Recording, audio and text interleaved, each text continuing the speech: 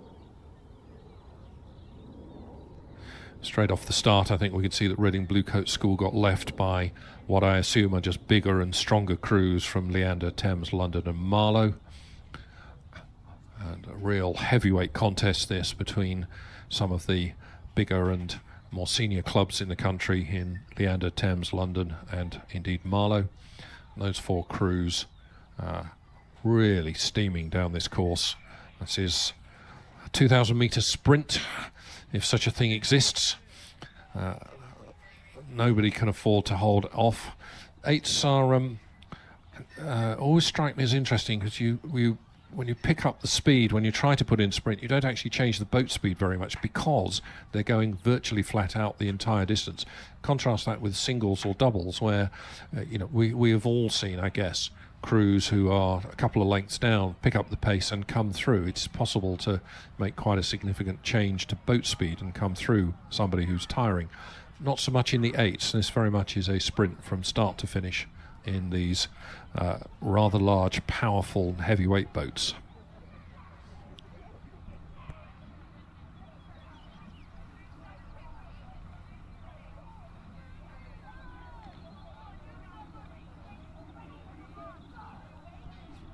Leading four crews still, I think, overlapping with Leander B, Thames B and London contesting this. I think it's London A, though, in lane 3, who have their bows in front as they come past 750 and approaching the 1,000 metre point. London A in 3, just easing their way out into the lead of this race, maybe by something approaching a length now over Marlow and Thames B.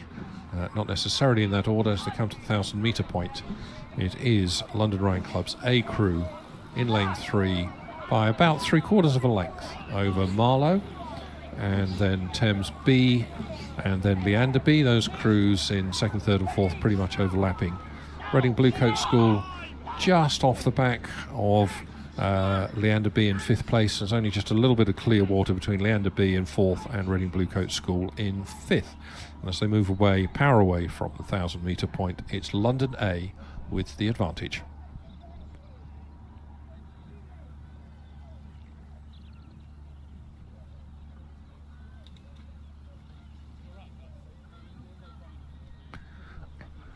London A at 36 strokes per minute.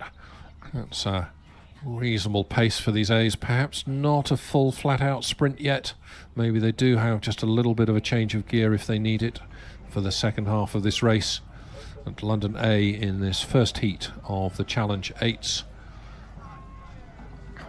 being kept honest. They're having to work at this to stay ahead of Thames B and Marlow.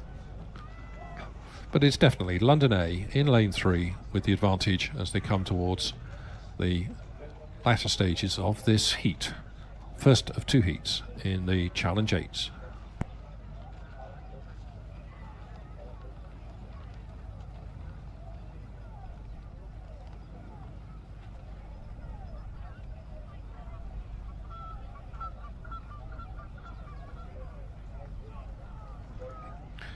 As they came through 1250 metres, I think Marlow have put in a bit of a spurt and a bit of a push and have come back on London A.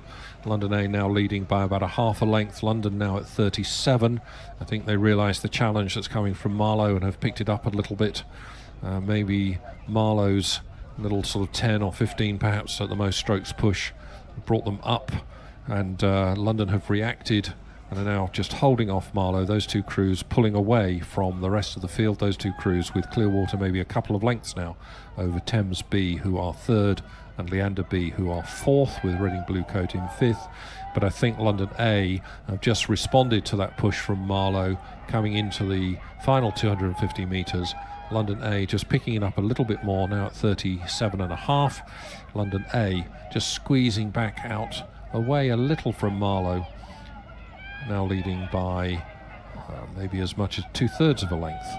It's London A in this first heat of Challenge 8s coming towards the line, 10 strokes to go, just holding off, just doing enough to hold off Marlow. It's under a length, maybe 2/3 of a length or so.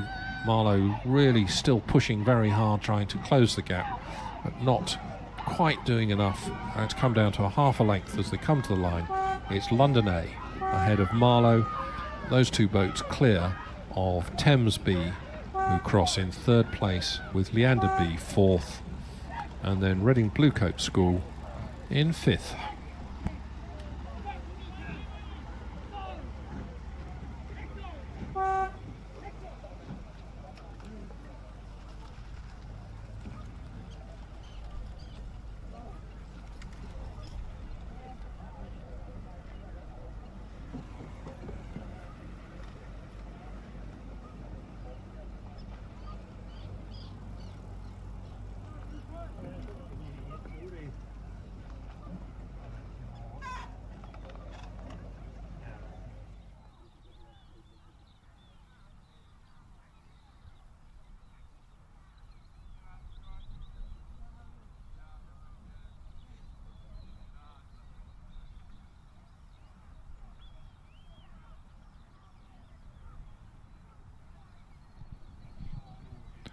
And race 11 has started already. Race 11 is the second of the two heats in the Challenge 8s.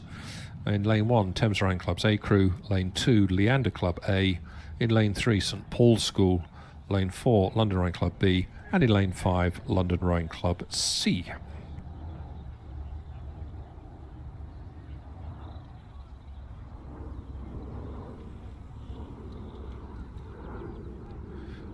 These crews already through the 500 metre point, where Leander A led in a time of 1:23.02 by nearly a second and a half over Thames Rowing Club's A Crew, so at about a half a length, with St Paul's in third, London Rowing Club B in fourth, and London Rowing Club C in fifth. As they approach the 1,000 metre point, Leander A continue just to squeeze away from Thames Rowing Club's A Crew. Leander A now leading by about 2/3 of a length.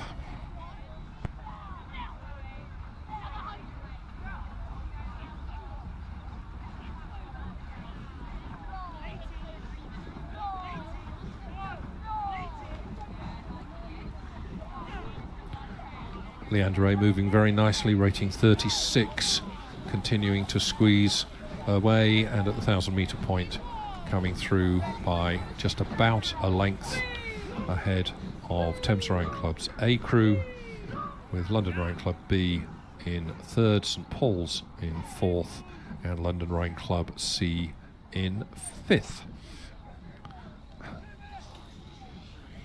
Very little between third and fourth, less than a second, so just about a third of a length. But I think the two crews out front, Leander A, who now lead by just about a length from Thames Rowing Club's A Crew, those two crews now with clear water over the rest of the field.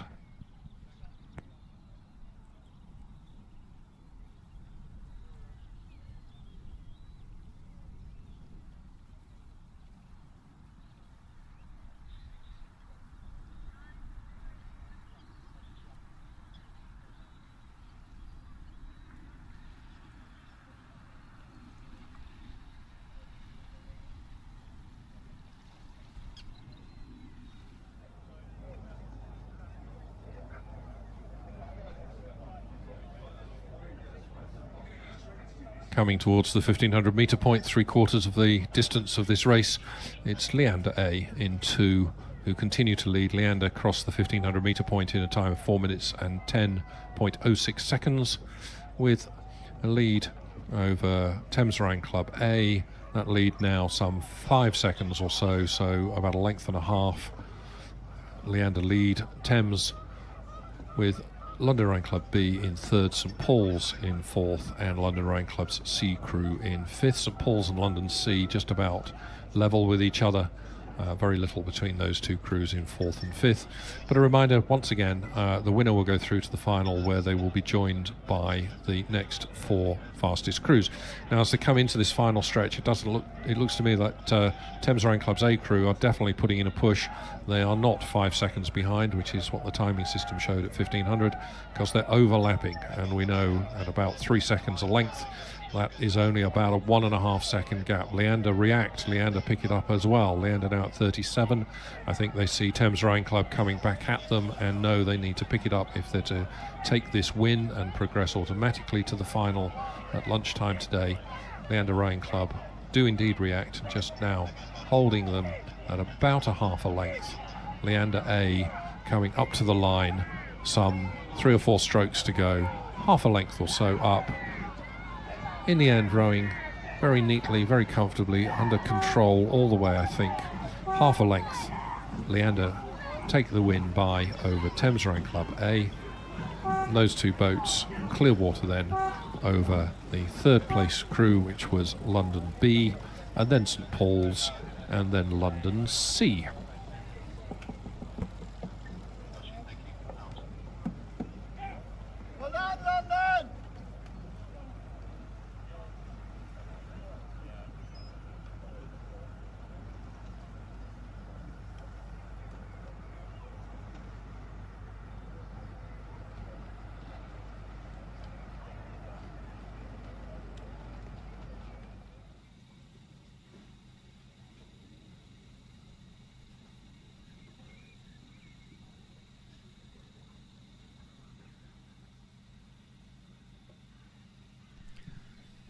So on the start is race 12, Junior Schools Coxless Fours.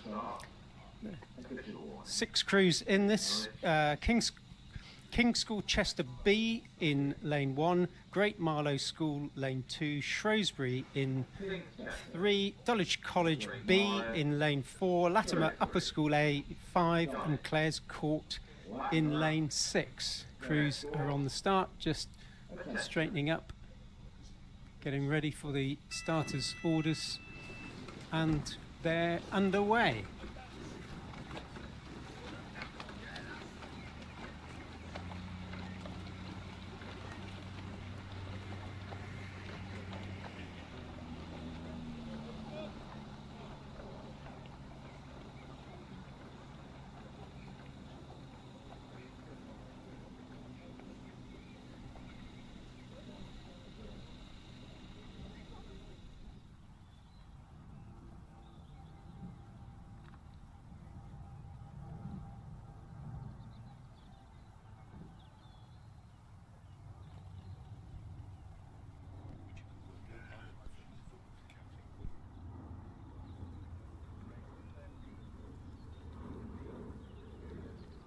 So this is the first heat, Heat A of the Junior Schools Coxless Fours. 2 heats in this, with the first crew progressing to the final, and then the next fastest 4 from the heats will make that final spot.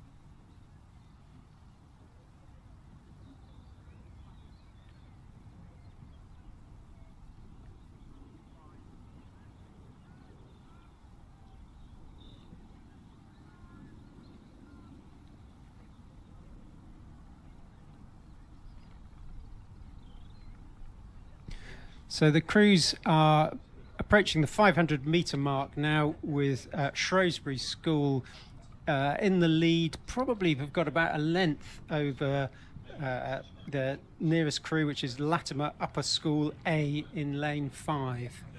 And then there's Clearwater to the rest of the field, which is pretty close between those.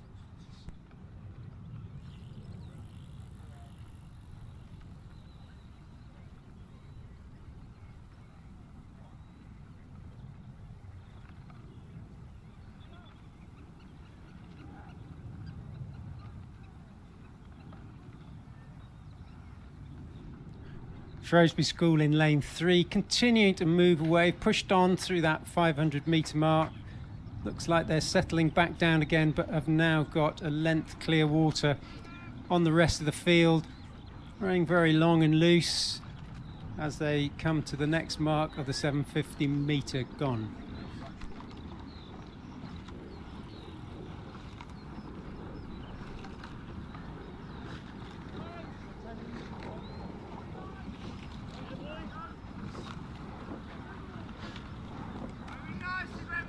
So Shrewsbury's just gone through the 1,000-metre mark, a significant lead of 8 seconds over Latimer Upper School.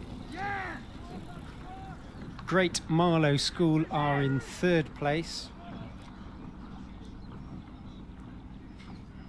with Dulwich B in 4th, Clare's Court School in 5th, and the King's School Chester in 6th place. That's at the 1,000-metre mark. Still the second half of this race to go, but Shrewsbury School maintain that significant lead. That's now out to possibly 3 lengths as they just cruise on through.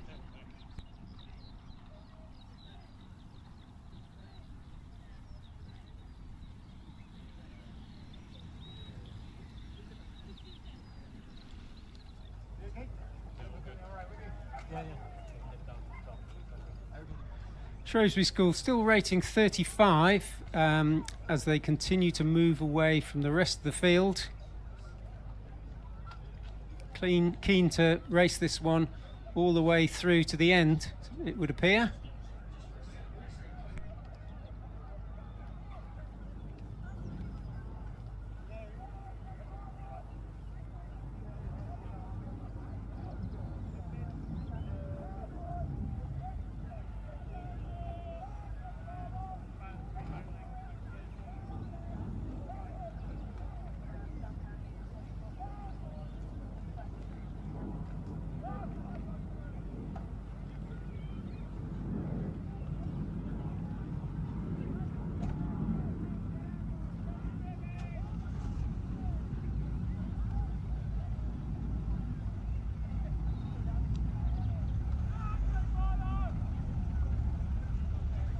Shrewsbury School maintaining a significant lead over the rest of the field. Looks like they've taken their foot slightly off the gas, but still appear to be moving away in very nice, long, loose rowing.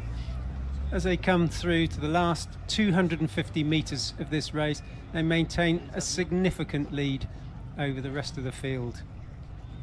Latimer Upper School A is in 2nd place. Just a reminder that it's the first to the final and the next fastest 4 from the heats to the final. So those crews behind will be racing as hard as they can in order to get a place in the final, which will be based on the time of both this heat and the next.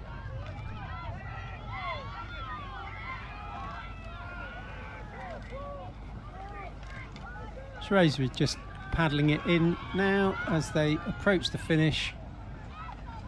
A significant distance ahead of Latimer Upper School.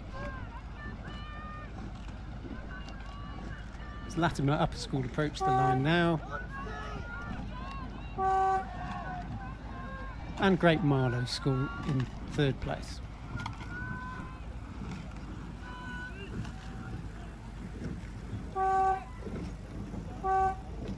Clare's Court, Dulwich College B, and just coming in now is the King's School Chester B.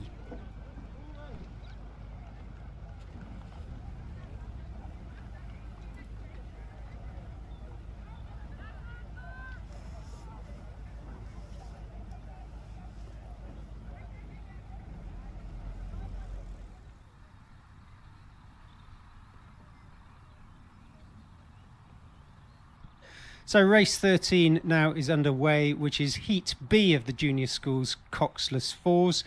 The King's School Ely in lane 1, King's School Chester in lane 2, Kew House School in lane 3, Dulwich College A lane 4, Latimer Upper School B in lane 5, and the King's School Worcester in lane 6.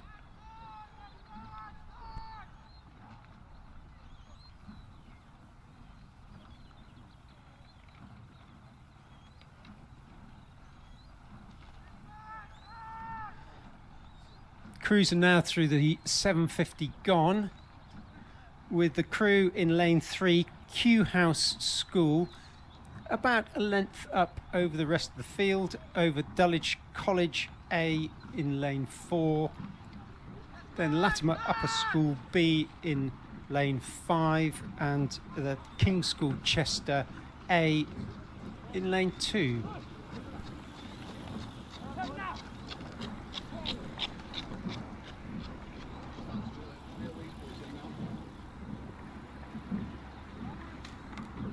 Through the 1,000 metres, Kew House School maintain a lead of about a length and a half over the rest of the field.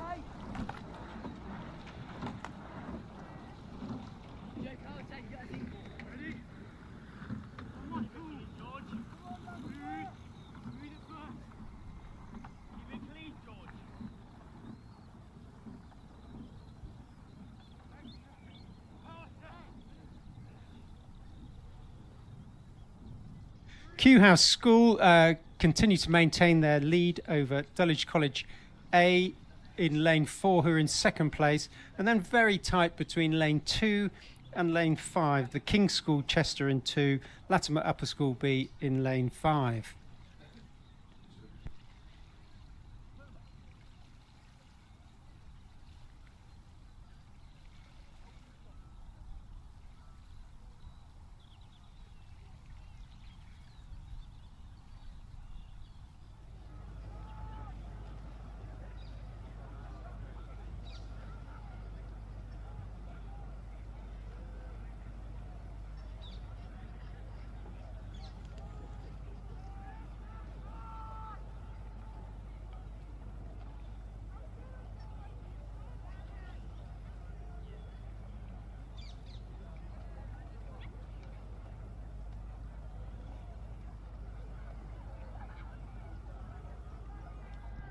Kew House School continue to maintain their lead, or extend their lead even, over Dulwich College and Latimer Upper School, and the King's School Chester being the closest crews to them, but they now have clear water, or a quarter of a length, half a length clear water over the rest of the field.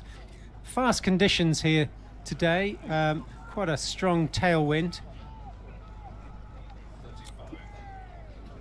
Kew House School rating 35 as they come towards the last 300 metres of the race.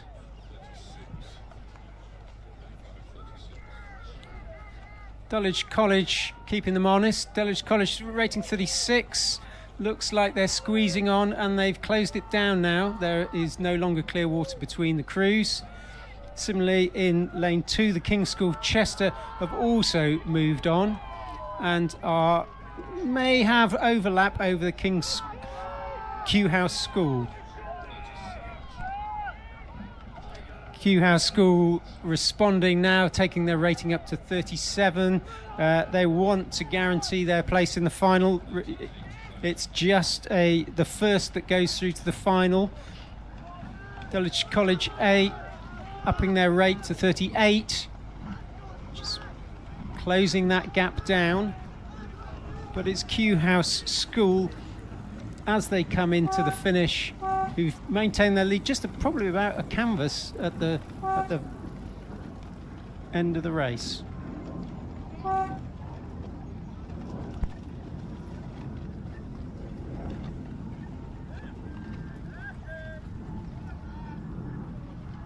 So that was Kew House School proceeding directly to the final, then Dulwich College and the King's School Chester A were the next fastest crews, but we need to see the times from all of the events before we know who will qualify for the final.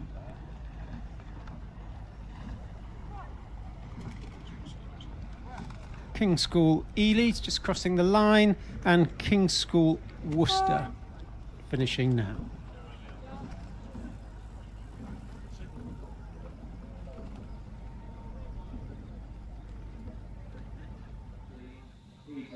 Junior under 16 8. Out from this race is the first group progresses to the final, and the next one the final.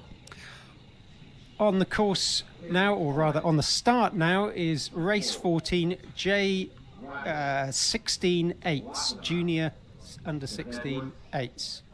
Crews are just getting straight at the moment. This is the first heat of 2. And the crews are off. So in lane 2 is King's College School B. 3 is St Paul's School A. 4 is Radley College. 5 is Latimer Upper School. And 6 is St Edward's School.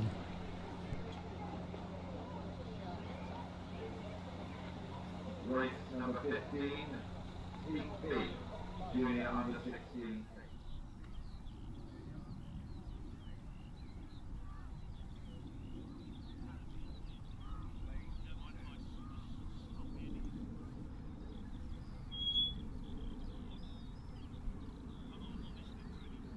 So the J16 crews are all off cleanly. We think this is the St Paul's School the St Paul's School crew that won the Schools Head this year, the championship J16, in a very impressive time over Hampton School, and we think this is the Radley College crew that came third in that event. So expect some good racing in this event.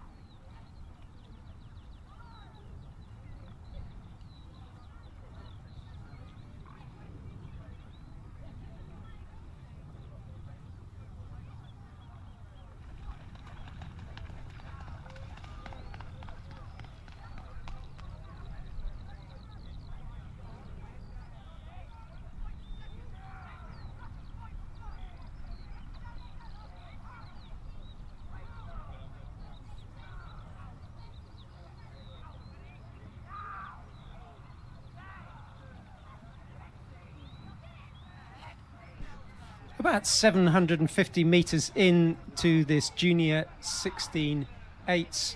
St Paul's School looking very long and comfortable. Think they've got clear water over their nearest rival, which in this event is Radley College. St Paul's continuing to move away from the rest of the field. They've got about half a length clear water over Radley and Latimer Upper School as they come through the 1,000 metre mark. And it's St Edward's School, and then a significant distance behind that is the King's College School B crew.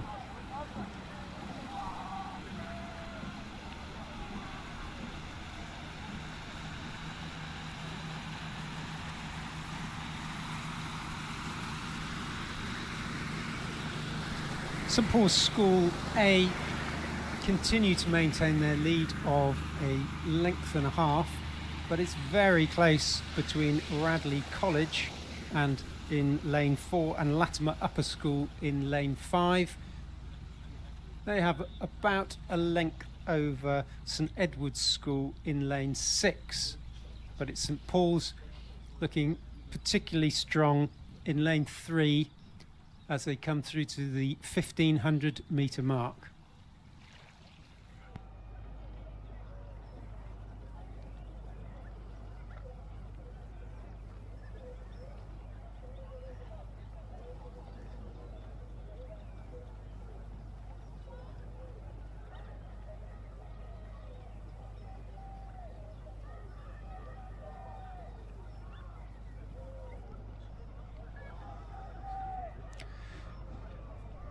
Radley College are now squeezing on and have reduced St Paul's School A crew's lead. There is now overlap between those two crews. Radley College have moved out and are now about a length ahead of Latimer Upper School, who have overlap with St Edward's School. St Paul's School look like they've responded to Radley's push, but Radley is still maintaining overlap as the crews have got about 350 metres to go.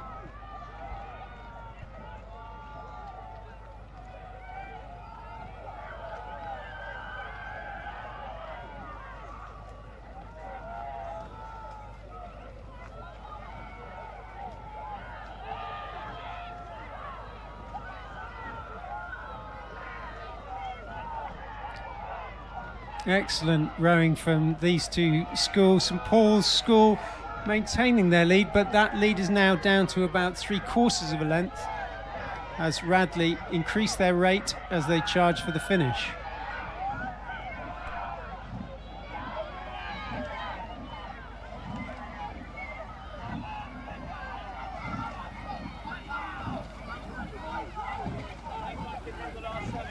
St Paul's School now approaching finish. Radley have reduced their lead to about half a length as they cross the line now. And then it's a battle between the crew in lanes 5 and 6, Latimer Upper School and St Edward's School.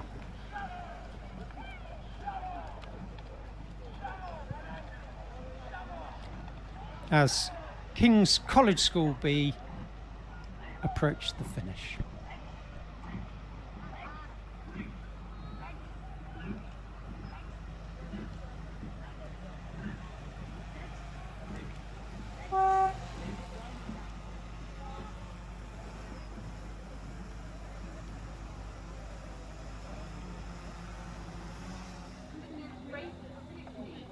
So subject to a official confirmation, St Paul's School will progress directly to the final, as will the winner of the next heat, Heat B of the Junior Under 16 8s, which is on the course now.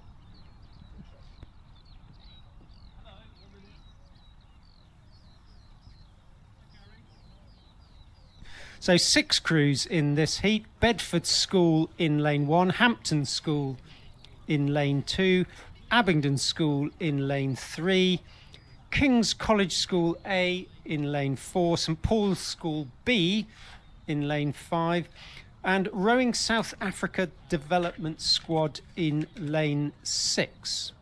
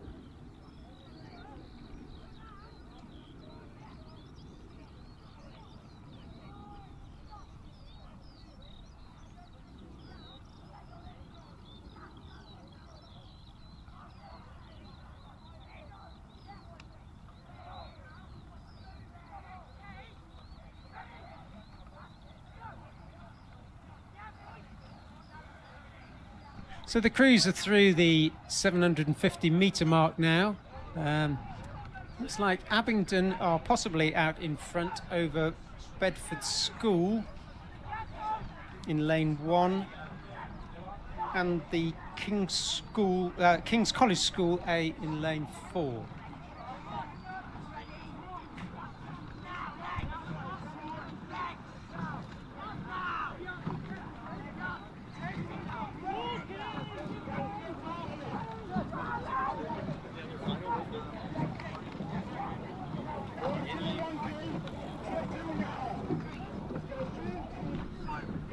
Crews are through 1,000 metres. It's Abingdon School went through the 1,000 metre mark at a shade over 3 minutes over King's College School. Bedford School were in 3rd place. South African Development Squad in 4th. Hampton School were in 5th, and St Paul's School B were in 6th place. That was at the 1,000-metre mark.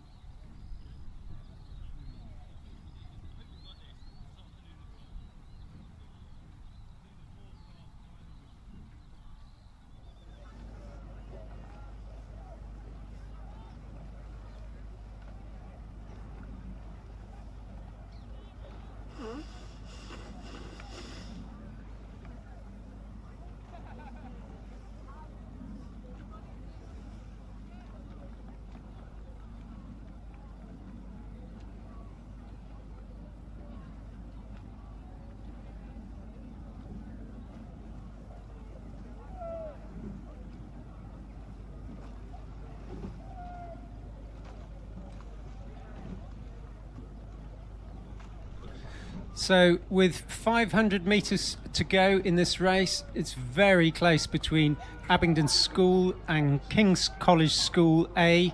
Less than a second between them as they went through the 1,500 metre mark. So neck and neck between these crews, and this is pushing these crews on such that they've got a good length lead over Bedford School in lane 1.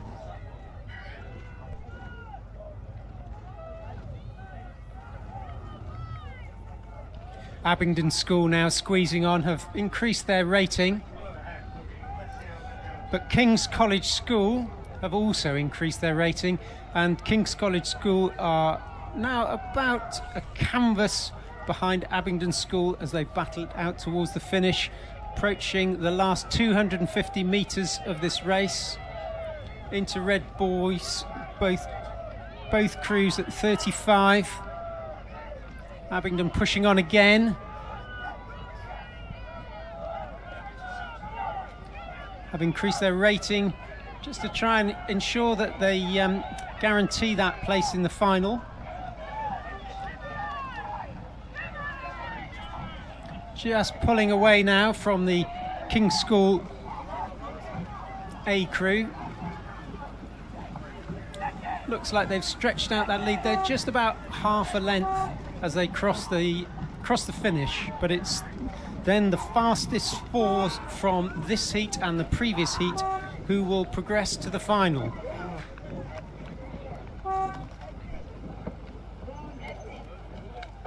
So Bedford School taking up the 3rd slot in that heat.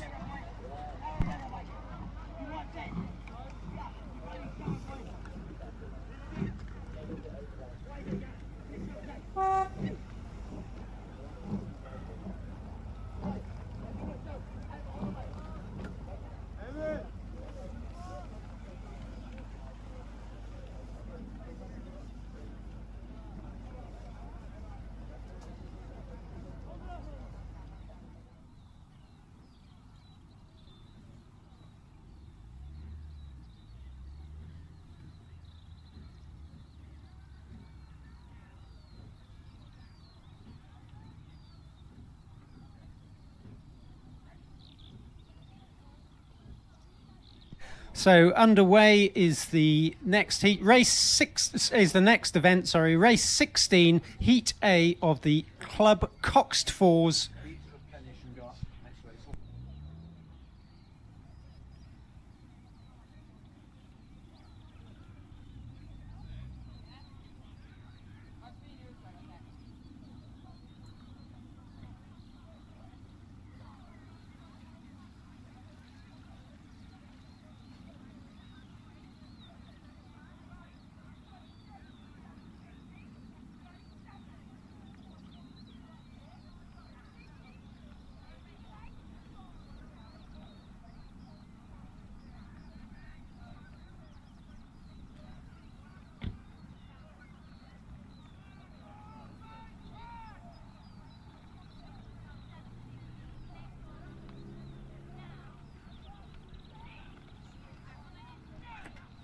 So in this Heat A of the Club Cox Fours, we've got Upper Thames in lane 1, Kingston in lane 2, City of Cambridge in lane 3, Nottingham have scratched, so in lane 4 is London A, and in lane 5 is Warwick.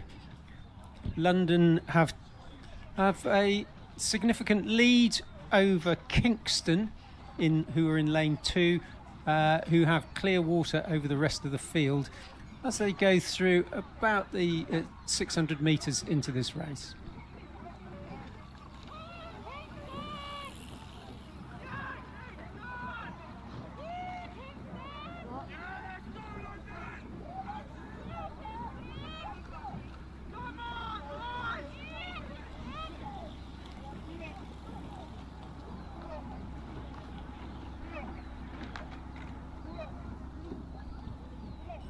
So going through the 1,000 metre mark, London Rowing Club A lead Kingston by a couple of seconds, who are 6 seconds ahead of City of Cambridge.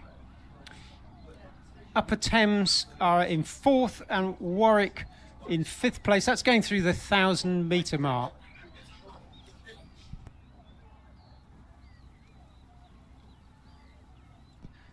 London Rowing Club in lane 4 continue to move away from Kingston in lane 2. But those two crews have a significant lead over the rest of the field.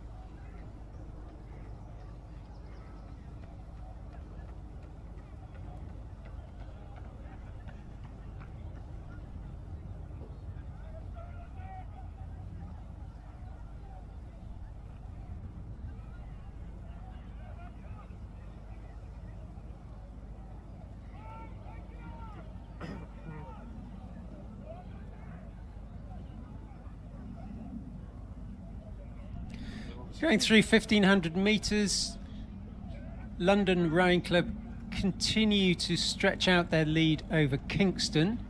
They have clear water over Kingston, who have probably a length or 2 lengths even clear water over City of Cambridge, and who have clear water over Upper Thames, with Warwick taking up the back of the course.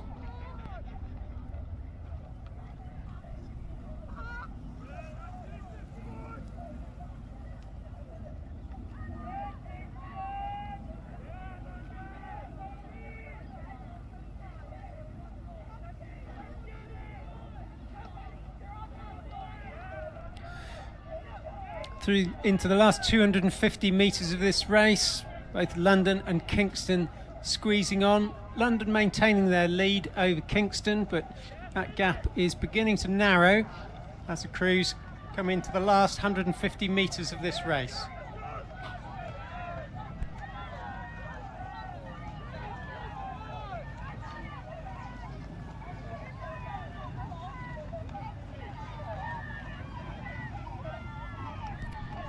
Coming up to the line is London in lane 4. London A are going to proceed directly to the final. And then it's a race out for the times between Kingston, who've just crossed the line now, City of Cambridge, and Upper Thames coming to the line now.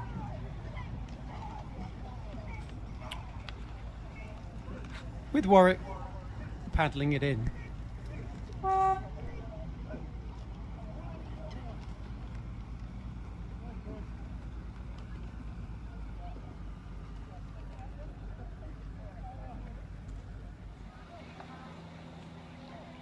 So race 17, the second heat of the Club Coxless event, is underway.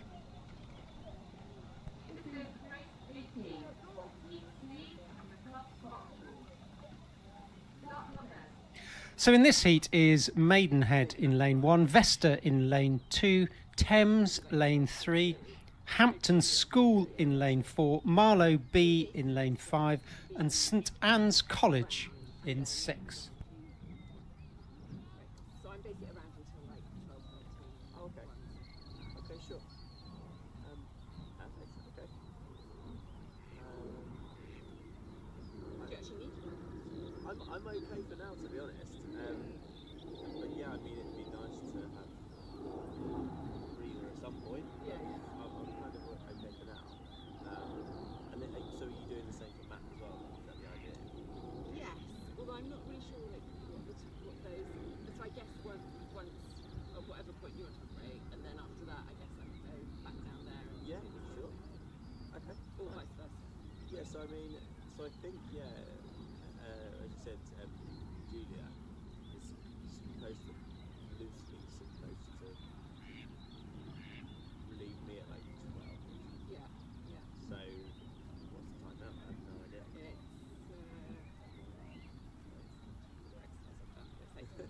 Still last night, okay.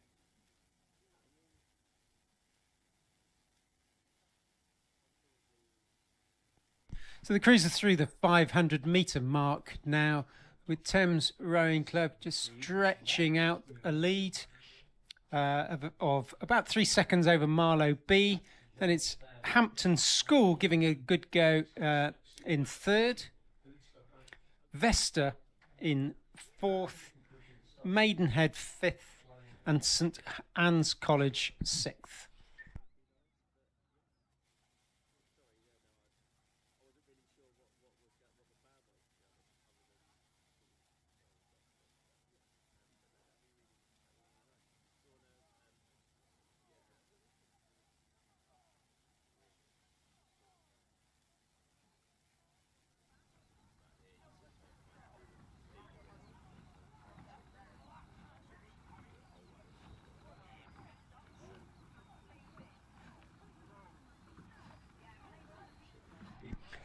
Thames Rowing Club in lane 3 have now pulled out a significant lead over Marlow, and they lead by about 2 lengths clear water as the crews go through the 1,000-metre mark. Marlow themselves have clear water over Hampton in lane 4.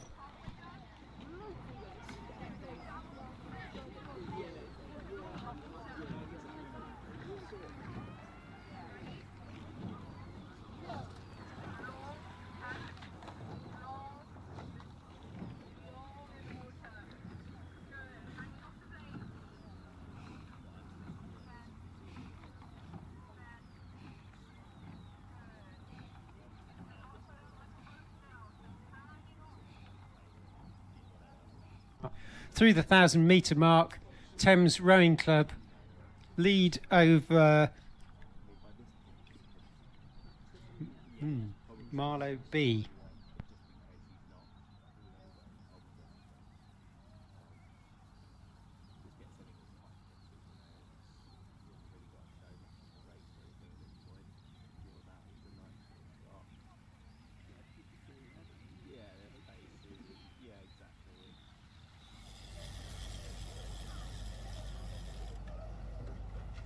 So if Warwick didn't have enough punishment in the previous heat, they've decided to join into this one as they cross the course.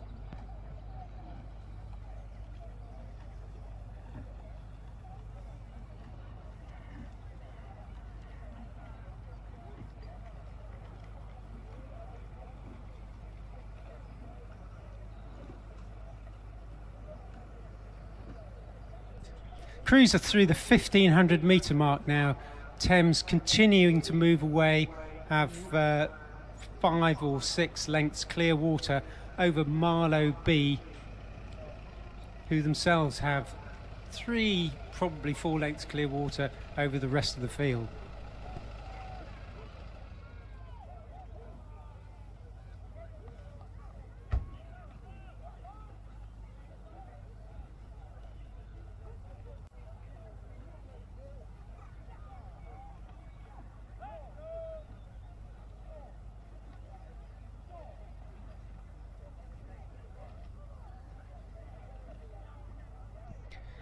Thames Rowing Club crew now approaching the last 250 metres of the race.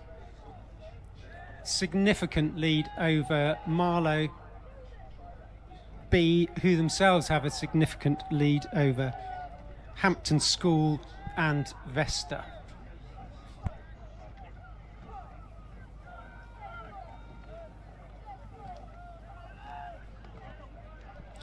It's the winner of this event that will progress through to the final, and then the next fastest three from the heats will go through to the final. Hence the reason Marlow are now increasing their rating, just trying to make sure that they qualify for one of those spots in the final.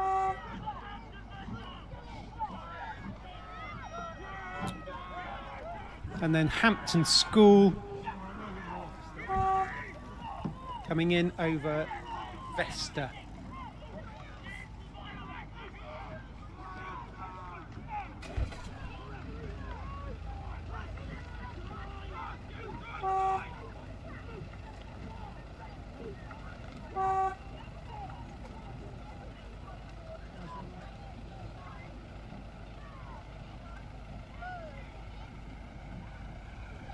And now approaching the finish is Maidenhead in lane 1 and St Anne's College in lane 6.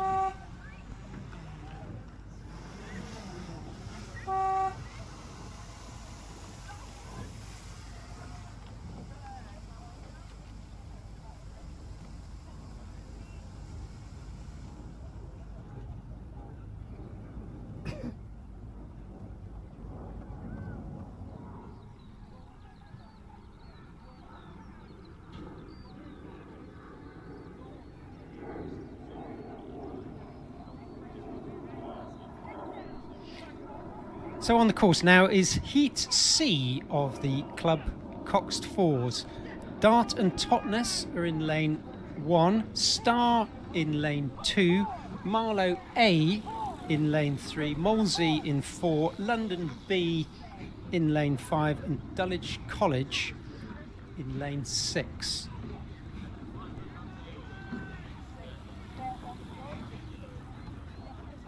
About 500 metres into the race, Marlow A have established a comfortable lead over the rest of the field. In second place is London B, and there's overlap between London B and Molesey, who are in third place.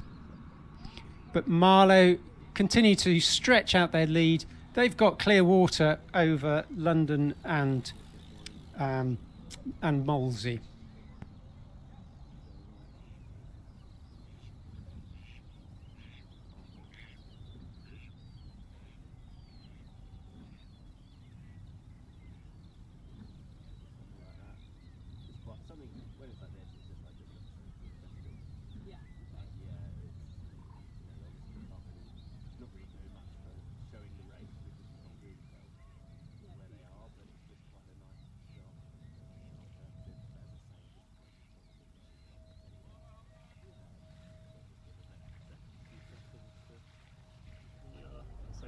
It's not brighter, so it's kind of hard to tell which ones are true. But okay, no problem. Through 1,000 metres, Marlow continue to maintain their lead over Molesey and London B.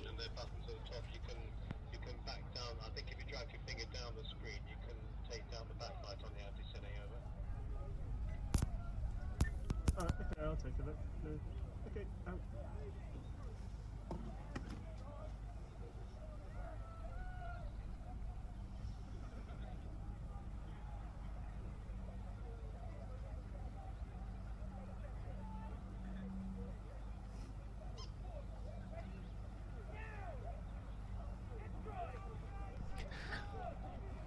Marlow continue to maintain their lead. Molesey and London B are really battling it out for the second and third slots, and as such have drawn out a significant lead over the rest of the field. But there's only about 400 metres, 300 metres to go in this race. Marlow maintaining that comfortable lead, though it probably doesn't feel that comfortable where they're sitting.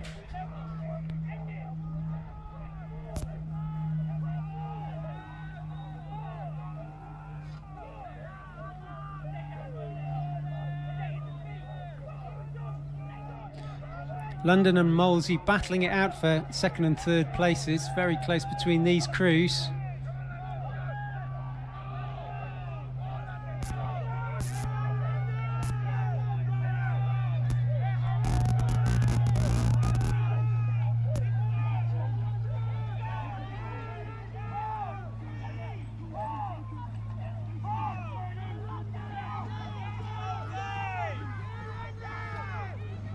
So Marlow approaching the finish now.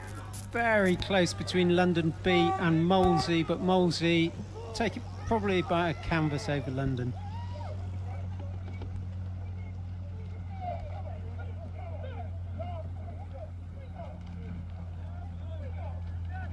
A reminder that it's the first to the final, so Marlow A will proceed automatically to the final, and then it's the next fastest three from all of the heats, so the previous two heats and this heat, as to who goes into gets the final slot.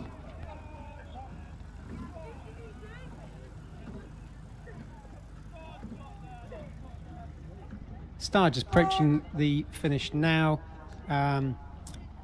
followed by Dart and Totnes Amateur.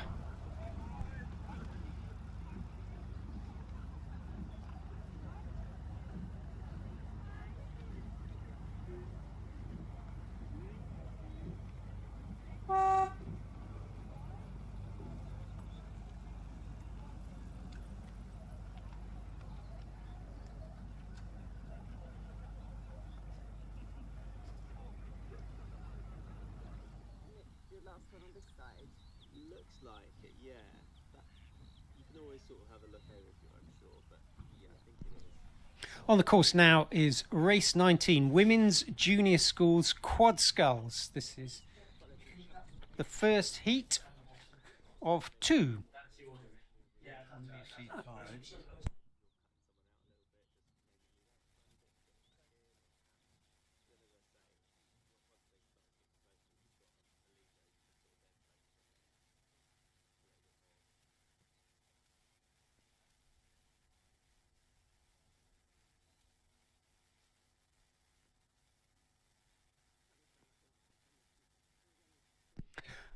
So there should be 6 crews in this, albeit we can only see 5 on our screens. But Shrewsbury School is in lane 1, Hinksey Sculling School in lane 2, Marlow A in 3, Tideway Scullers School in 4, Bedford Girls School in 5, and Sir William Borlase Grammar School in 6.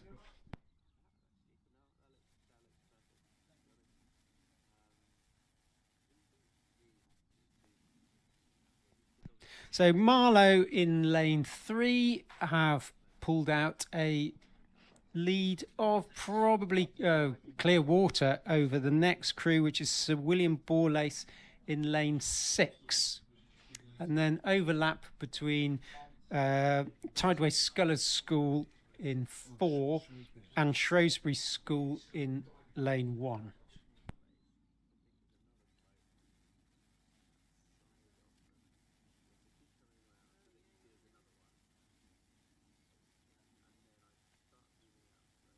So through the 500 metre mark, Marlow A were in first position, followed by Shrewsbury School in second and Sir William Borlase in third position. Tideway Scullers School were in fourth, Hinksey fifth, and Bedford Girls School in sixth.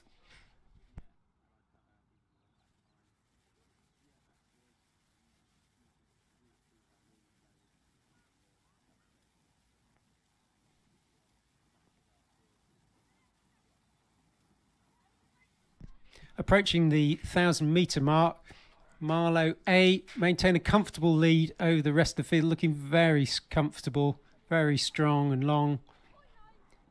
Shrewsbury School in second place as they go through the 1,000 metre mark. Then it was Sir William Borlase, Hinksey Sculling School, Tideway Scullers, then Hinksey, and then Bedford Girls' School. That's going through the 1,000-metre mark.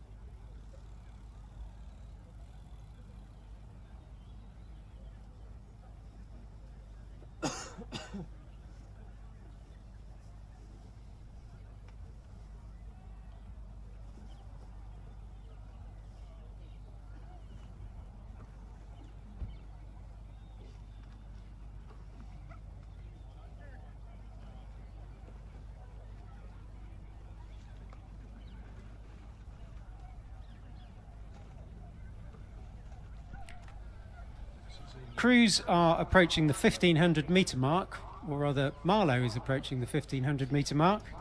They maintain a significant lead, looking very comfortable over Shrewsbury School in lane 1.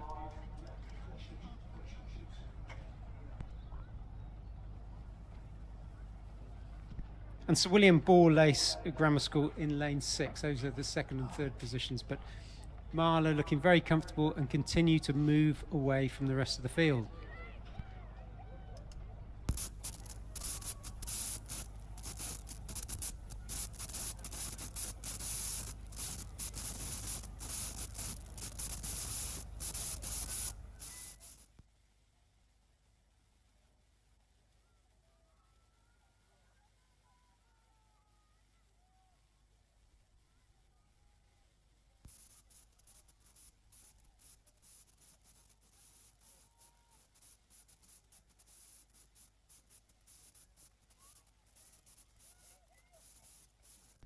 Crews are now into the last 250 metres. I think Marlow have certainly stepped off the gas, which is allowing Shrewsbury School to close the gap between them, who are rating significantly higher than Marlow, but Marlow just sculling it in, making sure that they cross the line first, because it is just the first that progresses to the final, and then it's the next fastest 4 from this heat and the next heat who will get a final slot.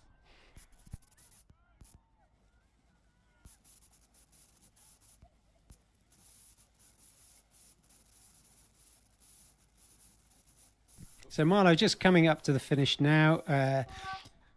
Marlow won the championship quad in the school's head this year, so have a bit of form going into this.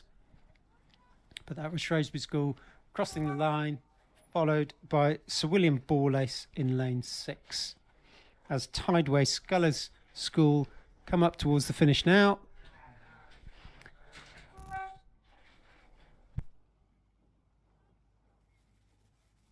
With Hinksey Sculling School just bringing it home now.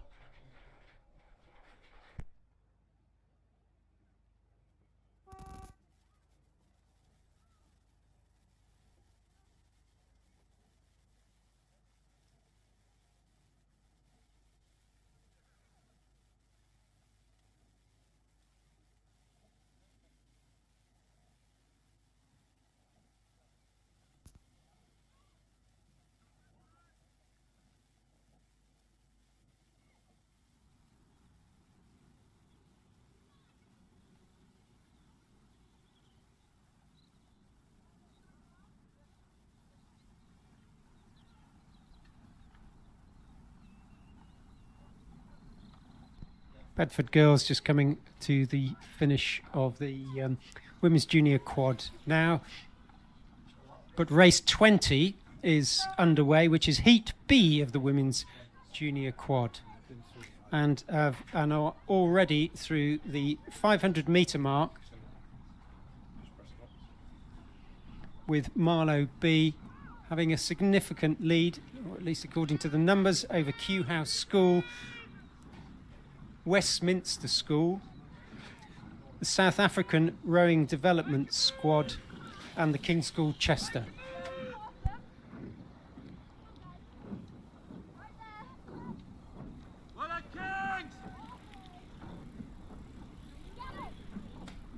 Crews are now through the 1,000-metre mark, and with the Marlow B crew well out in front in this race, with Kew House School in second place and the South African Development Squad in third as they go through the 1,000-metre mark.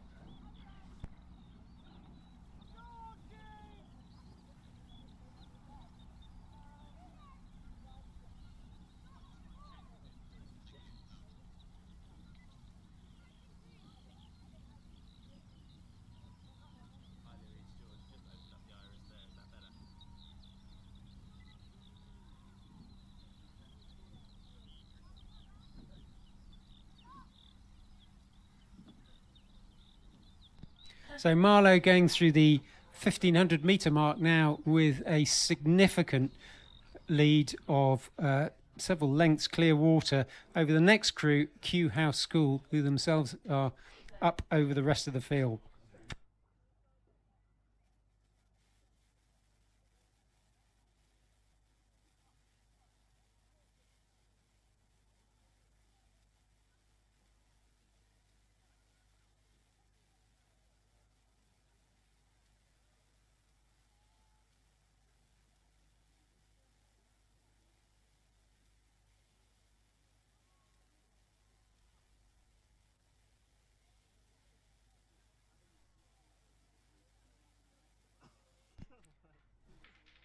Marlow underrating various of the other crews, but continuing to move away, and now lead by, well, several hundred metres.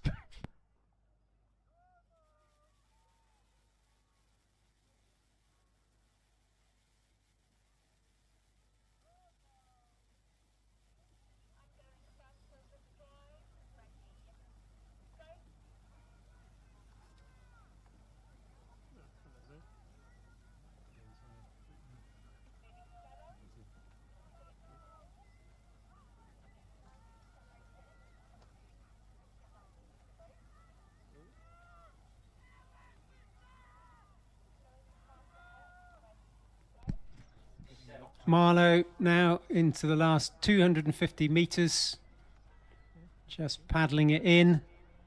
It's the fastest crew that will progress to the final, so the other crews are racing for the times in order to get a slot within the final.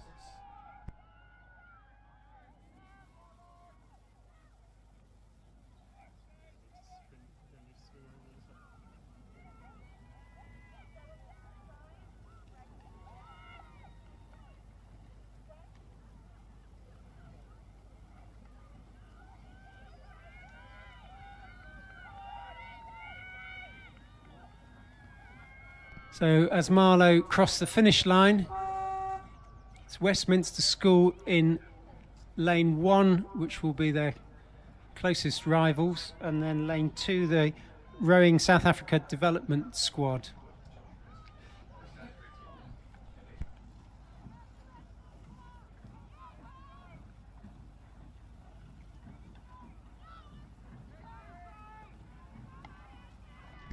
So crossing the line now is Westminster School, South African Rowing Development Squad, and Kew House School just have overlap with them as they cross the finish, with King's School Chester just coming to the finish now.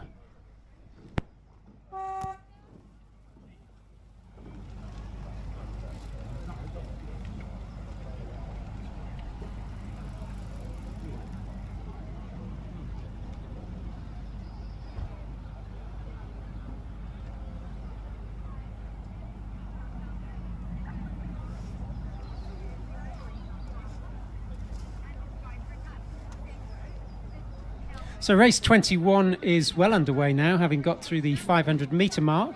This is Women's Club 8's Heat A.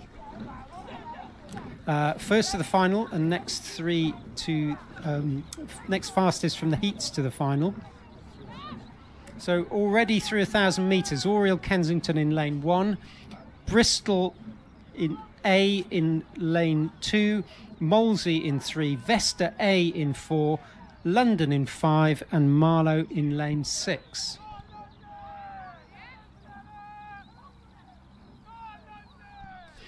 At 1,000 metres, Molesey had about a 5-second lead over Marlow, and who had overlap with London Rowing Club, City of Bristol, Vesta and Oriel Kensington were in third place. That was going through the 1,000 metre mark.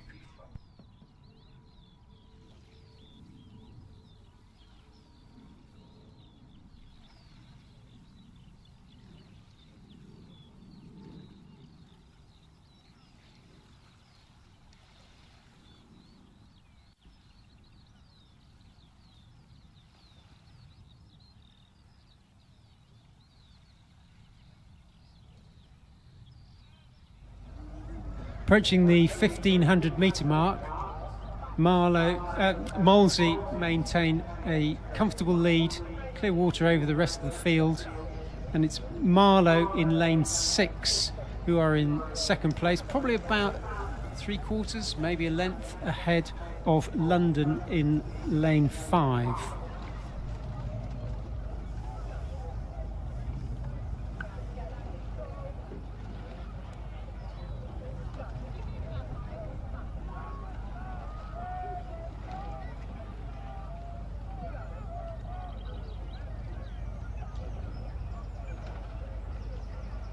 Through 1,500 metres now, Molesey continue to move away and have clear water over the rest of the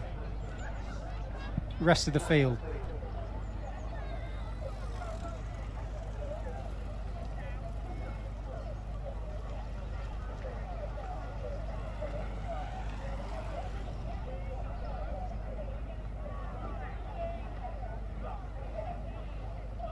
So as Molesey continue to pull away with about 250 metres to go, the crews behind them are pressing up. So Marlow still maintaining their second place position, but it's getting closer between City of Bristol in lane 2 and London in lane 5 as they're all through the 250 metres to go.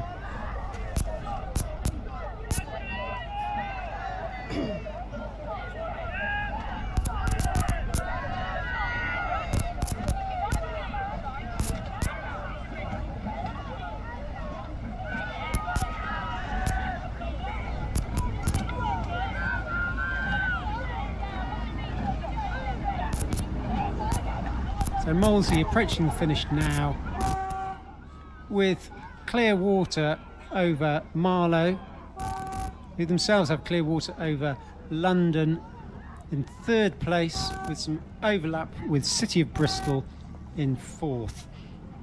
It's the fastest who will progress to the final. So Molesey straight to the final, subject to official confirmation, and then the next fastest 3 from the heats. Oriel Kensington just crossing the line now.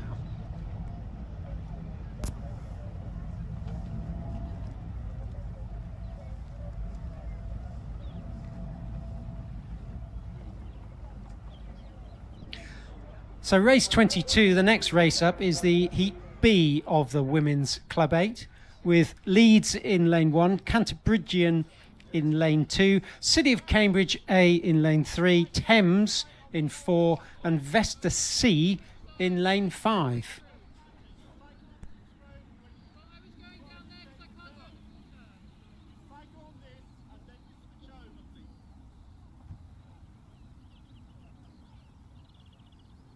So the crews are now through 500 metres, with City of Cambridge A have a few seconds lead over Thames Rowing Club. Then Canterbridgian, Leeds and Vesta C in 5th position. That was at 500 metres gone.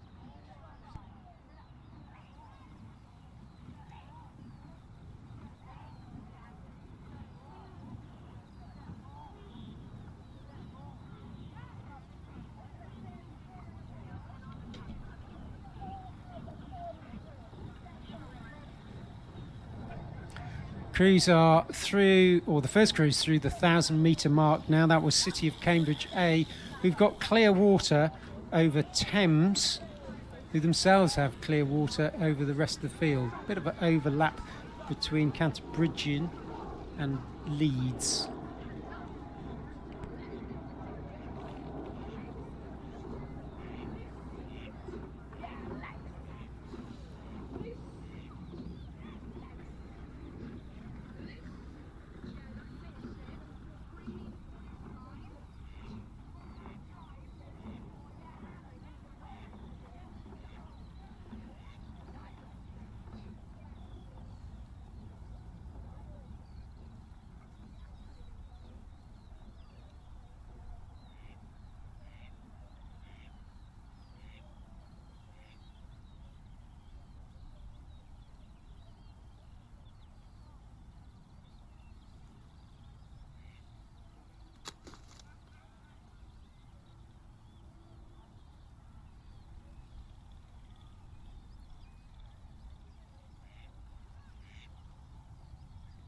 So approaching 1,500, City of Cambridge A continue to maintain a comfortable lead over Thames Rowing Club.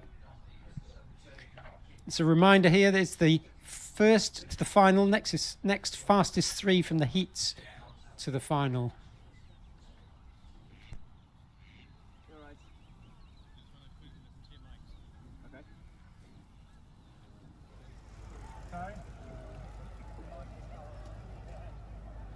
Bit of steering going on from City of Cambridge. I think there's a bit of a crosswind at this point in the course.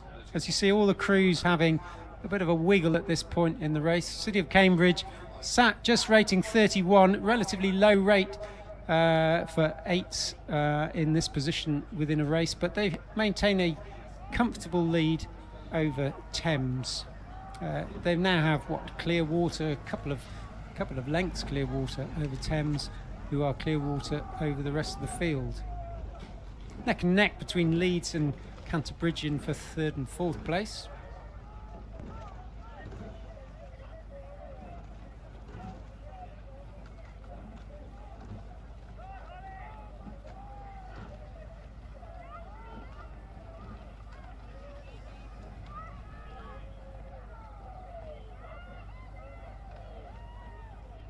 Crews are now approaching the 250 metre mark to go. City of Cambridge just paddling it in, just rating 28 as they last few strokes towards the line. Thames giving it a good go, closing that gap between the crews down, but it's very unlikely that City of Cambridge will allow them to pass them. Thames rating 35, and yes, that gap is closing. But City of Cambridge just long and loose, just taking it towards the line.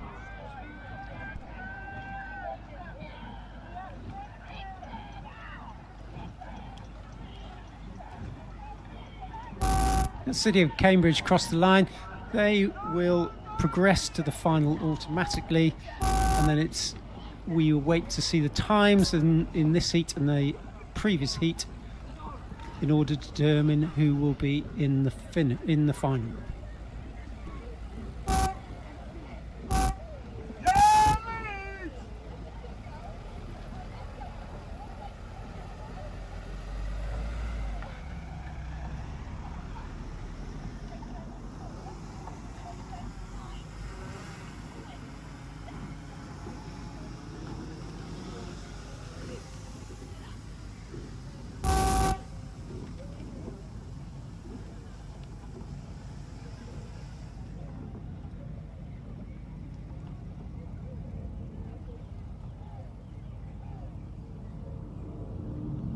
Next race up is race 23, Heat C of the Women's Club 8s.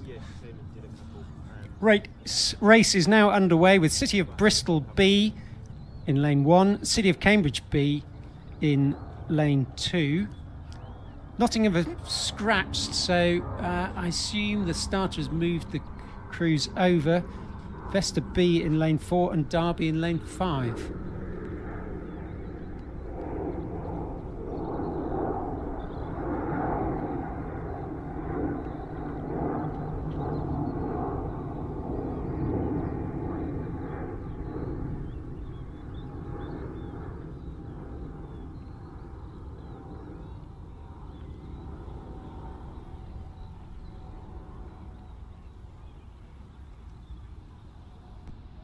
So race is off cleanly, approaching the 250 metre marker, so the first marker on the course.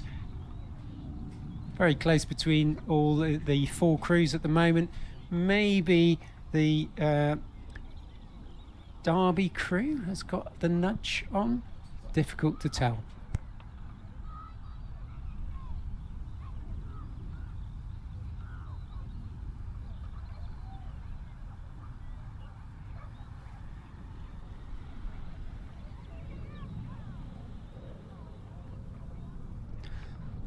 So through the 500 metre mark, Derby had a slight lead over City of Cambridge B, who themselves had a slight lead over Vesta B, who had a slightly more significant lead over City of Cambridge B.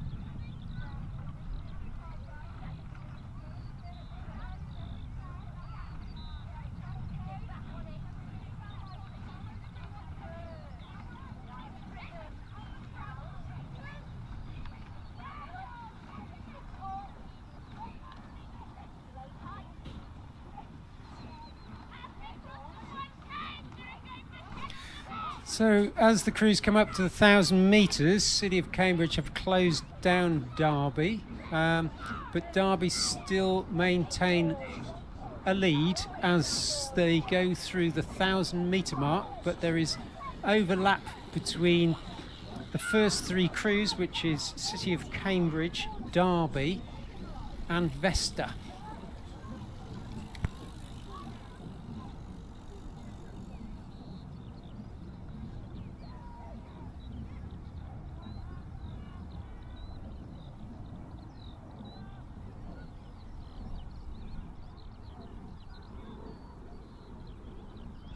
So Derby are just stretching out their lead now. Maybe you've got a length over City of Cambridge, and then there's overlap between City of Cambridge and Vesta as they go through the 1250 metre mark.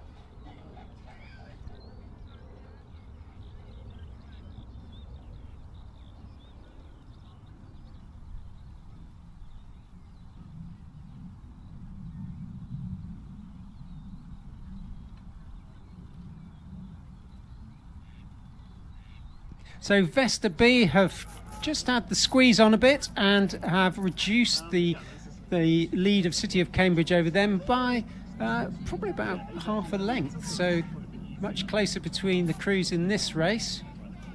Derby continue to maintain their lead, but it's only a length ahead of City of Cambridge B. So quite a tight race this. And there's still a significant amount of it to go.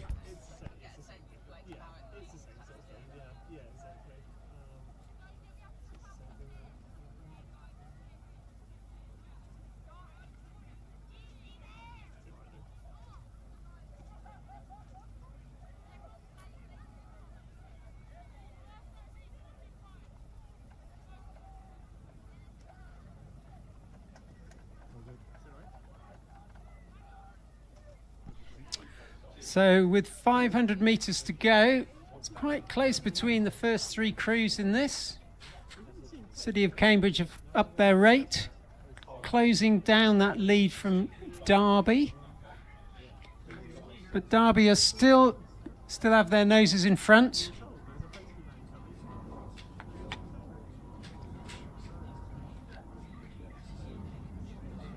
But all crews are certainly racing towards the line.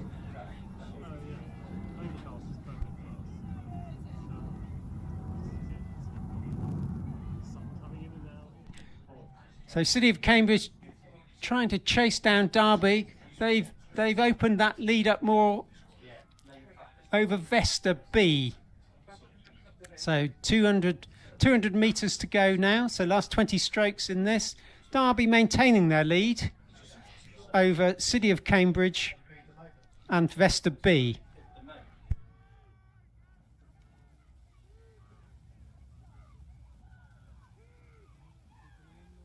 So Derby squeezed on again in the race for the line. Maintain about a length lead over City and Cambridge, but Vesta B making a last charge for the line. It's very close between them and City and Cambridge.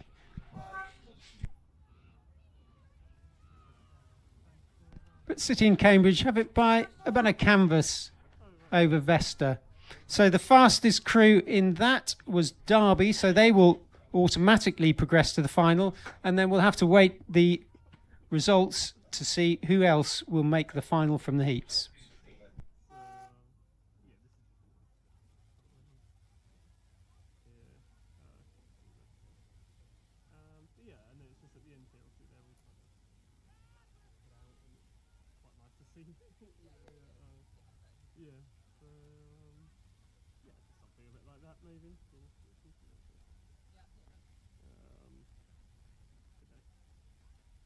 Sometimes you hear nothing from a group like this. Sometimes it works, sometimes it doesn't work so much. I mean, I would imagine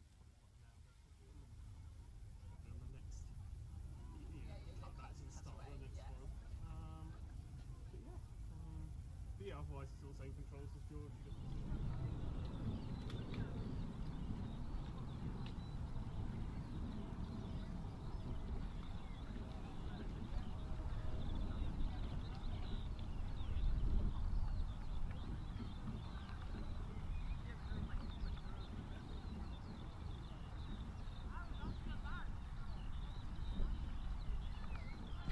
So on the course at the moment is race 24, the Challenge Single Sculls.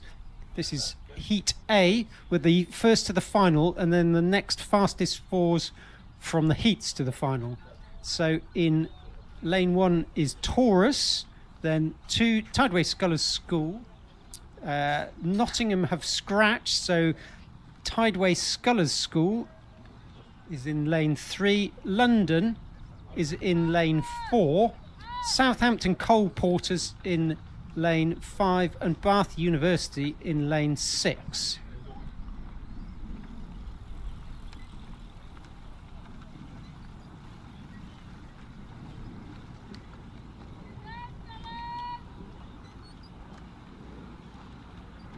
So through the 500 metre mark, Tideway Scullers School, Joss is in the lead with a couple of seconds lead over Bath University.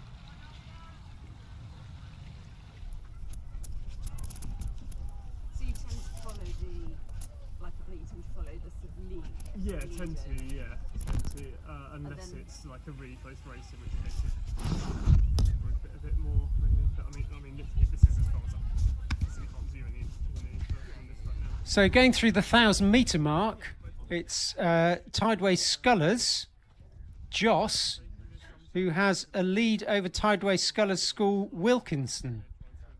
It's definitely scullers from the kit they're wearing, isn't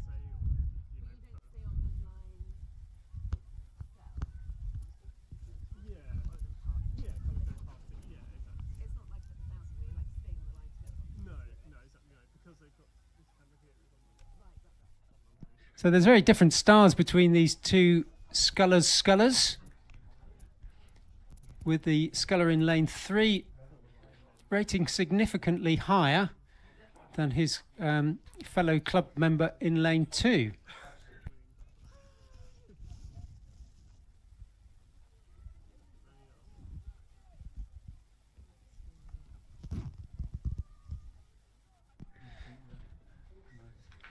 So racing against their neck and neck, the two leading scullers, rating 35 and 32 respectively, but then racing each other is pulling out a lead, a substantial lead of several lengths clear water over the following scullers behind them.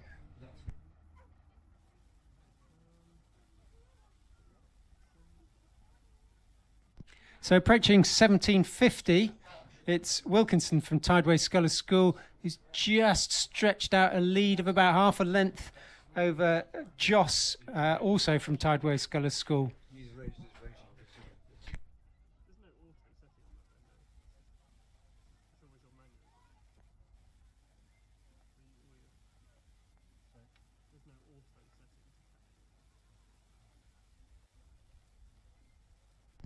So in increasing his rate, he's pulled out a good now a length and a half lead over his fellow clubmate.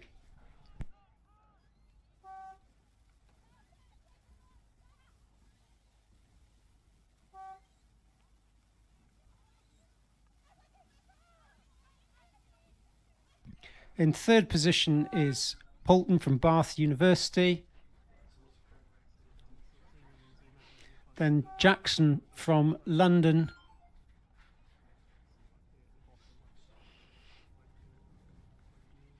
Followed by Taurus and Southampton Cole Porters. Southampton Cole Porters just taking over a length.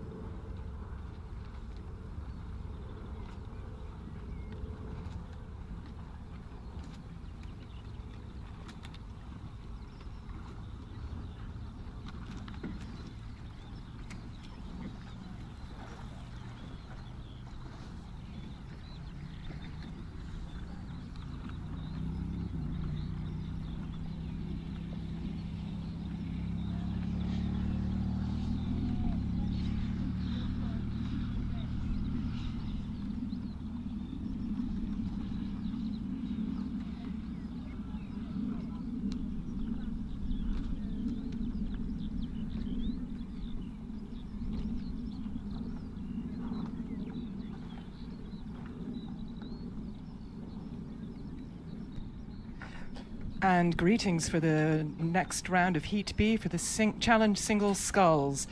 In lane 1, we've got Lawrence from Debden. Lane 2, Valerie Kleshnev from London. Lane 3, Nirmal from Hinksey Sculling School. Lane 4, Wilkinson from Greenbank Falmouth. Lane 5, Ely Ford, also from Hinksey Sculling School. Lane 6, Will Hoodless from Upper Thames, and lane 7, Challoner Halford from Thames Rowing Club.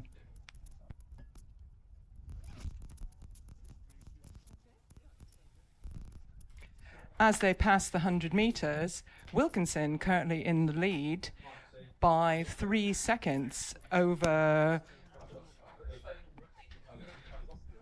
Thames Rowing Club Challoner Halford, who again leads Valerie Kleshnev from London Rowing Club by just under a second. That second and third place could be very tight as we go through the 1,000.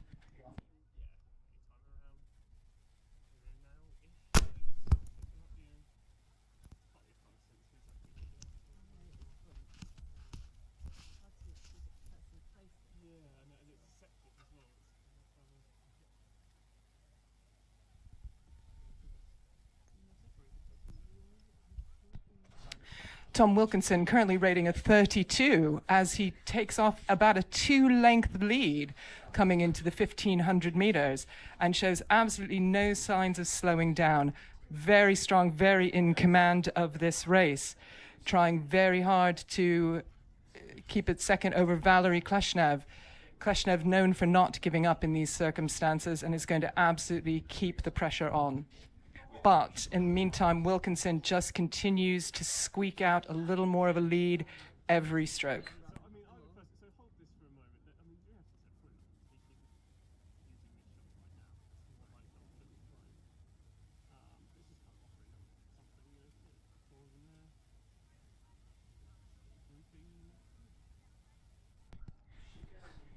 Wilkinson continuing to rate a strong 32. Just absolutely confident in his efforts, squeezing out about an extra 2 or 3 centimeters every stroke over Kleshnev. Kleshnev now trying to hold off Challoner Halford from Thames there in lane 7. And that's shaping up to be the closer fit. But with Kleshnev at a 33, Wilkinson continuing to move away from him at a 32, looking very strong at the finish as they come into the red buoys here.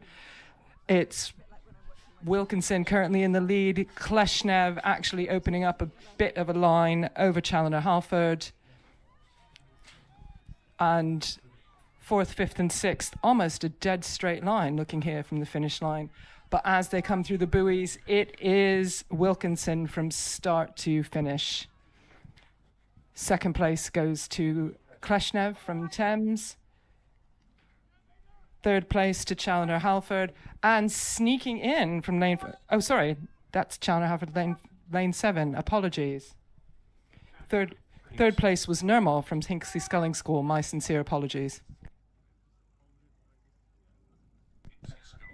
5th was Ely Ford from Hinckley Sculling School. And 6th, Will Hoodless from Upper Thames.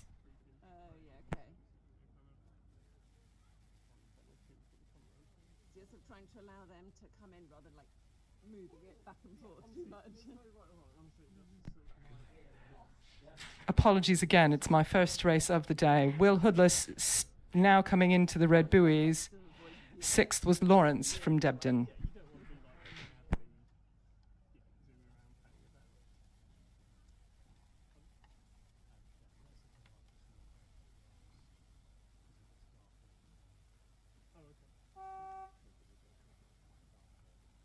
As they come past where? From where the red tent is. Yeah. Open up the arrows, just give me a bit more light, because it gets darker.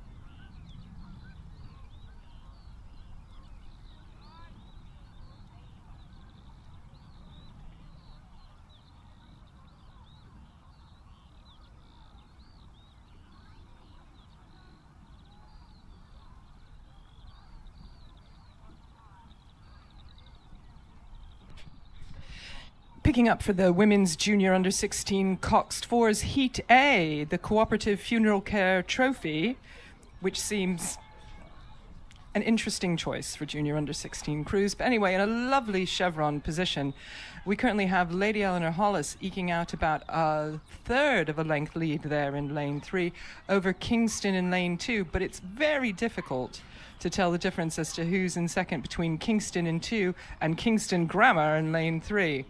So we're going to need to pay very close attention on the commentary here. In a Currently in fourth place is Godolphin and Latimer School, but they could be making a challenge for it with King's School Ely in lane 1 currently trailing. However, at this stage, still all to play for.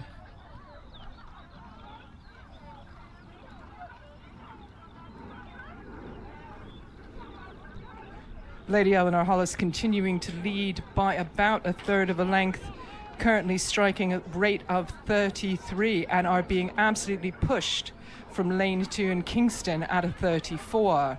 Kingston making an absolute grab of it, and both Lady Eleanor Hollis and Kingston pulling away ever so slightly from Kingston Grammar in lane 4. But the race is on for 1 and 2 here.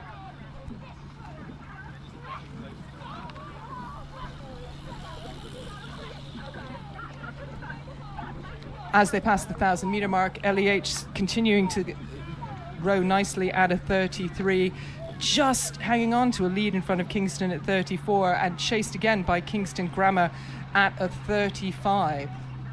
Currently 3 seconds between first and second, and less than 1.5 seconds between second and third.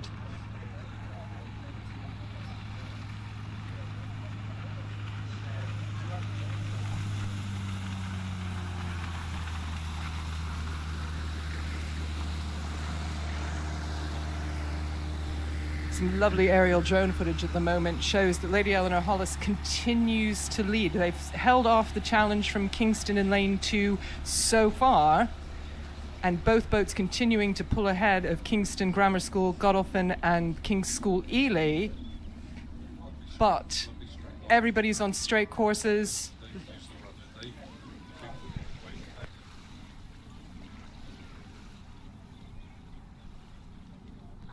Both Kingston's crews having to steer ever so slightly in a very light tailwind. You can see the ripples across the water.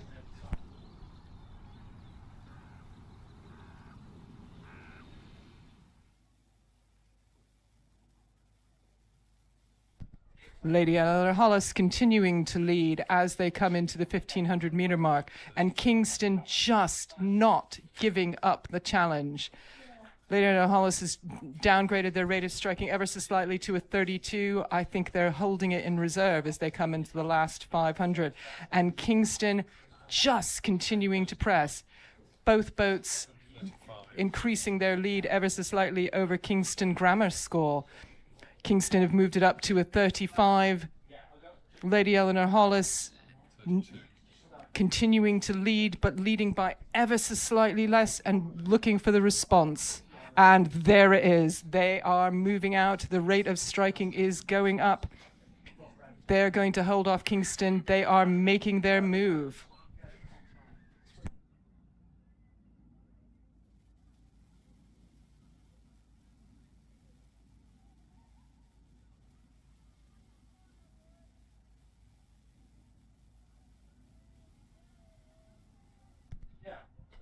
Kingston appear to be starting their sprint early and have moved up to a 35, with Lady Eleanor Hollis still keeping it at a 32, but the sprint isn't gaining just yet. Both boats increasing their lead over Kingston Grammar, King's School Ely, and Godolphin and Latimer. But it is all to play for here. Lady Eleanor Hollis respond again. They have increased their lead to about half a length now. And Kingston have moved. Kingston seeing their challenge ebb away ever so slightly, have increased their rate of striking to 36. They are pushing back on Lady Eleanor Hollis. Lady Eleanor Hollis have dialed it up ever so slightly to 33, and they're in the red buoys. Everybody's going to lay it on the line, but Kingston are increasing again. Lady Eleanor Hollis going for the length through the water. And with less than 100 meters to go, Lady Eleanor Hollis continue to maintain their half a length lead.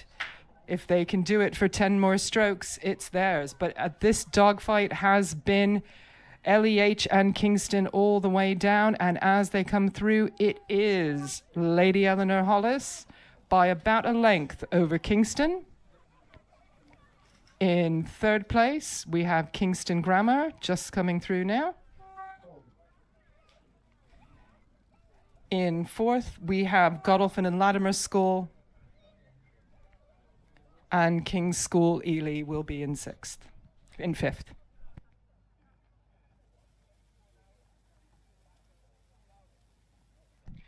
This means, as it's the first heat of the Junior Under-16 Coxed Fours for the Cooperative Funeral Care Trophy, Lady Eleanor Hollis progresses to the next round.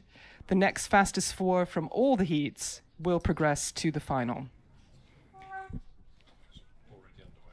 The next heat in our Junior Under-16 Coxed Fours for the Cooperative Funeral Care Trophy is already on the course and underway. Lane 1, we have Rowing South Africa Development Squad. Lane 2, St. George's College. Lane 3, Emmanuel School.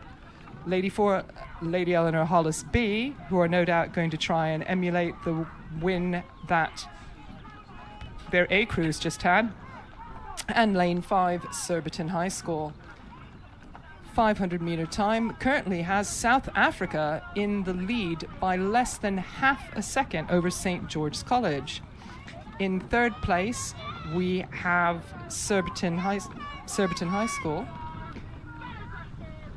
In fourth, LEHB, and currently trailing, but all to play for, Emmanuel School in lane 3. Passing the 1,000-meter mark. Passing the 1,000-meter mark, the South Africans continue to lead. They have increased their lead to over 5 seconds over St. George's College, who again lead by 6 seconds over Emmanuel School. They're stretching it out very nicely here along the course, but we're only halfway.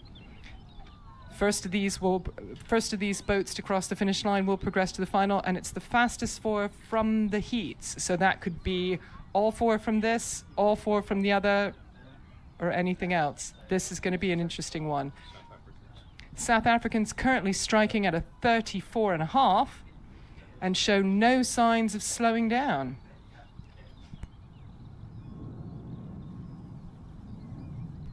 Lots of looking round in the crews at the moment, everybody checking each other out as they're bunched a bit more together, approaching the 500-meter mark.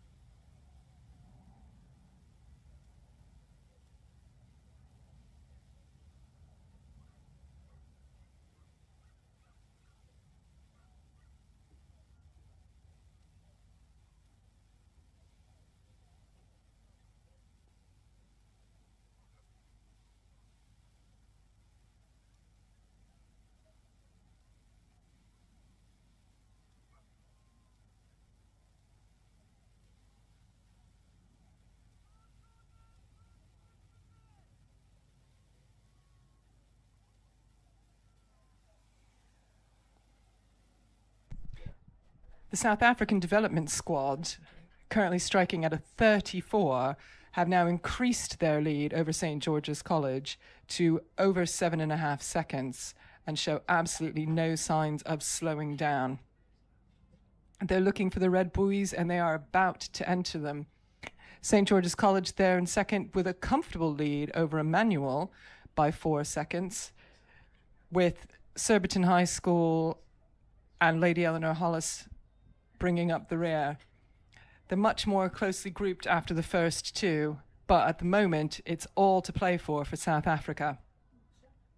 They've hit the red buoys, continuing to strike at they've increased their rate of striking, to almost 36. They've hit their sprint, they're going for it. This squad is made up of of athletes being developed for their under-19 program in a couple years' time, and currently are all either pairs or single sculls finalists from the National Schools Regatta. They've put them together in mixed boats, and it's working well for them here. They continue to lead St. George's College by approximately 3 lengths. St. George is currently duking it out a bit for second place with Emmanuel School, but St. George have laid on the rate of striking and have increased it, so they are about a length ahead. So crossing the finish line now is the Rowing South Africa Development Squad. Second place to St. George's College. And Emmanuel School grabbing about a third of a length of overlap as they cross the finish line.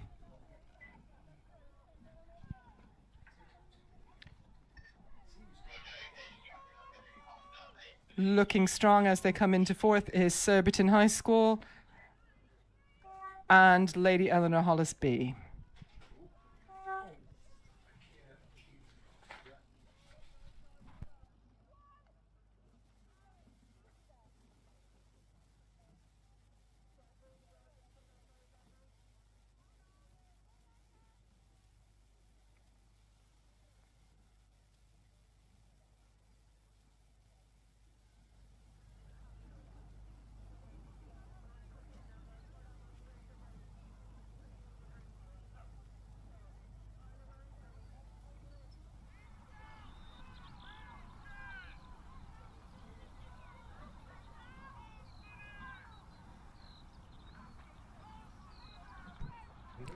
We are underway and through the 500 in the Women Junior Under 15 8s for the Chris Bomford Challenge Cup. There's been 2 scratch in this race. Wimbledon High School and Godolphin and Latimer have both scratched, leaving 4 boats.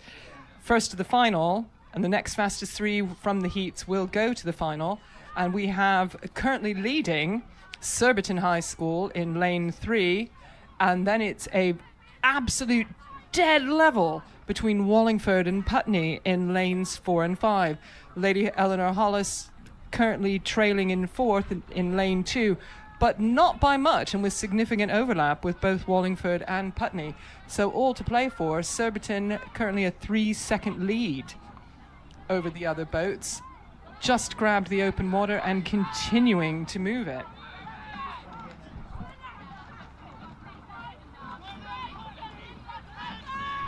Some really fine sculling here, really fine rowing here by the ladies from Surbiton High School. Currently holding at a 33 as they pass the halfway mark, with open water continuing to lead over Wallingford and Putney High School. Wallingford and Putney. Putney's got overlap on Wallingford. And Lady Eleanor Hollis currently B. But Surbiton currently out to a 6.5 second lead over Wallingford. Wallingford less than 2 seconds over Surbiton High School.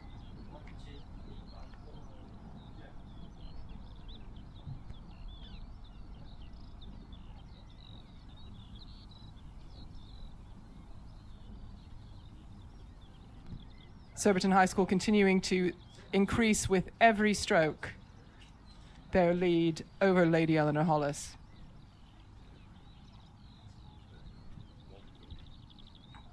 Over Wallingford even. Wallingford currently at a 32, but Surbiton High School stretching it every stroke. Legs are going to be burning. They're past the halfway. They've got this lead. They're not going to want to let go of it. Surbiton currently at a 34, looking to increase their lead over Wallingford, currently at a 32. And it looks like they're going well. Wind not affecting crews too much, but you can see a little bit of the use of the rudder as you've got this lovely shot here from the top. You can just see the little wiggle there in the trails.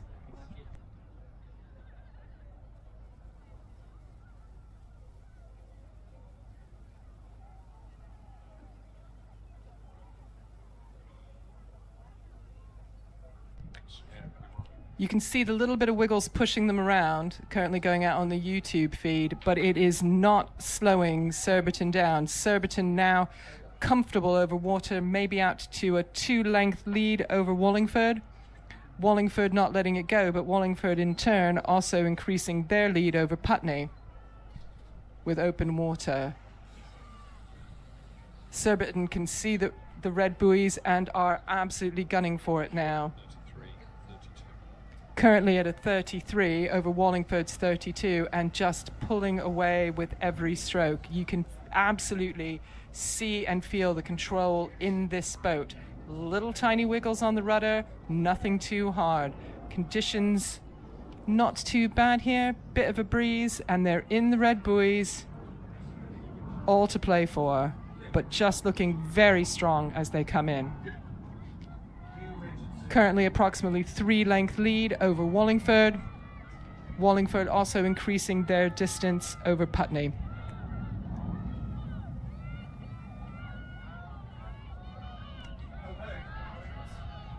Surbiton sticking at a 33 in the red buoys, conserving their energy because they are first here in the final. They are guaranteed to go through to the next round. It's the next fastest 3 from the heats. But at the moment, it looks like Surbiton are guaranteed to go face the South Africans in the final. And it'll be the next fastest 3 between this heat and the last. So Wallingford currently looking very strong with approximately a 3-length lead over Putney. Lady Eleanor Hollis in lane 2, bringing up the trail.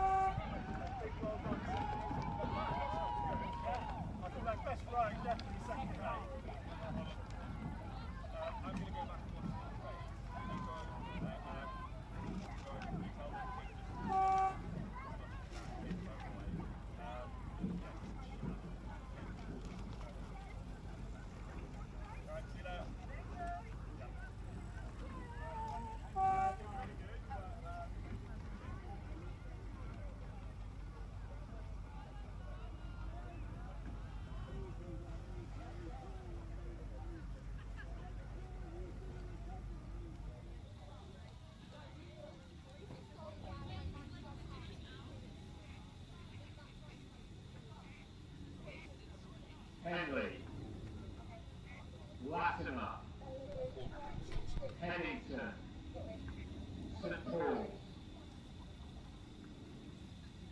Attention.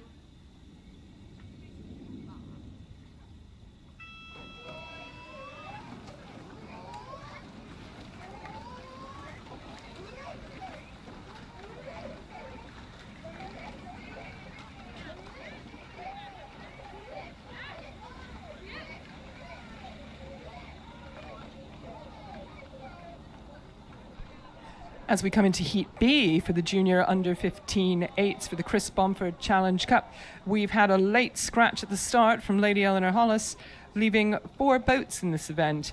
Henley, lane 2, Latimer Upper A, lane 3, lane 4, Headington School, and lane 5, St. Paul's Girls' School.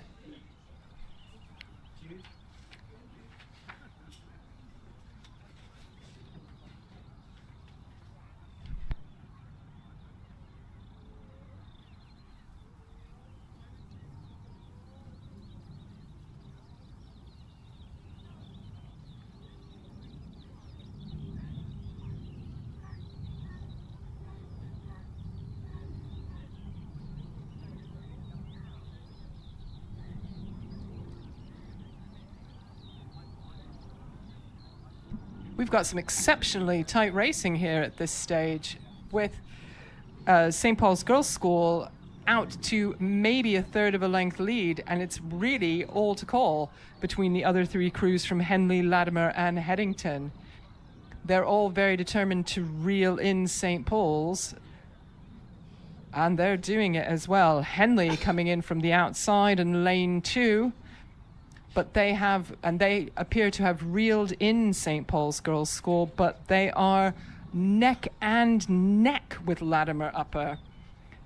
And all this has done is keep it almost in an absolute straight line. Headington School trailing ever so slightly, but we are talking maybe a deck at this point. So very level racing so far here in Heat B of the Women's Junior Under 15 8s. Less then a second separates all 4 of these crews at the 500-meter mark. This is some really impressive racing. It is not going to be as spread out as the last one.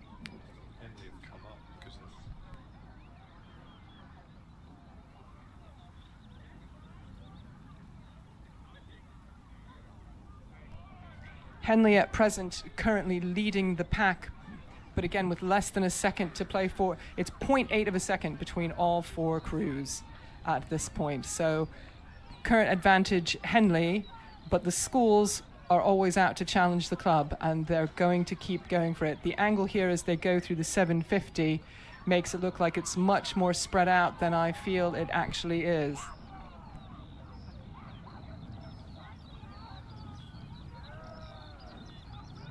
And there we go. We've got our drone shot from the top. Henley have moved out to about half a length lead over Latimer Upper. Latimer Upper dead level with St. Paul's Girls' School, and Headington. To have Headington in last is unusual, but again, they're not in last by very much. This absolute, I would not want to predict anything from the finish at this stage. Henley currently out there in their 8, passing the 1,000-meter halfway mark, rating a 36 in their first sweeps sprint race, quite possibly ever.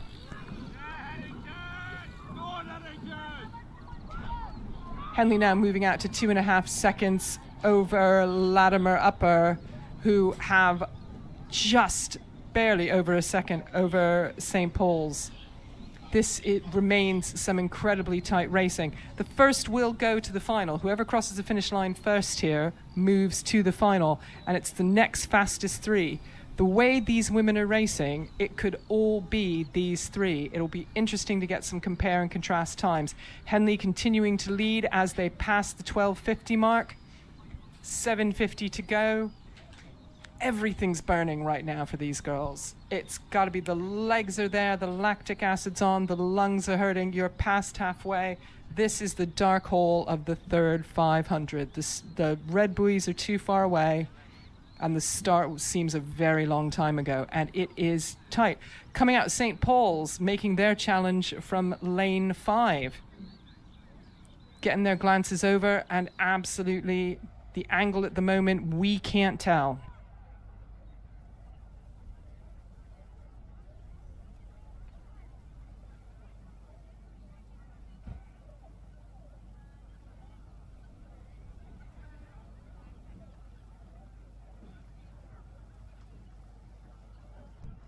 As you can see from this side shot here from the camera, it is still very level. Henley continue to lead, but not by much. Everybody challenging everybody else between Latimer, Headington, St. Paul's School. The club continues to lead the schools, and there is absolutely, at a 36, as they pass with 500 meters to go, passing the 1,500, rating a 36. There is less than a second between the final 3 boats. Henley currently 4.5 ahead of Latimer and continuing to look strong, but they'll know the power of the challenge behind them. Again, less than a second between 2nd and 4th. This is some incredible racing, certainly the tightest I have seen so far today. Still clocking at a 36, 2 or 3 strokes from the red buoys. And here they come. The sprint is now. The charge is now. Henley continuing to lead. You can see the rates coming up in all the boats. But as much as the rates are coming up, the rowing is staying very controlled, very tidy. There is everything to play for here to go through to the final. But Henley moving out now to open water lead over the other 3 boats. The other 3 boats almost too close to call, but it appears to be Latimer in 2nd. Headington and St. Paul's duking it out from this angle. Headington have a very slight advantage, but it's going to change. Here we go into the last 5 strokes. It continues to be Henley now by open water, crossing the finish line successfully in first, and we're having a bit of a ding-dong, but it appears to be Latimer Upper by a canvas over St. Paul's, with Headington in fourth. That said, Headington in fourth could still make the final due to the fastest 3 times over the 2 moving into the final, and it is going to it remains to be seen which those fastest 3 are. Given that racing, it could be these 3.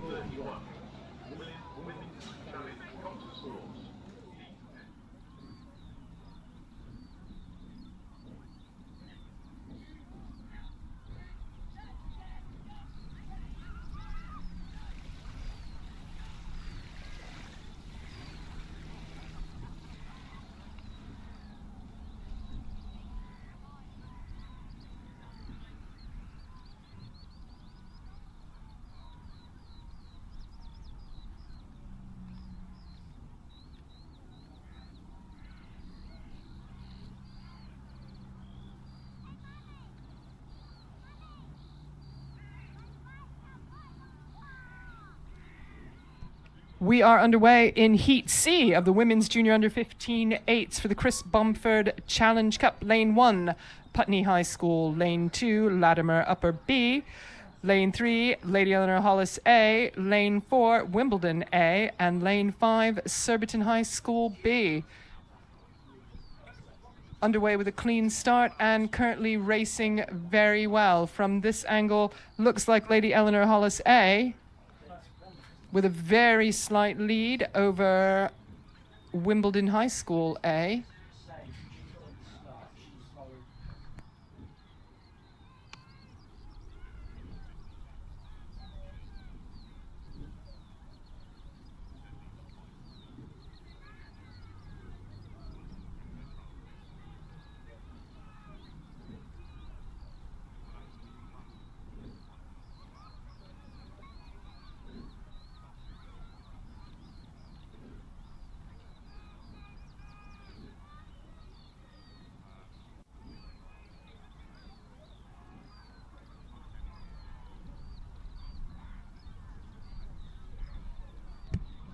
Lady Eleanor Hollis, rating a 33, appears to be continuing to lead as they pass the 500-meter mark. As they pass the 500-meter mark, it is Lady Eleanor Hollis in the lead.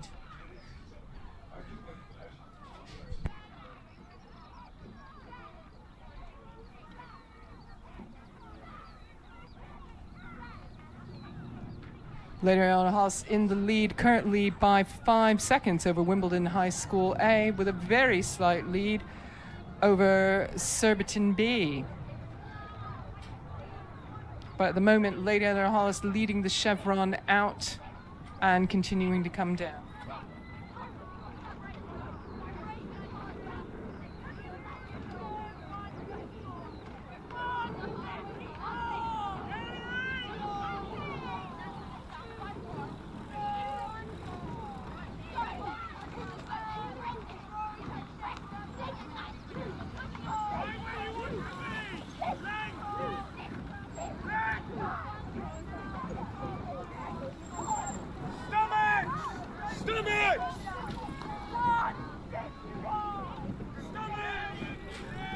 As they come through halfway, Lady Eleanor Hollis currently striking a 36. They've increased their rates there. Currently with a 5.5 second lead over Wimbledon High School. It is all to play for between Wimbledon, Surbiton, Putney, and Latimer Upper. Quite close, relatively close between the two, but at the moment, this race is being completely controlled by Lady Eleanor Hollis A.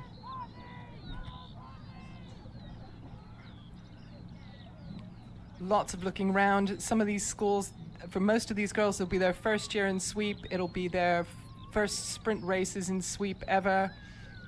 It's an interesting phenomenon. The side-by-side can be very distracting, and you want to keep the focus.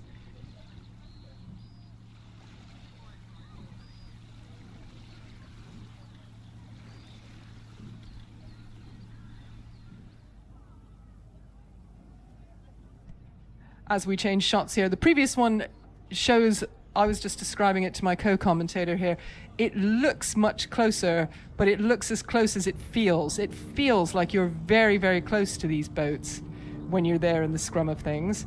And currently, as you can see, there's plenty of room for everybody. But once you're there in the boat with a blade in your hand, it does not feel like that. Lady Eleanor Hollis continuing to pull right away.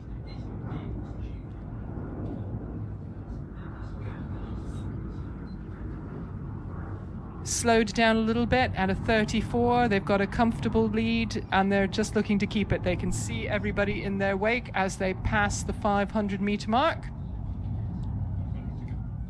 I keep saying this at 500 to go. 500 to go. That's how I see it. 500 to go. And they are they have been in control of this race from the start and are continuing to do so.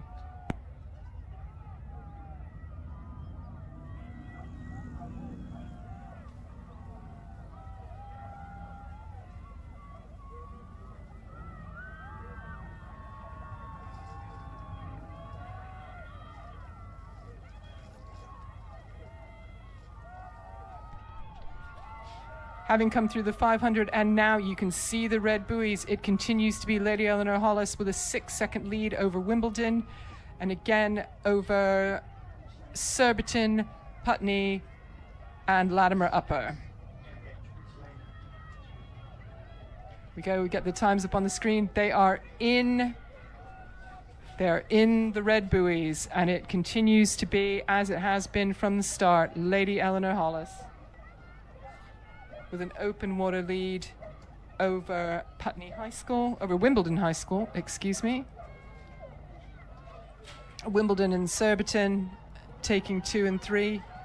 Just a reminder, it is the first to the final and the next fastest 3 from all 3 heats going through to the final. That B final was incredibly tight and competitive. It will be interesting to see which 3 make it through. But passing the finish line, it is, as it has been from the start, Lady Eleanor Hollis. Yeah, I'm fine actually, so yeah. Wimbledon High School with Surbiton taking a strong third. Oh, we've got a little bit of a duel here going on for the last 2 places in this race. Putney and Latimer absolutely level. Umpire's got his eyes on them.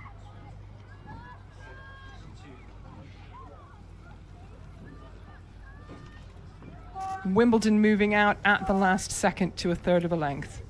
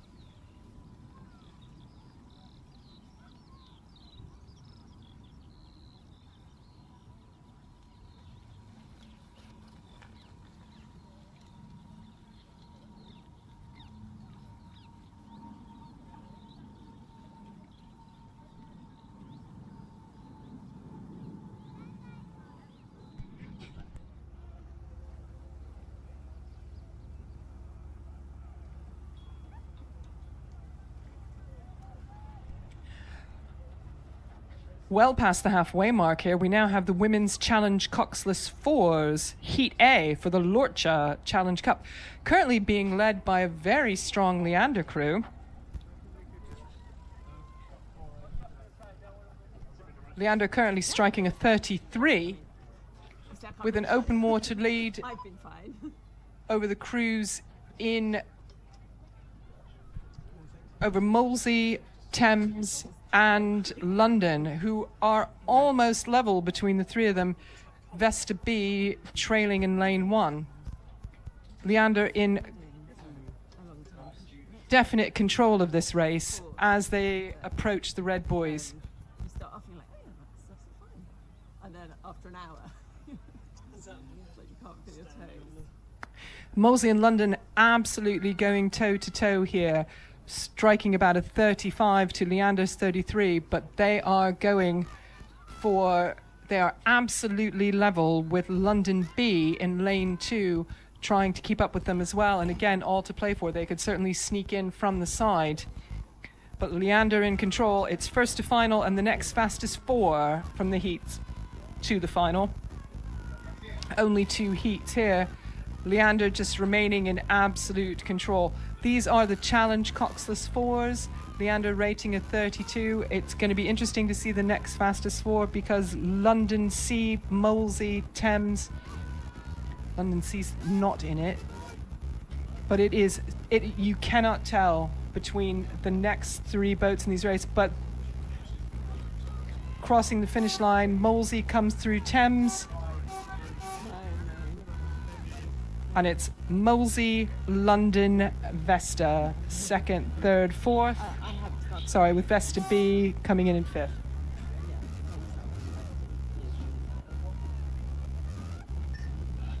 London C just approaching the finish line.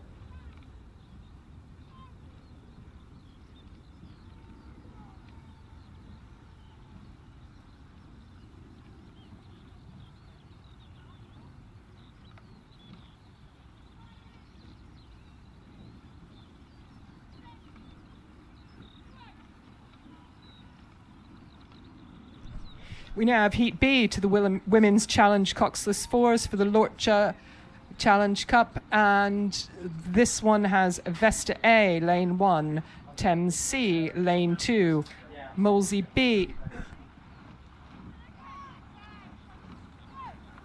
Let's go, London! Go, London! Yeah, let's see! Vesta A, lane 1, Thames C, lane 2, Moseley B, lane 3, London A, lane 4, Thames A, lane 5, Leander B, lane 6.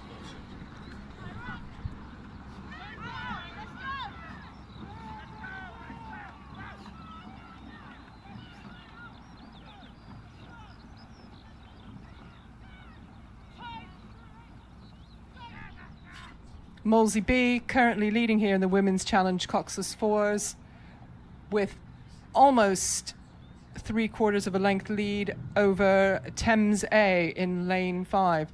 The other 4 boats are very tightly progressed together, spread equally across.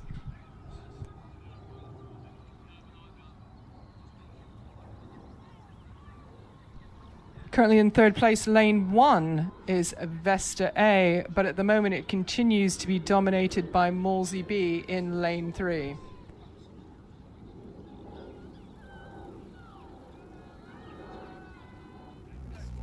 I've done the middle one before, and it's this one. Yeah. So.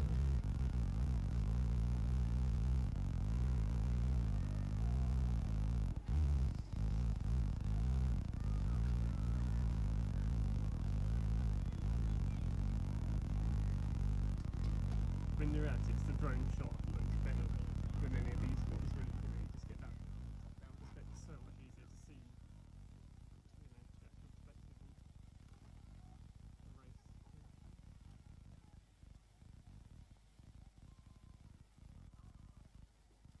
Yeah. So what are you doing for us this day?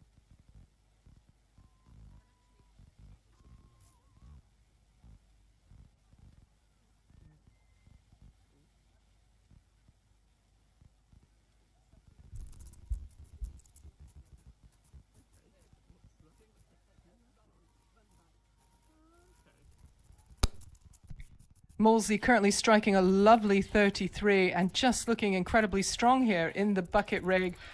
Course dead nice and straight. They are still holding off Thames A, who are at a 35 and determined to let it go as they come here into the red buoys.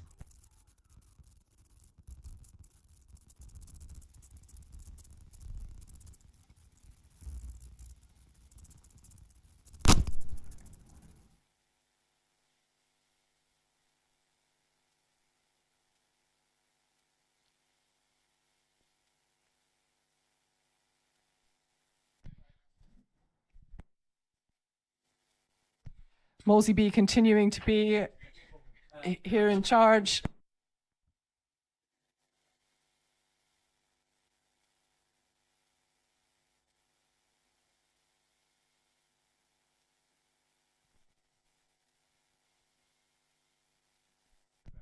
All to play for here for second place in this race. We've got Vesta and Thames. Thames currently eking out a bit of a nice. They're moving out, still gaining on Molesey, but Molesey have won it with Thames in second. Leander and Vesta too close to call from this angle.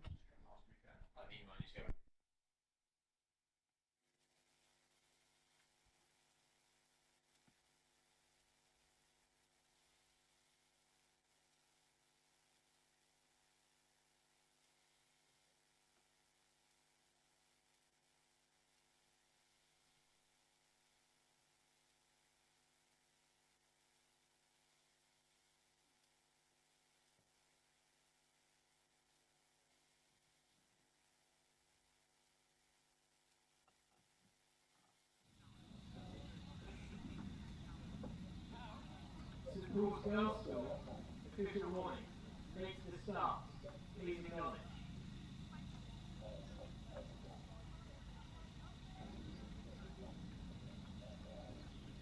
Race 33, Heat A of the Women's Senior School 8. First to the final, and the next fastest 3 from the heats to the final.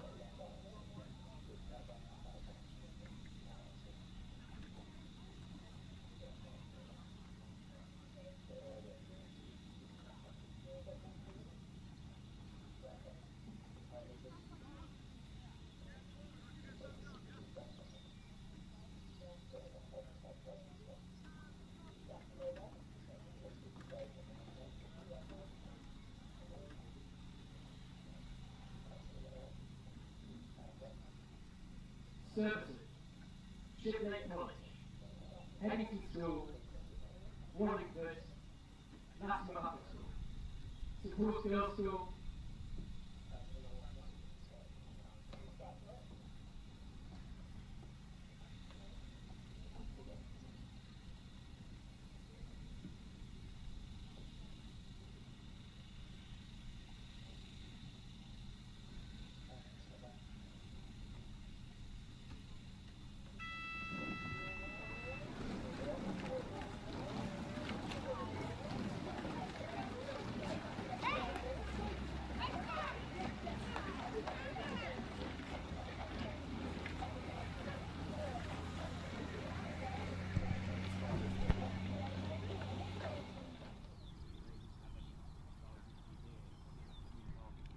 So we move on to the next event. 3 heats to come in this. This is the Women's Junior School 8s for the John Wilder Challenge Cup. Our trophies are now on display in the trophy tent, which is the white marquee closest to the Eton College boathouse. An impressive array of silverware over there. John Wilder was the Wallingford Rowing Club chairman from its foundation in 1947 and regatta chairman for a long time.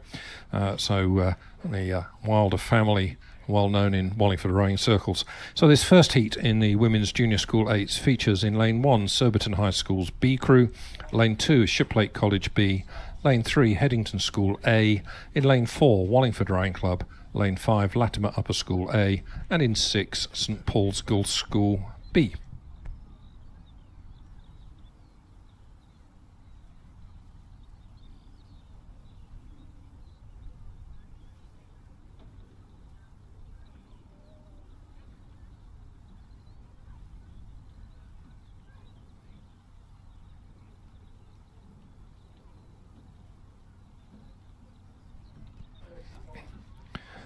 As with a number of the other events, there are more than one entry in some of these from various schools and clubs.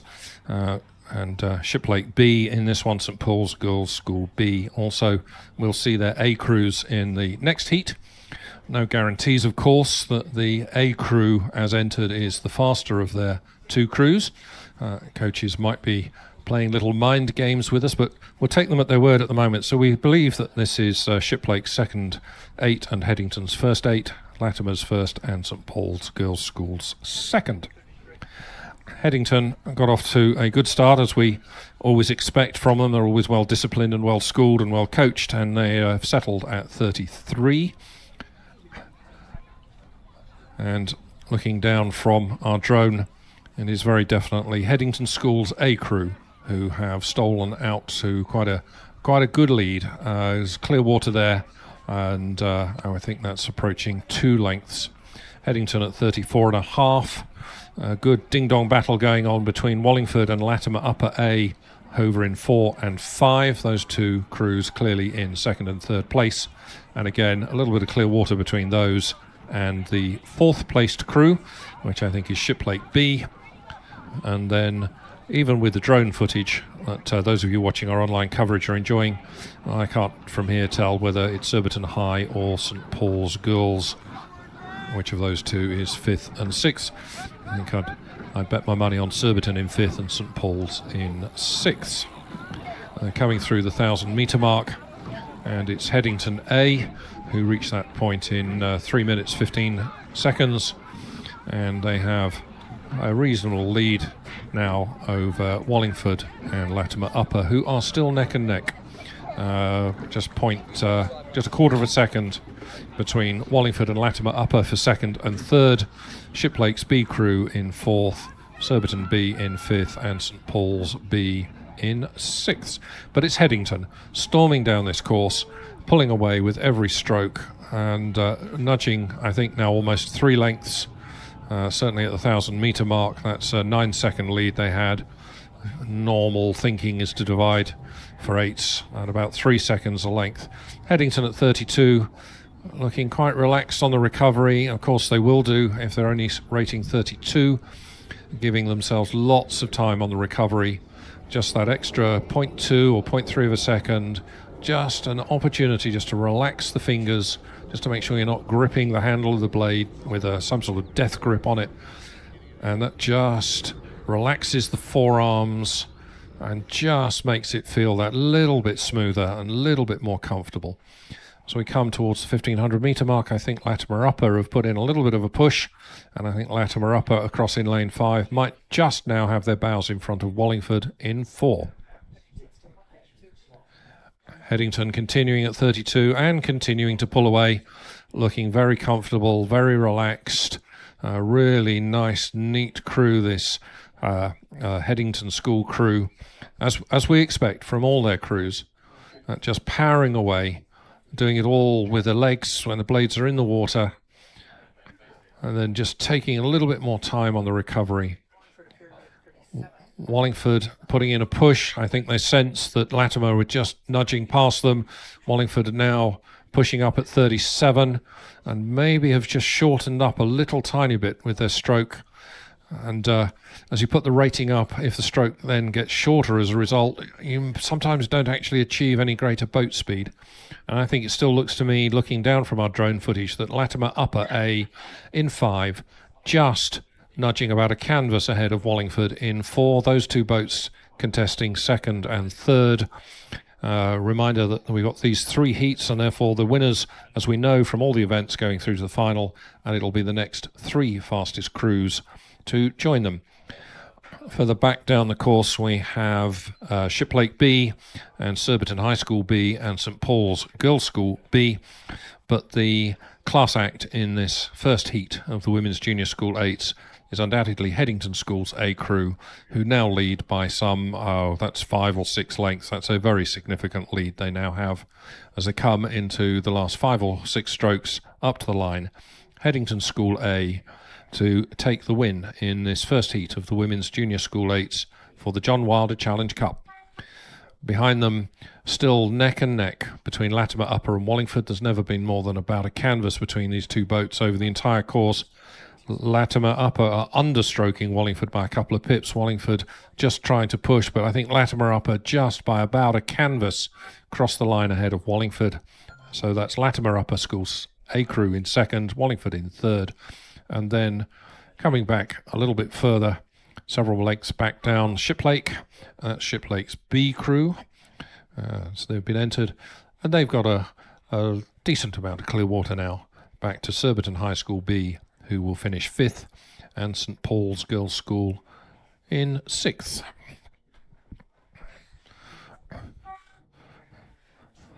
Didn't appear to me to be any contentious issues in steering or anything like that in the race. Just wait for the umpire to be satisfied. There's no protest coming from any of the crews. It's always a possibility. So the umpire holds up a white flag, signal to the judges over here in the finish tower. The race is complete. There are no issues. You can hand over control to the judges to determine who finished where. And, I think we saw that with our own eyes. With no protests, no issues. That's Headington School A who go through to the final. And Wallingford Latimer Upper perhaps in contention to be one of the next three fastest crews to join them, but we'll see.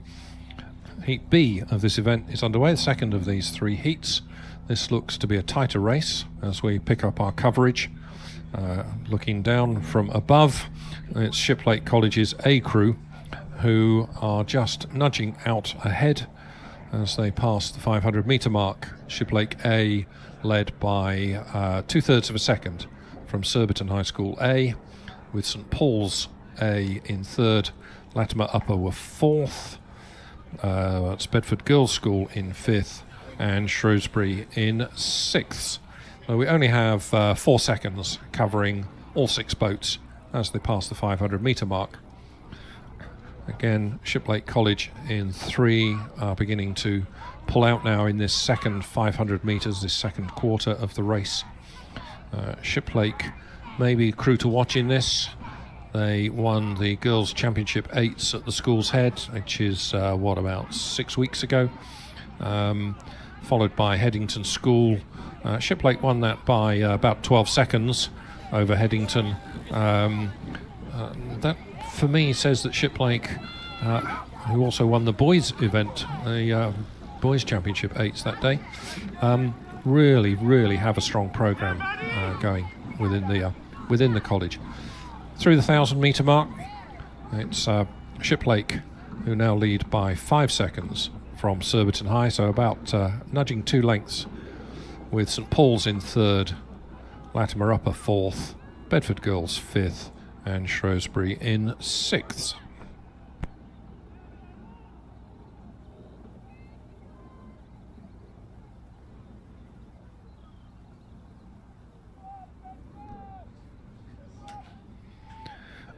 As we saw with Headington in the previous race, once you get a couple of lengths up in these 8s, you can afford just to relax a little, take a little bit more time on the recovery. Rating can come down a tad. So we see Shiplake here at 32. If you're leading, you have the luxury of perhaps not needing to worry too much about the time that you set. If you're second, third and fourth, then that very much should be uppermost in your Cox's mind, reminding your crew with every stroke that there's everything to play for here for a place in the final. But leading this course, leading this race, Shiplake College A, looking very comfortable, out in front by a couple of lengths.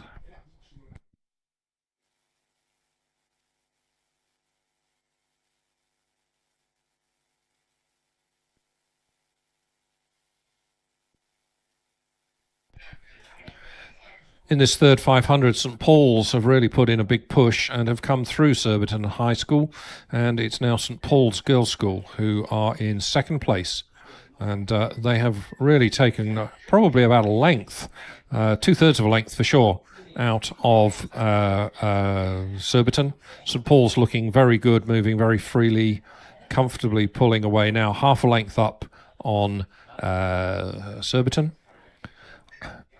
But out front, it is still Shiplake College A, just sitting about 2.5 lengths ahead, rowing very comfortably, looking very, very relaxed, particularly taking lots of time on the recovery between strokes. The boat's moving beautifully, lovely straight line, almost no steering required from the Cox there in the Shiplake boat. The overhead coverage gives us a lovely shot. You can see the wake being left by the boat. These are very streamlined boats, of course, but they do leave a little wake in the water. Shiplake just now at 31 and really are cruising. Coming into the final 250 metres, this zone marked by these red buoys give all the crews a sort of visual indicator that they're into the final. Well, it's going to be less than a minute from when you enter the red buoy zone, a final 45 seconds or something. If you need to sprint in, now's the time to do it, but Shiplake very definitely do not need to do anything more than they're doing, sitting some 2 lengths ahead of the rest of the field. Good battle going on for second place between St Paul's Girls' School over in lane 5, who just have their bows in front of Surbiton High School in their dark green kit, who are in lane 4. St Paul's at 33, I think that is. But it's Shiplake College's A crew who have crossed the line first to take the win in this heat of the Women's Junior School 8s and progress to the final. And then St Paul's Girls' School, followed by Surbiton, followed by Latimer Upper. Bedford Girls' School coming in 5th, with their bows ahead of St Paul's Girls' School A crew in 6th place. So Surbiton and St Paul's both will be waiting to see whether their performance has got them into one of those 3 next fastest qualifiers to join Shiplake and Headington in the final, together with whoever wins the third heat. And that third heat is underway. Third heat of the Women's Junior School 8s. Surbiton High School C crew should have been in lane 1, but they have scratched. So we have Putney High School in 2, Headington School B crew in 3, Henley Rowing Club in 4, St Edward's School in 5, and the King's School Canterbury in 6.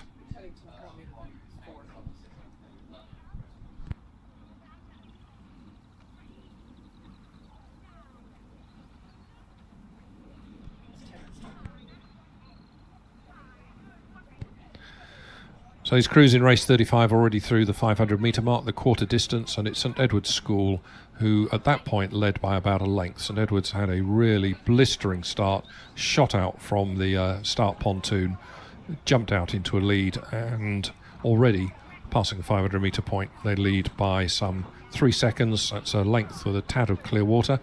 So that's over Henley, who are second. Headington's B crew are third. We then have Putney High School in 4th. And the King's School Canterbury in 5th. King's Canterbury beginning to be dropped off the back of the field quite quickly. And they're some 9 seconds behind 4th place, even as they pass the 500 metre point. Crews are coming through the 1,000 metres already, and St Edward's School continue to consolidate their lead and pull away. St Edward's School now leading by some 7 seconds over Headington's B crew, with Henley third, with Putney High School 4th, and with King's Canterbury in 5th.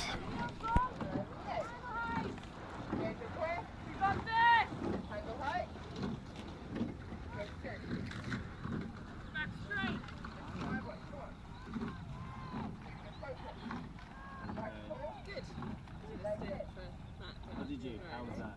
Yeah, good. It's actually quite nice up there. Yeah. It's just going in one direction. All of these upriver clubs, of course, had very little time on the water. It had River Thames was in significant flood and stream conditions for about 3 months. So the upriver clubs, Headington, Henley, St Edward's School, not really being able to get much time on the water. I know that Teddy's moved some of their boats to a gravel pit 5 or 6 miles northeast of northwest of Oxford, but they only had about 800 metres of water, so they are doing really well here to lead this race by quite a significant margin as they come to the 1,500 metre point. Still Headington leading with Clearwater over Henley. Excuse me, I said Headington, I mean St Edwards. They've got the same colour kit and the same colour blades, so it's confusing. St Edward's School leading, rating 34.5, leading by a couple of lengths nearly over, I think that is Headington School and Henley out in the middle of the lake. Being dropped off the back a little bit, Putney High School in lane 2 and the King's School Canterbury in 6, who are some little way back, it has to be said.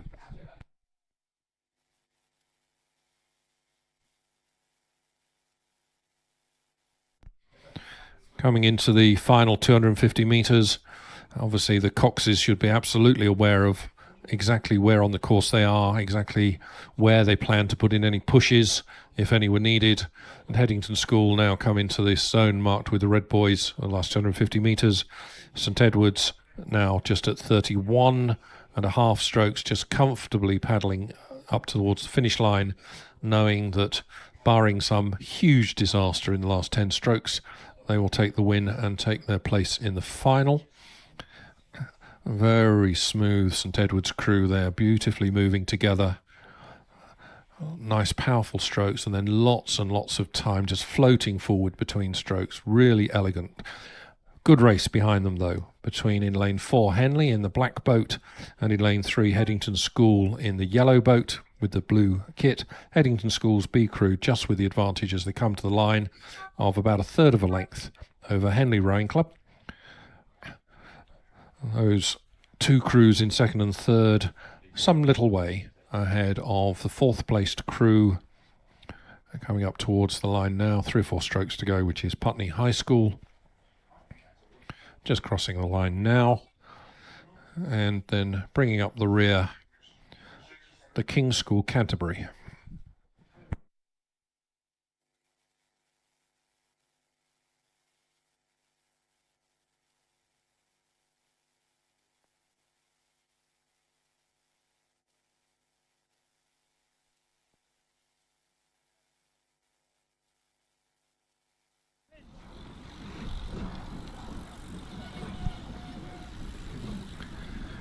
So just a quick word to say welcome to those of you who've joined us in the last couple of hours, whether you're watching our online coverage, and we understand we've had 4,000 views already this morning on YouTube.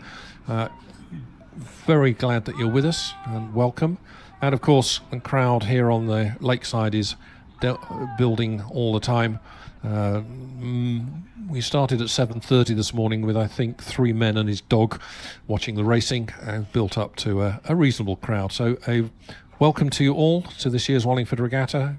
Pleasure to have you with us, and hope that you're enjoying what we're seeing. The regatta very firmly believes that regattas should be all about side-by-side racing. So we've had this morning all of the heats of this morning's events, and the next 2 races, no, my apologies, this next race is a repêchage. I believe the proper translation of the word from the French is rescue, because you're rescuing your chance of making it through to the final. So this is on the course now, the Club Coxless Fours for the Doug Norris Memorial Salver. So these are the next 6 fastest crews who didn't win the heats, which were the first thing this morning. So we have Dart Totnes Amateur Rowing Club in 1, City of Bristol Rowing Club's A crew in 2, Star Club from Bedford in 3, Marlow Rowing Club's A crew in 4, London Rowing Club in 5, and Thames Rowing Club in 6.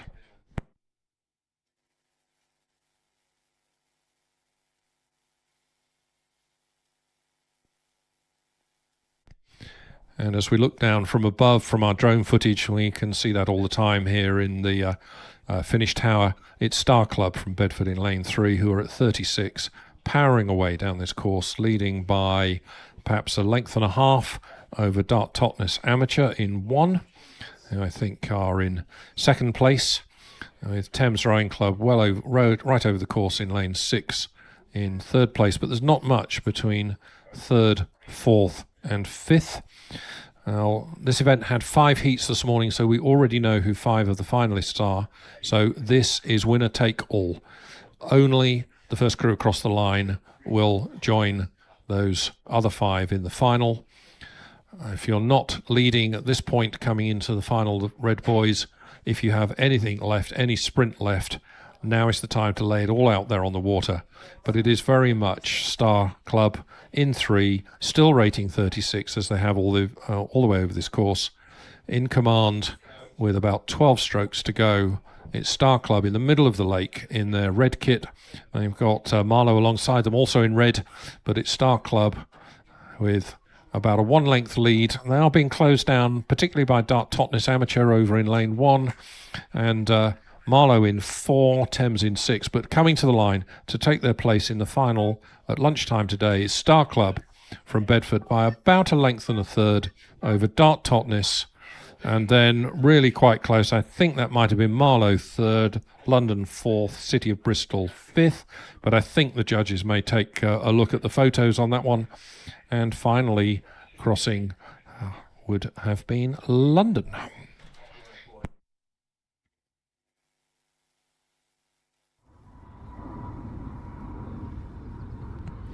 So a really tight race there for the minor placings and the bragging rights a little bit, but it looks like it's Star Club from Bedford who will take their place in the final a little later on.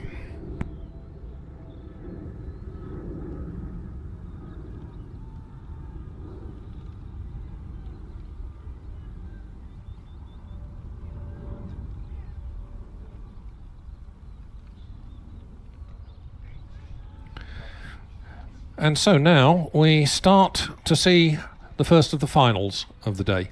So these next few races are finals that didn't have any heats, and we didn't have enough entries. Although we had a total of over 500 entries across the whole regatta, there were only 53 entries in pairs and doubles, and only a smaller number of those were, of course, the Coxless pairs. So this is Women's Challenge Coxless pairs for the 1952 Challenge Cup. This is a brand new trophy for this year, and it honours 1952, the year of the first Wallingford Regatta. 7 boats in this race. King's College School in 1, Wimbledon High School in 2, Leander Club in 3, Thames Rowing Club in 4, St Edward's School in 5, the King's School Chester in 6, and St George's College in 7.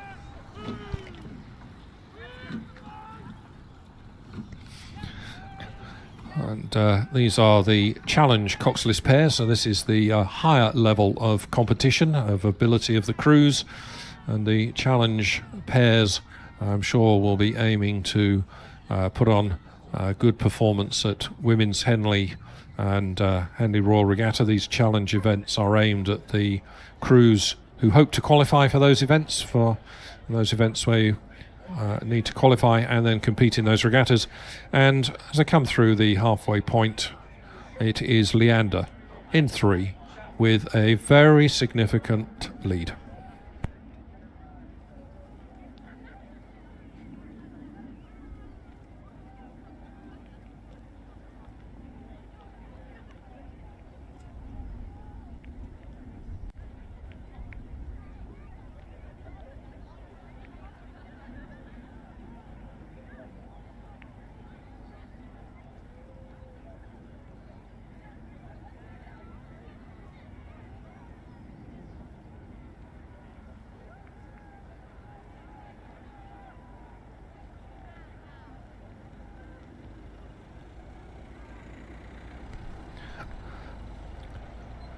As they approach the 1500 metres mark, 3/4 of the way down this course, it is Leander in 3 with a very significant lead, several lengths over Thames Rowing Club in 4, and then the remaining pairs are spread out behind them.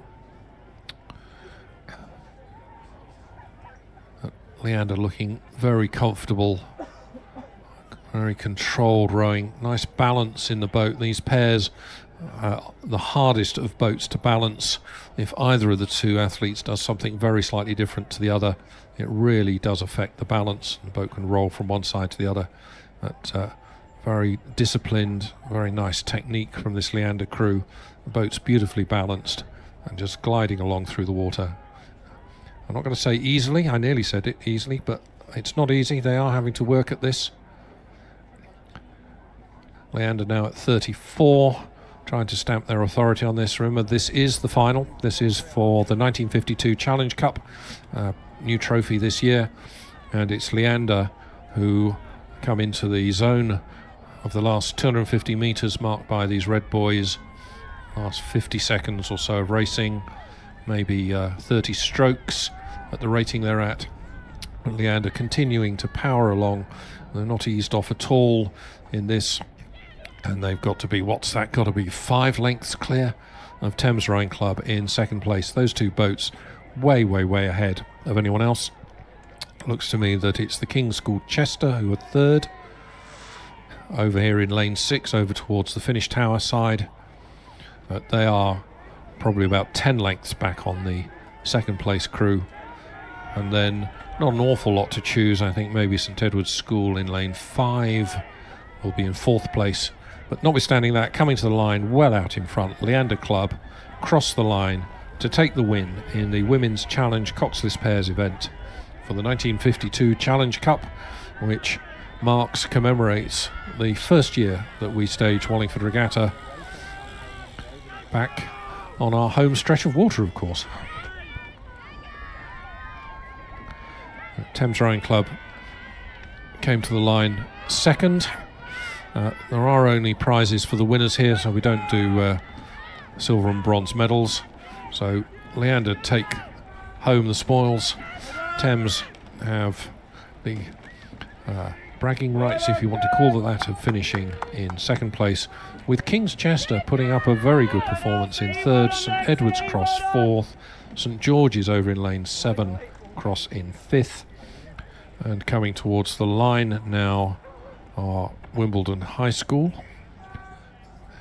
who were beaten to the line by King's College School in 1, and Wimbledon High School crossing in 7th.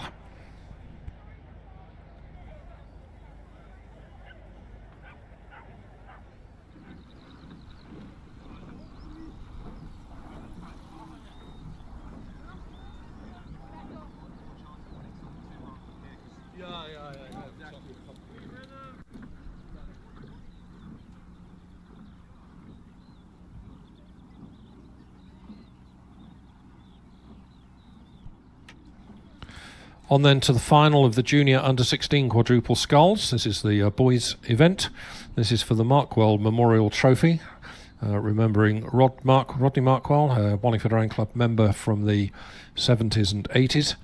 Only 4 boats in this. We have had 2 scratchings, so we have Marlow Rowing Club closest to the public enclosure side, Rowing South Africa Development Squad in the next lane, then Wallingford, and then Kingston Grammar School. Looking down the course, and I hate to say it, it looks to me that Wallingford have been dropped off the back of this group, and it's being contested between Marlow, Rowing South Africa, and Kingston Grammar School. As they came through the 500 metre mark, it was Marlow who led by just about 2 lengths from the South Africans, with Kingston Grammar School actually neck and neck with the South Africans. 0.2 of a second between them, quarter of a second between them. At the 1,000 metre mark, Marlow had extended their lead to about 11 seconds, and over Kingston Grammar School, who just got their bows in front, 2/3 of a length ahead of the South African Development Squad, with Wallingford in 4th place. These quads now coming to the 1,500 metre point in this race, 3/4 distance. And it is all about Marlow. Marlow just powering away. Marlow now leading by some 14 seconds as they pass the 3/4 distance mark. Kingston Grammar School in second. The South African development squad, this is their under-16 development squad. They've been selected for this tour to Great Britain for a few weeks, this intensive training camp they're having here, and this exposure to international racing. These have come through from the South African Schools Championships held in March. Winners of the finals in the J16 singles and pairs. I think first three in the pairs, first the medalists. But Marlow in one, just the class act in this, just a long way clear of anybody else. I think we can see that Kingston Grammar School have come through the South Africans into second place as we look out over the lake from our vantage point in the finish tower, with Wallingford quite some considerable way back in fourth. But it's Marlow as they come to the finish line with about 3 strokes to go. Marlow Rowing Club very comfortably sculling at 32 strokes per minute, crossing the line to win the Markwell Memorial Trophy for the Junior Under-16 Quadruple Sculls. Coming home in second place with a few more strokes to go will be Kingston Grammar School, who are just coming up to the finish line now, being followed home by Rowing South Africa Development Squad, crossing the line, and then bringing up the rear Wallingford Rowing Club.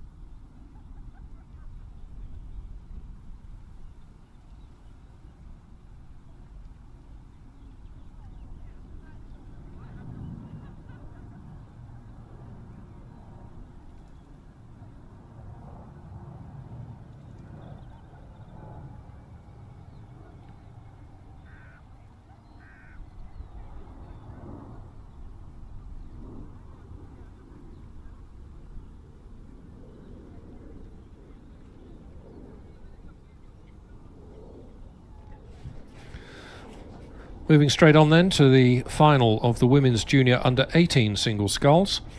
We have a Headington School sculler in lane 1, who's a little bit of a late entry, and I have to apologise to her and her club. I don't have her name in front of me.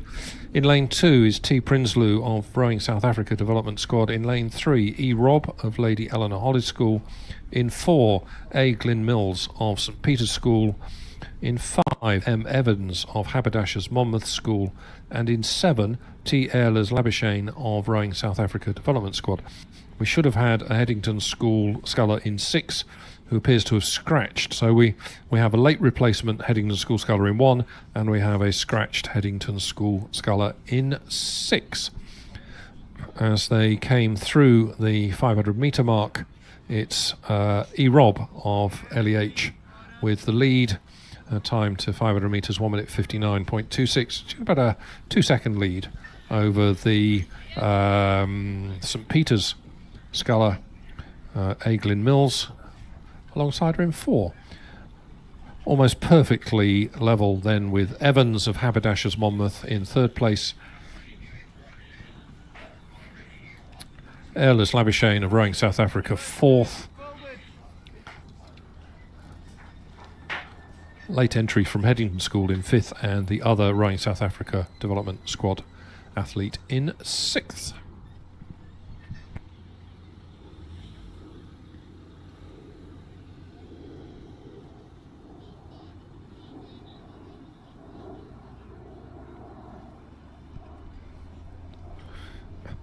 Passing the 1,000 metre mark, the Lady Eleanor Hollis sculler E. Robb has opened up quite a significant lead. That's a good 3 lengths now.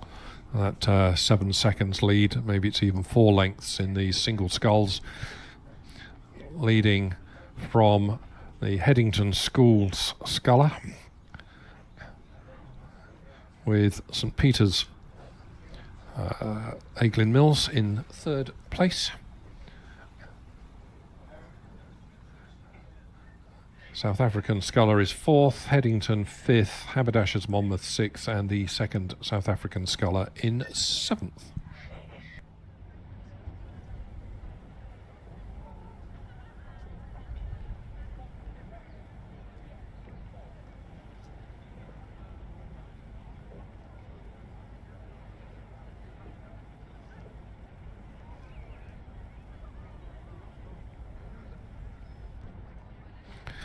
as I think I said earlier, we appear not to have a sculler in lane 6. That's B. Molly of Headington School.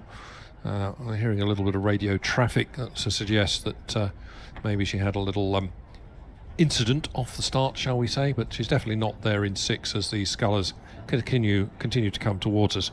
But it's Rob of Lady Eleanor Hollies with quite a significant lead now as they come towards the 1500 metre mark, and it did come through the 1500 metre mark.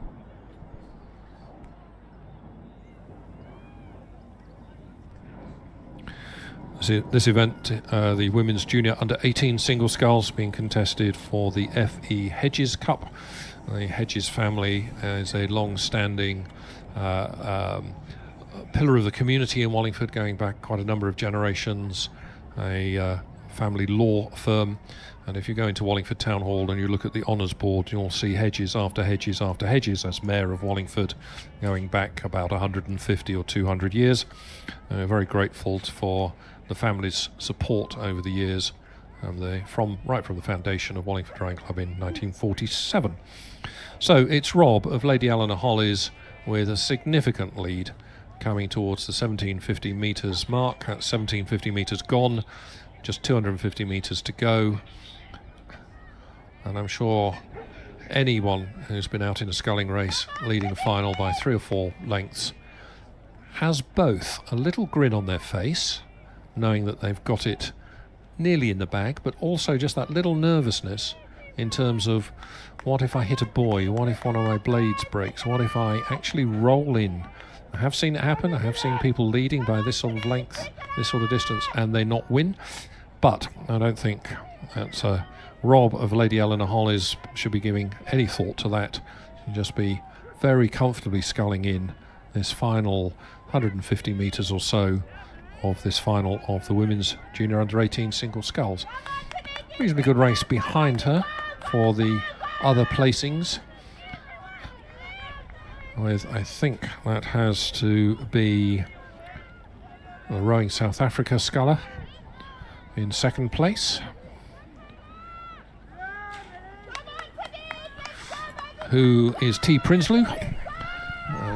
Looks to be, I think, comfortably second, ahead of the sculler from Haberdashers Monmouth School, that's M. Evans, over towards us here in 5.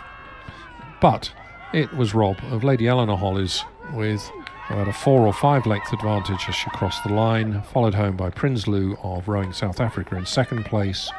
Then it's Evans of Haberdashers Monmouth in third. Glyn Mills of St Peter's School crosses in 4th. Coming to the line now is Ehlers Labuschagne of Rowing South Africa in 5th, and our Headington School sculler in 6th.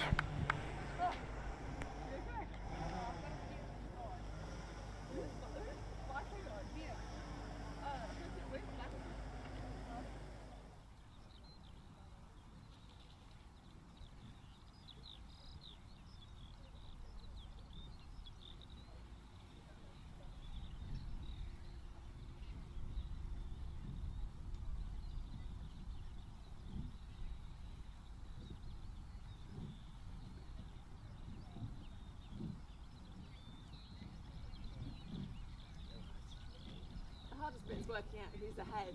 It is, isn't it? The bigger boats are easier somehow. Yeah, and then by the time they're here, Oh, right, now we'll quickly come around and get them. Yeah.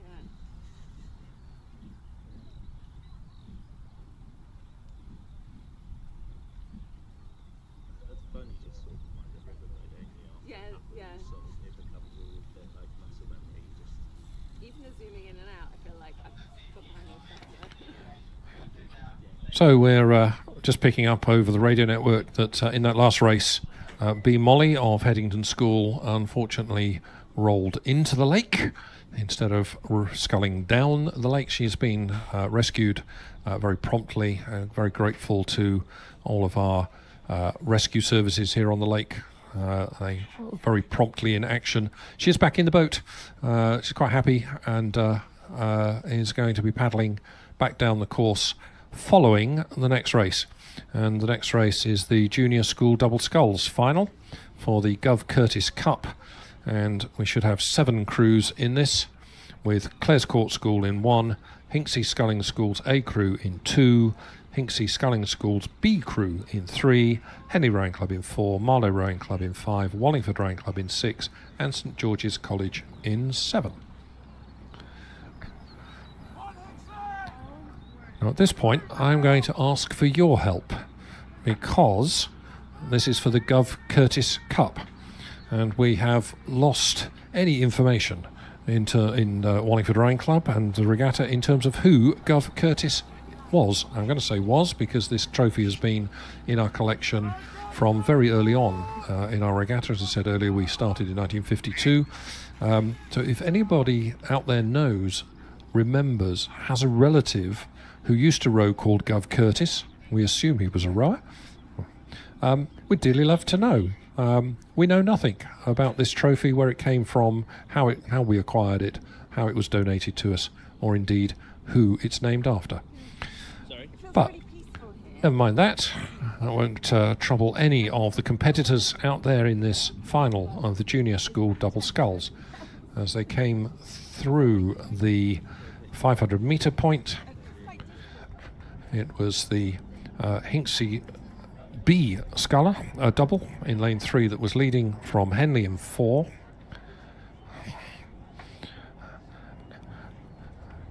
And coming towards us now through the 1,000 metre mark, we can see that these doubles are beginning to spread out. The slower doubles just beginning to be dropped off the back of the field. But it is the Hinksey Sculling School B crew who lead. Hinksey Sculling School is a open rowing club. Hinksey is in the western sort of suburbs, if I can call them that, of Oxford. Oxford schools well served, as we've been watching, with some very good rowing schools. But this has been set up quite a number of years ago to provide sculling and rowing at that level for juniors who are at other schools in Oxford, at state schools in particular. And boy, what a good programme they've developed over the years. Hinksey Sculling School right up there with St Edward's and with the Headington School. But looking down the course, we can see that it's the Hinksey Sculling School B crew, this double leading by several lengths ahead of Henley Rowing Club.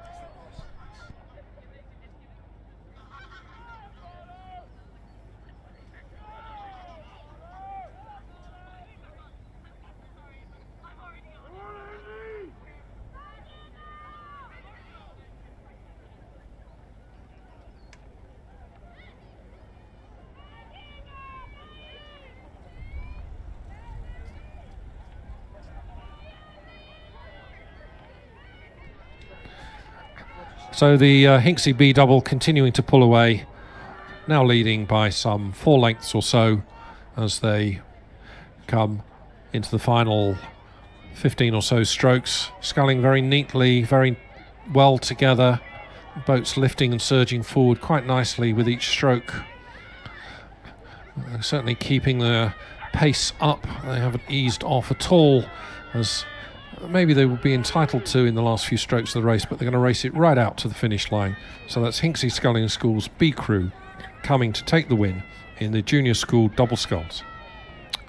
Being chased home, fairly close race here between Henley, who will cross in second, and Marlow half a length behind them in third. And then we have again quite a big gap, I'm afraid, back to the other crews in this race, with Wallingford, I think, going to come home in 4th place. They're not up to the line yet, they've still got a little way to go. That's Wallingford just coming to the finish line now, and then bringing up the rear will be Clares Court School in 5th and Hinksey Sculling School's other crew in 6th.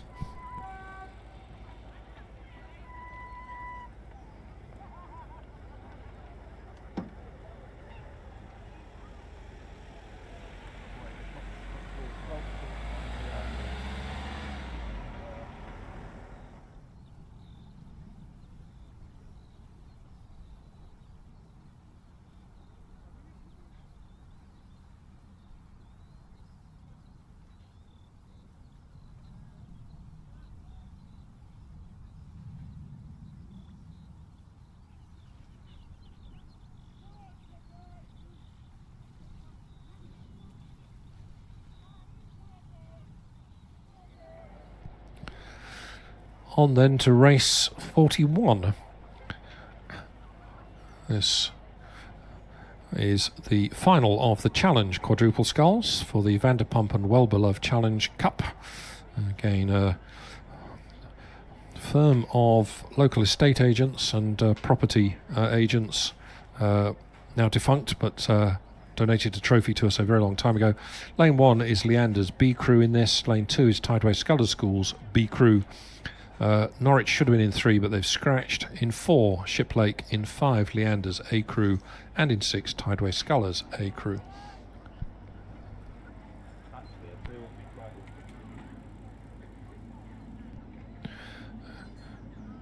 And it's the Leander crew who are the class act in this, a long way out in front, leading by some 6 or 7 lengths, sculling a very lively 37 as they come down the course towards us.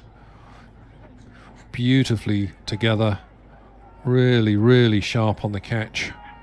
That is lovely. That is poetry in motion. These really good quads always strike me as the most elegant of boats to watch coming down the course, and this Leander crew is a really good crew, no question about that. Still at 37, inside the final 250 metres, really stamping their authority on this event, pushing and pushing and pushing all the way to the finish. Ahead of their club mates, Leander B over in lane 1, closest to the public side, but it's Leander's A crew with about 6 or 7 strokes to go, absolutely smoothly moving that boat down the course. That is beautiful as they come to the line, a long way clear, to about 3 lengths or so, 2.5 lengths clear of their club mates, but those 2 boats a long way clear of anybody else. Tideway Scullers School A in lane 6 coming towards the line in 3rd place in this final of the Challenge Quadruple Sculls. I have to say, Shiplake looking a little bit tired and a little bit heavy. Maybe their legs are really hurting as they come up towards the line. They and Tideway Scullers B crew neck and neck for 4th and 5th. Think possibly Shiplake just with their bows in front as they cross the line. But those 2 crews really look as if that hurt coming up this 2,000 metre course. But congratulations to Leander A, who will be going home with the win and awarded the Vanderpump and well-beloved Challenge Cup for this year.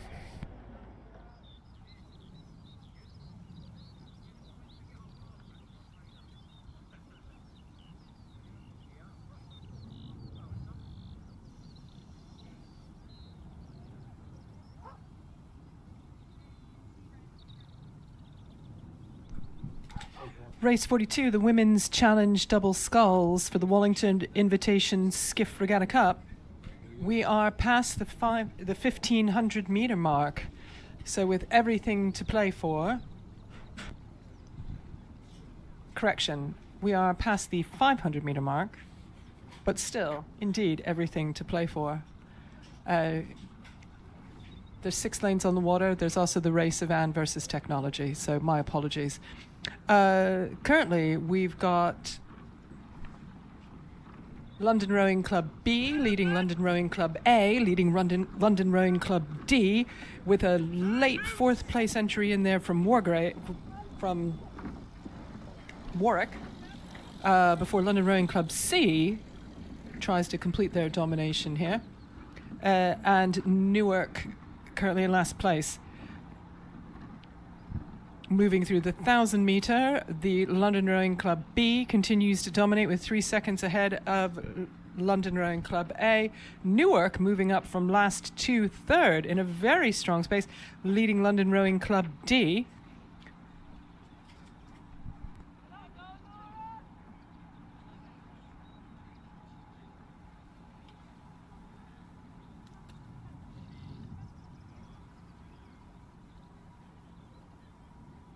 London Rowing Club B currently striking very cleanly, very smoothly, at a high rate of 36.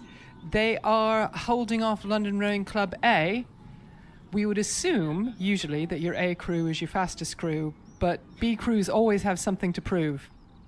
And that's what they're doing today. So they are currently out in front by just over 3 seconds of London Rowing Club A, who are no doubt entirely furious about the situation and desperately trying to catch up.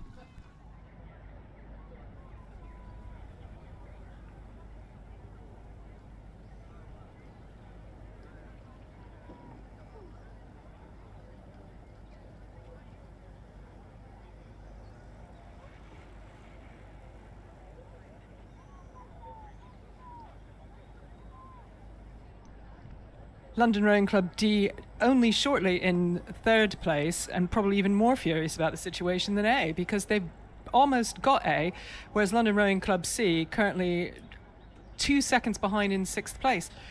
It's not an all London fight, but they're really trying to have it be one. London B continuing to lead, sculling along very nicely at a beautiful 37 and just continuing to stretch their lead every stroke. Now through the 1500 meter mark, London B 4.5 seconds above London A. London A currently at a 32. So they're feeling very comfortable about it, but London B are just absolutely going for it. Newark desperately wanting somebody to pay attention to them, barely behind London A. Leading crew currently still at a 37. Newark chasing them down. Desperately trying to get London A. London C currently in fourth, with Warwick in fifth. London D in sixth. And yet, London D not far behind fifth or sixth. There is everything to happen here, and it really all could. As they enter the red buoys, I'll just move my co-commentator out of my line of sight so we can get a good eye on the fight that's happening. It's still London B, but London A now have overlap with London B, which I don't think London B expected. This is all going to be about who's talking to who on the bus on the way home tonight. It's still London B with less than 100 strokes to go, and they are absolutely going for it. Sorry, commentator's going to commentate. Chitter chatter's happening back here. Right, we are last few strokes. London A absolutely going for it. Are they going to take it? Oh, I think they might just have. Oh, London B looks absolutely gutted, but we'll see what the results are. And then over in lane 1, it's London A.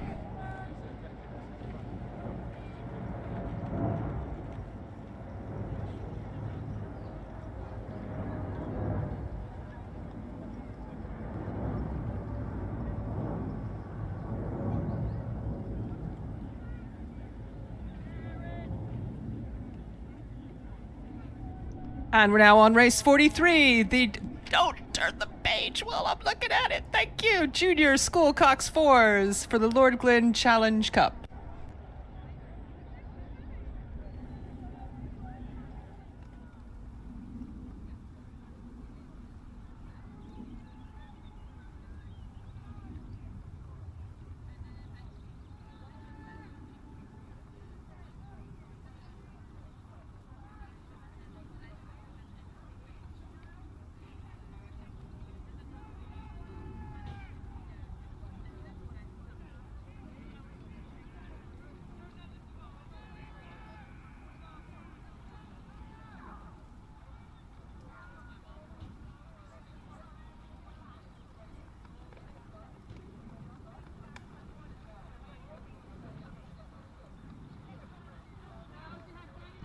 So we're 500 metres into race 43, Junior Schools Cox 4s.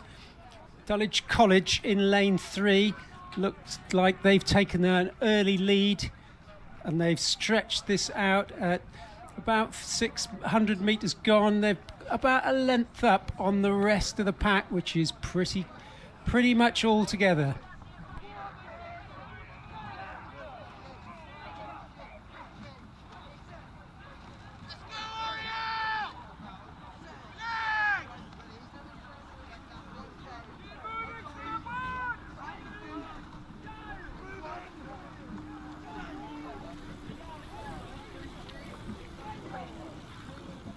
Coming up to 1,000 metres now. Dulwich College continue to stretch out their lead and now have clear water advantage over the rest of the field. Dulwich College through the 1,000 metres at 3:18, 5-second lead over St Edward's School, who are neck and neck with Wallingford A, Clare's Court, Shrewsbury School, and then King's School Worcester in 6th place. But there's only 7 seconds, 8 seconds between all of the crews at 1,000 metres.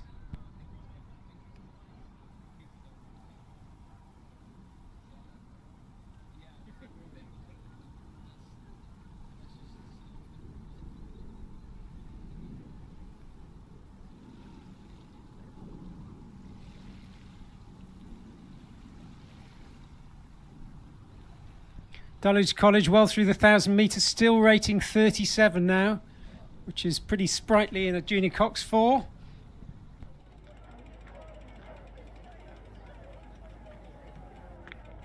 Or grim, according to Sean.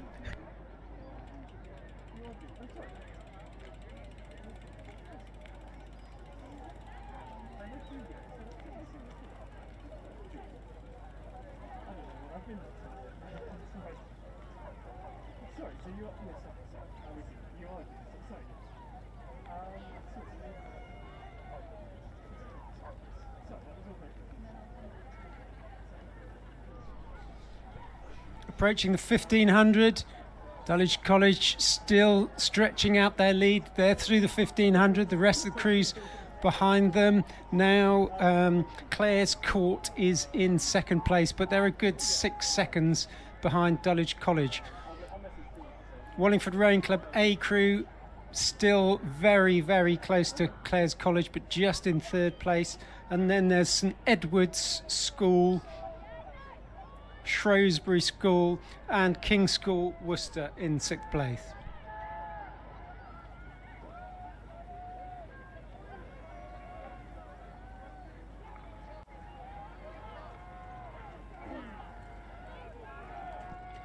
Dulwich College dropped their rating a bit down to 34.5, but still maintain a comfortable lead over the rest of the field. It is neck and neck though between Wallingford, who are in lane 2, and Clare's Court.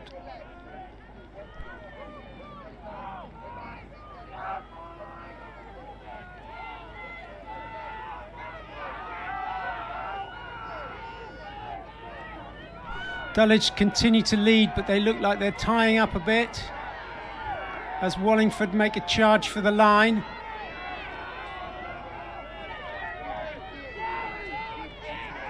And Clare's Court charging after them.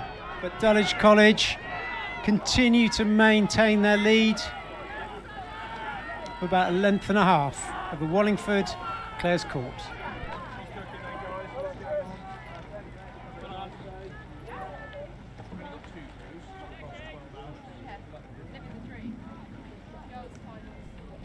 Next race is race 44, the Challenge 8s final, between Marlow in lane 1, London B in lane 2, Leander A lane 3, London A in lane 4, Thames in lane 5 and St Paul's School in lane 6.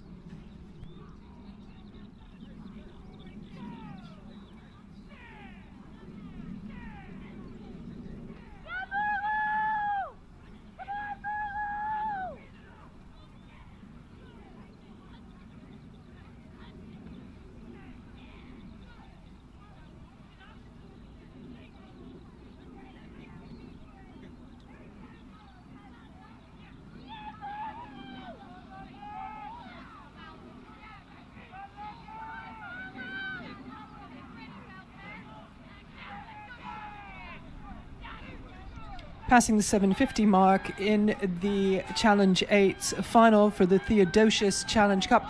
It is currently at the 500 metre mark. It was Leander A over Thames Rowing Club A with 0.6 seconds between them. London Rowing Club B Again, another 0.6 seconds there in third, followed by Marlow, St. Paul's, and London Rowing Club A. Over to you.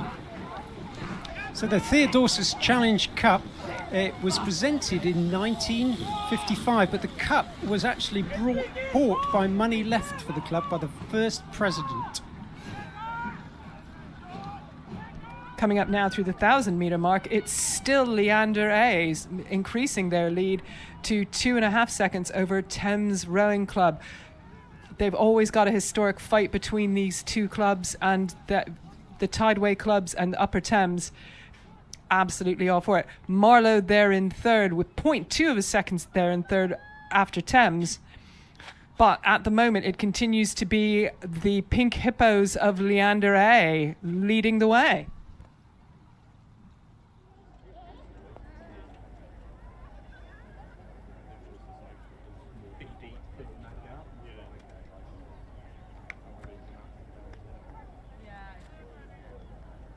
Still looking relatively tight all the way across the board.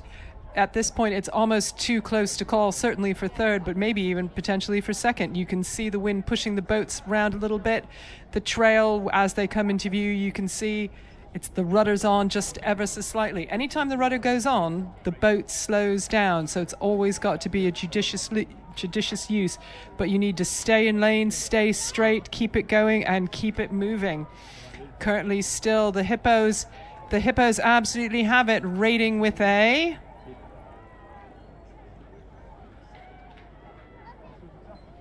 remarkable 39, but they're working hard to stay ahead of this pack, and they're determined to do so.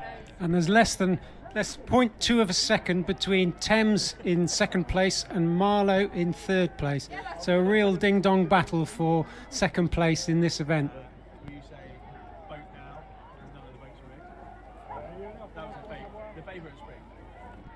But Leander continue to rate 39 and continue to lead this race with about 250 metres to go. They've hit the red buoys, and I cannot tell the difference between who's in second and who's in third here.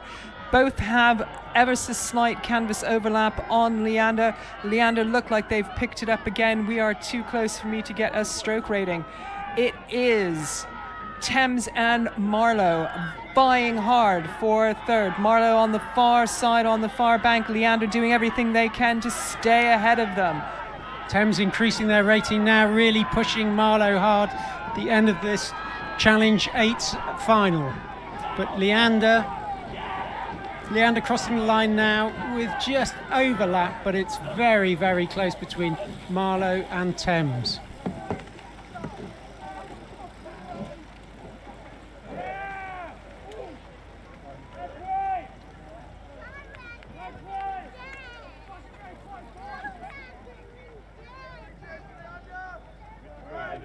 Quite some debate over who came second and third in that event, so we await the judge's decision.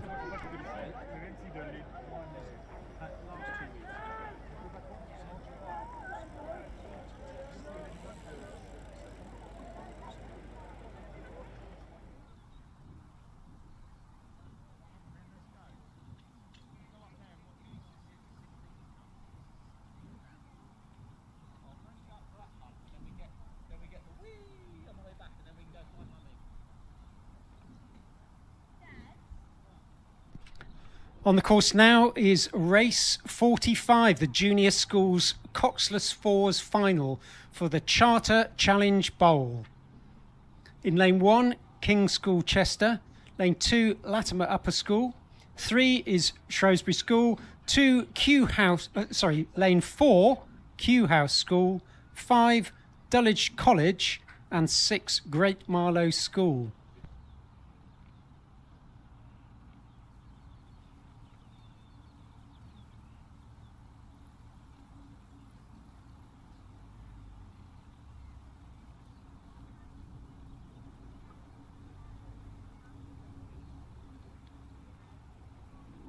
And it's currently Shrewsbury School leading here in the Charter Challenge Bowl. Shrewsbury over Kew House and again over Dulwich. Less than 3.5 seconds separating all the crews. But even with that, Shrewsbury's out in front. It is almost a straight line for the other 5 boats in this event. We do love a good, well-fought final. Have you done with this sort of thing? It's not my business. So just a bit of information about the Charter Challenge Bowl. We think it was purchased for the regatta as part of the 800th year Charter celebrations, which took place in 1955. 1955? That's before even I was born. Crikey. Been rowing for a very long time here. Me too. You can clue me into your moisturising regimen later on, but as we pass, we're past 7:50, we're all through it here, we're waiting on the 1,000-metre results of the time as they go through. It's still Dulwich, it's still Shrewsbury, all these public schools, still Shrewsbury all the way through. Yeah, Shrewsbury now through the 1,000-metre mark with a good 3 lengths clear water over the rest of the field, but it's pretty close between all of the following crews, less than a length between all of them. Latimer Upper currently leading the pack with a good 0.3 of a second over Kew House, and then there comes Dulwich. I've been rooting for them all the way, as you know. Yep, Dulwich College, then King's School Chester, and then Great Marlow School in 6th place.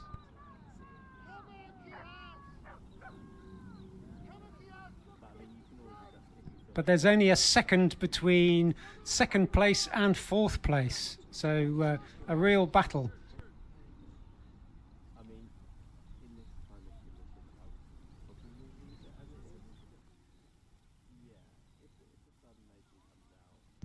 But it's still all about Shrewsbury at this point in time. Shrewsbury started in the lead. Shrewsbury currently continue to lead. Shrewsbury think they're going to lead all the way through. They're confident men. Let's see what happens. Dulwich College had just a bit of a boat stopper at one point, but they've picked it back up again and are driving hard to get back into the following pack. But Shrewsbury School, yes, still very, very comfortable. Now stretching out their lead to probably 5-6 lengths clear water as they just power through the middle part of this race. It's such an advantage here in the third 500 to be able to look back and see your enemies trailing off into the distance, because all you've got to do is stay ahead.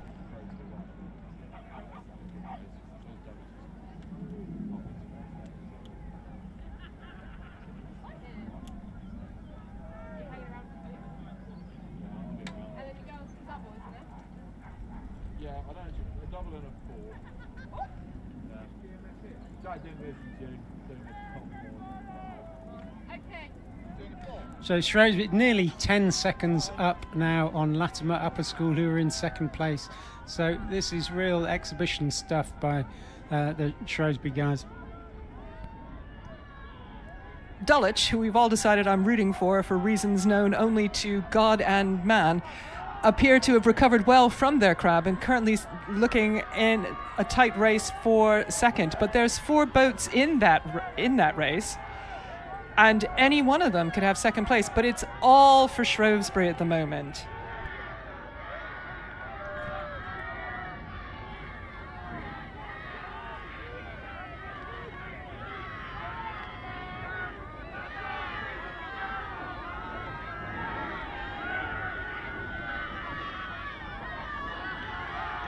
And the Salopians here are just coming right on through. That's the word for a group of Shrewsbury people there. Yeah, I'm getting shocked looks here. The Salopians here, they are in it to win it, and win it they just did. Very close for 2nd here, though. This is a late charge by Great Marlow School over Latimer School in lane 2.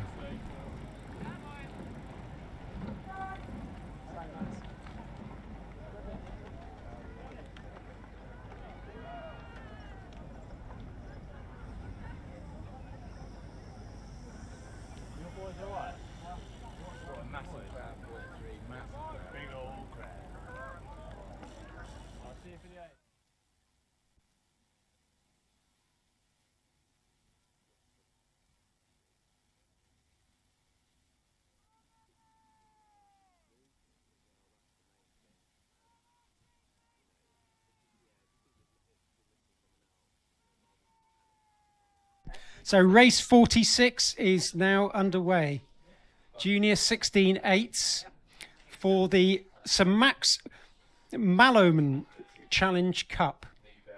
So the crews are already through the first 500 metres, and St Paul's have taken a 2-second lead over Radley, who lead Abingdon School, King's College School, Latimer Upper School, with St Edward's in 6th position.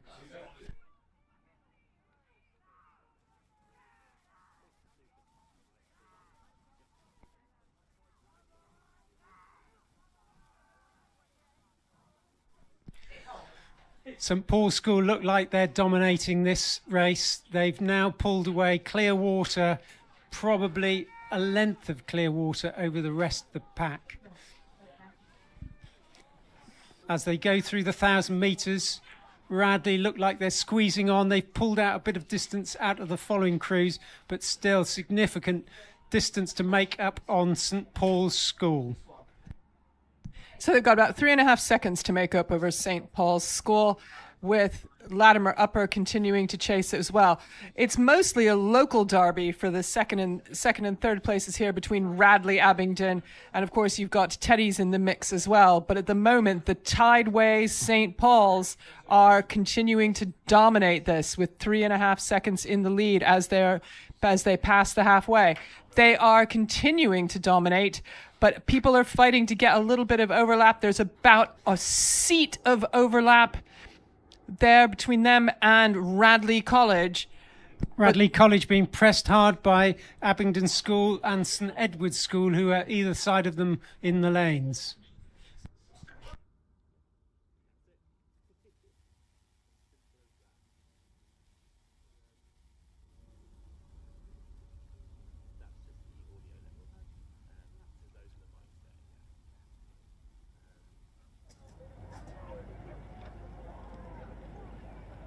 And as the drone comes over yet again, you've got a very light chevron here, but it continues to be St. Paul's. It is all about St. Paul's for the Sir Max Mallowan Challenge Cup for Open Junior 16.8s. Coming through the 1500, St. Paul's turn in a blistering time of 4:27.57. That puts them 5.5 seconds ahead of Radley. Teddy's, however, have moved up from near the end right into a strong third, 3 seconds behind Radley. Abingdon dropped back not even half a second, 0.38 of a second behind Teddy's, St Edward's School. St Edward's School, impressive row there. They were 6th place at 500 metres gone, but have gone to 5th at 1,000 and now in 3rd place with 500 metres to go. Negative splits are always the way to do it, but man, they hurt. My lungs burn just even talking about trying to pull negative splits from 6th to 3rd, but they have done it. They are doing it. Still, at this point, it is all about St. Paul's. St. Paul's continue to maintain an open water lead as we are here in the Red Buoys. I don't think there's any chance of the following crews catching them, but there is a hell of a race for second place in this event. Radley still pushing on hard, but here at Abingdon School, are they coming back? St Edward's, are they fading or are they pushing on?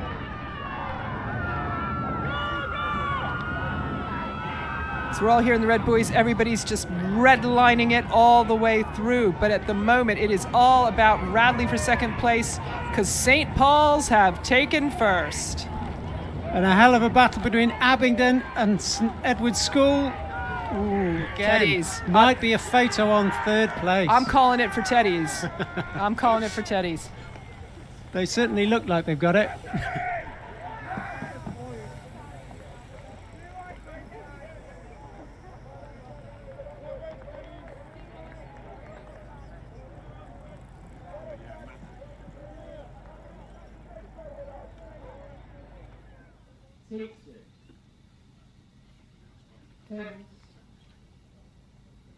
London A, Marlow A,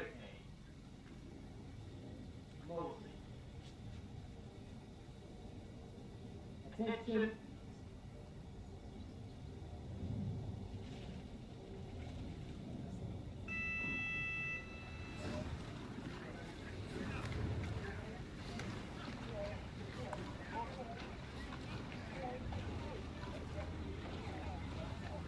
And race 47 is now on the water. On the course, it's the Club Coxed Fours final, the Evening Post Challenge Cup, which surprisingly was donated by the Evening Post.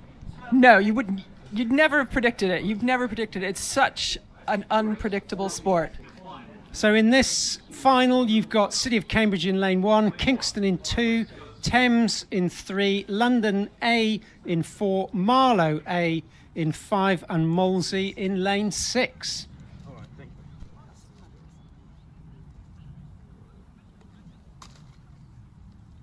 Thank you. See you in a bit. Everybody appears to be off to a clean start for the Club Coxed Fours. These are always quite an unpredictable event because club has such a wide remit. They've been smart enough to give those 4 brains in each boat a coxswain, though, so it should be all right. But you can see the wind gusts coming across the course, and it can push the boats around a little bit. And the boat gets pushed around by the wind, which slows the boat down. You go on the rudder to straighten up the course. That slows the boat down. And of course, you're slowing the boat down at a time when you want to go as fast as possible.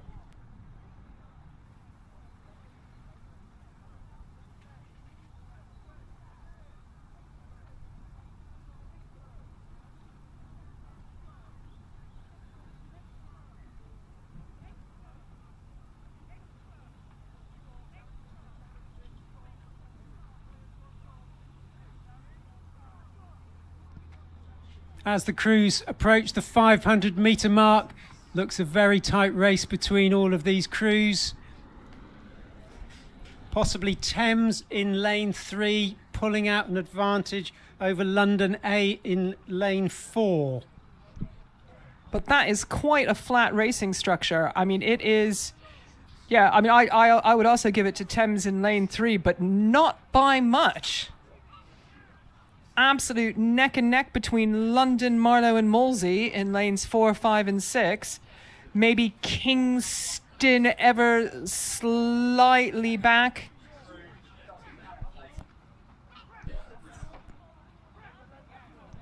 But yes, we've got the official verdict through the 500, and it is London Rowing Club A, followed by Molesey, Marlow, Kingston and City of Cambridge. But I think that's the Thames crew up in front, unless London have changed their colours at last minute. I think Thames have got a length, maybe a length and a half over London.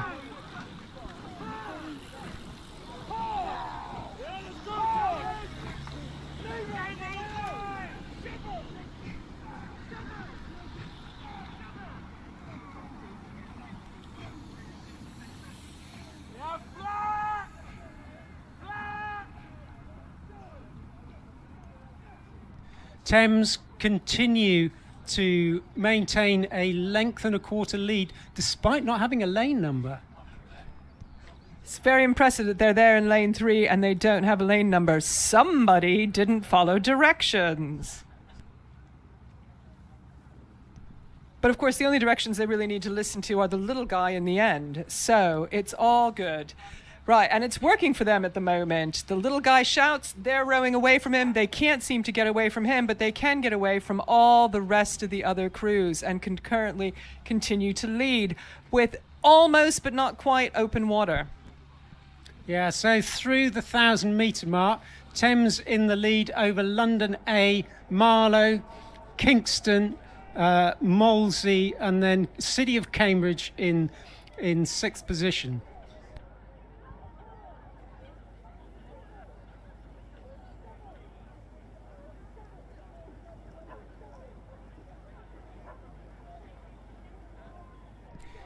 Thames continuing to stretch out their lead over London Rowing Club. And Marlow, I think, are in 3rd position, but is pretty close with them and Kingston over in lane 2. The Phantom boat from Thames does in fact continue to lead, but they've got the overlap there from lane 4 from London. London quite possibly starting to reel them in. What do you think? I think London are making a push back for this with 500 metres to go. Looks like Thames are responding, however.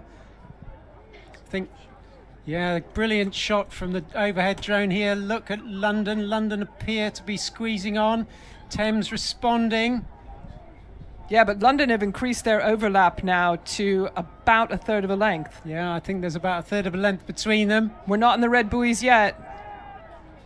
So about 300 metres to go, about 35 strokes to go for these crews. They'll be counting each one out, certainly, and the Thames guys will be, as London close that gap on them. I think Thames were hoping to sneak by with nobody noticing them here when they didn't collect their number, but they're making an absolute spectacle out of themselves here, right there leading in the front. Yeah, there's 20 strokes to go in this race. I think London are really going to struggle to reel them in. Thames, look, they've sat up, squeezing on now. This looks good from Thames. Yeah, they're maintaining their clear water lead.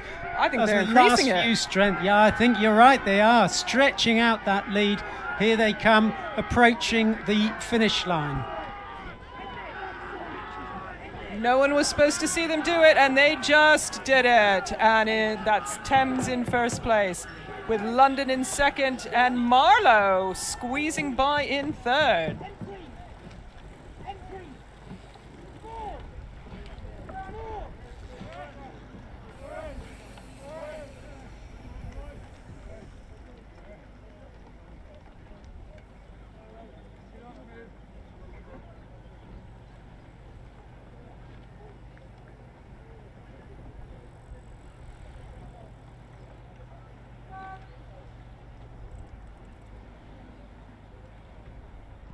Next race up is race 47, the Women's Junior Schools Quadruple Sculls.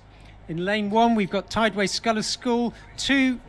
Race 48, I've been corrected. Race 48, Women's Junior Quad Sculls, with Tideway Scullers School in lane 1, William Borlace in 2, Marlow A 3, Marlow B in 4, Shrewsbury School in lane 5, and Westminster in 6.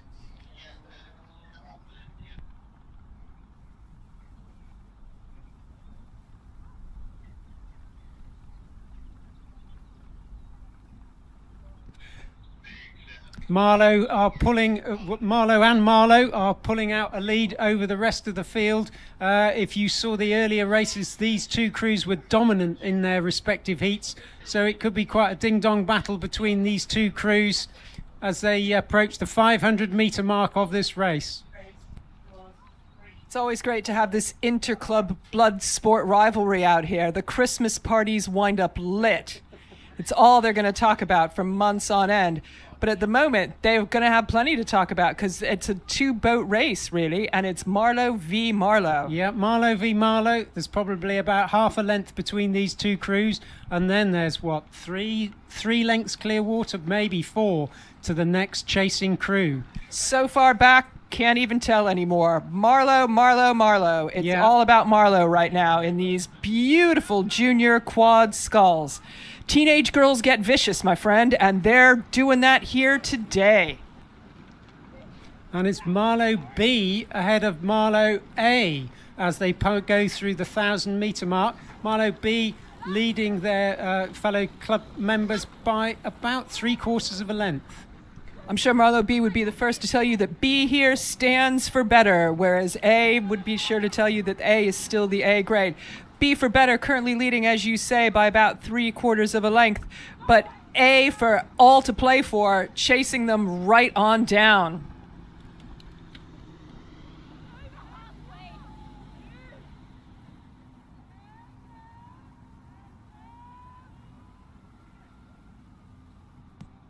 Marlow B continuing to move out, and Marlow A at the moment have maybe a third of a canvas overlap on them. Marlow B just absolutely going all out.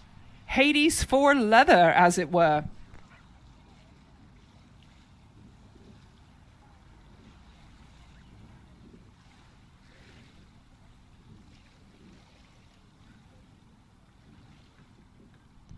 Official times through the 1,000 meter. We have Marlowe B at a 3:21.45. That puts them just under 2 seconds ahead of Marlowe A, with Shrewsbury in third, Tideway Scullers in fourth. Borley's in fifth, and Westminster School in sixth. But it is all about B. Yeah, there's 10 seconds difference between those Marlowe crews and the next crew behind them. Very impressive stuff from whatever Marlowe are doing. Marlowe B just trying to break that line between them and Marlowe A. But there is absolute boat lengths of clear water between Marlowe A and the rest of the pack. Marlowe B are now starting to move away from Marlowe A. They've really squeezed on as they approach the last 500 metres of this race. And they look like they've actually taken a jump up in their stroke rating as well, but it's clean. Yeah, it's still long and clean. It's just faster, more through the water. With both of these Marlowe crews looking very, very impressive over the rest of the field. Marlowe A now look as though maybe they're closing the gap, but Marlowe B are certainly taking it to them.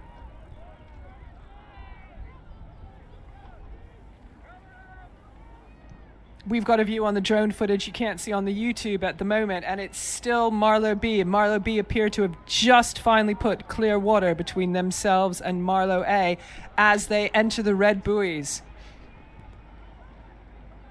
I think they're moving away. I think they're moving away from the Marlowe A crew, looking very, very impressive here.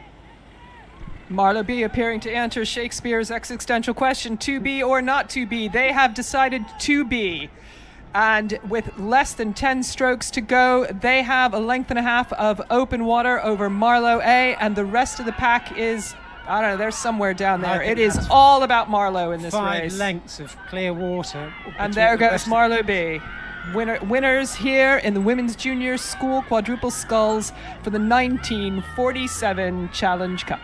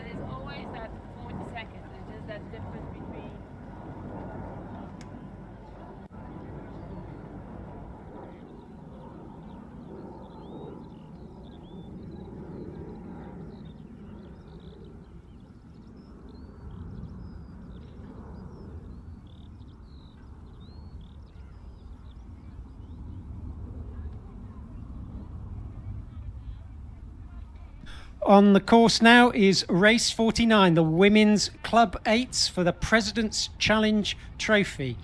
We have London in lane 1, Marlow in lane 2, Molesey in lane 3, City of Cambridge in 4, Derby in 5, and City of Bristol in lane 6.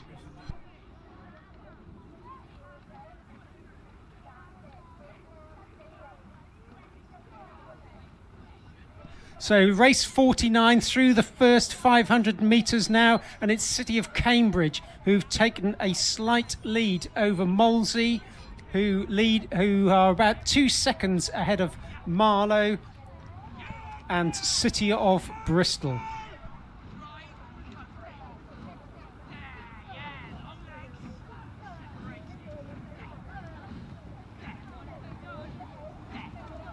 So City of Cambridge A and Marlow continuing to absolutely slug it out here in the Women's Club 8. Yeah, through the 1,000 metres now. Molesey, I think they've got about a canvas, maybe quarter of a length lead.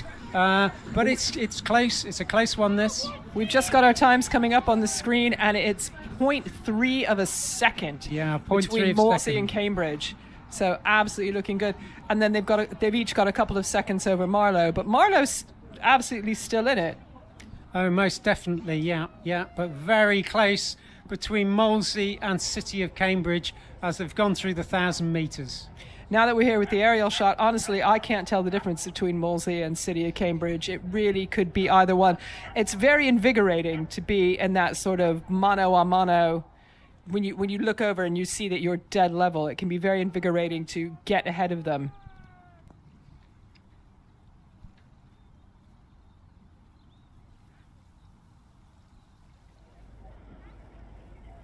Mujer.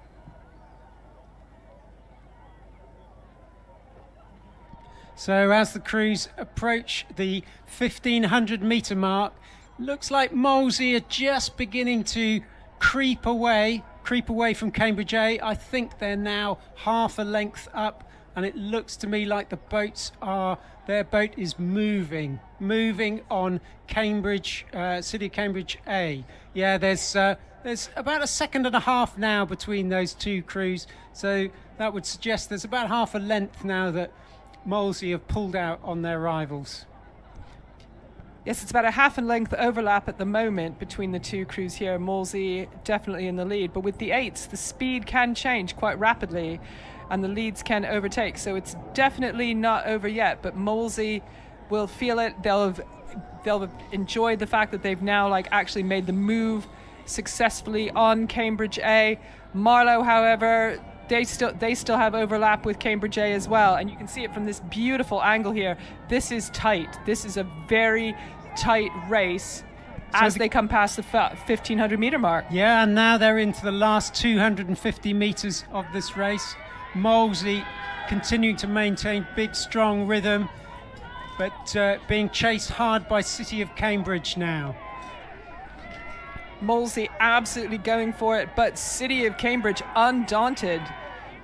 They know they don't have much time. The question is the river going to run out, or are they going to run out first? At the moment, it looks like it's all Molesey. There's about 10 strokes to go. City of Cambridge absolutely going for it here. Absolutely laying it down, chasing them on. I think they're just going to run out of buoys, unfortunately, but what a heck of a fight there in the sprint and the finish. Yeah, it was down to about a third of a length at the end of that race.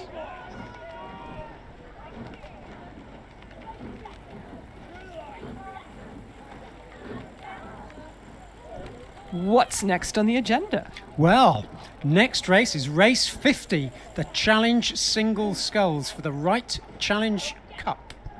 So it's London in lane 1, Bath University in lane 2, Tideway Scullers School in 3, Greenbank Falmouth in 4, Scullers in lane 5, and London A Jackson in lane 6. Well, you can't go wrong in the Wright Challenge Cup here for the Challenge Single Sculls. They are off to a clean start, and at the moment it's only about 10 strokes in and it's quite a level playing field. Who are you betting on in this one? I think a gentleman from Tideway Sculler School, Mr. Wilkinson, looked quite impressive during the heats, but... See, I'm going other Wilkinson. Wilkinson. Let's Greenbank just put it on the Wilkinson. We're going to go Wilkinson on Wilkinson this go round. Tom Wilkinson from Greenbank Falmouth, always a contender. Always.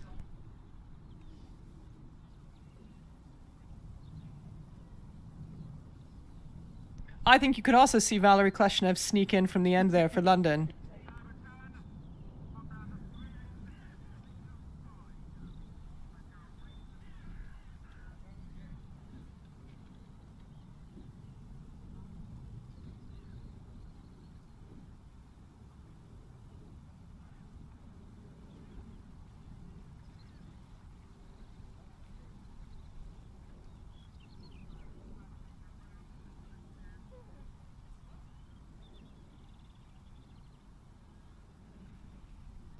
much worse than when I started. Well, it's Tideway Scullers, Wilkinson in lane 3. I think he's got a slight lead over the other Wilkinson.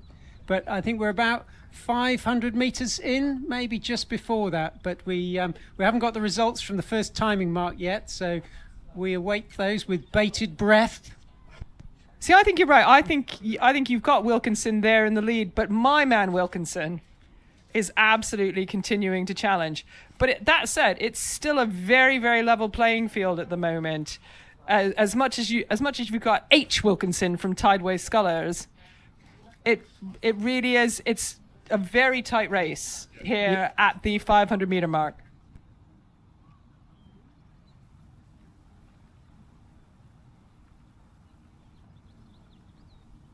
The good thing about single sculls racing is it's all about you. The bad thing about single sculls racing is it's still all about you. There's nothing that beats it, however, than a great day in your single scull. But it's a very close race between all of these crews as they go through the first timing mark at the 500 metre mark. But I think the Tideway Sculler School, Wilkinson, has just got a slight lead over the rest of the pack. I think you're right. I think he does. But, again, anything to play for. The camera angle here, I think, is a little bit deceptive. We're just waiting for those times as they come through the 500 meter mark, and we'll post them when we have them. Yeah, so I think we were looking across the lake just then. So going through the 1,000 metre mark now, I think there's about half a length lead, which is a really tight sculling race, but half a length lead to Wilkinson from Tideway Scullers School in lane 3. See, you say half a length. I've got the times coming up, and I say less than half a second. Let's post these so everyone can see them. There we go. Wow, that is close. My man Tom's he's holding it ever so slightly in reserve. He's not losing contact. 0.4 of a second between those two crews. That's going to hurt as they get towards through the second half of this race. That is really going to get quite painful for all these scullers in the event. The pain is the point. The pain is the point. They're 12:50 down. They're absolutely going for it. We are in the black hole, as I like to call it, of the third 500. Finish too far away. The start's even farther. You are there. It's just got to be gotten through. And I'm telling you, it's still Tom Wilkinson's to play for. Yeah, it looks like a very close race, this. Very good race, this, as they come through the coming up to the 1,500 metre mark is the next timing mark. So look forward to seeing where they are at that point.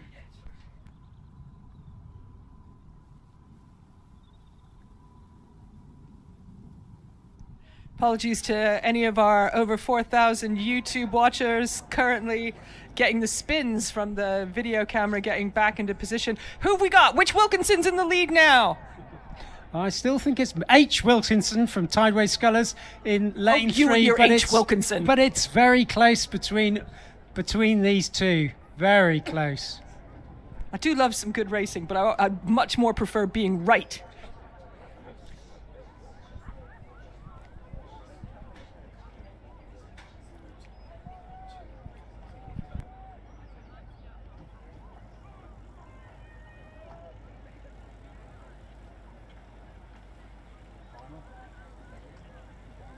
Yeah, so apparently we have over 4,000 people, 4,000 views on YouTube at the last point.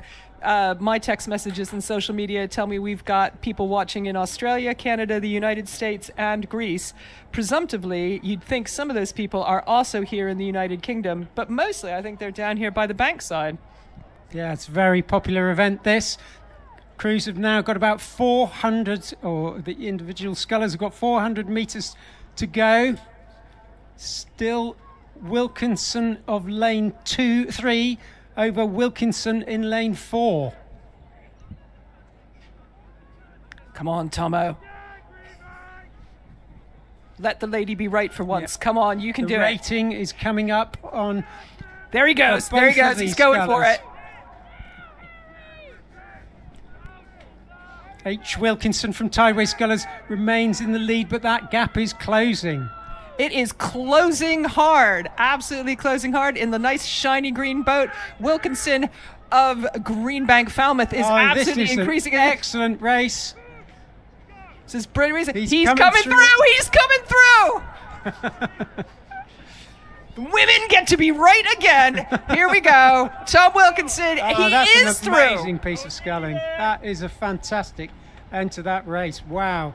That was about 2 lengths quicker over the last few hundred meters. Absolutely. Very impressive sculling there. It was a beautifully timed overhaul. And I'd like to thank Tom personally for letting me be right again about something to do with single sculling.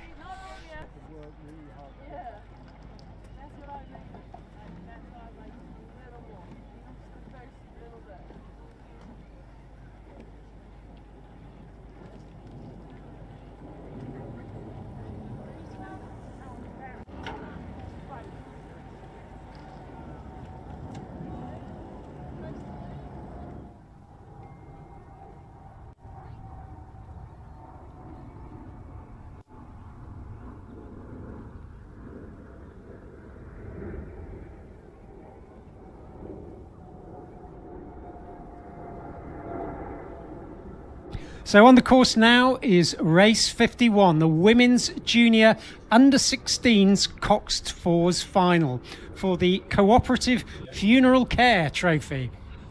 In lane 1 is St George's College. In lane 2 is Kingston Grammar School.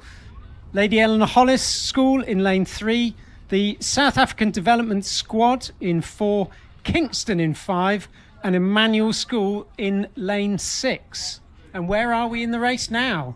So I think we're approaching the 500-meter mark, but at the moment it's South Africa versus Kingston. I'm giving the very slightest of edge to South Africa here. Yeah, I think you're right. I think South Africa have pulled one out the bag in this one and are stretching their lead out as they go through about 750 meters. Now, bear in mind, this is a prestigious team out of South Africa. These are a development crew looking for under-19s in 2 years. So you'd expect them to be well in the thick of the mix. But Kingston apparently did not get that memo, and Kingston are here to take them down. Yeah, there's the result. The times at 500 meters have just come through, and there's just a second between the South Africans and Kingston. And then it's really close, less than a second between the following 2 crews, Lady Eleanor Hollis and Kingston Grammar School, as they went through the 500-metre mark. But they're now at 1,000 metres, and the South Africans appear to be stretching out their lead over Kingston. This is true. They've got about 1.5 seconds now over Kingston. Kingston then, in turn, with another 3.5 seconds over Lady Eleanor Hollis A. The field is getting much more spread out at halfway. Do you think anybody can catch up? Well, I think they've broken that elastic, as they say. It could be now it's between those first 2 crews. If they get out of sight of the following crews, it'll be between those crews battling it out for the winner of this event. But at the moment, it's the South Africans with, I'd say maybe that's down to 2/3 of a length now. So the South Africans just put the rudder on there. They needed to. I don't know if it was a wind gust or a steering, but you can see from the trail they'd had to put the rudder on, and that's where they lost some distance in their lead. And all of a sudden, Kingston smelled blood in the water. Yeah. I think at about 1,000 meters, there's a bit of a crosswind in this, which you need to be aware of your game to avoid trying to oversteer as that wind catches you. Beautiful aerial shots here of absolutely nothing happening at the moment. I'm going to hazard a guess that it's still going to be Kingston versus the South Africans. And here they come into view. As they come into view, yes, South Africa there have, they haven't got clear water yet on Kingston. Kingston are really taking it up to them. But maybe the South Africans are beginning to sneak away. The South Africans are beginning to sneak away, and apparently disculpe to todos los hermanos en España who have felt the need to complain into here that they weren't mentioned in our international lineup of YouTube subscribers. Viva España. Muchas gracias. Yeah, sí, And that's all lo siento. Lo siento. Right. What do we know for? Can we pick a particular South African language to describe their lead I'm here? now going to hand over to my colleagues who can speak Afrikaans. Ik spreek geen Afrikaans, ik spreek Nederlands. Het niet hetzelfde. But they've got approximately a length of water. They've got about a length lead over Kingston. They've absolutely made the move. Oh, they're here. stretching it out now, the South Africans. Yeah. They've gone. They're going out of sight now of Kingston. All Kingston will be able to see is that trail of puddles that they're chasing. I think Kingston at the moment are more concerned of handing off the challenge from there in lane 3 from Lady Eleanor Hollis A. Yeah, Lady Eleanor Hollis, they're not going away. If in fact, if anything, they're coming back at them. So it's making the race for second place get very exciting now. The race for second may be kind of solid as they come here into the buoys, but the race for third between lanes 1, 2, and 3, St. George's, Kingston Grammar, and LEH is pretty tight. But it still continues to be all about the South Africans. Yeah, the South Africans are stretching it out even further. I think they've got probably 2 lengths now, clear water, as they just power through to the finish of this race. Very impressive rowing now, but bit of a blanket finish between the next 4 crews. Kingston Grammar over there in lane 2 moving out, but it's Kingston in second. The South Africans in first, Kingston in second. Third looks like Kingston Grammar.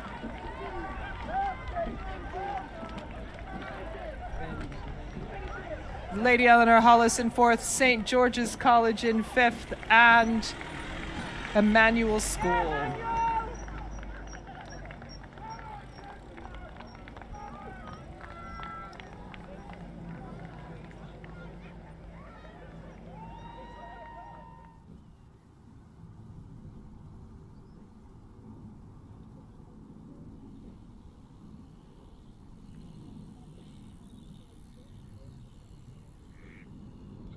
So next race up is race 52, the women's junior under 15 eights for the Chris Bomford Challenge Cup.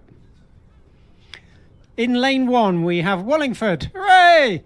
Latimer Upper, oh sorry, there's no bias here. Latimer Upper School, Surbiton High School in lane 3, Henley in lane 4, Lady Eleanor Hollis in lane 5, and St Paul's Girls' School in lane 6. Since we're apparently going to wear our biases out here on our Wallingford coloured sleeves, I'm here to say hooray for Henley. And let's keep it going. Henley out there in lane 4, currently in a solid second or third. Where's Wallingford? It's all very close to call, but I think leading the event is Lady Eleanor Hollis in lane 5. Bit tricky to tell at this distance, but I think they're through the first 250 metres now, and Lady Eleanor Hollis are beginning to stretch out a lead over the rest of the field.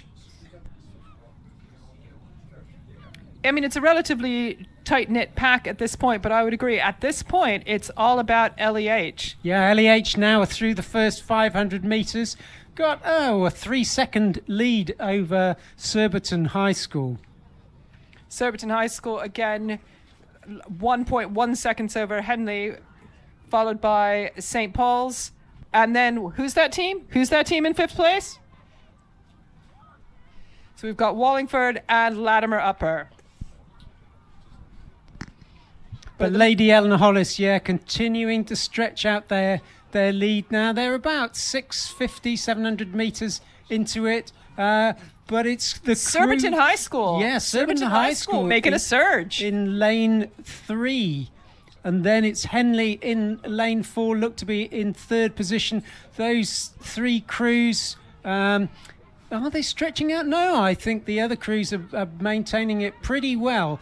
Wallingford look like they've put a bit of a spurt on and have overtaken Latimer Upper School, but it's still with Lady Eleanor Hollis in lane 5. LEH at the moment still in the lead, but from their last aerial shot, it looked like they were getting reeled in ever so slightly.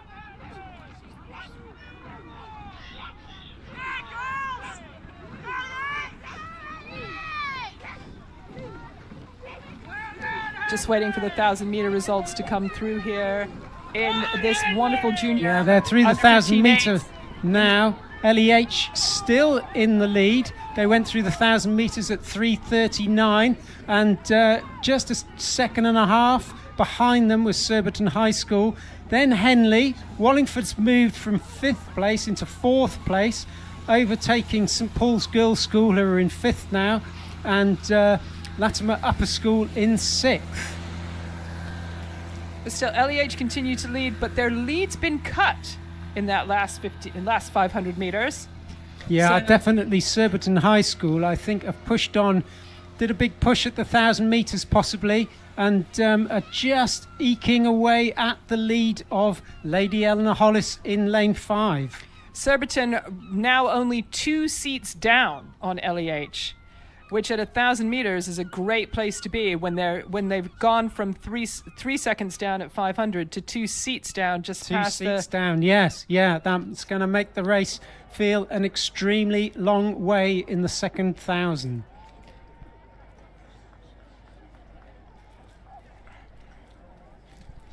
Continuing to come through here in the Chris Bomford Challenge Cup. This is their final.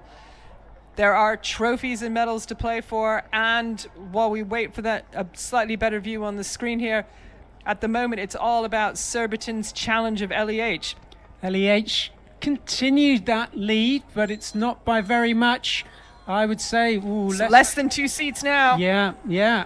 But if they got their nose in front still, it's going to be very tight for I the think last they do. 750 I meters. think they've got it. I think Surbiton High School is now, in fact, leading Lady Eleanor Hollis. I think you could be right, but it's so close. It's a very difficult very call close. here. Psychologically, though, it's an absolutely huge move when you're able to just get that, when you see out of your peripheral vision that there's just, you're level there. They are ahead, absolutely. They have stuck their nose out in front, at least Yeah, as I far think as the they've view had is a here. big push through the 1,500 metres. Lady Eleanor Hollis was still ahead, but it was less than half a second. But yes, And Surbiton are moving. They really are moving on now. But Lady Eleanor Hollis are not letting them have it all their own way. Lady Eleanor Hollis now have pushed on. Are you sure about that? Because Lady Eleanor Hollis are in fact pushing, but Surbiton continue to gain their lead. Surbiton now leading by half a length over Lady Eleanor Hollis, and the red buoys well in sight. It's a couple more strokes to go. To the last 250 metres of this race, but the competition between these two, Lady Eleanor Hollis, I think they cashed in quite a few chips as they post the 250 metre mark. Surbiton High School really red buoys pulling. mean red lines, and here we go. This is all to play for, and it's Surbiton High School's game. They are absolutely in control of this at the moment. They are out to almost an entire full-length lead. They are looking to break the cord in the last 100 meters here. Yeah, they're looking really impressive now, taking a length out of Lady Eleanor Hollis over the last few hundred meters. Hollis led for the first 1,000, but it doesn't matter who leads at 1,000. It matters who leads at 2. And right now, that is all about Surbiton High School. And the race for third place in this is looking quite exciting. Wallingford pushing on. Are they going to overtake Henley? No, I don't think they are. Henley really pushing on here. Henley in a lovely third place. Yeah, girls?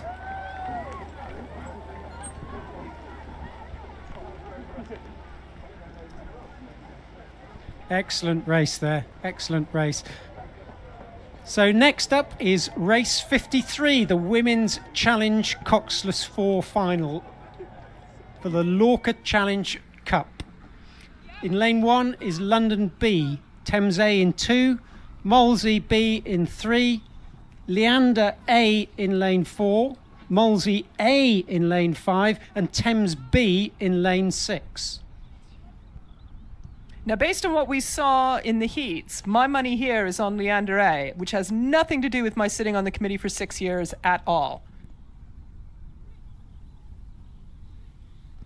Yeah, and I think the footage is beginning to bear out that bias as Leander A move to the front of the pack of this very exciting women's Coxless Fours event. So due to the inaugural Challenge Coxless Fours, because of course this year they've divided between the Challenge crews, who are the ones aiming for Henley or higher or similar, and the club fours, this is going to be some very predictive racing for the rest of the season. Yeah, it's very important for these crews to put down their marker as early as they can in the season. And in this race at 1,000 metres, Leander have got 3-4 seconds ahead of Thames B, and then Molesey A, Thames A, and London B. Thames not letting it go though. Thames absolutely continuing to press. Interesting, Thames have the bucket rig going on there, but you can also see a little bit of a wiggle in. You can see a little wiggle in the Thames crew. You can see a slighter wiggle, but further back in the Leander crew. Leander continuing to dominate, however. Yeah, Leander are through the 1,500 metre mark now and have extended their lead out to about 6 seconds over the following Thames crew. But those two crews are beginning to walk away from the rest of the field. There's a gap opening up between them, but I think there's a gap opening up between Leander and Thames now, as Leander are pushing on. Close to the boys though, so Leander need to be a bit careful, but they've steered out now, but that's not good in terms of boat speed. But Leander doesn't seem to make a difference to them. They are moving through now. Well, Thames has had a little bit of a wiggle in its stern trail there as well. I think the wind might be gusting ever so slightly out there and forcing the crews to correct. Of course, these crews do not have a coxswain. It's all tow steered and pressure steered. From this angle, it looks even tighter than it is, but at the moment, the cameras are continuing to show Leander with about a 3/4 length lead over Thames. But Thames are charging towards this finish here, but they've left themselves a lot to do in the last 200 metres as they come up to the finish. The last 20 strokes, they're really pushing on now, closing that gap with Leander, but Leander are not going to let them take it from them. The hippos are harder and fight more on the water than off, and here they go again. They're not letting it go and continuing to take no prisoners, and they are through. It is Leander over Thames by approximately half a length. Yeah, half a length there. Good close racing.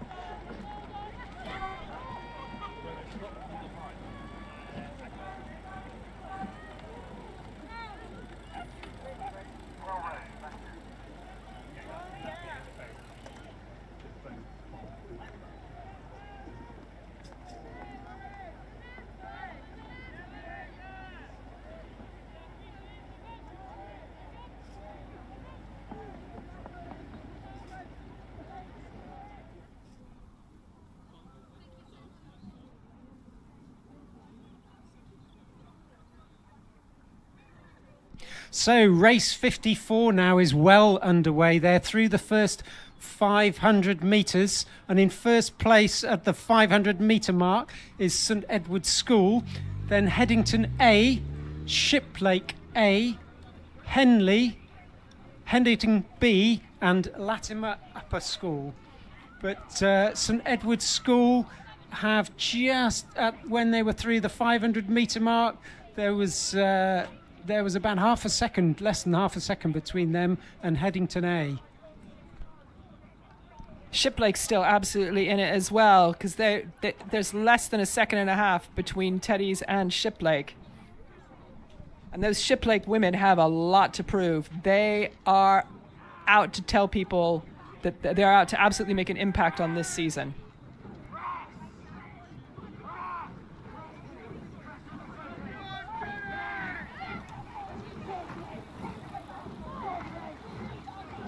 So the crews are now through, or at least the first crews are through the 1,000 metre mark. Headington A have taken the lead. They now lead St Edward's School by about a second and a half. That's about half a length. And then in third position is Shiplake A, who are half a second behind St Edward's School. So pretty close between these three crews at the front of this race. So again, this is they're making the switch now to sprint racing as opposed to the head racing for the season. Shiplake, of course, won the school's head just last March, but at the moment are currently trailing Headington and Teddy's. That said, it's still only 1,000 meters, and we've seen some come from behind even just in the last few races. In the last race, we saw a crew overhauled by a length, so you certainly can't relax and rest on your laurels at 1,000 meters gone. It's going to be raced all out this race, so exciting stuff to come. Moving quickly, given that they're eights, of course, rapidly approaching the 1250. They're well through the 1,000. And at present, it's currently Headington School continuing to maintain their lead with about a 3/4 of a length. They've got a 34.5 striking rate and absolutely just moving on. It looks like they've put in a massive push there and are really beginning to stretch out the lead. They haven't broken the elastic yet. There's still overlap between the crews, but a big push there. Yeah, but I think the other crews are also responding to that push, is the good news and the bad news. Teddy's absolutely there, keeping up with them. Teddy's also, though, fending off on the other side, Shiplake College. Yeah, Shiplake College now. I think Shiplake College may have moved on Teddy's in those last 100 metres or so. I think Shiplake are continuing to press Teddy's, but Teddy's in turn are, of course, continuing to press Headington. They're through the 1,500 metre mark now. All of these very prestigious programs. Headington have an excellent reputation, as of course does Teddy's, and Headington are, arch rivals, given that they're both there in the Oxford schools. But Headington are determined to go home with the bragging rights. For the moment, they look like they've got it. They've moved out from about a half a length, 3/4 of a length lead. They've just about got open water. Yeah, I think there's open water now as they come through the 250 metre mark, and it doesn't look as though they're going to give anything up as they continue to press on through the last 250 metres of this race. St Edward's steering quite hard, must have been caught by a bit of a gust perhaps, as they get chased by Shiplake into the last few hundred metres of this race. Headington missed the gust. Headington is just straight on, absolute ramming speed as they come into the last 5 strokes of this whole race. Yeah, they've opened up another half a length over their rivals. Shiplake challenging for second, but they may have run out of room. Yeah, Shiplake have run out of lake, but there's only half a length between them and St Edward's. So excellent race again in this Women's Junior Schools 8s for the John Wilder Challenge Cup.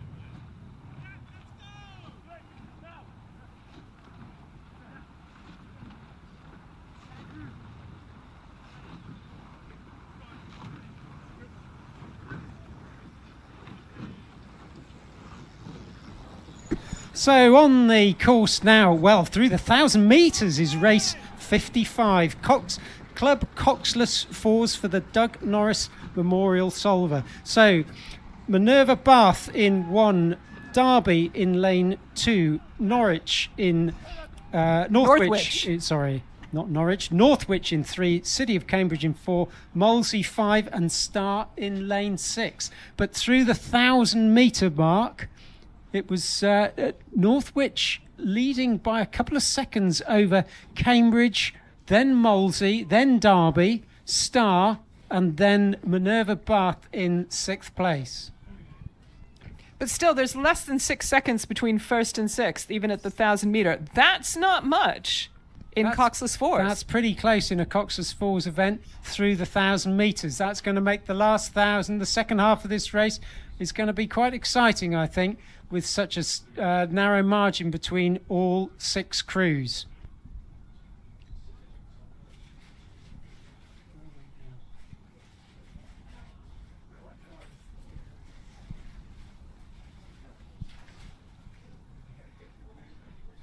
Oh, there we go. So beautiful aerial shot here. Northwich continuing to lead, but overlapped very much by City of Cambridge. So again, it's going to come down to some final sprints here in the last 500, I think. Yeah, Northwich are looking pretty good, but Blades overlapping the boys, which is a bit of a dangerous situation to be in. But they've got probably a length over City of Cambridge. City of Cambridge, I think, have caught up to them a little bit in the last 200 or 300 meters. They're taking advantage of some steering going on by Northwich. Yeah, you can see the trails from this overhead shot we've got. You can see the trails in the water, and Northwich a bit more of a wiggly course here, but they've straightened up now, looking to be going straight and looking to be powering on. So shows the difference the rudder makes in rowing. Yes, but also I think they've upped their rate of striking and are looking to make a move away from City of Cambridge. Yeah, and they've got about 300 metres to go, so 50 metres before the red boys, and they're looking quite confident. What do you think? I think they may. I think they've got it if they want it. The question is how much. At this stage, do you want it? Yeah, City of Cambridge. City of Cambridge is getting chased by the crews behind them. They're going to have to keep their wits about them if they're going to come second in this event. I think they can do it. We're here in the red buoys. It's all about Northwich at the moment. And that's not a phrase you say often in this sport, but it absolutely is the case here right now. It's all about Northwich. City of Cambridge moving on a little bit. It's from the side view here, it's better than the aerial view. Indeed. Northwich, they've got clear water in this. They've really taken it out in this race. It's really impressive stuff from them. Well done to them. Well done, Northwich. And then it is City of Cambridge. Yeah. Ooh, very tight for third. Who have we got for third? So I'm going with Molesey. Just over Minerva Bath, I think, but very close. Star seemed to have stopped maybe a stroke before the finish, and then Derby just coming over the line. Very excellent race. That's the last final here of the morning. We're going back to the heats in the junior schools events.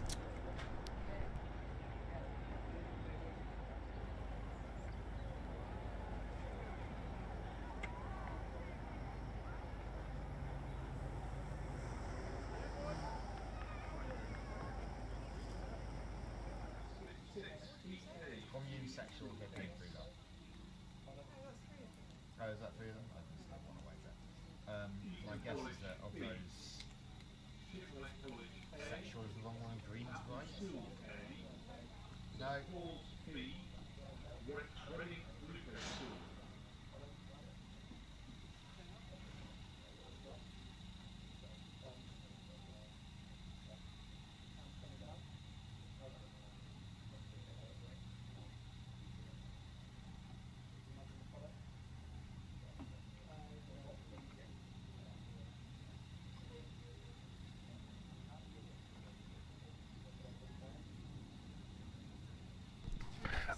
So thanks to Anne and Steve for talking us through so excitedly those finals towards the end there. As Anne just said, that was the last final of the morning half of the regatta. So just have a very small break here, just looking down the course. We're a minute or two away, perhaps less than that. No, I say it and the umpire at the start says go, and away we go. So we are into the afternoon half of the regatta, as I say.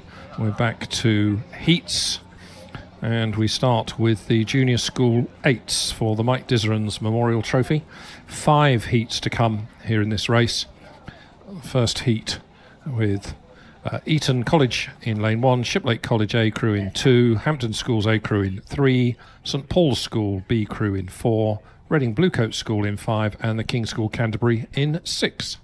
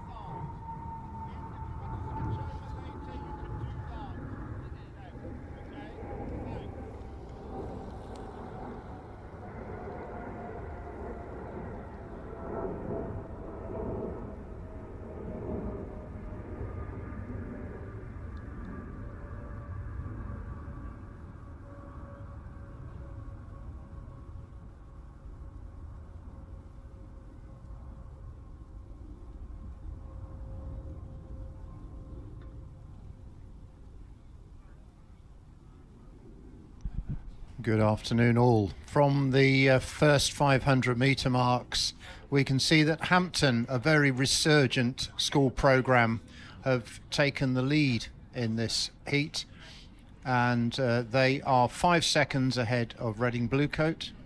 Shiplake A in third place, although I suspect not their first 8. St Paul's again, this is St Paul's B, almost neck and neck with Shiplake, and Eton B a couple of seconds behind them.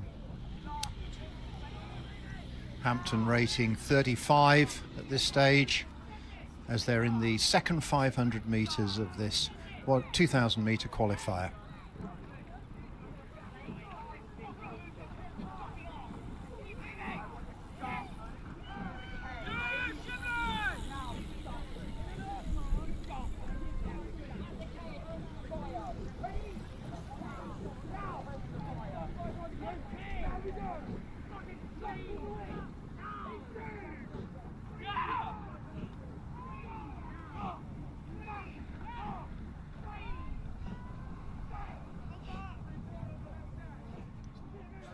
Through the 1,000 metre, Hampton holding on to that lead, if not extending it over Shiplake, who have overtaken Reading Bluecoat. And in fourth place we have St Paul's. Eton coming in fifth. King's School, Canterbury not making it to the start.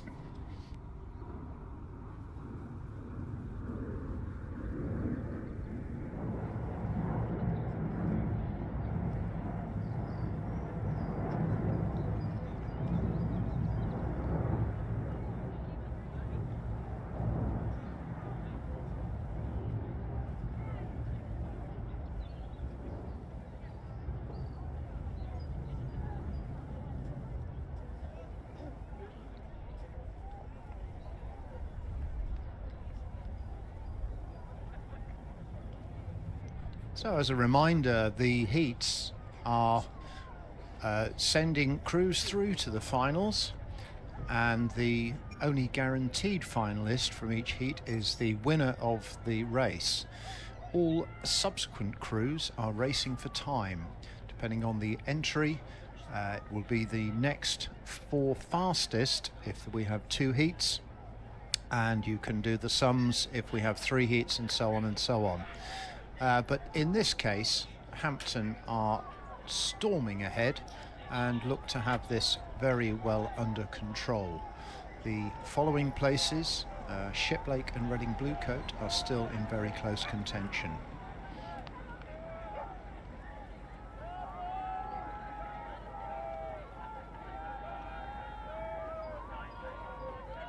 Hampton School rating 36. They're not taking any chances on their qualification for the final. They are still pressing on very hard as they come into the last 250 metres.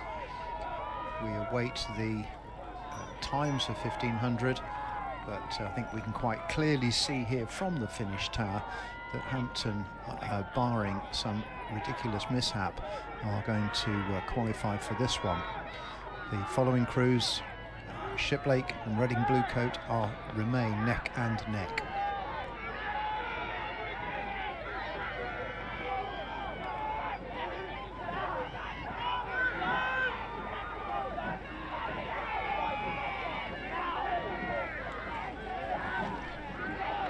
And crossing the line now is Hampton,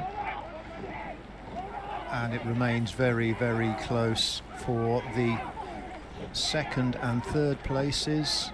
My view is Reading Bluecoat, but that's not down to me. We have people with cameras and stopwatches who will confirm the outcome there. But in that case, it is really down to time and the subsequent heats to see who is going to get back on the water for their final.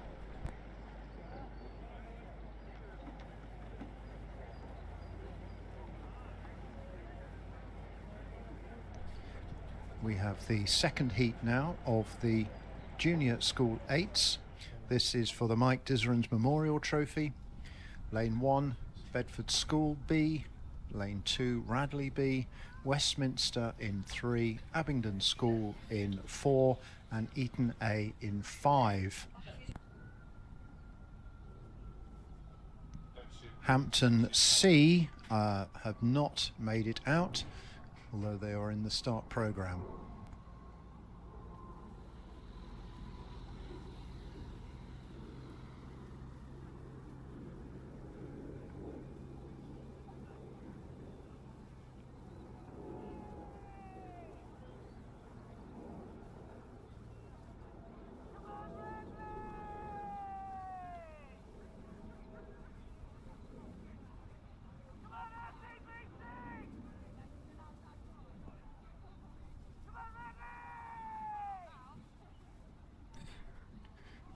Through the first 500 metres, and we have our first marker times. Westminster have taken a lead of just over 3 seconds from Abingdon School. Radley B half a second behind them, and those three crews seem to have taken a bit of a lead over the remaining competitors in this race.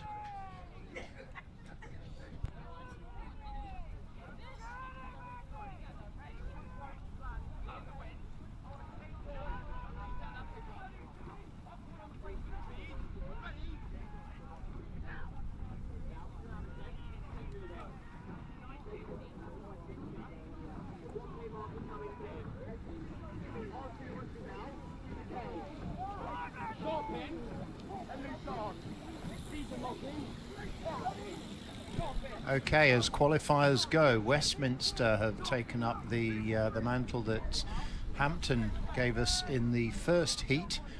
They have a lead still of just over 3 seconds. Eton A have moved up substantially to take second place ahead of Radley B. Abingdon School have slipped back to fourth, and Bedford School are in fifth, a little way off the pace.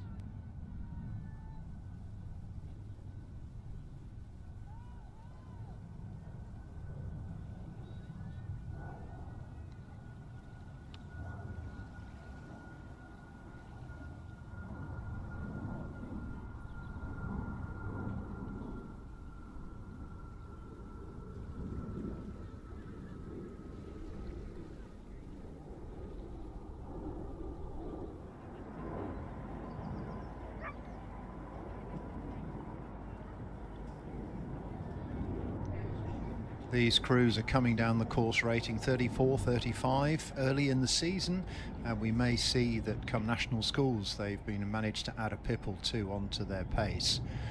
But as we, I think, have come through 1500 metres, or just about, we're looking at Westminster, who have a lead.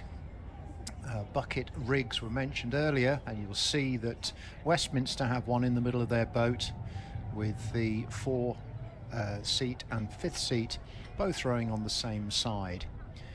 The sadness is for the stroke man is that he has to row in Bow's puddle, which if you're watching the drone footage you can just about make out. The second place remains Eton, with 3rd and 4th being very closely contested between Radley and Abingdon. A little bit more local rivalry.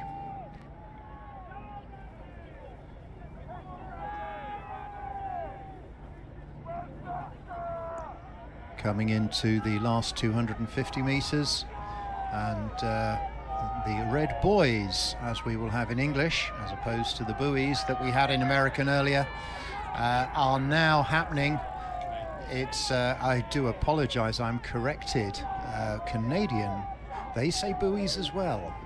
But Westminster have a strong lead here and should carry this through in the last 10 strokes ahead of Eton.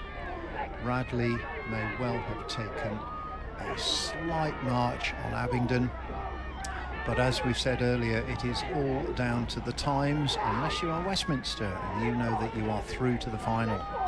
And they cross the line. Now, Eton now a length behind, and Radley just have half a canvas over Abingdon.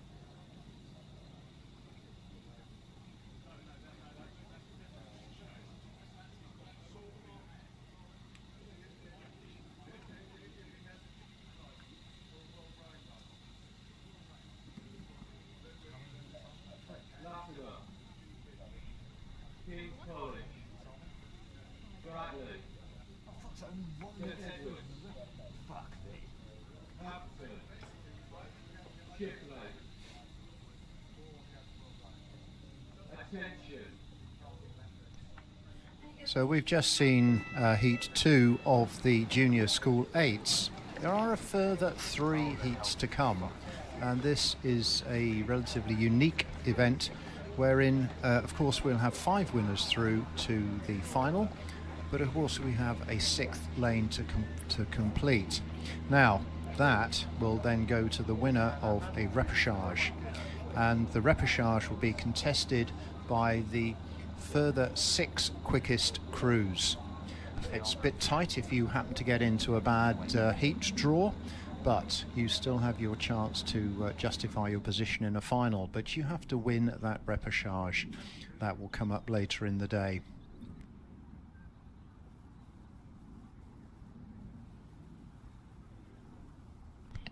And just to flesh that out, John, at the moment, having seen 2 heats, we know that Westminster School and Hampton School have both progressed straight to final.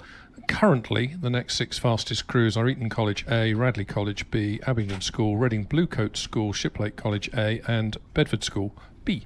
But that, of course, can all change around with results of these 3rd, 4th and 5th heats to come.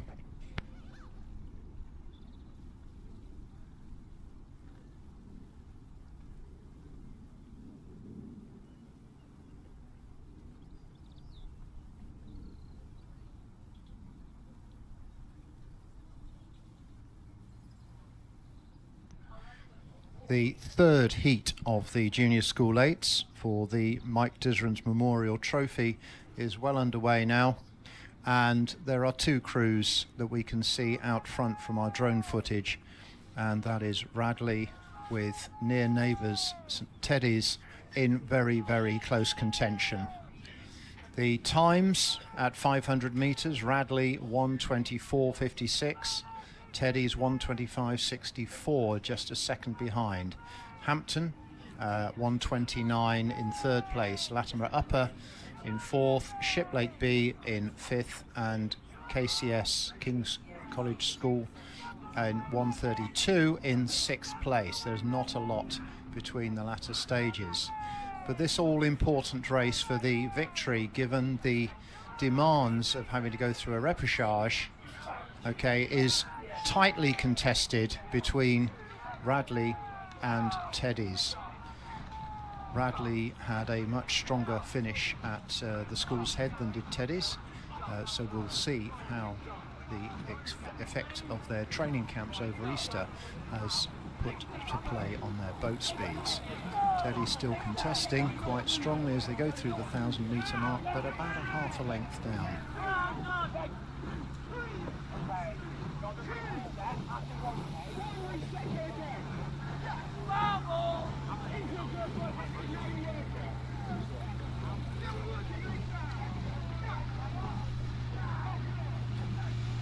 So we have confirmation here, the 1,000-metre mark. Radley have a second and a bit over Teddy's, with Hampton in 3rd place.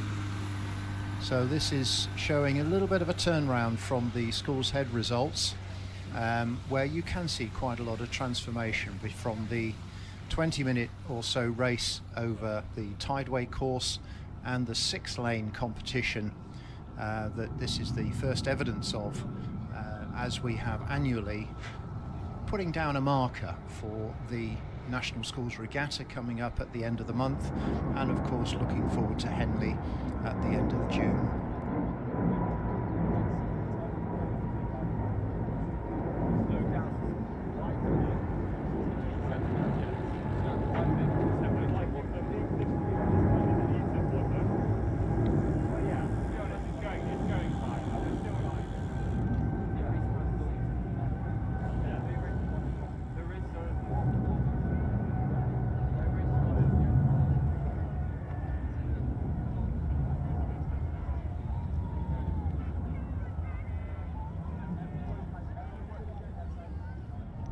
So as we saw on the previous race, the Radley crew again have this bucket rig in the middle.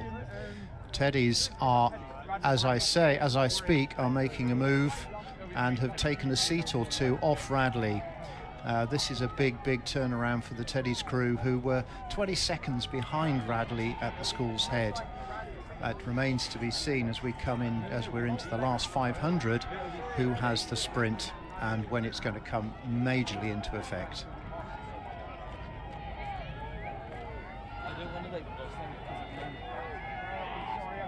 Teddy's pushed early at the 1500 metre mark, and Radley have responded and seem to have gained back the couple of seats that Teddy's had stolen from them.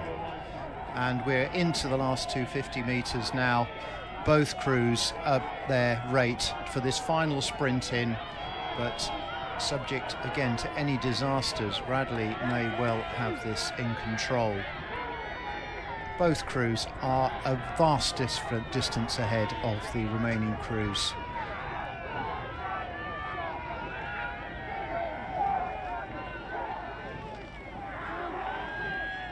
And coming to the line now, Radley can just about boast a half a length victory over Teddy's.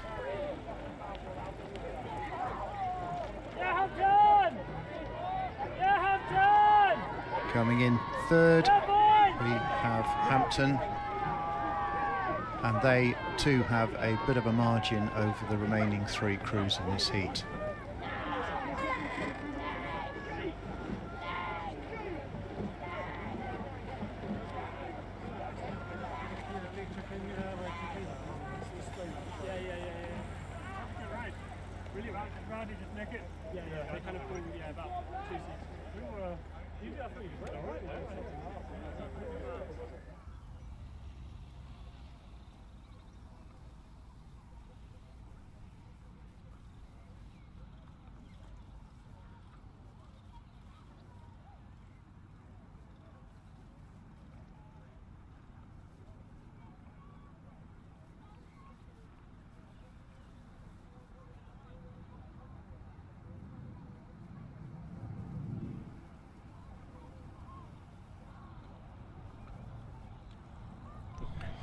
The fourth heat, Heat D of the Junior School 8s, is now underway.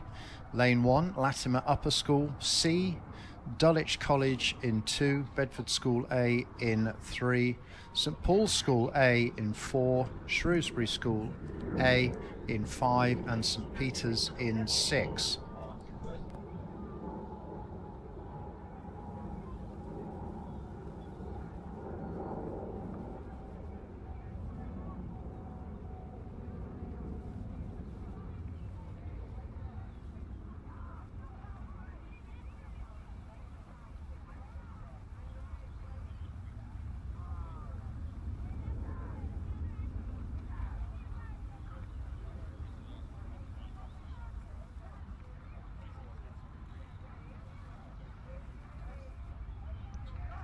That race has already reached the 500 metre mark, and we can see that Bedford School, another placer or strong position at the school's head, have taken a lead of a second and a half over St Paul's.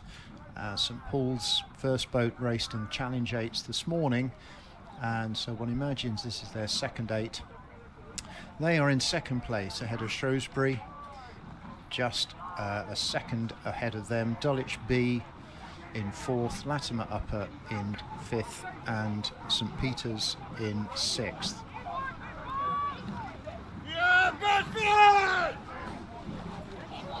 Just a quick update with the next 6 fastest crews from that last heat. St Edward's School now sit in the fastest slot of the next 6 quickest crews, and that means that Bedford School B, who were 6th of the 6, just get displaced out of that.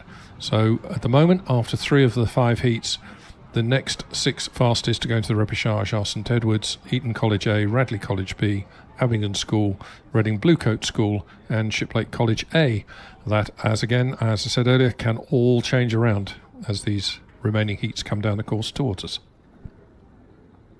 We're through 1,000 metres, and Bedford School have really built up a dominant lead over Shrewsbury and St Paul's A boat, as listed in this start order. Dulwich and St Peter's. St Peter's have overtaken Latimer Upper. They've gained 2 seconds over that second 500 and moved themselves up the ranking. They've got quite a challenge on to get into that top 6 non-winners for the repêchage, but each of them will be giving their very, very best out there.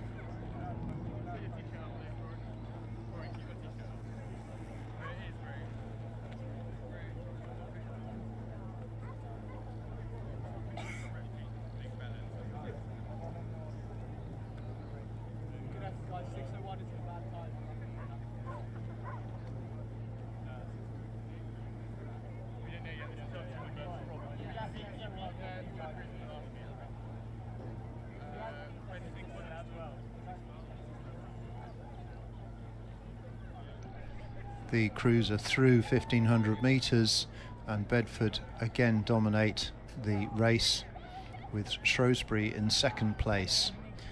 We await the times for the margins, but Bedford I think are looking quite solid here as they look to qualify directly for the final. They have a bucket rig, interestingly, with the 6 and 7 seats. All sorts of motivations for putting these bucket rigs in. Often it's the vagaries of the crew members that enforce such different orientations. But this one seems to be working for Bedford, and they are clear by a good half a length of clear water over Shrewsbury. Rating 39, so they're taking nothing for granted. Everybody's in the last 250 metres now, and Bedford have a few strokes to go. They're taking no chances and pushing on right to the line. Shrewsbury, of course, have to get that time under their belt to qualify, and they're through now. St Paul's next, and then Dulwich B after that. All crews having given their all to get that time as low as possible. St Peter's have won their battle over Latimer Upper, who are coming up in lane 1 to complete the race.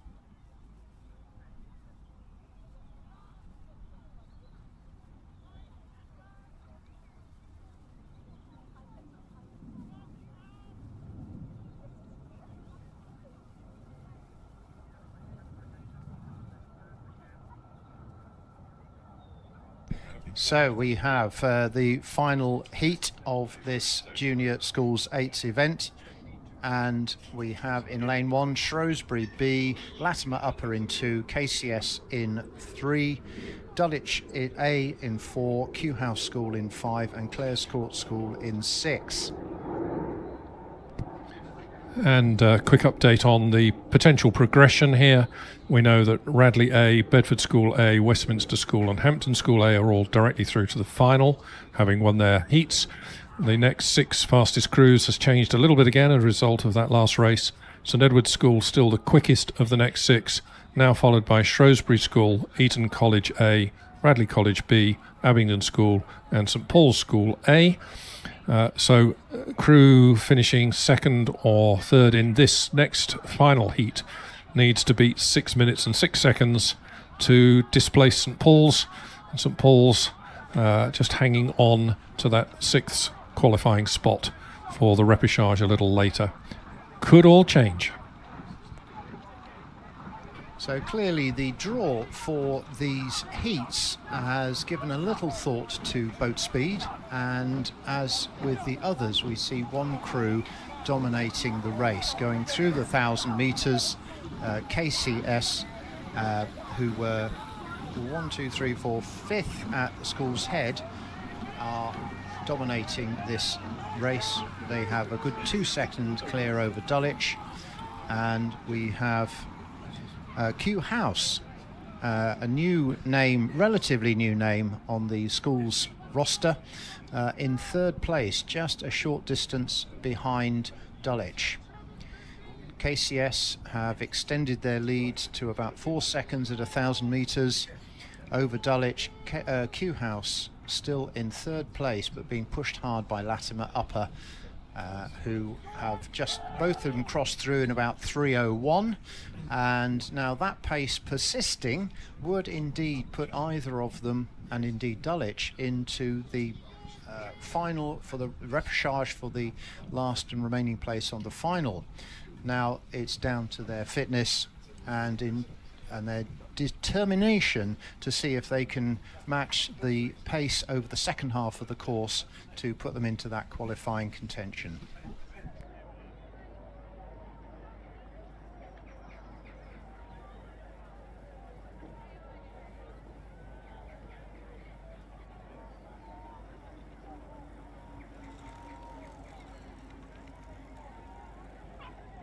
As we've seen in some of the earlier heats, the school crews coming through in the mid-30s with their ratings, and the 35 and 36 are the respective rates for KCS and Dulwich.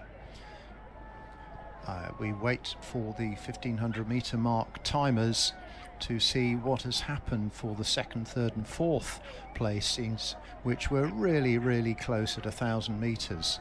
But there's no doubting that KCS have control of this race, and it's down to them to make sure they see it through.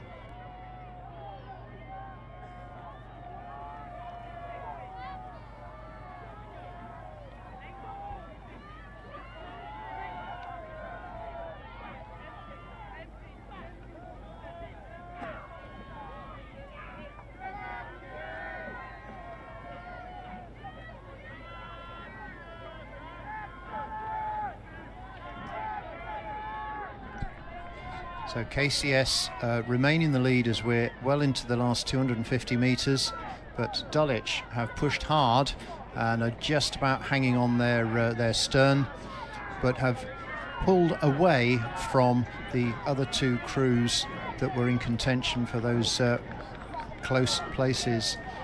And the question is, have Dulwich done enough to get into that top 6? Well done to KCS, who finished with a little overlap over Dulwich, and Q House and Latimer Upper were about a couple of feet apart in 3rd and 4th place.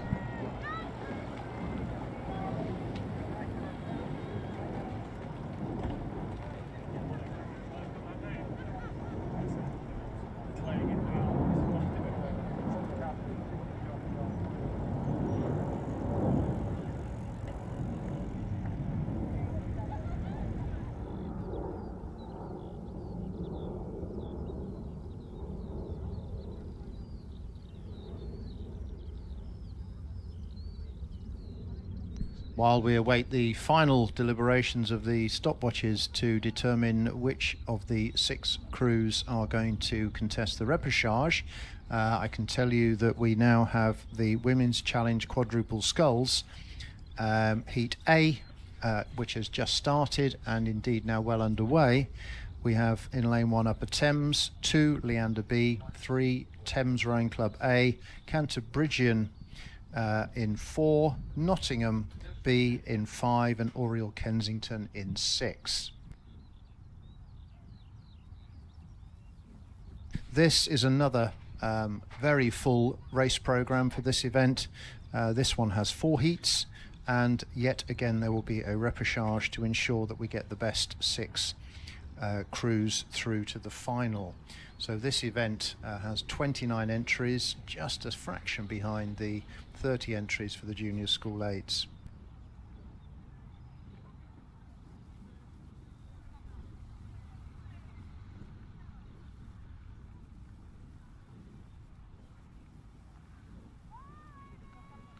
Two crews are dominating this event. Thames Rowing Club A had a slight lead over Leander B at 500 metres, and it looks as though they have extended that slightly. From the drone view, it looks to be about half a length that Thames have over Leander. Both of these crews, on the other hand, are some way ahead of the rest of the field. Thames just had a little wobble on the steering, where Leander appeared to be taking a very straight line down this course.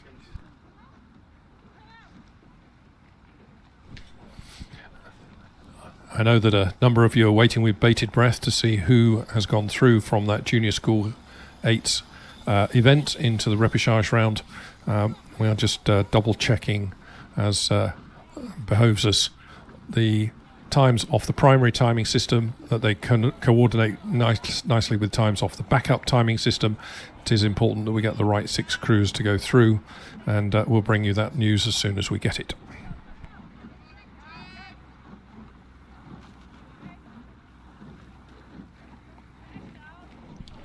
At 1,000 metres, Thames had a lead of just over a second, but those two crews were then a good 12 seconds ahead of the rest of the field.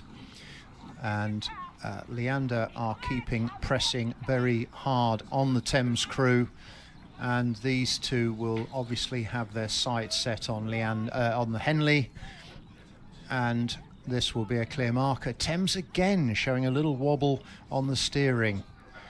How much that will have cost them, it will have been a little bit, but hopefully not as much as they might fear.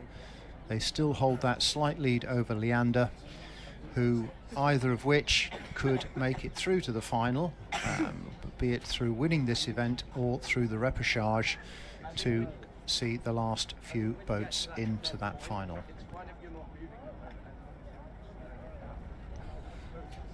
Thames are rating 35, Leander 34.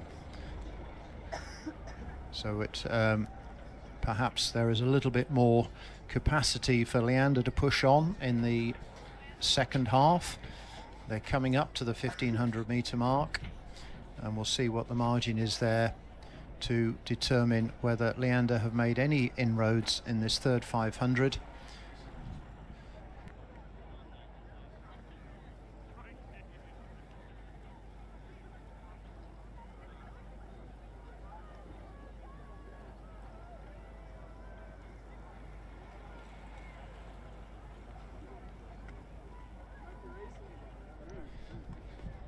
Leander looking a little bit sharper around the finish, a little bit more on top of it. Thames obviously have great strength in this boat and are showing very strong finishes, but I wonder if Leander have got the capacity just to up their game, up their rate, and come through in this last 250 metres as they approach the Red Buoys.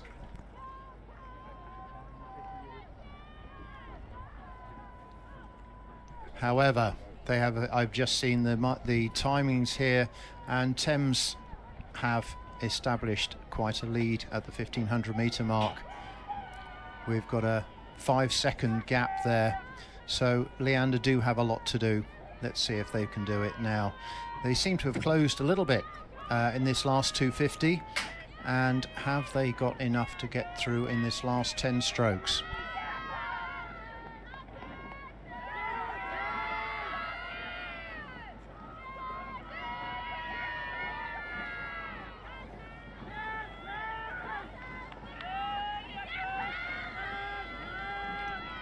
Coming to the line now, Thames have just, despite the challenge from Leander in the last 250 metres, have held on to a 2/3 of a length victory over Leander. We have a little while to wait for the fourth crew,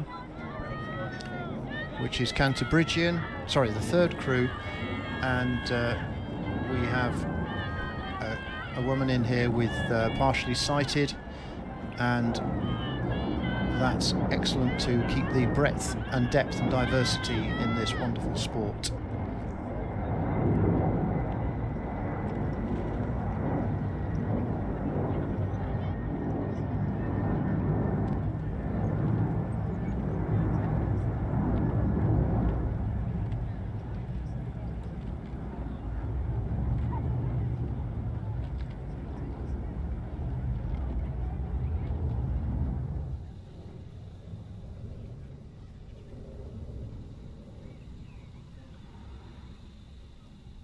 Attention.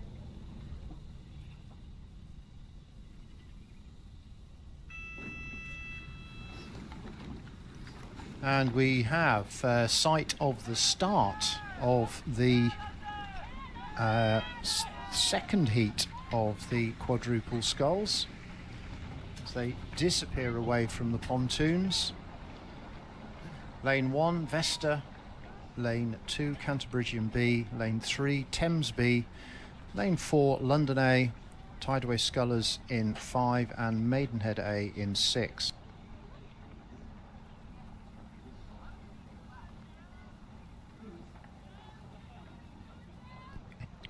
So just going back an event to those junior school 8s, we now have confirmation of who is going through to the repêchage round. And it did indeed change as a result of the fifth heats. So the repêchage, which is race 100, a little way off yet, will feature Kew House School, Eton College A, St Edward's School, Shrewsbury School A, Dulwich College A, and Radley College B. So in that final heat, Dulwich and Kew both came through to take a place in that repêchage. And St Edward's are the quickest of the qualifiers of those 6. When we get to it, race 100, just the winner will go through to join the other 5 in the final. So we have the second heat of the Women's Challenge Quadruple Sculls for the Yeatman Challenge Cup, and going through 250 metres, the leading crews were all in the high 30s, yet to settle down to what might be their mid-race pace.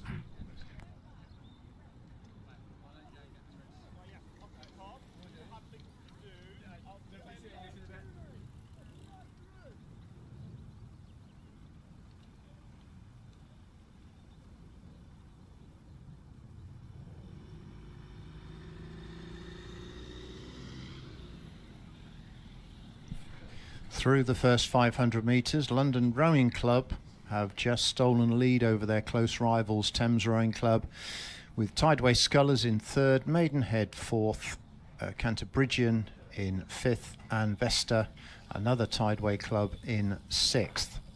Not a lot covering the first couple of crews, but stretching out quite considerably after that. So it looks, if 500 metre times are anything to go by, as if London and Thames are battling out for that all-important win.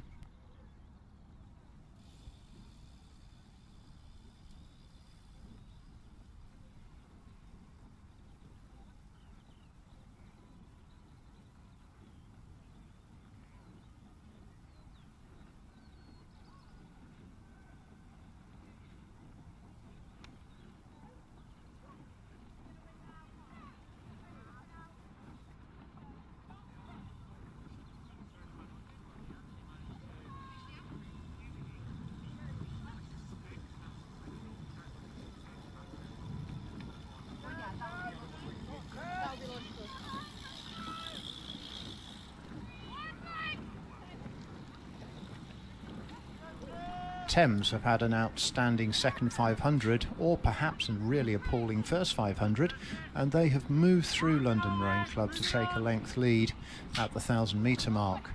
Tideway Scullers in 3rd are going to be hard pressed to contest for the later repêchage, but who knows the inequities that these heats can throw up.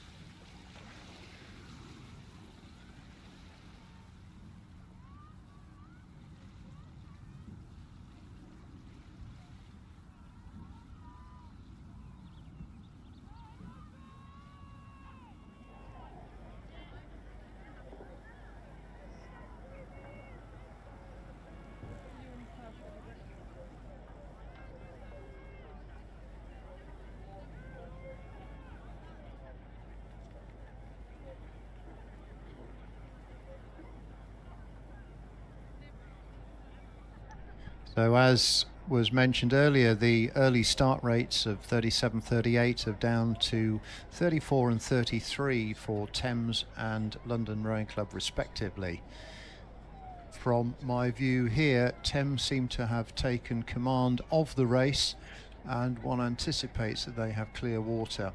Times for 1500 metres are due up very soon, and we can get a clearer marker of that.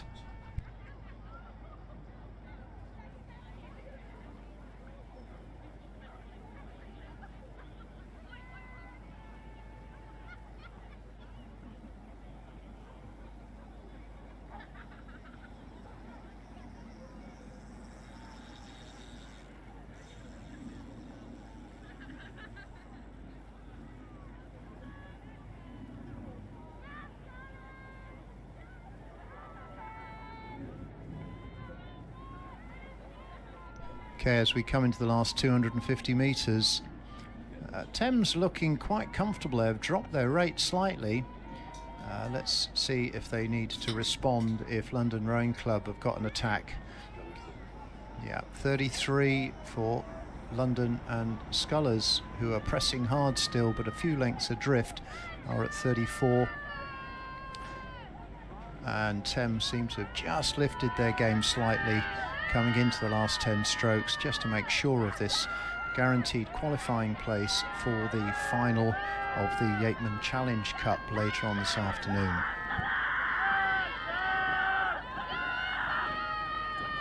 London pressing hard for that time that's going to get them into the repêchage. They're about a half a length behind Thames of clear water.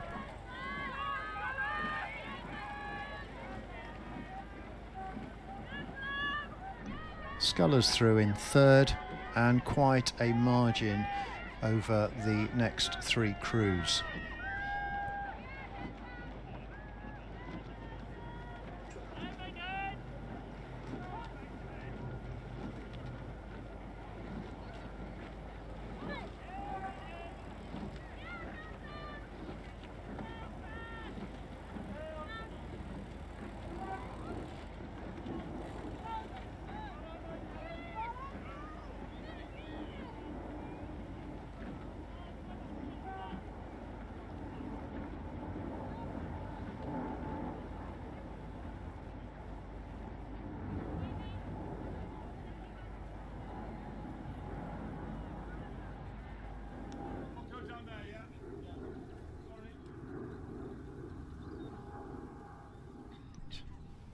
The third heat of the Women's Challenge Quadruple Sculls is underway. In lane 1, Broxbourne, lane 2, Marlow B, Leander A in 3, Kingston in 4, Molesey in 5, and Wallingford in 6. The drone footage is showing that lane 5 has Molesey has a bit of a lead over lane 3, Leander. Okay, Molesey are at 34 and Leander at 35. Both well into their mid-race pace now. 33 for Marlow in third place, and 35 for Broxbourne, who appear to be in fourth at this stage. But it is very much a lead that Molesey have extended, and they have clear water over Leander.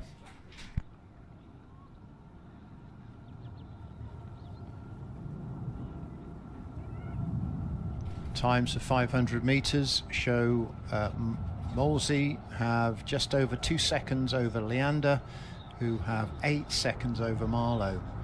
So as we have seen in earlier races, we have two crews out front battling away for the all-important direct qualification, and then the subsequent race for time to get into the repêchage.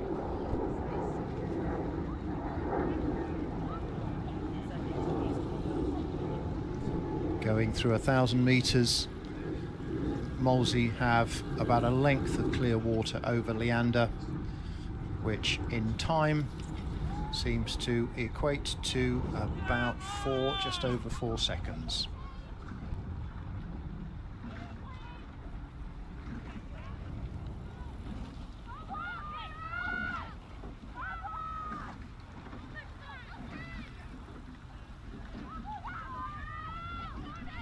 Molesey cannot let up on the pace. They have to ensure victory to avoid an extra race in the afternoon ahead of the final, and they are pressing on still at that very nice rhythm, while Leander continue to press and make them work for it.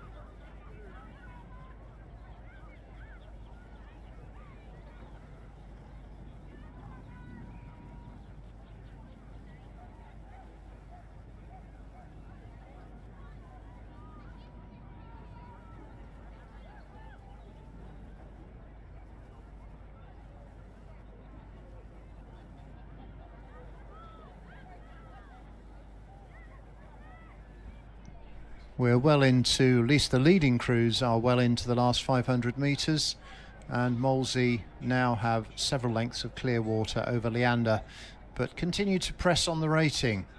They're not taking anything for granted and are going to make sure that they get a full race course under their belt. Rating 34 still as they come up to the last 250 metre mark, a very welcome sight for any rower as they're competing in their 2,000 metre races.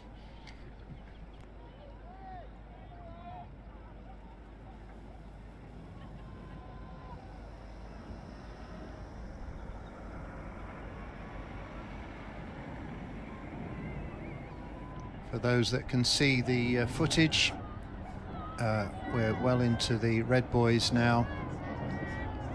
Molesey looking very tidy, continue to lead Leander, who are also sculling well, but clearly don't quite have the same horses, or the horsepower I should say, that is pushing this very fine Molesey boat along.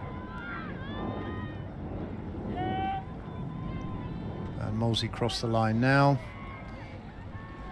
some couple of lengths clear water over Leander, who cross now.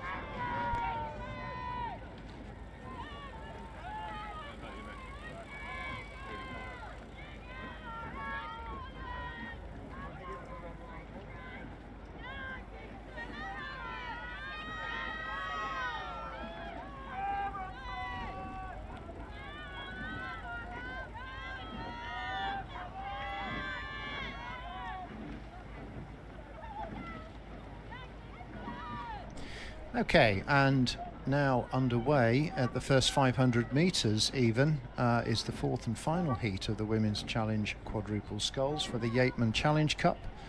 At the 500 metre mark, Marlow A had a 2.5 second lead over Maidenhead B. Molesey Boat Club B were another 2 seconds behind them. London Rowing Club in fourth. Shrewsbury School, is that? It is Shrewsbury School in fifth, and City of Bristol in sixth. A few seconds adrift there. Through the 1,000 metre mark, the order has not changed. The margin has, however, and Marlow are extending their lead. And as we can see on the drone footage, they now have clear water over Maidenhead, who are sitting a length or so ahead of Molesey B. The Marlow crew rating 34, looking very comfortable and solid.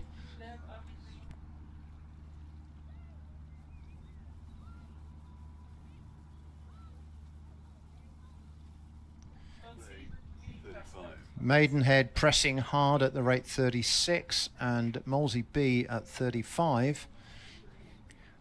And we can see that I think this is pretty much Marlow's to lose.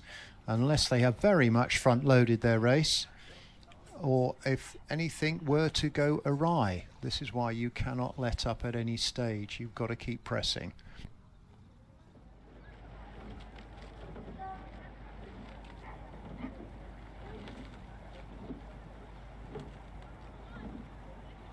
Marlowe drifting a little bit towards the boys, but just correcting in time.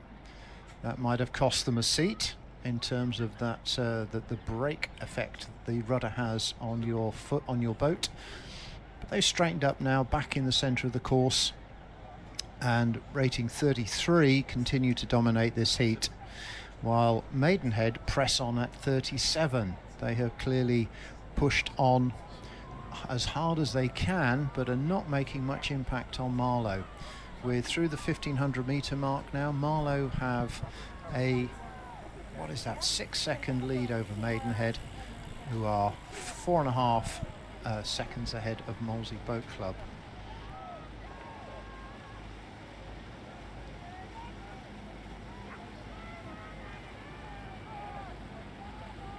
Marlowe will have a little bit left in the tank for their final later on today. The question remains as to whether Maidenhead have a time fast enough to feature in the repêchage and gain that all-important place. Okay, Marlowe have taken up, as they're in the last 250 metres, they've just squeezed on a little, taking it up 2 pips to 35, and Maidenhead are continuing to push hard, looking very tidy. But they're now up at 38, 39 and getting the best out of their course.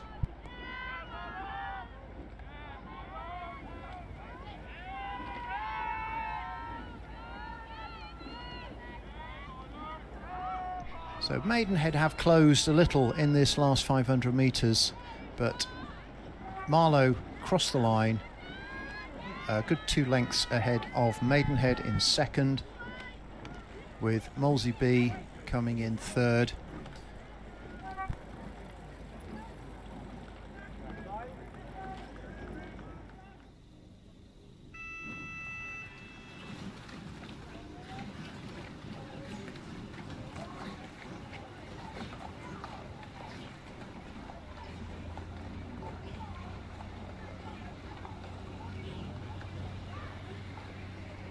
So just to confirm the qualifiers for the next round in the Women's Challenge Quadruple Sculls. Progressed as winning their heats, we had Molesey A, Thames A and Thames B. And the next fastest then were Leander A and Leander B, who were within almost half a second of each other. They were followed by London and Canterbridgian. So we'll have Molesey, Thames, Thames, Leander, Leander and London in the next round.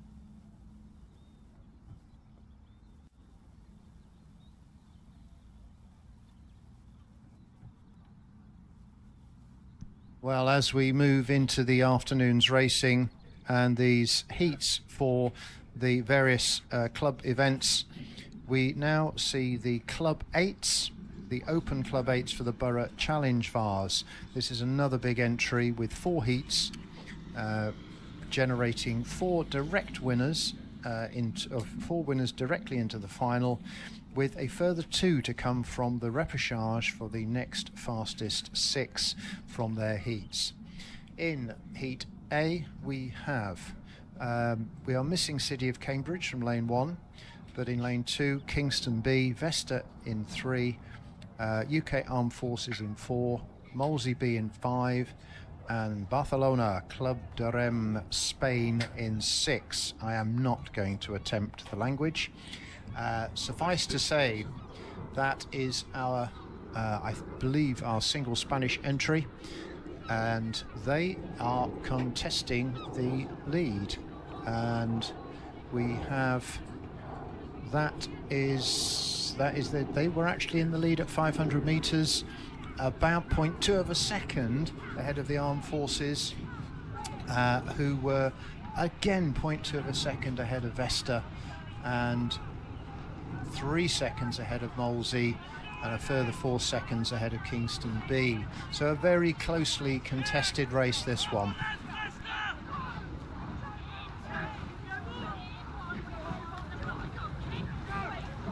Just to correct on the repêchage for the Women's Challenge Quad Sculls, the 6 crews who are in that repêchage with 3 to go through are Leander A, Leander B, London A, Canterbridgian A, Tideway Scullers and Nottingham B. Those 6 will contest for 3 places to go through to the final to meet up with Molesey A, Thames A and Thames B. That's the Women's Challenge Quad Sculls. Back to our Club 8s, and Vesta have had a very solid second 500 and just taken over the lead from the Barcelona Club, and who are now in second place. The Armed Forces within half a second of that in third place. So these are all in contention for a victory in this race.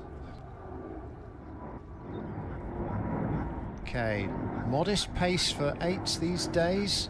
Vesta at 35, Barcelona and the Armed Forces at 34.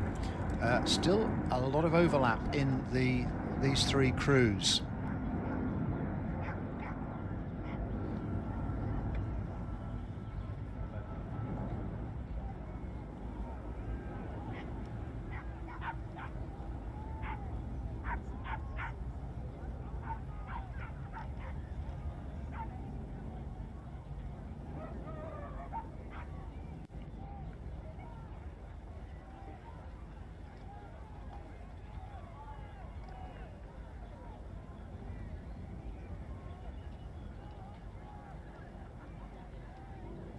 So Vesta are slightly extending their lead, where the Barcelona crew and the Armed Forces are still battling it out for the second place. Now Barcelona may be struggling now, given that the lake they train on is only 1,200 metres long, and they have just exceeded that and are into unknown territory. But they are battling along at 37, and they are neck and neck. They may even have just stolen a little bit of a lead over the Armed Forces, where Vesta remain not quite a length ahead in first place.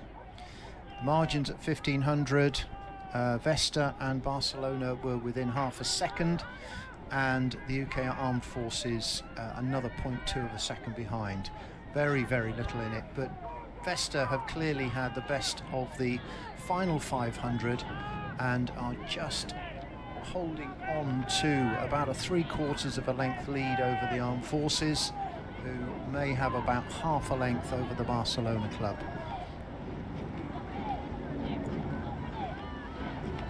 Crossing the line now, we do indeed have Vesta going straight through, where the Armed Forces and Barcelona can only hope that their times are sufficient to get them into the repêchage and a second bite at this event.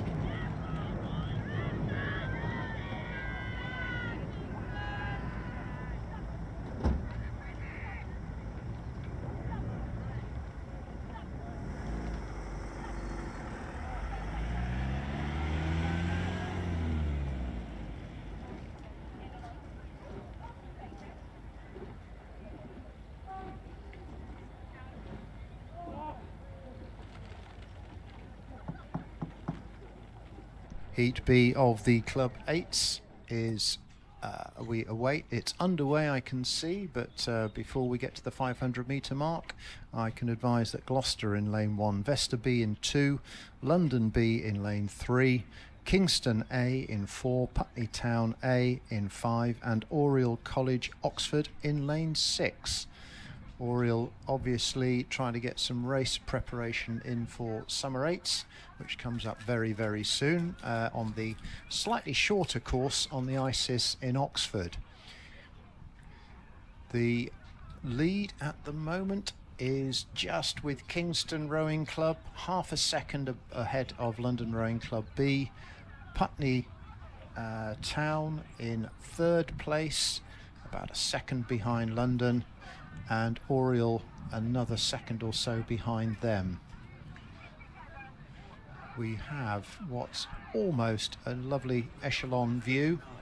35 for Kingston. London Rowing Club batting along at 39. They obviously had a very good Easter training camp.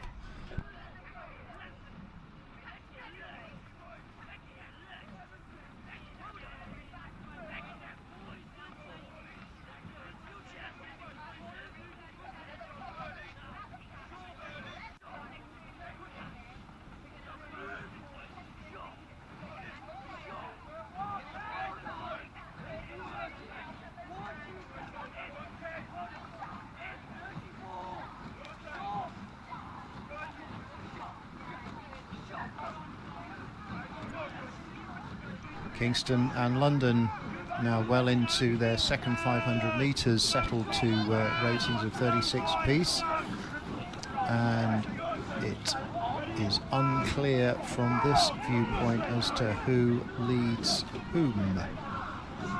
But we have the 1,000 metre times to assist with this. Kingston have retained their lead of half a second over London Rowing Club, and they have further nearly 2 seconds over Putney Town, and Oriel having dropped a little bit further back, and followed by Gloucester and Vesta B a couple of seconds beyond that. But Kingston Rowing Club just holding on the lead from London Rowing Club, and Putney Town may, with a good third 500, be pressing both of these crews to see who can get the all-important first place and direct challenge through to the final. Feels like it's more towards, yeah, like always like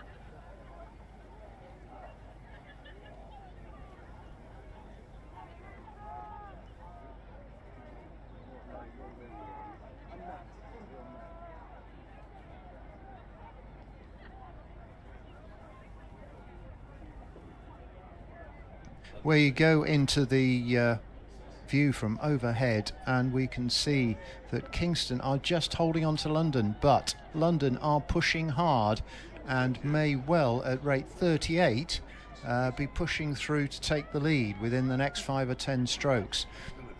Less than a second separated them at 1,500 metres, and let's see who has it in them as we approach the last 250 metres. What sprint do they have?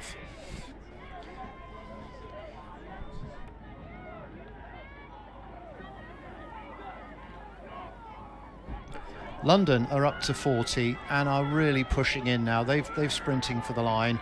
Kingston are responding now, and although the blade work's looking a little messy, they are just holding about a man advantage as they come into the last 10 strokes. The red and white hoops are just hanging on for dear measures here, and it looks if they may well just take this all-important victory. It's nearly on the nudge, but there was a beep beep there on the final, and we'll await the final decision. Putney Town coming in third, about a length off the leading 2 crews.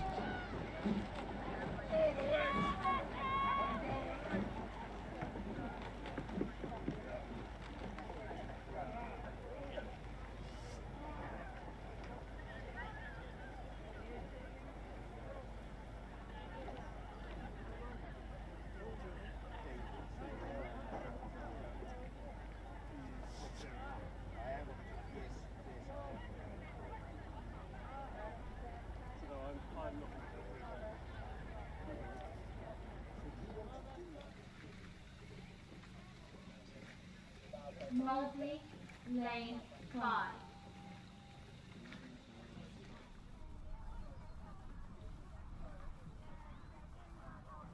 While we await confirmation of that result, we can take you to Heat C of the Club 8s for the Borough Challenge Vars. Lane 1, Dart Totnes. Lane 2, City of Cambridge A. 3 is Marlow. 4, London A. 5, City of Bristol. And 6, Vesta C. These are lane orders, not race orders. And we will await the first markers and early views of that race before we get into who is doing what and to whom.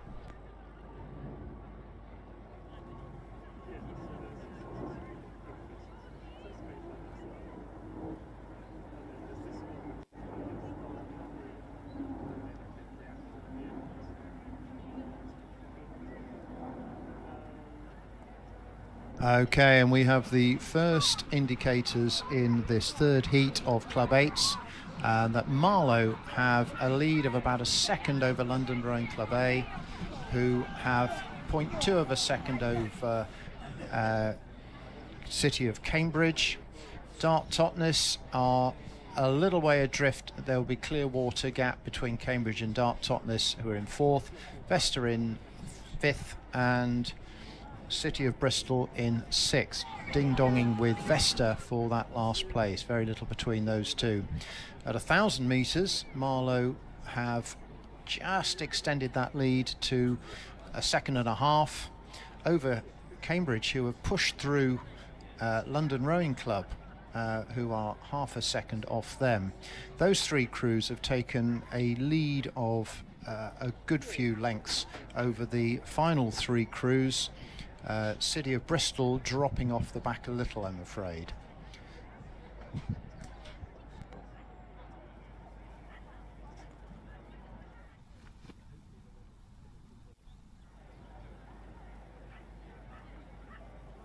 Marlow, looking at the drone footage, we can see are leading at a rate of 36.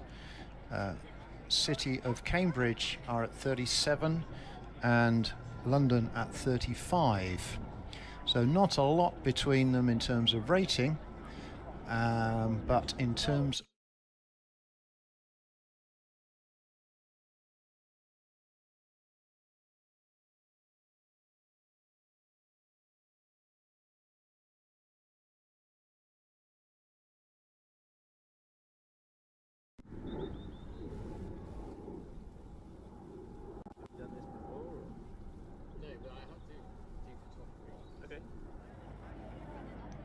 as we are rejoined by our view and images, Marlow have nearly a half a length lead over City of Cambridge, who have a lead of just about a second over London Rowing Club. So with the qualifying places as they go, we are clearly looking to win your event or your heat, and then failing that, post the fastest possible time to get through to the next round, which for this is the repêchage because of the size of the entry. Okay, all three crews are 35. Well, I'd say two of them are at 35 and the London crew at 34. So what have they got? They need to pick it up a bit in this last 100, 200 metres, as we can see the crews now from the tower. Marlow seem to have that under control, but are being hard pressed by City of Cambridge and London Rowing Club. So if Marlow are going to take the guaranteed spot, who is going to be fast enough to get through to the repêchage? That is going to be very, very close. Just to confirm, the previous heat, Heat B in that Club 8, now the stopwatches have been reviewed and the video evidence. The win was for Kingston Rowing Club by just less than a canvas over London Rowing Club B. So currently at the moment we have Vesta A and Kingston A in the next round, and in the repêchage obviously we'll be getting a few more results, but London B look to be in with a good shout of being there.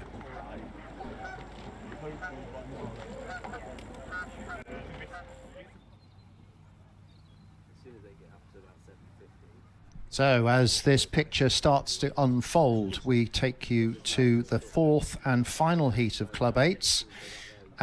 Putney Town do not have not appeared for their race in lane 1.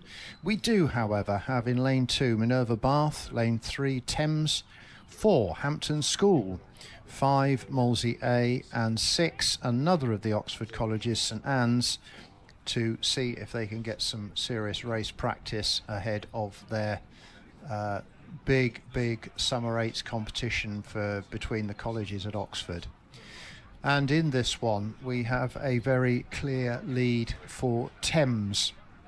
At the 500 metre mark they were a good 3 seconds ahead of Hampton, who had less than a second ahead of Molesey.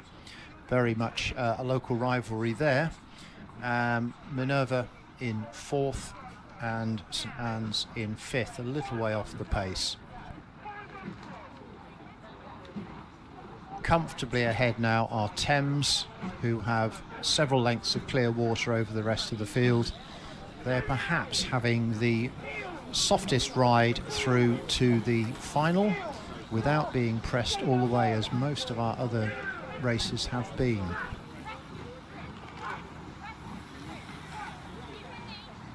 They've extended their lead to 9 seconds over Molesey now, who have just pushed through Hampton, and Hampton hold a nearly 3 second lead over Minerva Bath. But it's Thames Rowing Club looking very comfortable and solid ahead of the rest of the field. St Anne's are disappearing sadly off the screen, but a lot of competition for the repêchage qualifying places, and everyone will be battling out full speed right the way to the line.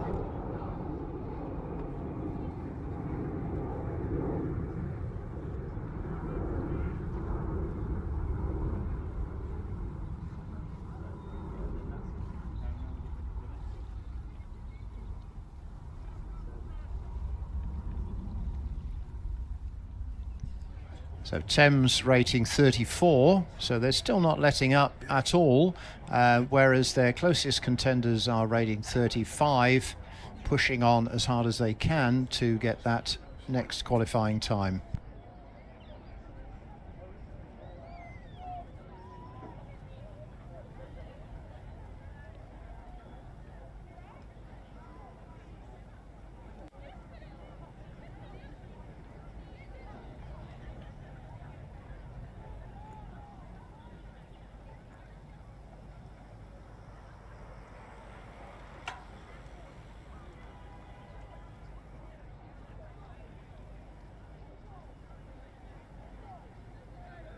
Through the 1500 metre mark, still rating 34. Thames now have a dominant 10-second lead over the rest of the field. One wonders if they are going to stretch it out a little bit. Okay, the lane 4 is Hampton School, have bumped up to 36, but they are just sitting a little behind Molesey, who have probably half a length on them, seeking that all-important place in the repêchage. Molesey just taking it up as we're getting into the last 250 metres, but Thames have just squeezed on a touch, just taking up a pip, just getting that race profile practiced out, this being the first multi-lane race of the season for all of these crews, and really trying out what they have in their race plans. The following crews are pushing up into 36, 37, but Thames now comfortably over the line. Molesey look to be just holding on over Hampton for the second place. Well done, boy!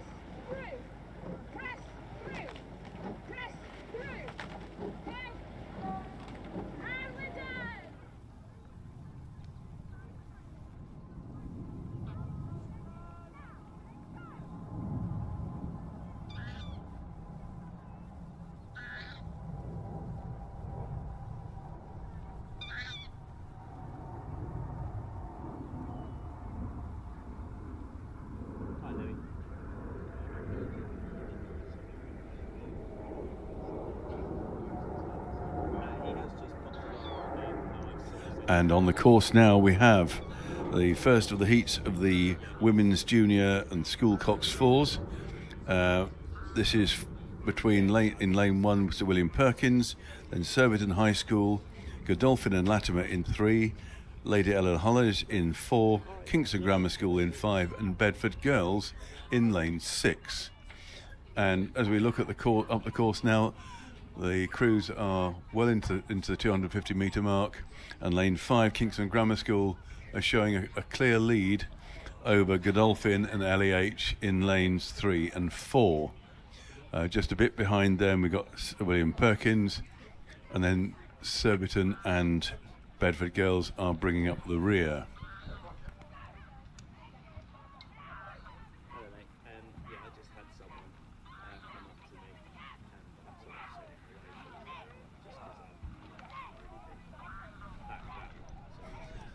just So now we have in lane 5 Kingston Grammar School are pulling away. They've got almost a length lead now. They're sculling at 34, and Godolphin and Latimer, who are lying in second, also at 34. As I said, just under a length down on Kingston Grammar School, but half a length ahead of LEH in lane 4. It's a close force race. All three of these leading crews are sculling at 34, and as they go past the 1,000 metre mark, just an overlap between Kingston Grammar and Godolphin Latimer, and then half a length of clear water back to LEH.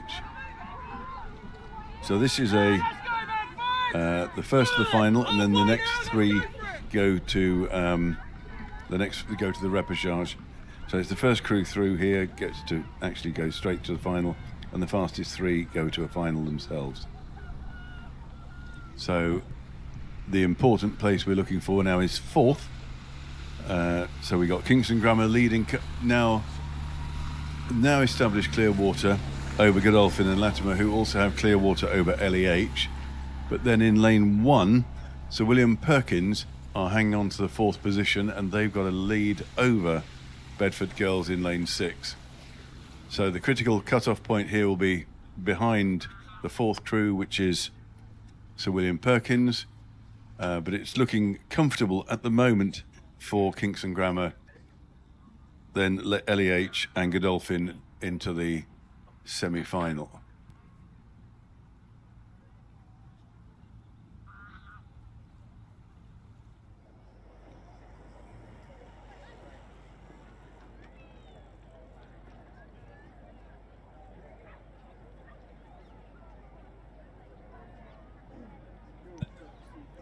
So I have to correct that. It is just the first crew in this through to the final, and then from 3 heats we have the 3 fastest runners up that will then make the final as well. So we have Kingston Grammar now leading as they come down past 1,000 metres. They had a 2-second lead over Godolphin Latimer, and they in turn had a 5-second lead over LEH. So it's Godolphin Latimer trying to set the fastest time of all three of the heats, so they can get through to the final as well. Godolphin and Latimer looking promising for that. LEH will need to get their skates on if they're to join them in the final. But Godolphin Latimer actually are making a bit of a challenge against Kingston Grammar and have got back to an overlap. Kingston Grammar still at 34. Godolphin Latimer are now up to 35, and they have that overlap. So they're applying pressure to the Kingston Grammar School crew and hopefully trying to get back on them in the last 400 yards or 300 yards of the race, 300 metres of this race. We're just coming up to the red boys, so counting the strokes down to the finish. So Kingston Grammar are holding on now, but just at 33. So they're feeling very comfortable with themselves, despite Godolphin Latimer coming back at them and having an overlap. Godolphin Latimer now sculling at 34 and making very slight inroads. I'm not sure they'll be quick enough to get back, but they're making a good fist of it. Kingston Grammar School looking very solid, very steady, very controlled as they hang on to this. They just have an overlap still with Godolphin Latimer. With Godolphin Latimer really pushing for down the last 250 metres to try and make sure of their place in the final as one of the fastest runners-up.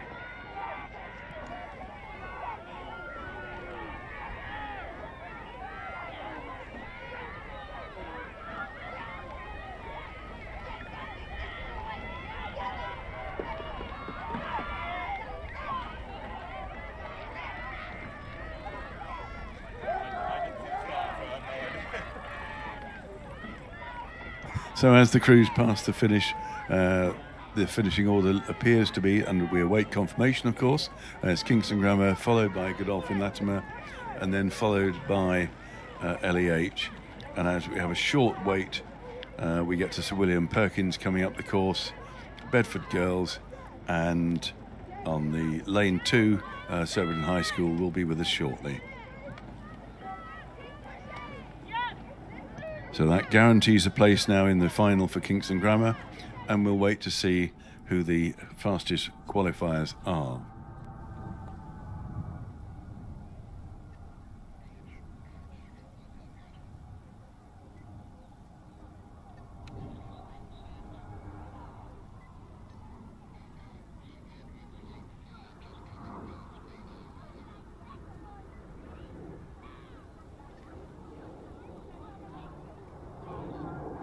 And the second heat of the women's school Coxed Fours is on the course. Shiplake, of course, will not be with us, but in lane 1 we have Kingston Grammar School B, then Surbiton High School A in lane 2, Wimbledon High School, Emmanuel School in lane 5, and King's Worcester in lane 6. And Surbiton High School appear to have a solid position, rowing at 33, nearly 34 strokes a minute. They're in the green kit. You can see them way back up the course as they come down towards the 1,000-metre mark. But they have a handsome lead over the rest of the course. So Surbiton High School romping home in this one. They look to have a very comfortable row. And then behind them we have Kingston Grammar, Wimbledon, Emmanuel and King's Worcester. And Wimbledon High School and Emmanuel are the leaders in the chasing pack, followed by King's and Kingston Grammar. And this is 34 for Surbiton High School. This is the A crew of Surbiton, and they are the complete opposite position of the Surbiton B crew in the previous heat. They are romping home. They've got 3 lengths of clear water over their nearest competitor, which is Wimbledon High School, and they are fighting tooth and nail with Emmanuel. Both of these are rowing at 34, and then there's another little duel between the King's Worcester and Kingston Grammar School B in the outside lanes.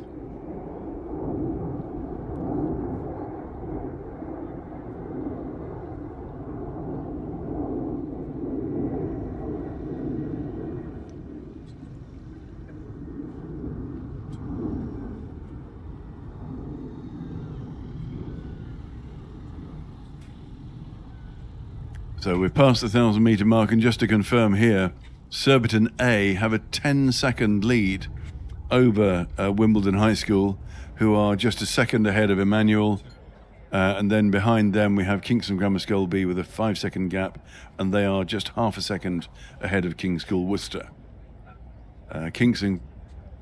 Surbiton are rowing now still at 34, very solid, very steady, and it's theirs to lose. Unless there's an unforeseen disaster like a shark attack, I think they have this in the bag.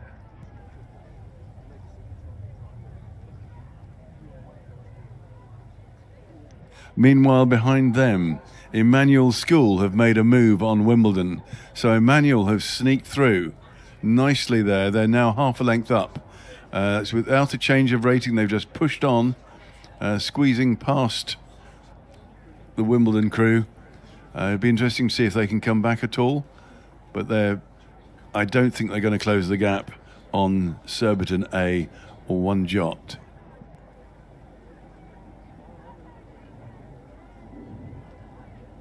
The leaders of this race are posting very similar times to the William Perkins crew that won the first heat, and the chasing pack have got 7:57 to beat if they are to make it into the next fastest three. We await the outcomes, but the margin here looks quite substantial, and it may be that the chasing pack may not dislodge those three that are sitting currently in the next fastest for progression to the final.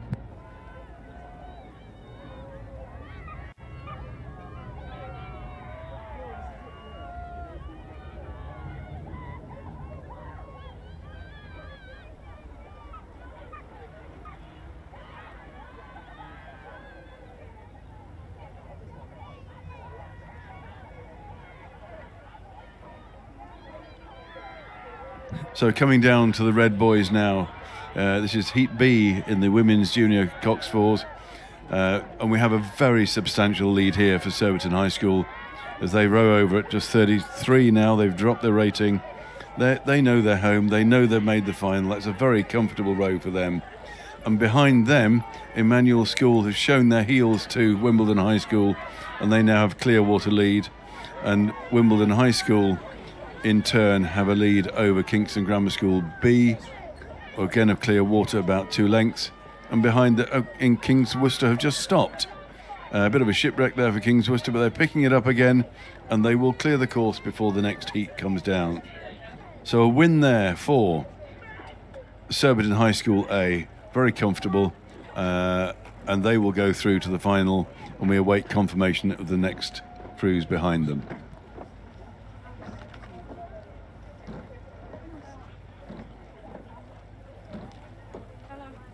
And up on the start now should be the third of 3 heats. This is Heat C for the women's school Cox fours. With lane 1 is Norwich School, lane 2 Putney High School, lane 3 Surbiton High School B, St Paul's Girls' School in lane 4, St Edward's in lane 5, and the Haberdashers from Monmouth in lane 6. That race is now underway, and we have a lead there in lane 4 from St Paul's Girls' School. They've got about a half a length over Teddy's in lane 5, and then in lane 3 Surbiton High School B are just hanging on to to almost level with the Teddy's crew. So this is a much closer race, with St Edward's and Surbiton High School trying to chase down the St Paul's School, who've got the lead at the moment. And over in lane 1 we've actually got the Norwich School, who are not far behind the chasing pair. So this could end up with being a very close race between 3 crews trying to chase down the leader, and of course for the vital finishing times to get themselves through to the final.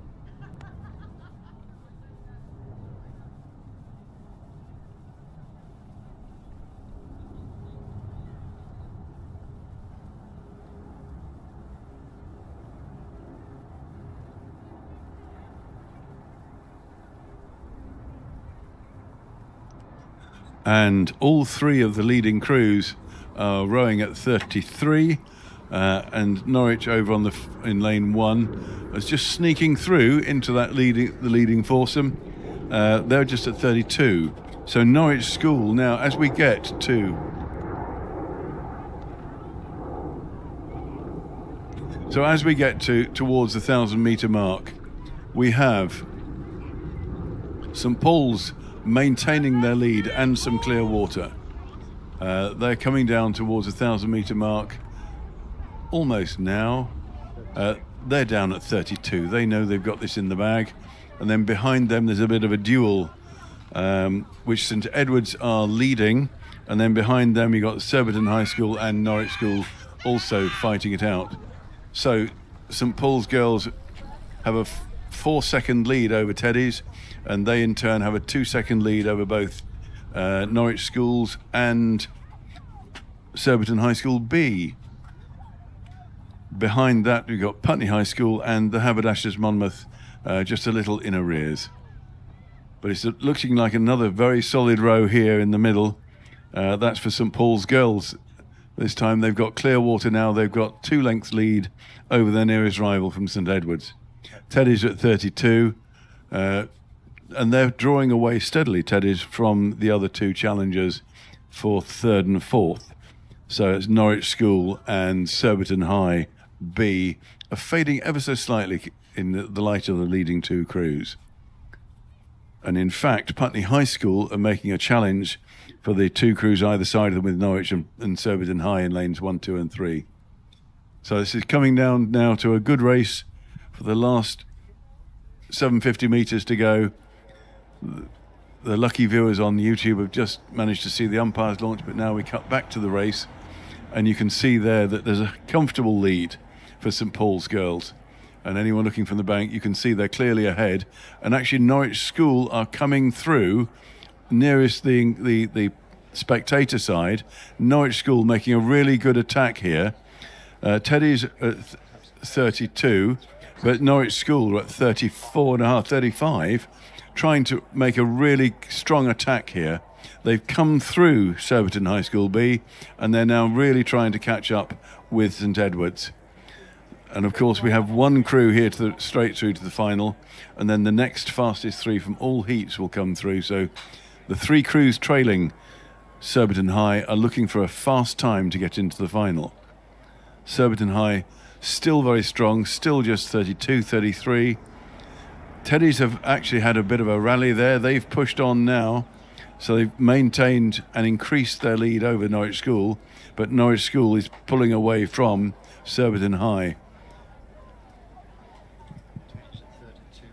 Right, the leaders now down to 31. They're very solid, very comfortable.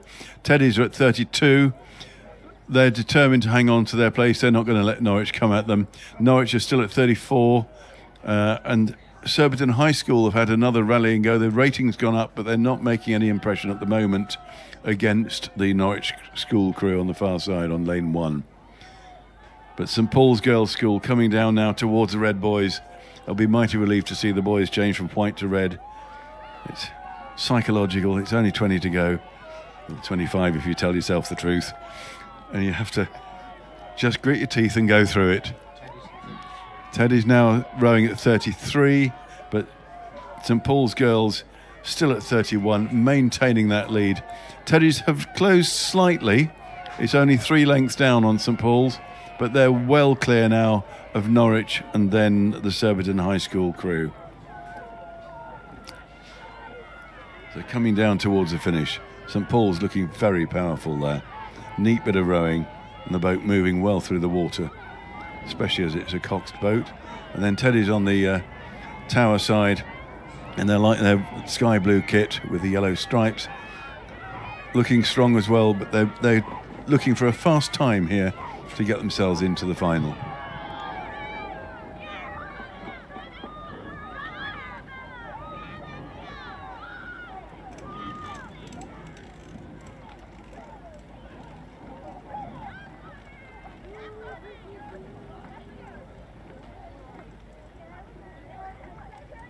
Right, so anyway, that's all 3 heats of the women's schools cox fours have been completed. We just need to see who the fastest of the runners-up were to see who's qualified for the final. Just waiting for the meeting of stopwatches.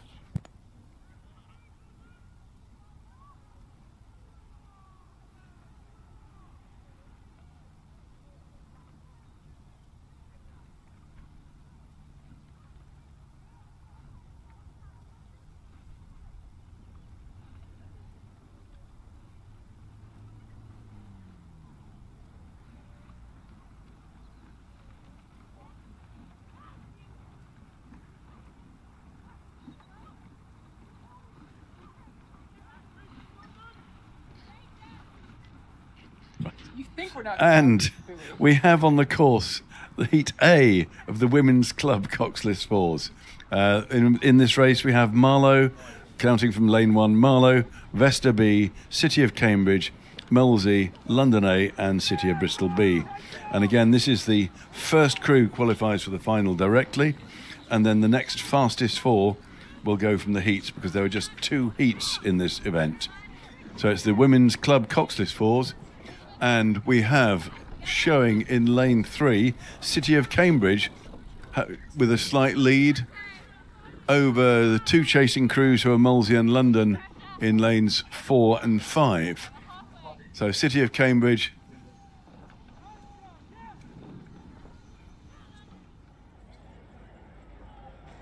at 34.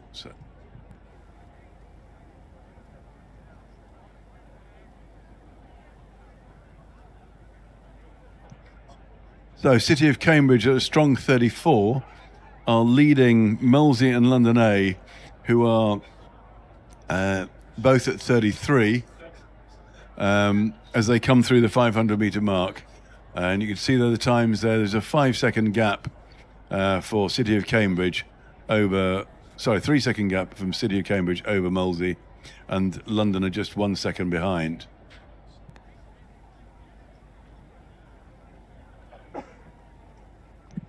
But they're drawing away City of Cambridge. They've got clear water, and in fact, just next to them, Molesey are just drawing ahead of London. Although there's a bit of steering going on. It looks like the wind has just caught all three of the leading eights, and they've had a little wiggle down the course. But things are being sorted out now. Correction, those are fours. They're short eights.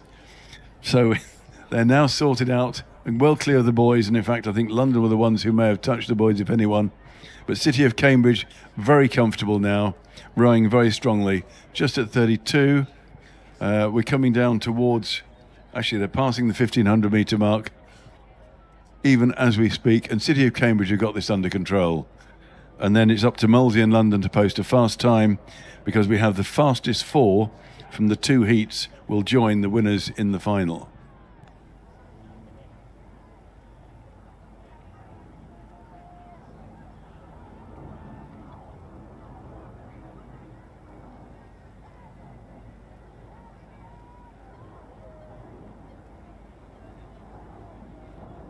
And City of Cambridge now just striking a solid 33, lead Molesey and London. Molesey is at 37, London at 36, as Molesey make an attempt to get their really fast time registered.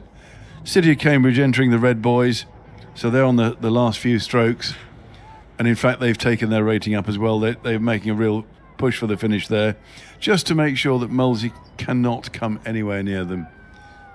Molesey 35.5. They're really giving it some beans down this last bit. Bit of steering going on as well, so obviously the wind catching them again.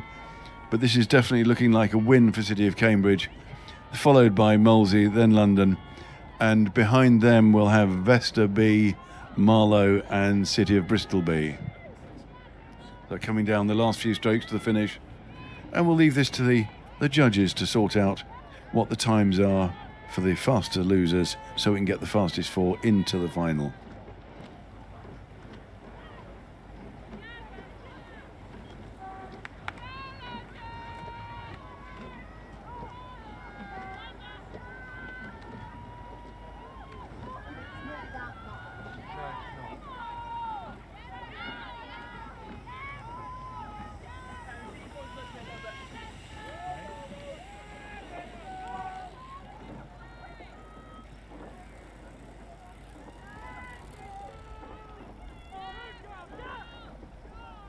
And as the penultimate crew crosses the line, that's a win there in the Club Coxless Four, Women's Club Coxless Fours for City of Cambridge.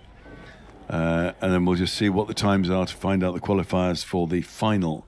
But it's the one crew in each heat to go to the final, and then the fastest four from the two heats will also qualify. But back up at the start, we now have Molesey Lady Ella Hollies in lane 1, City of Bristol A in lane 2.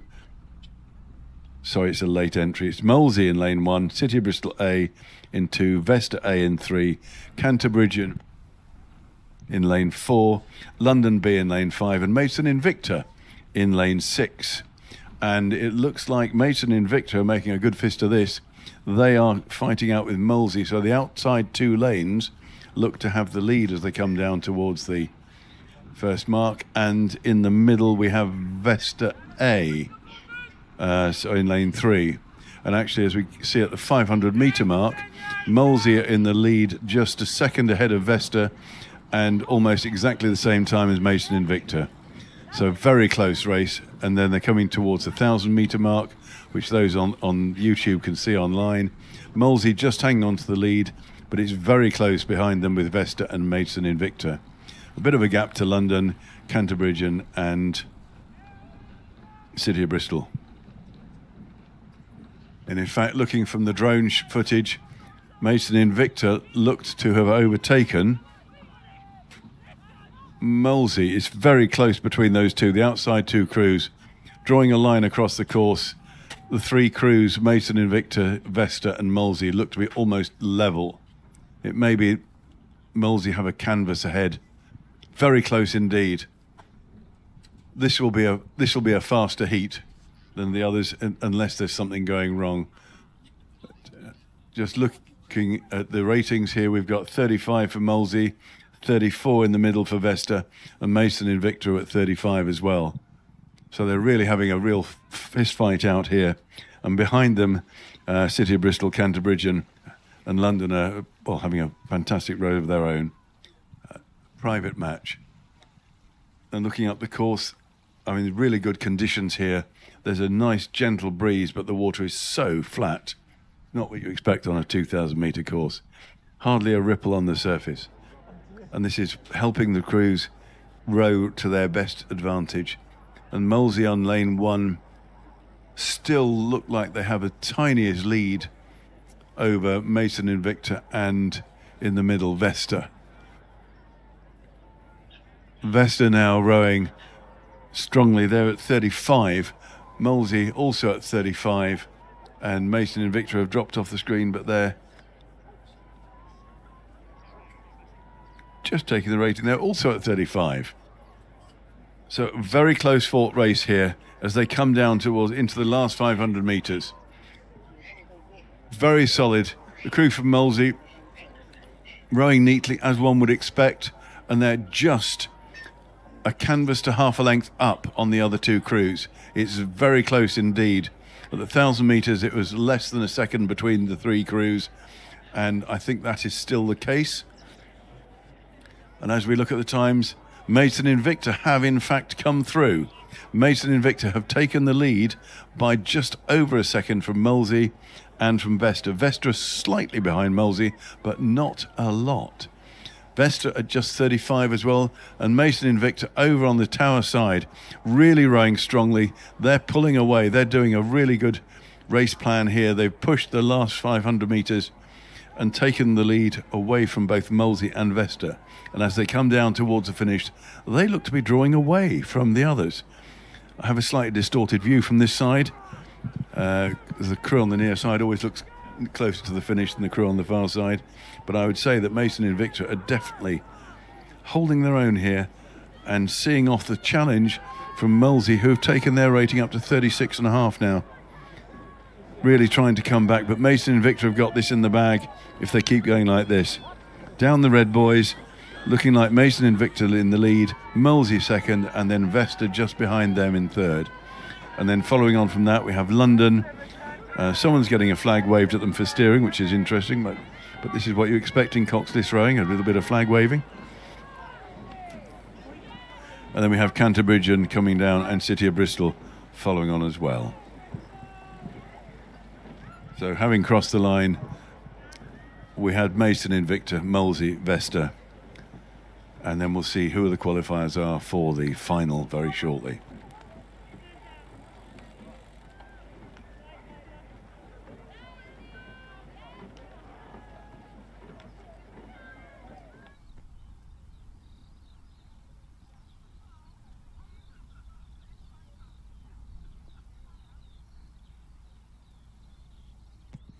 And we are off the line in the junior school quadruple sculls. This is Heat A for the JHW Skate Tankard. It's the Skeet Tankard. Thank you very much. Victorian rowing prize.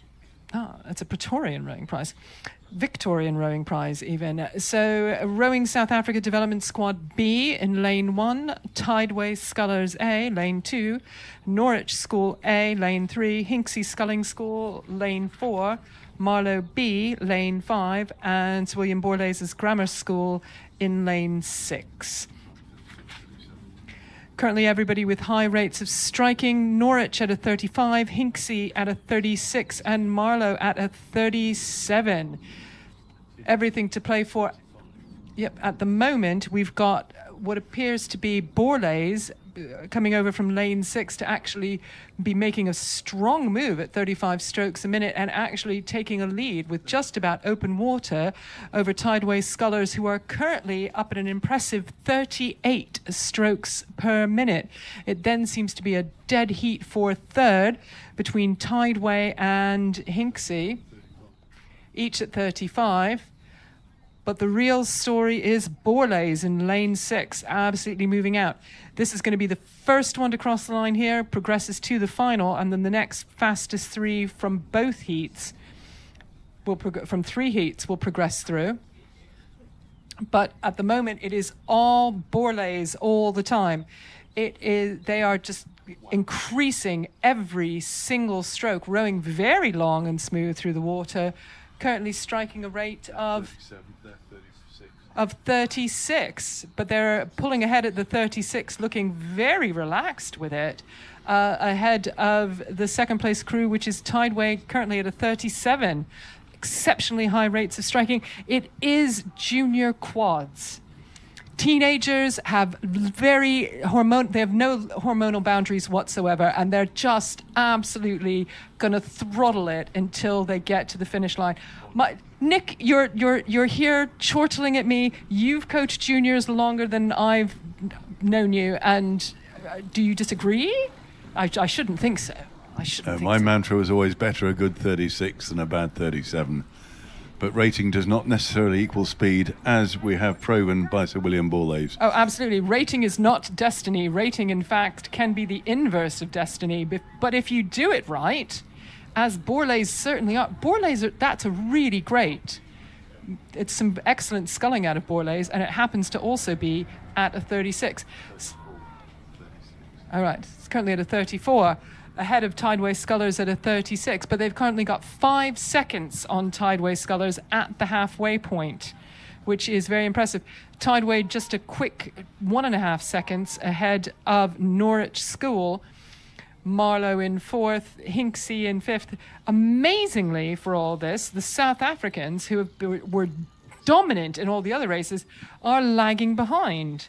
Maybe they've got something left in the tank.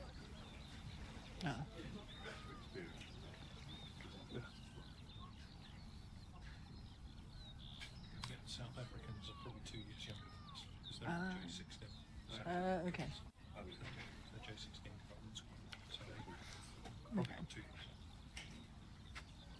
Borlase just continue to increase their lead. They can see everybody behind them, and they're just going to stay ahead, I think, for as long as they can. Looking absolute, they are so long through the water. And Tideway have taken their rating up to an absolutely astonishing 38. And it looks like a clean 38, but they are continuing to have an open water gap as they lag behind Borlase. Yeah, everyone in this race is striking incredibly high. So we've got 35, 36. These are rates you'd usually see in national teams at the World Cup. But no, here we go. Disinhibited teenagers filled with adrenaline. It's a sight to see. But just at a 34 there in lane 6, just cruising along, watching it happen, leaving everybody in the rearview mirror.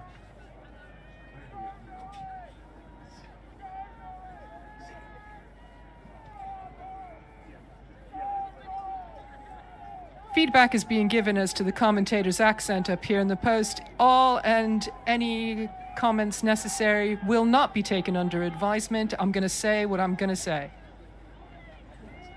So Borlase, I'm going to say about Borlase here, because Borlase, they've dominated this from the start. They have been in absolute control from the very first second, and they have led all the way through. They are cruising now into the finish, just looking very, very solid.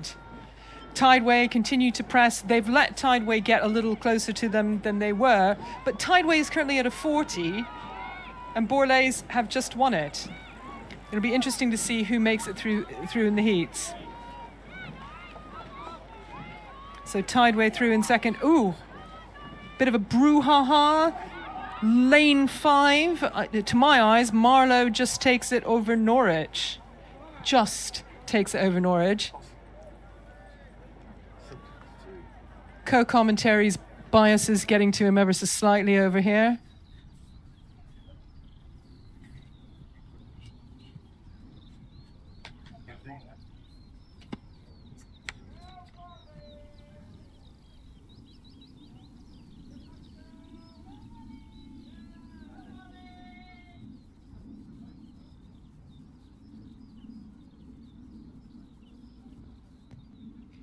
Just to announce who's made it through to the repêchage in the Club 8s.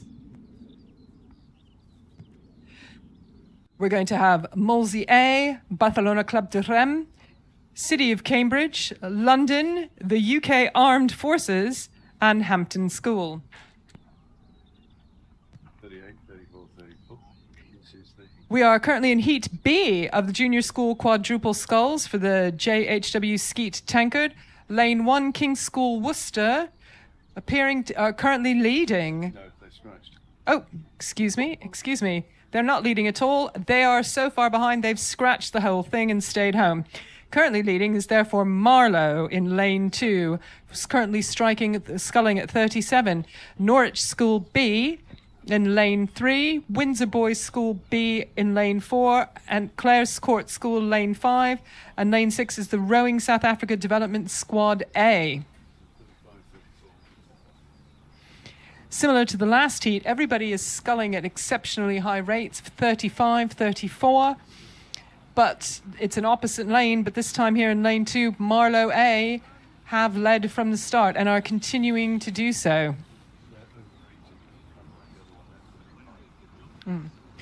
Marlow actually rating much higher than Borlays did in the last round. They are currently at 35.5, but they've got, as they cross the 1,000-meter mark, they're currently open water by about 2 lengths over Clare's Court School. So just over 4 seconds ahead. Windsor Boys School, another 3 seconds behind Clare's Court. The South Africans currently with some distance between them and Windsor Boys at 3 minutes 20 as they pass the halfway mark. And trailing, but no doubt keen to make it up, is Norwich School B. But the lead continues to be all about Marlow hanging out there in Lane 2. As of yet, no one is really challenging them. They're not. They've lost a little bit of their lead at the moment. They've got. So Clare's Court School is continuing to challenge them. They had more than a length's lead. It's now just cut to about a length. So Clare's Court School may be gunning up to get going and attempt to overhaul them in this second half.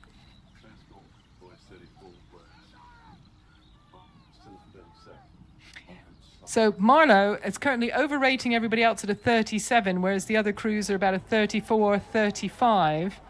Again, it's not, rates do not automatically equal destiny, but in this case, they're keeping it clean and they're keeping it high. So they remain in the lead, but that lead it's not insurmountable, and it appears to just be eking away inch by inch. Now, they may respond and make a move, but if they're already at 37, the question has to be, what move have they got? But again, I revert to my initial thesis of teenage boys.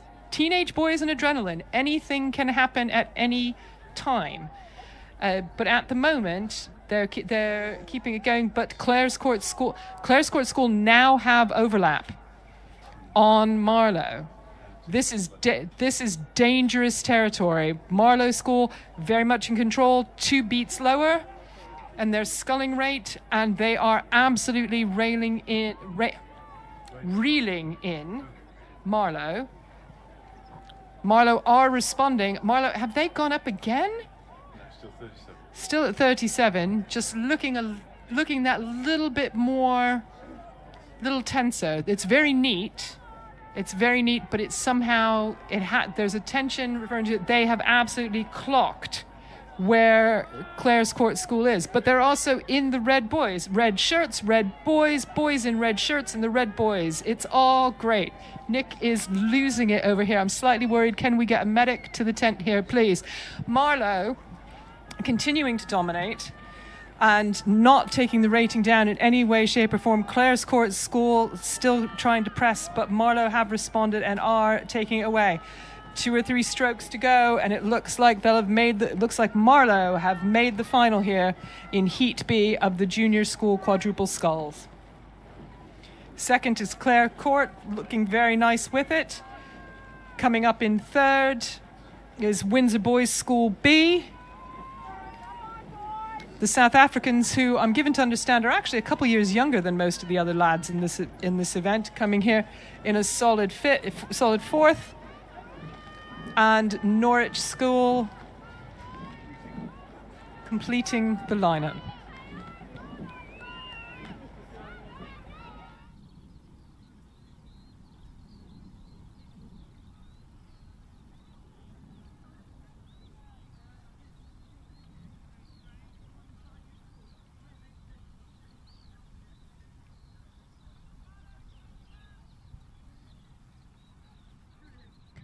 That brings us on to Heat C of the Junior School Quadruple Sculls for the JHW Skeet Tankard. First winner here goes through to the final, and the next fastest 3 from the heats goes to the final.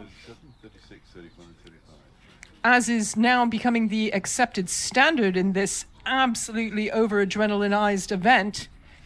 Right, we have ridiculous high rates of striking that make my lungs burn just even reciting them. We're at 36 and 37 sculls per minute here.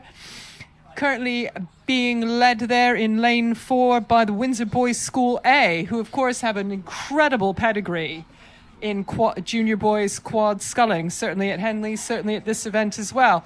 They are absolutely being challenged and only have about a seat up on Leander Junior Boys in lane 2. The Hippos are absolutely gunning for Windsor Boys. The rivalry is real. Windsor Boys currently at 37, Leander currently sculling and seemingly sedate 35, and continuing to gain, although Windsor Boys slowly moving out to about a 2-seat lead at this point. Past the 1,000-meter mark, Windsor Boys School A have a 1.5 second lead over Leander, who again lead Wallingford by another 2.5 seconds. Just a reminder, it is the winner of this final, however fast or slow they go, goes through of this heat, goes through to the final. The 3 fastest boats from the combined rest of the heats will also go through. So even in second place, you've still got to go quickly to try and make it through to the final. Leander continuing to do well, they are pushing Windsor Boys A. Absolutely. They're halfway gone. There is still time yet to make a move. They have not lost contact. They are only 2 or 3 seats down.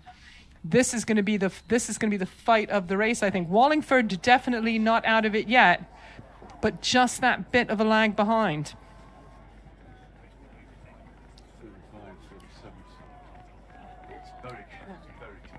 You can see on the screen, ladies and gentlemen, it is exceptionally close.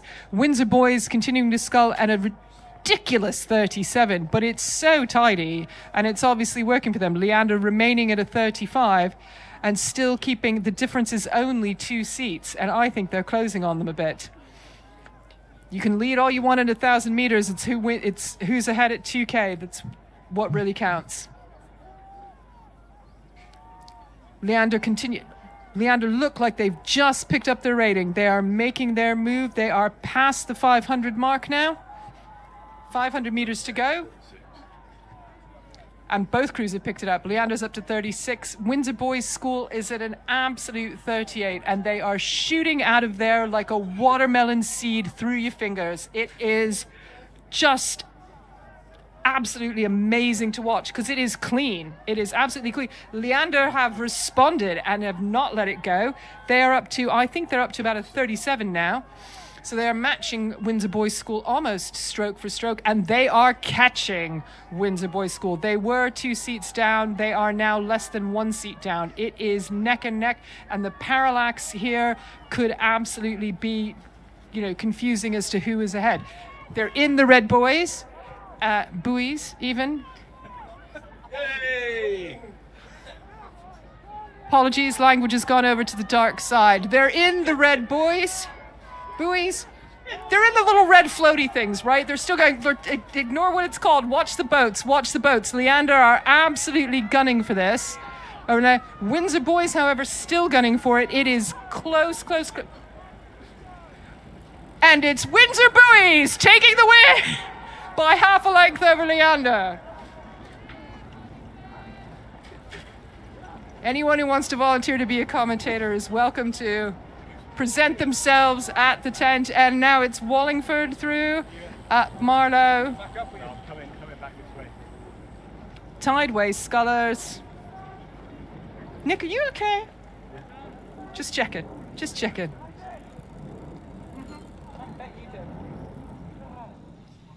Royal Grammar School.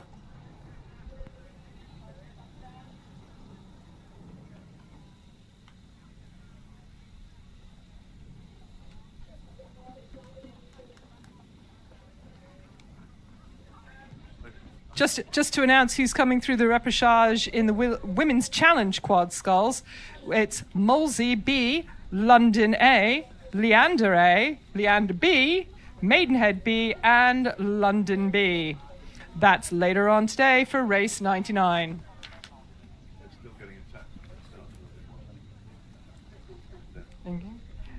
Just to make the announcement for race 100, who's made it through into the repêchage for the junior school eights for the Mike Dearson's Memorial Trophy. It's Kew House School, Eton College A, St. Edward's School, Shrewsbury School A, Dulwich College A, Radley College B. Mike Dizerins, I'm informed. But I'm informed about the pronunciation of a lot of words up here. So...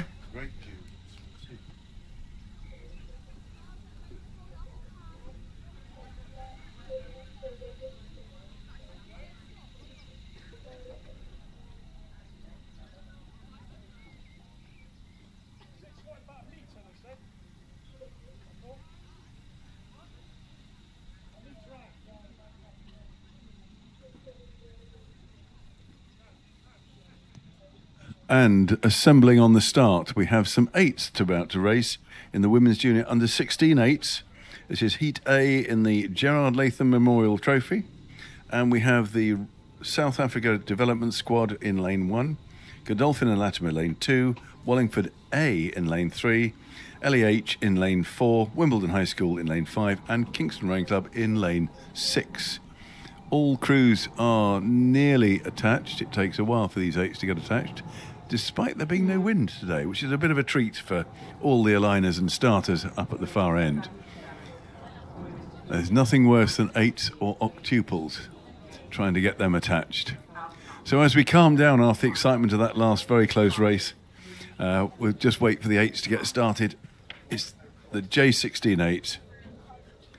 So lane 1, South African Development Squad, I believe they're also younger than the others. And Godolphin and Latimer in lane 2, Wallingford A in lane 3, LEH in lane 4, Wimbledon High School lane 5, and Kingston Rowing Club in lane 6. So plenty of crews all wearing red.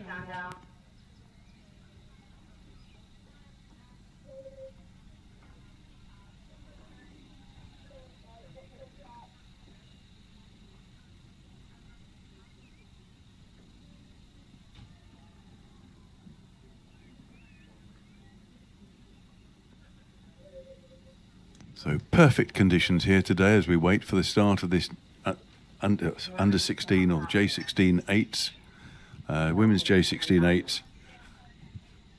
This will be an exciting race. We have all 6 boats lined up, squared up, ready to go, waiting for the command.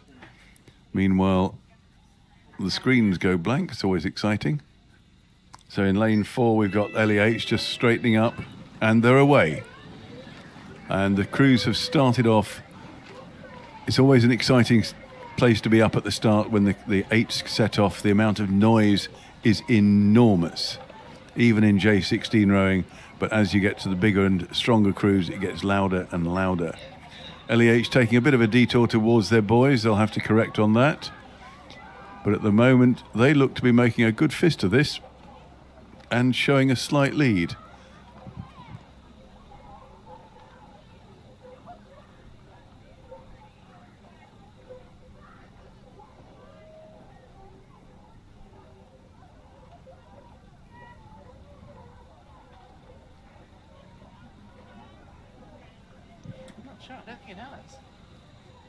And as the crews sort themselves out now, it looks like the crews in lane 5 and 6 of Wimbledon High School and Kingston are setting the pace, and lane 4 Wallingford as well. But the view is very distant, and even with binoculars from this end, they just look like pond skaters. So we'll tell you when we can see definitely what is happening. But it looks like we have Wallingford and Kingston with an advantage, 2 of the crews in red. Now as we look from the towards the start, we can see that Kingston in lane 6 and Wallingford in lane 4 are definitely showing well. Be good to see lane 1 as well, because they could be up with it. That's the South Africans, but they may not be. So we have Wallingford, they're rowing at 34.35, matching Kingston's rating and speed. LEH in the middle, slightly behind. In fact, they look to be about a length behind now. So we have Kingston and Wallingford vying for the lead, rowing at 35.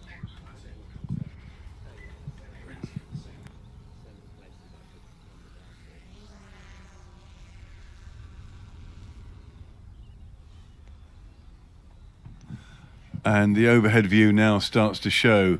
And in the middle, it's Wallingford with a strong position there.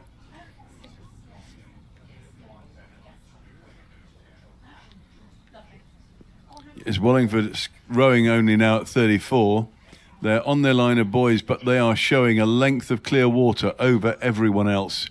Kingston and Wimbledon High School are trailing in their wake, and then behind them we have Godolphin and the South African crews. This time the South Africans are not bringing up the rear. They have given Godolphin a good seeing to and are pulling away from them, but haven't quite yet challenged the Kingston crew on the other side of the course. The wind is obviously playing a bit of havoc with the crews, as all 3 of the leading crews took a bit of a detour towards bow side and then back to stroke side. So it looks like a gust of wind has caught them. But Wallingford now leading the way with clear water over the other crews. And they're only rowing at 34 and looking very comfortable indeed as they approach the 1,000-metre mark. They had a very slight lead when they went through 500, but they'll be coming up now, and as they pass the 1,000-metre, they're showing ahead, and they've got a length clear water over Wimbledon High School. Yes, sorry, correction there. Wimbledon High School and the South Africans. The South Africans have now come through the Kingston crew, so they're looking promising. So we've got Wallingford leading comfortably now by nearly 8 seconds over Wimbledon.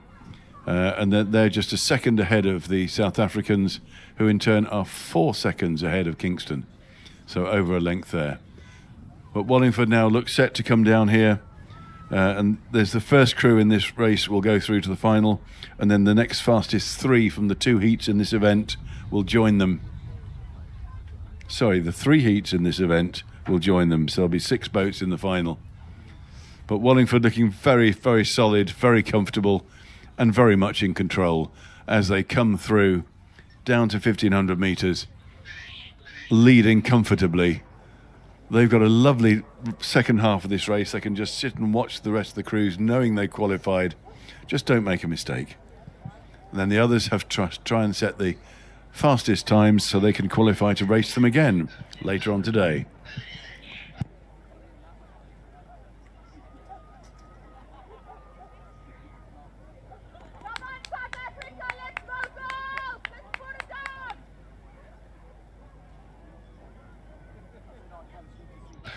And we're just hearing in the on the radio talk, there's one of the crews has had a bit of difficulty with its technical equipment.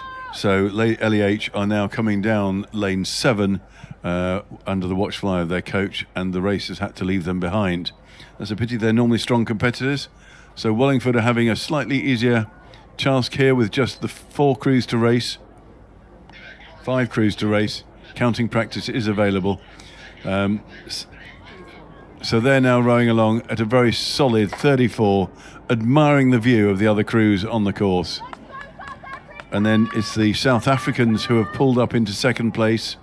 In third place we have Wimbledon High School, then Kingston, and then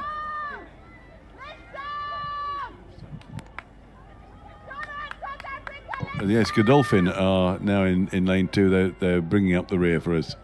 So for those watching on YouTube and those from the bank, Wallingford just coming down towards the Red Boys. Again, it's the red kit in the Red Boys. They have a good 2-length lead over their nearest opposition, which is the South Africans in lane 1. But the South Africans have kept coming at them. They haven't given up. This is the best result we've seen for the South African crew. They're rowing at 36 and making a really strong showing here as the second fastest crew in this race. And then in third place we have Wimbledon High School, then Kingston and Godolphin.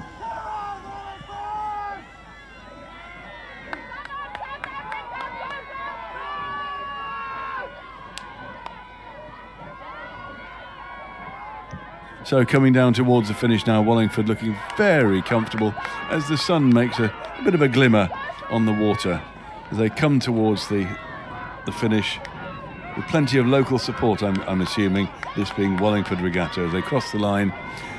Followed then by a length and a half, 2 lengths behind them, the South African Development Squad, and just a length behind them, just less than a length in truth, we have the Wimbledon High School crew. Then on the Tower side, Kingston Rowing Club a couple of lengths behind that, and then over on the viewing side, Godolphin and Latimer. LEH will be with us shortly as they row down in the emergency lane.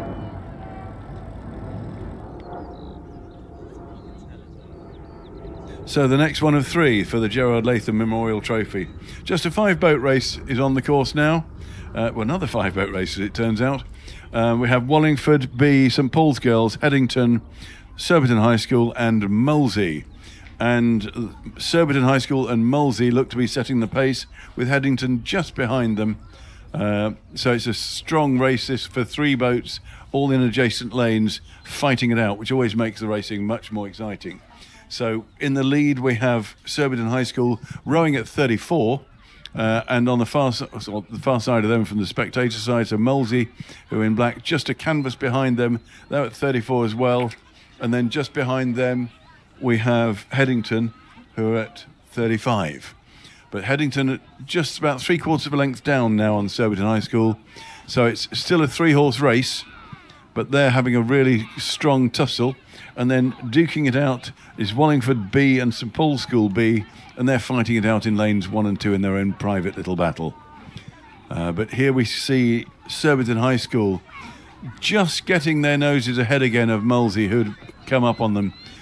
So Surbiton High School are definitely shading over Molesey, and coming up on Molesey is Headington. So Headington, who are rowing at a slightly higher rate, then they're at 36, are just now starting to make an impression on Molesey. Molesey were rowing strongly at the beginning. They're down at 34, and in lane 5, only at 33, we got Surbiton High School maintaining a good half length of clear water. And actually you can see that in the times at 1,000 metres. Surbiton High School are 2 seconds ahead of Headington, who are just half a second ahead of Molesey. And then they have 3 seconds over Wallingford B, who are ahead of St Paul's Girls B. But now as they come down towards the 1250 metre mark, we've actually got Surbiton High School pulling away from both Molesey and Headington, and Headington have managed to hang on to them slightly better, and they are now shading ahead of Molesey. So there's a length lead now to Surbiton High School. So Surbiton High School just 1 length ahead of Headington, who are just ever so slightly ahead of Molesey.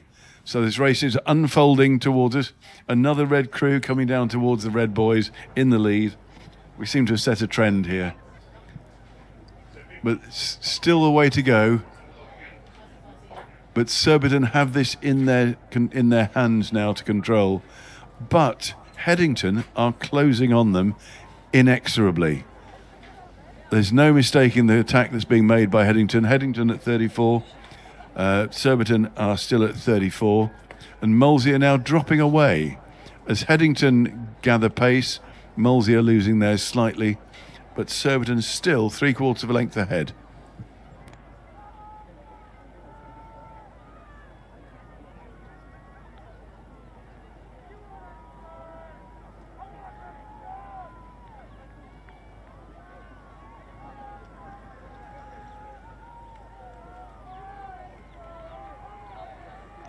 And coming down now, past the 1750 metre mark, or as they come to the 1750 metre mark, we can see Surbiton High School now comfortably in control of this race.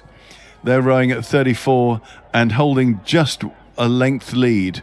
They've started to open up again on the Headington crew, who had closed that to less than a length, but now Surbiton have pulled away and they're opening clear water as we watch. So going into the red boys as they pass the 1750 metre mark.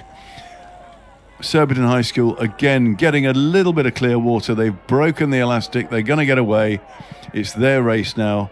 And Headington just have to try and set the fastest time they can to be one of the 3 fastest from the heats to qualify for the final.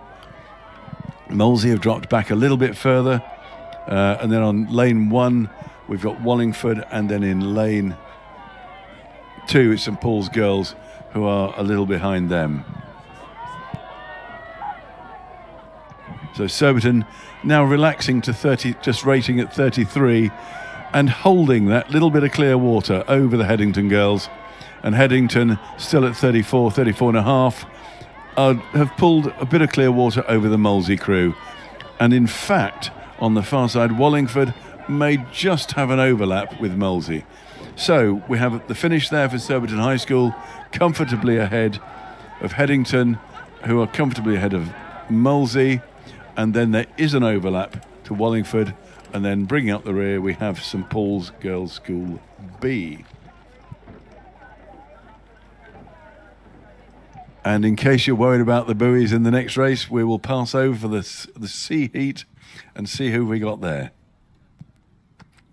Now that we're going to say things correctly, boys and girls, we've got Heat C of the Women Junior Under 16/8s for the Gerard Latham Memorial Trophy. He's whoever he wants to be. Thank you very much. So lane 1 is St Edward's School. Lane 2, Henley Rowing Club. Lane 3, St Paul's Girls' School. Lane 4, Latimer Upper. And lane 5, Headington School. Currently leading out through all of this is St Paul's Girls, who have already established almost a boat length full of lead, rating at a lovely 34. It's not quite as joined up as the other ones, but the lead is quite dominant at this point in time. So they're looking good, looking strong. You can see the boats getting pushed around a little bit by the wind, but for the moment, all good as they approach the 500.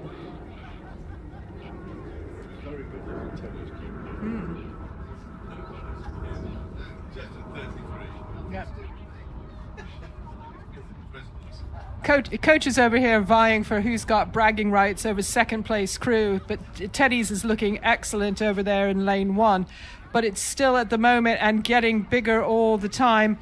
St Paul's Girls' School in lane 3 currently striking a lovely 34 and looking very relaxed with it.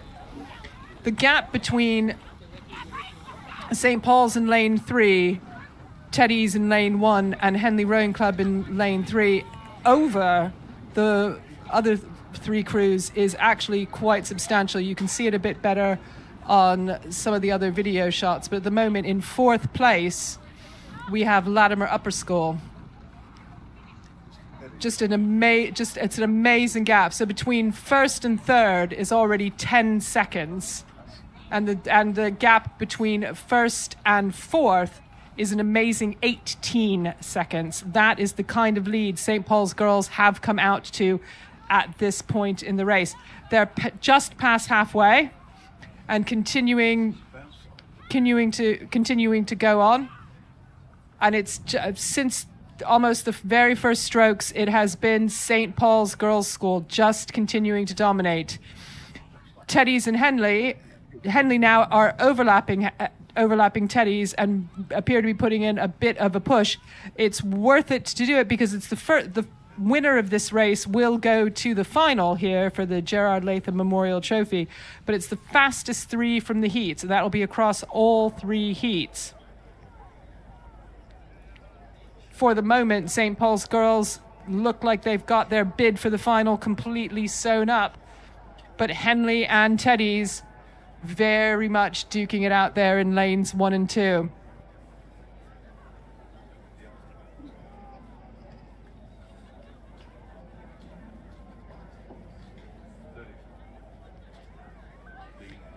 St. Paul's Girls' School continuing on at a feels almost serene 34 with the amount of technical expertise they've got going into it.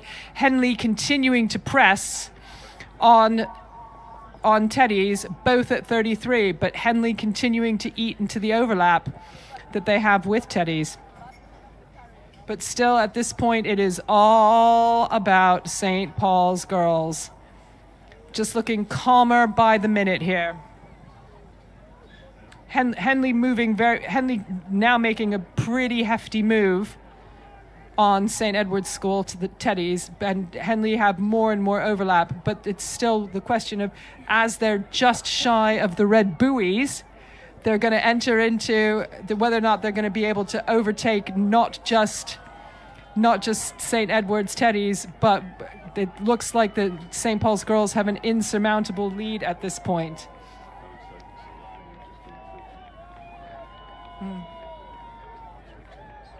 Henley they've done it. They've gone through Teddy's at just the right time, but it's really a question of, I'm not sure they're going to have enough water to overtake St. Paul's girls, but St. Paul's girls are continuing to lead on.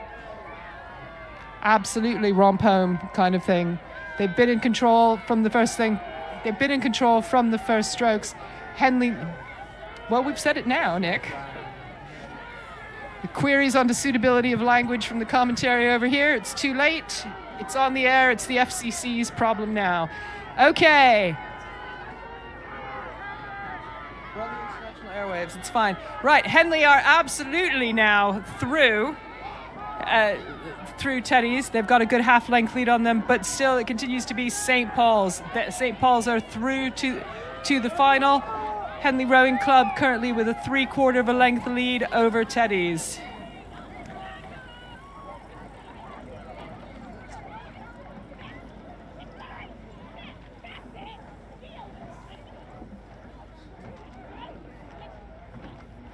Now coming through in 4th place is Latimer Upper School.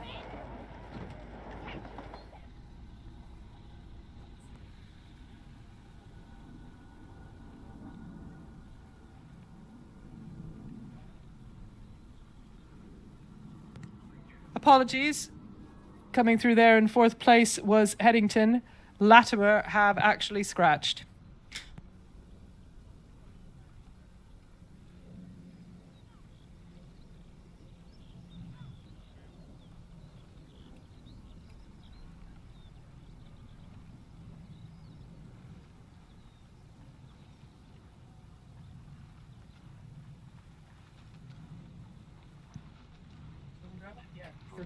So we have on the course the Women's Junior School Double Sculls. This has Sir William Perkins in lane 1, Emmanuel School lane 2, Warrington lane 3, Headington have scratched from lane 4, Kew House School in lane 5, Kingston Grammar School in 6, and Godolphin and Latimer in 7.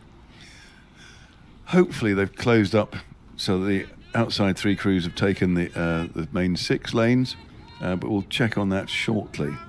because in the lead, comfortably, is Warrington. They are a country mile ahead of the other crews.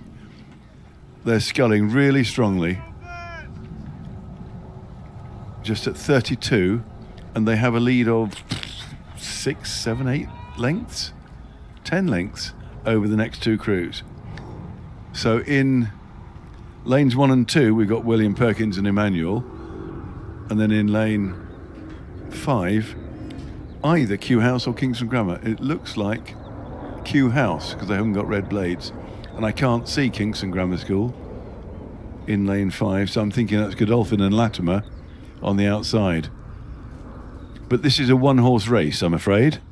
We have Warrington romping home without being challenged, and they're still sculling at 33, having a lovely day. Looking at the blades now, here we go. Looking at the blades, we've got green, that's Kew House. Yes, Kew House look to be lying second. And then Emmanuel and Sir William Perkins over towards the spectator side. But Warrington, in a class of their own, just miles ahead.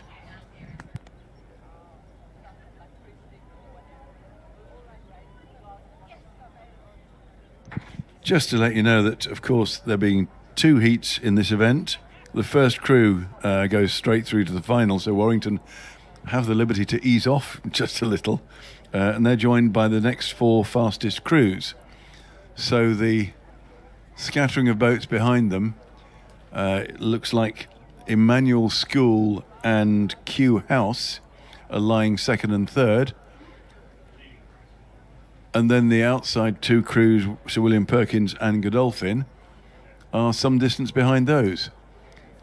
So Warrington, welcome to the final.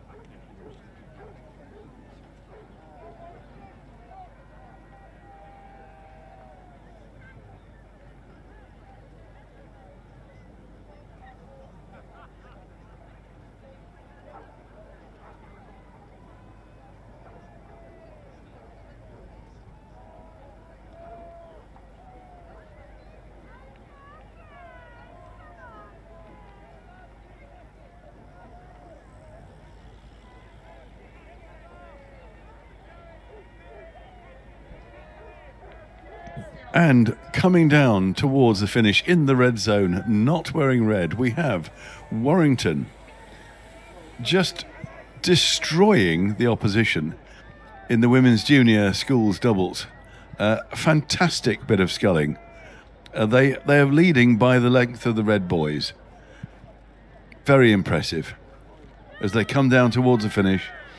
And having been told off for congratulating for getting to the final, I suspect they will do.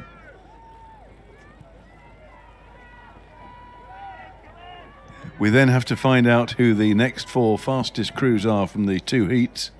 And putting in a bit of a shot for this, we have Kew House School with the green blades and Emmanuel School with the blue blades and the gold chevrons. They're coming down as the next 2 fastest crews in this heat.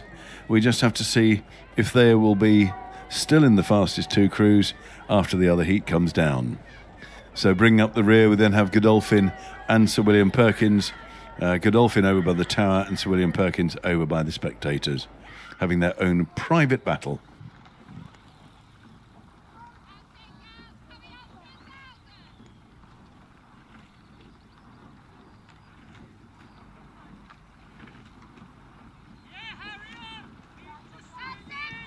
On the course now, we have the second of the Heat B of the women's junior school double sculls, and I've got deja vu. There is one crew umpteen lengths ahead, but this time it's Sir William Perkins in lane 3, leading comfortably every other crew in the event. And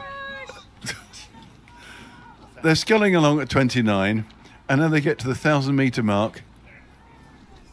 They have a 20-second lead over the next fastest crew. And the other 5 crews are across the course. With it between the other crews, there is only 7 seconds. And then a bit further back to Reading Bluecoat. There are 7 boats in this race. Sir William Perkins, a country mile ahead, being pursued by Headington B, Kingston High School, Kew House School, Headington, who are late entry, St George's, and Clare's Court, with Reading Bluecoat, as I said, bringing up the rear. But in one screen, you'll see Sir William Perkins' A crew romping down the course, and then you'll see a fairly close race between Headington B, Kew House School B, Headington, who are late entry, and St George's. And they're now sorting themselves out just after the 1,000 metres towards the 1,500. But this race is done and dusted as far as the leader's concerned. And unless there's a shark attack or something totally unexpected, they are going to win this race. I think possibly even if there is a shark attack, they may be able to. They had 20 seconds at the half. They may be able to jump back in after shark attack, miss a limb, and still win this thing. Well, judging by the lead, they could walk on water here. This is a definite lead here, a very strong lead for Sir William Perkins coming down the course. They're sculling just at 30, watching what's going on behind them with interest, because they know they've got to race again. It's very short. So she's not showing on there at all. There's some very neat sculling here from Sir William Perkins. Very neat indeed. Not to say that the crews behind them aren't neat. They're just a long way behind.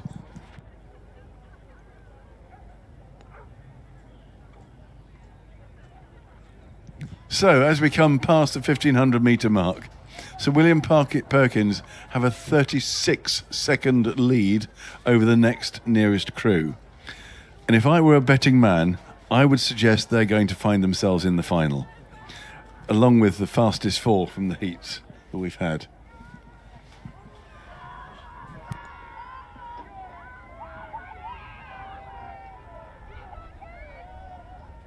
So as they enter the Red Boys now, Sir William Perkins School leading the women's junior double sculls towards the finish, sculling at 28. What a lovely day it is for them. Behind them, there's a real race going on. And on opposite sides of the course, we have Headington School and Headington School trying to sort out Kew House and St George's. So those 4 crews, the 2 Headingtons, St George's and Kew House, having a real dust-up as they come into the Red Boys. This is a strong showing for the runners-up positions to get into the final, where they can race for 3rd position. So there we go. That's the buzzer for Sir William Perkins as they cross the line. And another 10 strokes to go for the rest of the race. And it's the 2 Headington crews flanking the outside edges. Kew House School making a really strong challenge next to the Headington School B, and St George's just being led by the other Headington crew over by the tower. So one Headington crew finishes 2nd, Kew House 3rd, Headington 4th, and then St George's in a very close private match for 2nd, 3rd, 4th and 5th. And then we have Clare's Court, Clare's Court just crossing the line now. And then Reading Bluecoat will bring up the rear in a few moments.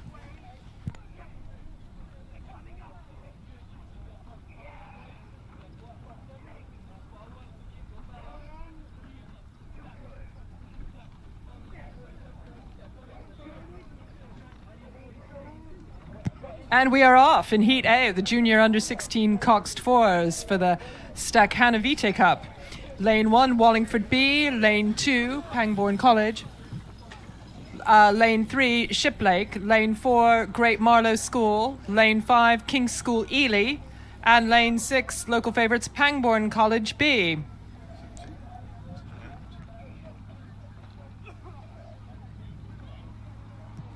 They're through the 1,000 metres here, and at the 1,000 metres, it was Great Marlow School over King's School Ely by approximately 2 seconds. They were ahead of Pangbourne College A, who in turn led Pangbourne College B. Then Shiplake, then Wallingford Rowing Club B.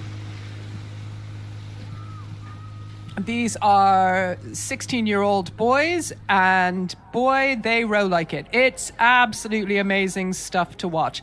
It is Great Marlow School heading down, obviously the most famous alumni, Sir Stephen Redgrave. They've got, a lot to live up to here.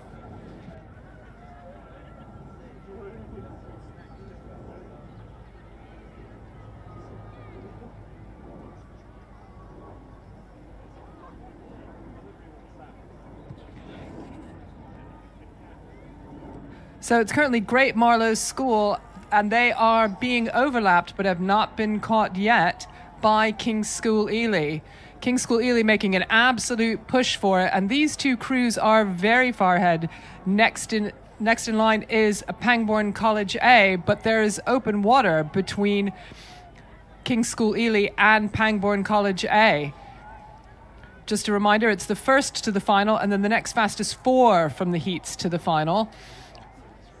But currently, you've got Great Marlow School striking a 35 against King's School Ely striking 33. King's School Ely continuing to gain on Great Marlow School. They've got an overlap by about 2/3 of a length. They are understroking them by 1 stroke per minute, sort of thing. And Great Marlow School, they continue to hang on, but they continue to just lose that little bit of ground. They are responding to King's School Ely, but King's School Ely in turn are making Great Marlow School work for it. Great Marlow School go up to a 36 as they pass the 1,500 meter mark, and they are currently 1 second ahead at the 1,500 meter mark.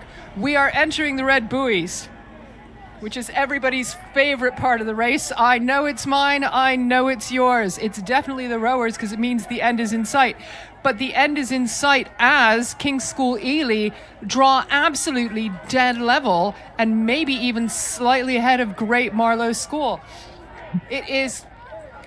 on the overhead video screen, you can see they've now taken about 1/3 of a length. They are just absolutely overhauling, renovating the order of this thing like it's some kind of an ancient cathedral. And currently striking a 38. They are there. The hand goes up from the coxswain. He's very happy. And yes, it is King's School Ely over Great Marlow School just there as they come through the red buoys. In 3rd place, we've got Pangbourne College A, and then actually in a relatively tight final 3, you have Wallingford just taking Pangbourne College B, with Shiplake, surprisingly perhaps, in 6th place.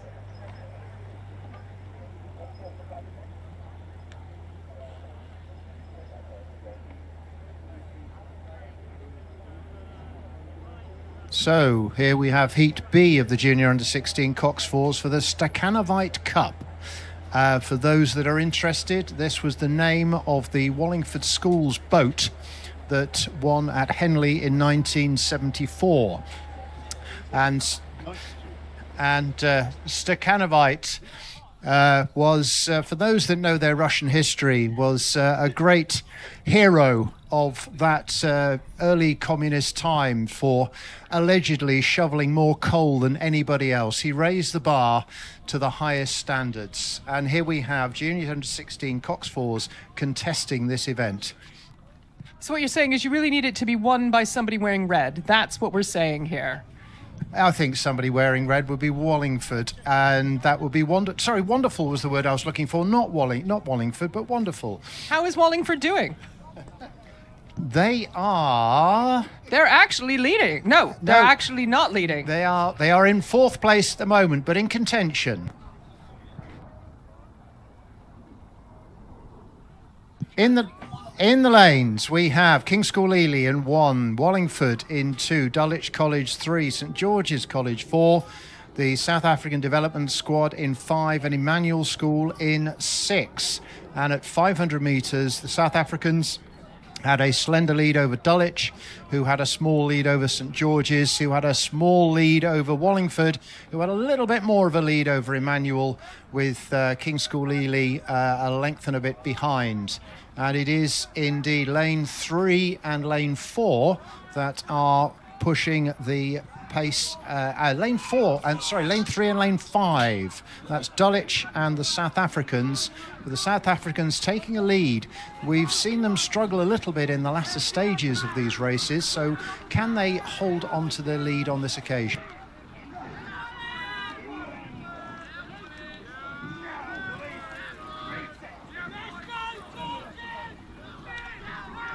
And as one may have suggested, Dulwich have actually rode through in the second 500, and they have a small lead as we're going into the all-crucial third 500.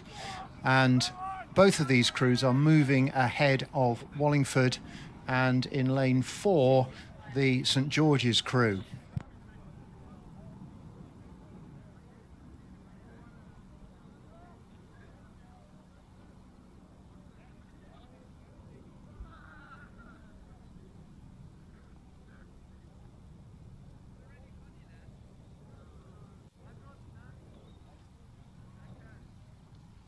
South Africans absolutely determined to not let Dulwich College get away from them, and Dulwich College are just as determined to keep the South Africans down in the south. Dulwich College continuing to lead as the drone goes on a lovely scenic view further down the course. As they approach the 1500 meter mark, it is still Dulwich College, and Dulwich College actually making a bit of a move over the South Africans. It looks like they've gained a decent bit of length there. You can see the wiggle trails, and I think the South Africans got caught by a bit of a gust, which Dulwich absolutely took advantage of. Dulwich at 30 to South Africans 35 last time I looked. So they've got a lot of power there, which is really pushing their boat along. Dulwich keeping it cool, calm and collected, and still maintaining 3/4 of a boat length lead over the South Africans, who continue to strike a significantly higher rate of pacing. But coming in on the outside in lane 1 at a 33, you've got King's School Ely. The overhead view shows it a bit closer as to what's actually going on in this one. It's Wallingford continuing to press, and Dulwich continue to lead. Then they're now just about going out to open water, barely over the South Africans. Wallingford, however, drawing close to level with the South Africans and looking to make a solid move into second as we enter the red buoys. Dulwich continuing to strike at a 30. They've got the advantage of seeing everyone behind them and know that what they need to do at any point is stay ahead. They don't have anyone to catch. They've got everyone to catch them. Wallingford at 35, and Wallingford draw increasingly level with the South Africans. It could be an overhaul. The South Africans striking very high at a 38. And I think from this angle here, up here in the tower, it looks like Wallingford have actually overtaken the South Africans. Dulwich continue to just make an absolute walk in the park of it. They've been in control since just after the 500 meter mark and are continuing to do so. But Wallingford and the South Africans continue to absolute slug it out. It is a slugfest, and the South Africans take their right of striking up again and have moved out now over Wallingford and managed to get overlap on Dulwich as they finish. It's Dulwich in 1, South Africa in 2, Wallingford in 3, Now coming up here from lane 4 is St. George's College in 4th. Emmanuel School in 5th. And coming up over on the far side is King's School Ely B.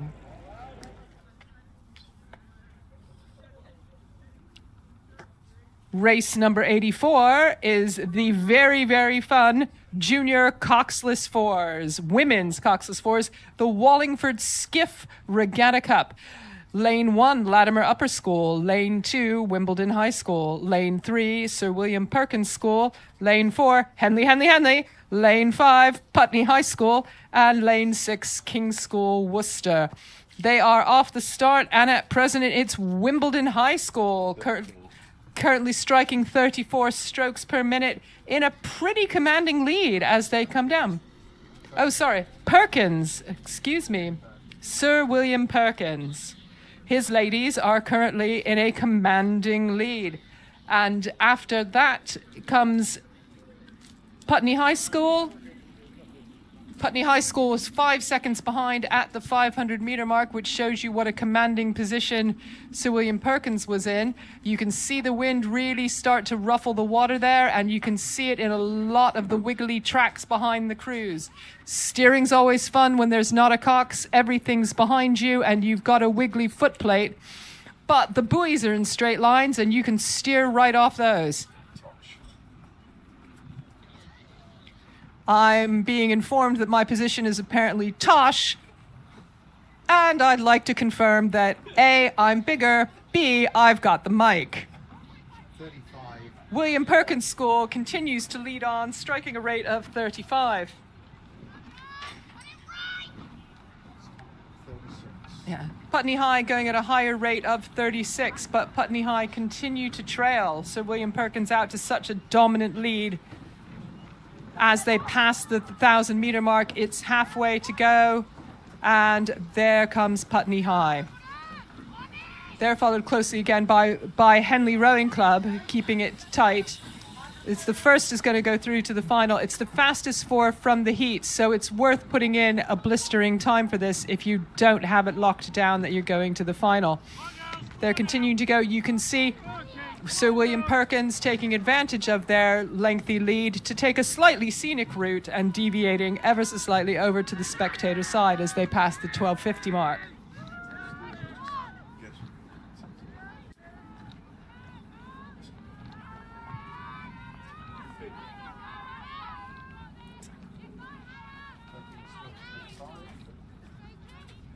Perkins continuing to lead at 35. When they pass the halfway point, Perkins had a 7.5-second lead over Putney High School.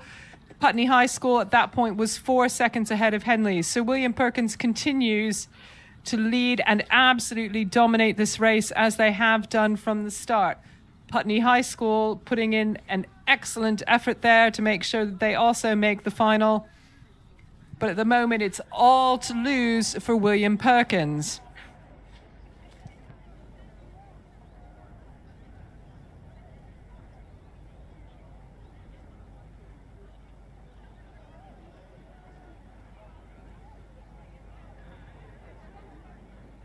We are blessed with very fine conditions for this Wallingford Regatta, and I think we should also commend the juniors who are in the Coxless boats for their steering. So whilst there may be the occasional veering left or right, everyone is still in lane, and it makes the competition so much happier to watch when you know that everybody is able to keep their boat straight. But it is Sir William Perkins who have done the better of those jobs and still tapping along at a very significant rate, despite the commanding lead that they have as they are just about coming through, or have through 1,500 metres now. And the battle is on for second place, which may or may not, which is likely to give us a fastest qualifier position for the Henley and for Putney High, who have commanding distance over the remaining crews in the heat. Henley and Putney appear to be having a little dust up there amongst themselves as to who's going to come second in this race. Perkins off just Perkins off just doing what they do and doing it well. They're down to about a 31. They're in the red buoys. They've got everything behind them. And then Putney and Henley currently are both at 37 strokes a minute, having also entered the red buoys. And at this point, it's too close to decide between the two of them. Perkins keep dominance and keep control. Henley absolutely trying to take control of this from Putney High School. We have to watch. Henley are just drifting a little bit across the buoys, but in the process have overtaken Putney High and look as though they're going to take second place. That was Sir William Perkins going through in first. Henley, oi, oi, oi, coming through in second place and in a straight enough line to qualify. Putney High School in a steady third.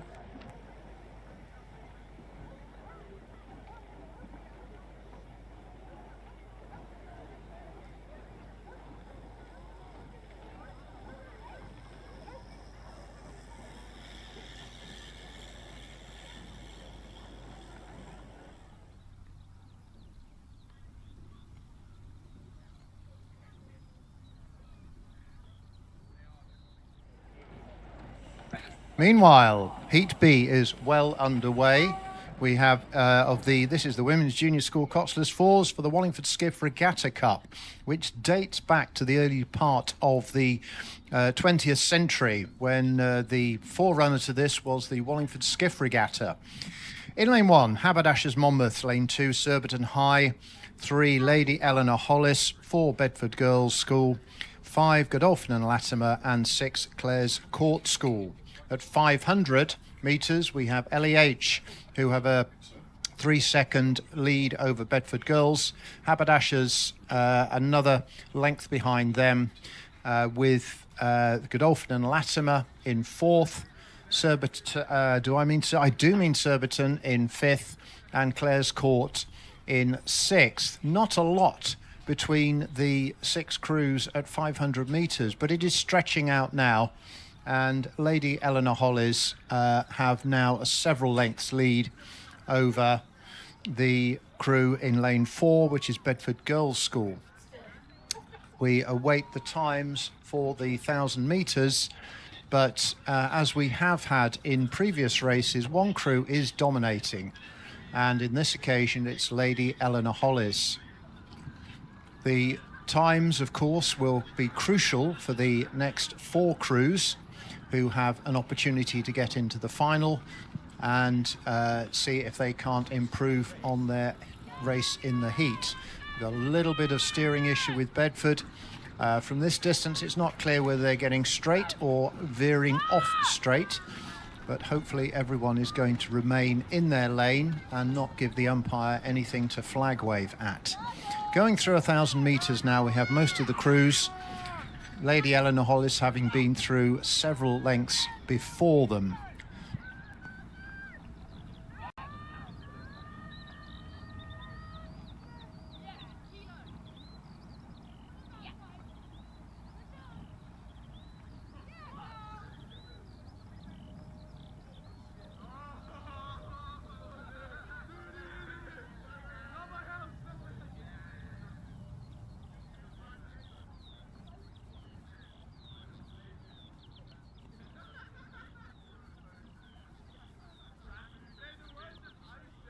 Getting a good view now of the course from the drone, and LEH have just disappeared off the base of the screen as the rest of the crews are coming up to the fore.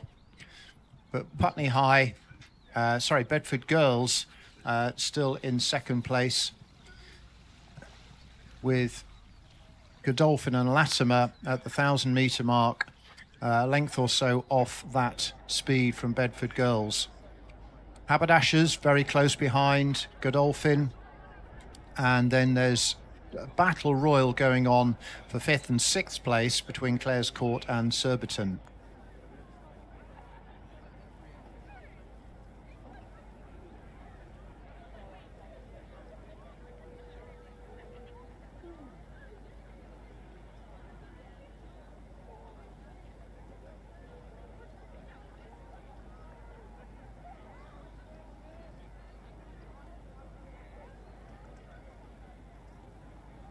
And as we commentate on this second heat of the Women's Junior School Coxless Fours, it's feeling a little bit like the Radio 5 Live and the commentary special for Test Match Special, as we've just been delivered a lovely piece of carrot cake. I'm sorry for all of you out there who are not served quite so well, but with thanks to our chief commentator Roger Brown and his baking skills, I haven't tasted it yet, mind you, so let's be careful. But anyway, back to the racing. I've had Roger's carrot cake before, and I'm here to tell you, you're in for a treat. This is why people volunteer. We don't do it for the power. We don't do it for the prestige. We definitely don't do it for the complete lack of money. But let me tell you, Roger's carrot cake, that's why I'm here.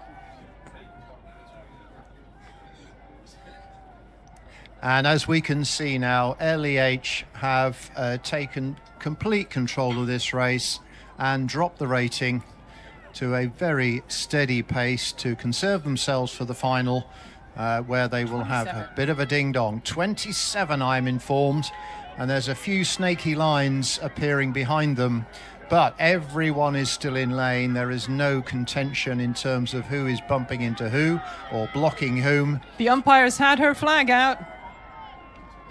It's a little too much wiggling for the umpire to be happy, but the flag is away for now.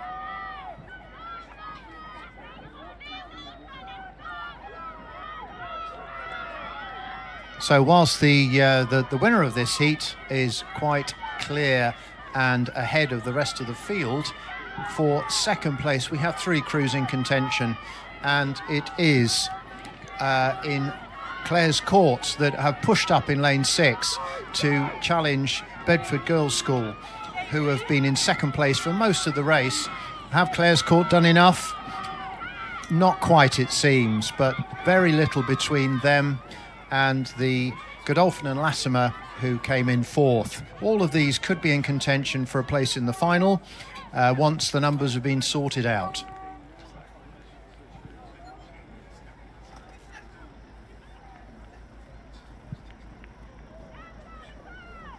But now we're in for an absolute speed race with the junior under 15 8s for the Regatta Committee Cup. A race so contentious it took a whole committee to do it. These are junior 15-year-old boys in their first sprint sweep races, and they are thankfully being bossed around by the smallest and most domineering of the ones they could find. Lane 1 is Adamer Upper School B. Lane 2, Hampton School, also B. Lane 3, Radley College A. Lane 4, Abingdon School. Lane 5, King's College School A, and Lane 6, Windsor Boys School. So the whole thing is currently being led by Abingdon School, but Radley College, who of course are only, about 6 inches down the river, currently are about 6 inches behind as we go through this and looking to move through. They don't want to be 6 inches behind, they want to be 6 inches ahead. So Radley currently at 35 strokes a minute, Abingdon currently at 33 rate of striking, and it is neck and neck. Not the teenage boys get competitive in the slightest, and this is going to play to the absolute worst of their instincts. Both crews have settled their rate of striking to 33. Cox having a little look over, having a little word right there. Basically, Radley's looked over to tell Abingdon to back off. Abingdon appear to have just ignored them. Oh, Radley continuing to look over and have a word. That's okay. You don't actually get to boss the other crew unless they choose to listen to you, and they shouldn't. But still, it is neck and neck now between Abingdon and Radley. And they're going to continue to just slug it out. It's a little bit difficult to tell at the moment because of the parallax. I'm waiting for the times as they come through the 1,000-meter, which they are doing now. And it is Radley. It is Radley with a 1 second, just a 0.9 of a second lead over Abingdon. And then the two of them have a 7-second lead over Windsor Boys School. So it is all to play for, but Radley A have moved ahead of Abingdon, and at the moment they continue to move. It's gone up to about a 3-seat lead. It's more than that 0.9 of a second now. You can see the trails. They're getting pushed around a little bit. and not just by the little person at the end. I can't see the actual angle from here. I'm presuming there's the one coxswain is still looking at and shouting at the other, but they are both wiggling in response. Abingdon currently striking rate of 33, Radley currently at 34, and that may or may not be what's keeping them ahead. Any bit of the steering, as we've said before, will slow the boats down. Any speed on the rudder will slow the boats down. And of course, it is entirely crucial, especially when you are neck and neck like that, to quite literally stay in your lane. These are big boats. They do get pushed around by the wind. We've seen it before today. There's a gust at about 1,000-meter mark, and it seems to be catching boats by surprise. But for now, Radley appear to have made a substantial move, at least from this angle. They're rating 1 pip higher than Abingdon, and it appears to be paying off for them. They've got what looks from this angle to be about a boat length lead. They're just now passing the 1,500-meter mark. Radley are currently 2.5 seconds ahead of Abingdon at the 1,500-meter mark, and the red buoys are coming into sight. Junior boys getting ready to go. Abingdon 8 seconds ahead of Windsor Boys School, and it continues to just spread out from there. The story of this race is the fight between Radley and Abingdon. They've come all the way down here to Eton Dorney. They could have done it just up on their stretch of the Thames. But it's really good. It is quite a good ding-dong, but Radley continue to lead. Radley keeping it dominant, and the cock still looking round to make sure that she can tell Abingdon what's what. Chatty little thing, takes, girl after my own heart, I should say. Right, here we go. Then if it's a boys' school, they should get a haircut. Right. Radley continue to push, but they've now stretched out. They've just about broken the elastic and just about an open water lead as they have the last 5 or 6 strokes here in the red buoys. It's going to be Radley A over Abingdon.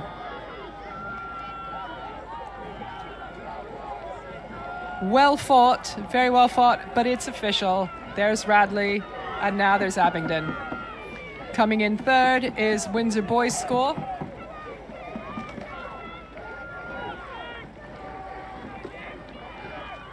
And then 4th, 5th, and 6th, it's very, very level here. Yeah. Appears to be King's College now in 4th, and then over on the spectator side, Latimer and Hampton will leave it to sort it out amongst themselves.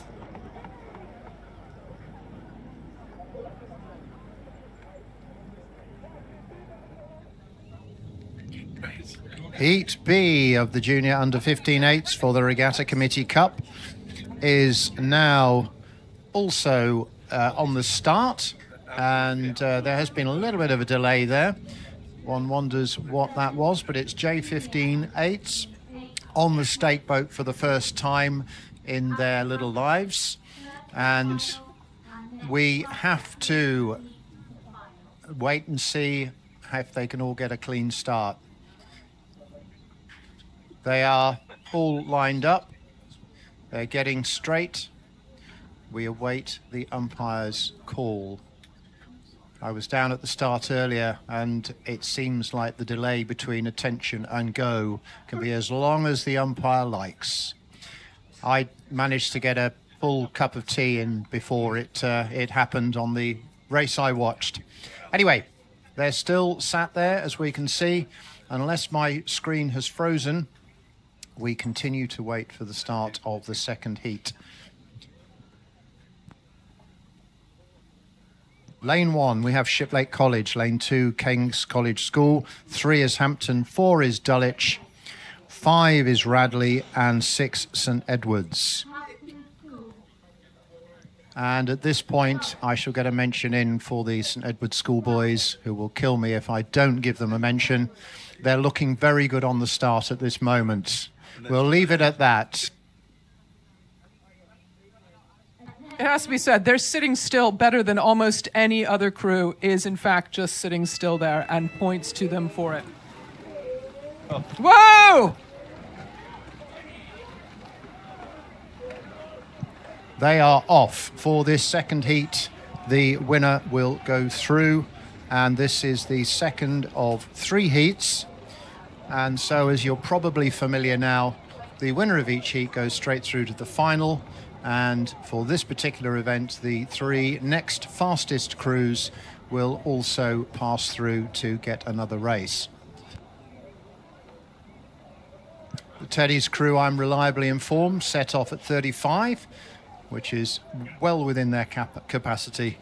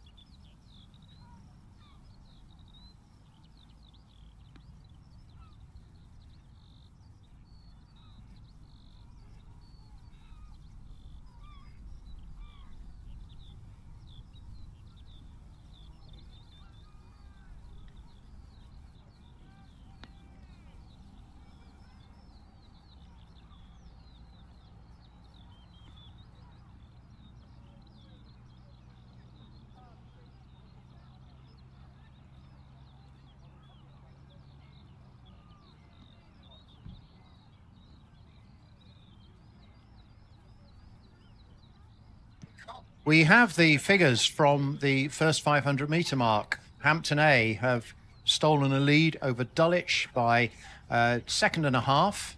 They, in turn, are ahead of Radley B by 3 seconds. KCS B are very, very close with Radley. Shiplake also significantly overlapping with the Teddy's boys bringing up the rear.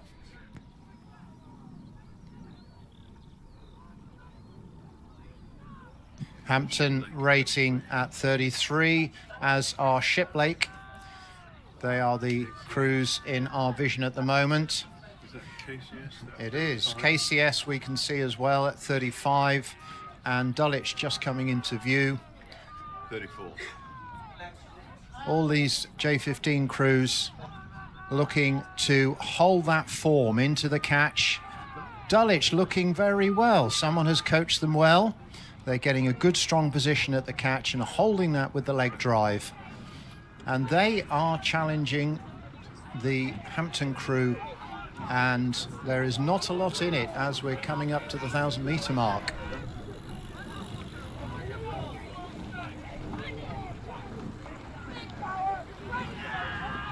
Okay, Hampton at 33 hold a lead of about a second over Dulwich at rate 34. These two crews have pushed away from the rest of the field.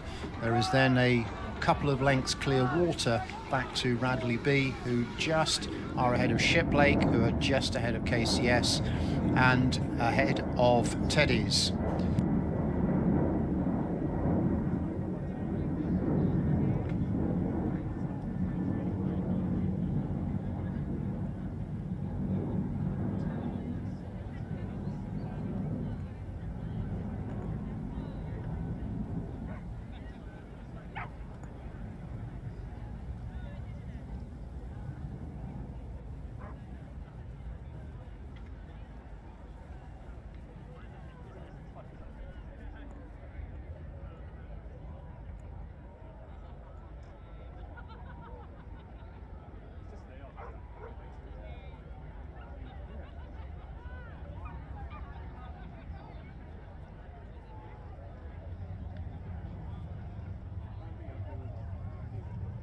As we get a delightful view from the drone, it appears that Hampton have held off the attack of Dulwich and have approximately half a length lead as they approach the 1,500 metre mark.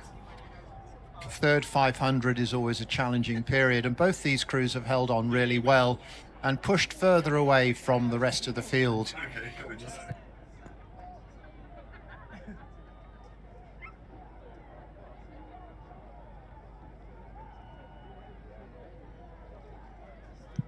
Dulwich appear to continue to overstrike Hampton by 1 pip. That's 35 to 34. But Hampton are making better use of their time in the water. Yes, but Dulwich are continuing to keep that lead, don't you think? Oh, sorry, Hampton are in the lead.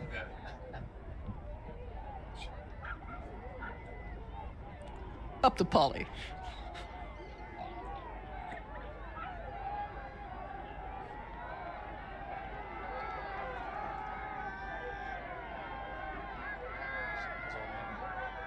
Hampton appear to have just lifted their rating as they come into the last 250 metres. They clearly want to take this win and go straight through to the final. They are not keen to be at the mercy of the stopwatch to see whether they're going to get through or not. I think they're just mad because I called them Dulwich. But here we go. We're in the red buoys. Hampton, as you rightly pointed out, continue to lead. Hampton boys. Here we are in the red buoys, and it is Hampton absolutely over Dulwich by about half a length. Dulwich continuing to press. They're going to run out of buoys. But it is close. It is close. But it is Hampton School over Dulwich. Now coming in for a quick third. It is Radley. It is Radley with Shiplake over in fourth.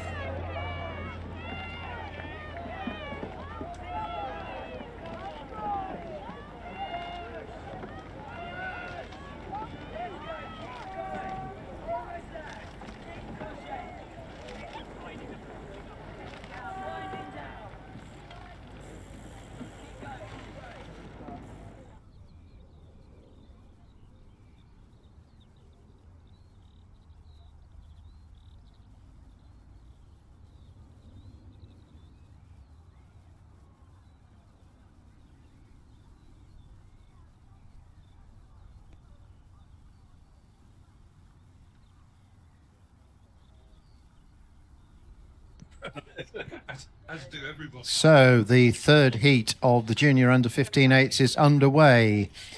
King's College School C are in lane 1, Dulwich College B in lane 2, Latimer Upper A in 3, Reading Bluecoat School in 4, and Hampton School C in 5. The rankings, the CRI index, which has given us the original draw, and one imagines the lane positions, seems to be working very true to form. Lane 3 considerably drawing away from lane 2. So that's Latimer 34. At 34, just pushing ahead of Dulwich At 35. at 35. Bluecoat 34. And Bluecoat also at 34.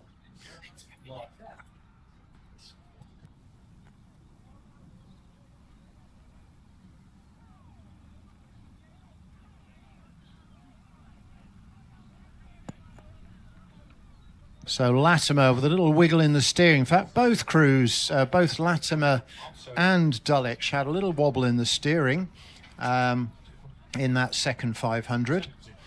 But Latimer still sitting tall, getting good efficiency at the catch, not missing much water at all. And that technique, that superior technique, is helping them to stay ahead.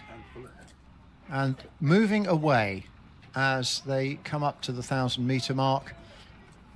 There is a little bit of a gust, seemed to have pushed all the boats across, and Cox is correcting their steering, hopefully with smallest amount of rudder to minimise the braking on the braking effect that, of course, steering has on your boat speed.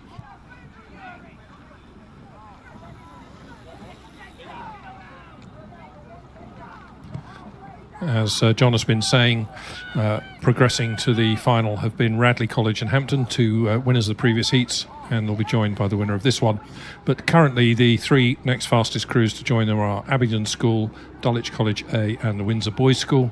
And crews in this, who will finish second, third and fourth, will be looking to beat something in the 6-minute 30s in order to displace and take place in the final. So everything to race for still in this third heat of the Junior Under 15 8s.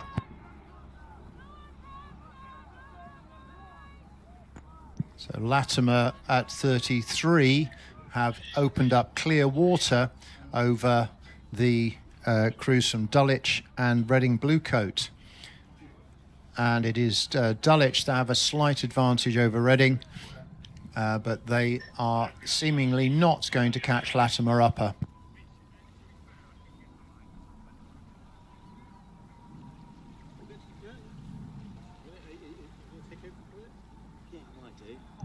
Okay, now Dulwich, in order to get their advantage over Reading, are at 36. How sustainable is that? Reading Bluecoat are at 33. So they have somewhere to go in terms of their rating. And will either or both of these crews have the speed to break into that three fastest crews for the final?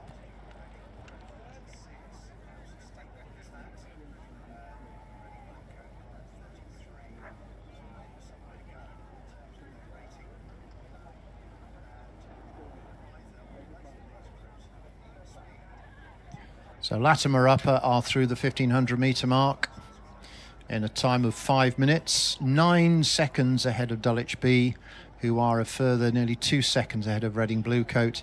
They have a 9-second advantage over Hampton in 5th, and KCS will soon cross the line. They are trailing a little in 5th place.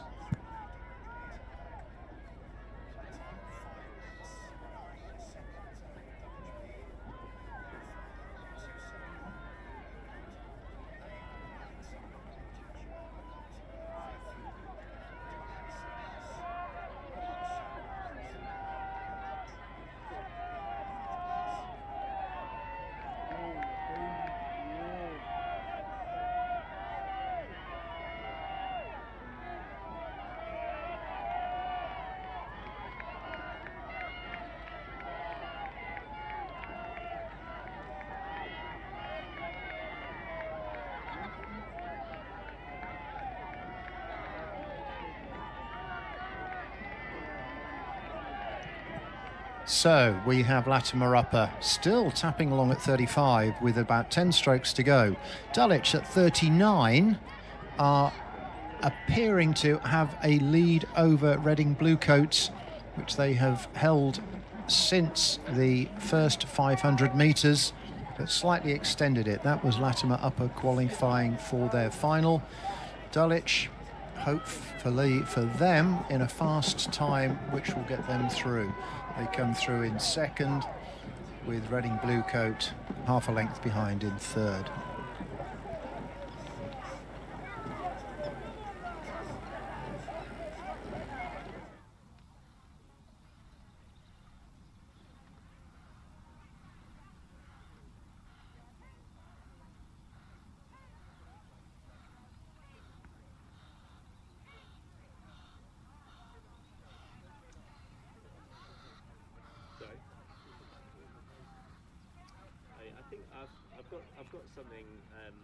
So having seen some of the boys at the early stages of their career, we now move to Women's Club Coxed Fours, where some of these will have been in action for a few years.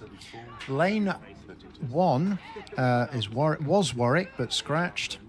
Thames in Lane 2 have established a significant lead over the rest of the field. At 500 metres, that was nearly 5 seconds, and they have several lengths of clear water now as we get a view from the drone. Second place is Molesey, with Vesta in third, City of Bristol in fourth, and over in lane 6 we have Cantabrigian.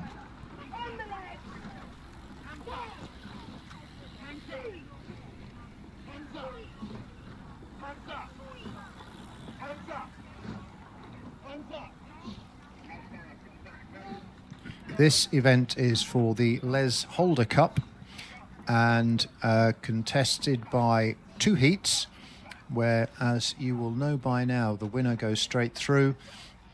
The remaining 4 places will be judged on their overall time. So wherever you sit in the race, it is worth pushing and pushing and pushing to get your best possible performance to see whether you can progress through that fastest group. At 1,000 metres, the lead of Thames was clear 4 seconds. Oh, tell you, boy, let's redress, do my sums again. That's nearly 9 seconds. And Molesey are themselves 4 seconds ahead of Vesta B, who were having a ding-dong with Cantabrigian, separated by less than a second. I apologise, CBR is not Cantabrigian, it's City of Bristol. Apologies to those from Bristol and the Cantabs.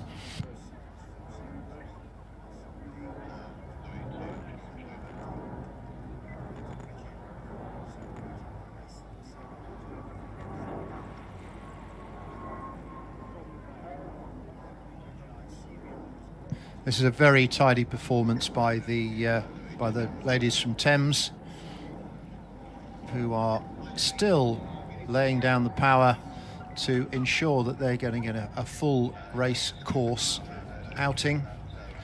Rating 32 and rowing long and effectively. No wonder that they have established a significant lead. The rest of the field is similarly rating 32 or 33, but not making any inroads into the lead that Thames have established.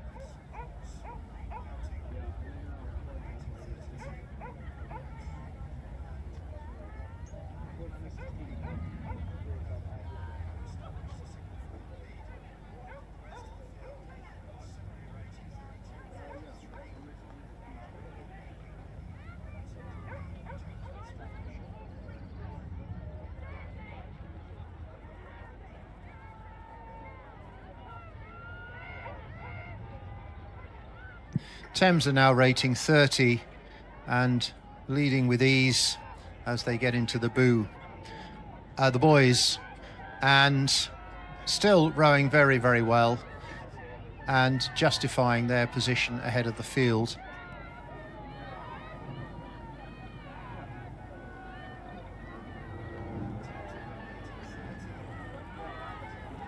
Clearly in second place we have Molesey, with City of Bristol in third and Vesta B in 4th.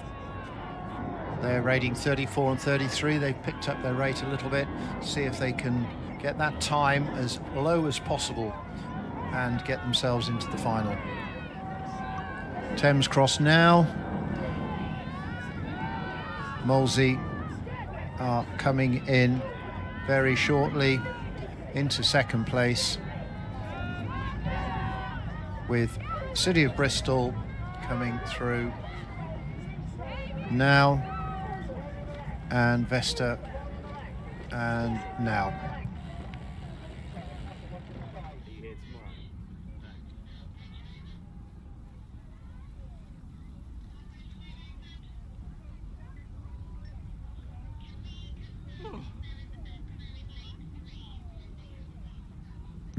Hot on their heels comes the second heat of Women's Club 4s, Coxed 4s.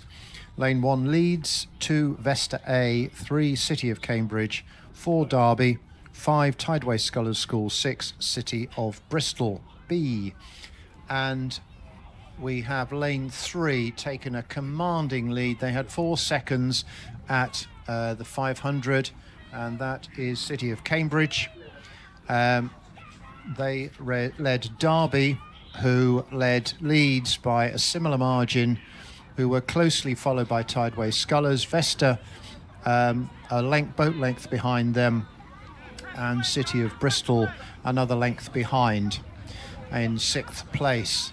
The City of Cambridge, along with all their competitors, racing around 32, but City of Cambridge have now a 7-second lead over the rest of the field. Derby remain in second place. Tideway Scullers have moved up though and just squeezed ahead of the Leeds crew. They're still very close together, but it is very much the City of Cambridge and Derby that are the two crews ahead. City of Cambridge being very dominant ahead of everybody else.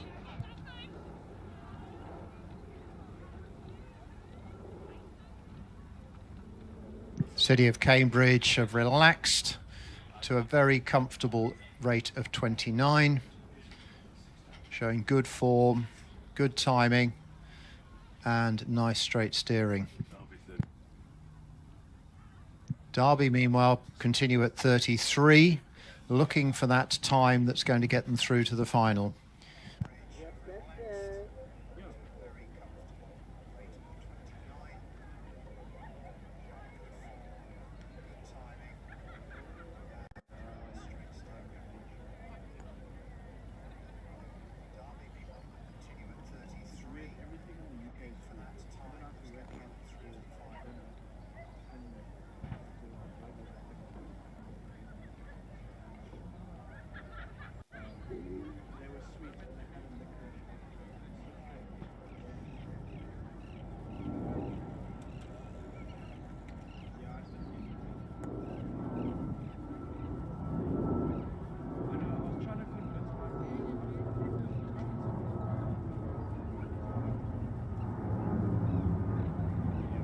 At the 1500 metre mark, City of Cambridge continue to row comfortably, well ahead of Derby. They now have a 9-second lead and a very commanding row that we are witnessing here. Derby comfortably in second, but is that time going to be sufficient compared to the finish times of the runners-up in the previous heat?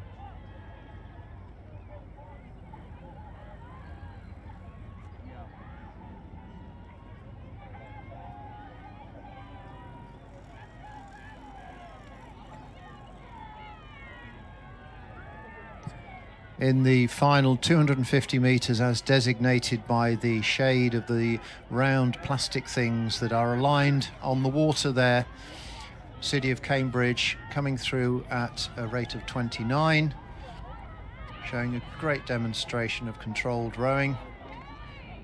Derby, meanwhile, pressing hard at 34 to get the best out of their 2,000 metres. It remains to be seen whether any of the following crews will be fast enough to contest the final. We have a problem over in lanes 1 and 2. Lane 2 having crabbed and drifted into lane 1.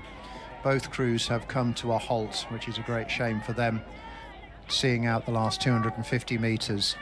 Tideway Scullers will therefore come through unopposed in third place.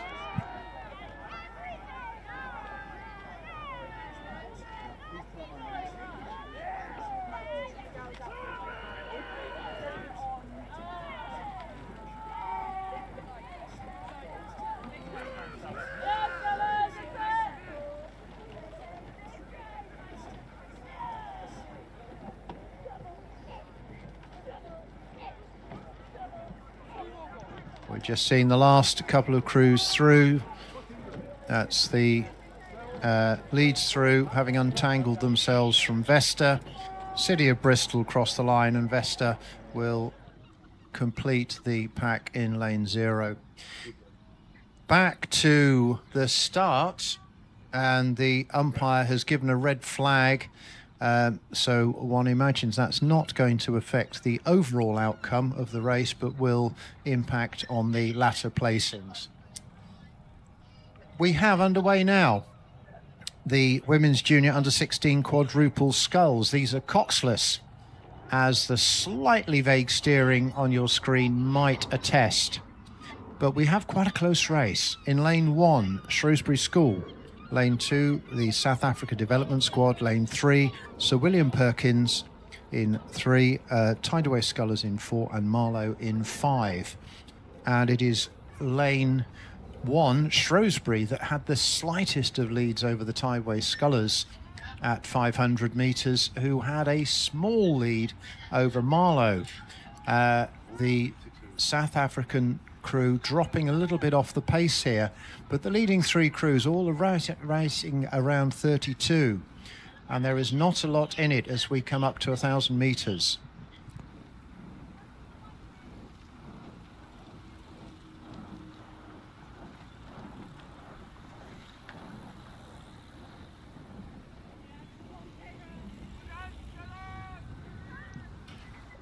And through the 1,000-metre mark, we can see that Tideway Scullers have just crept ahead of Shrewsbury, with Marlow not very far behind. Those times are just separated by less than 2 seconds, those first 3 crews. So with 1,000 metres to go, this could be anybody's.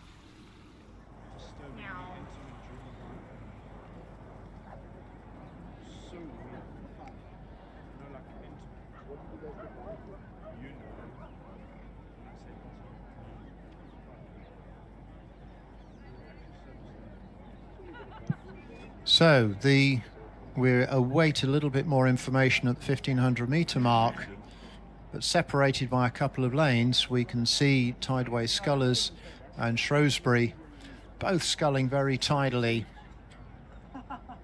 Very little being missed at the catch, looking at that Tideway Scullers crew. And similarly with Shrewsbury, very well coached crews, these junior under-16 girls.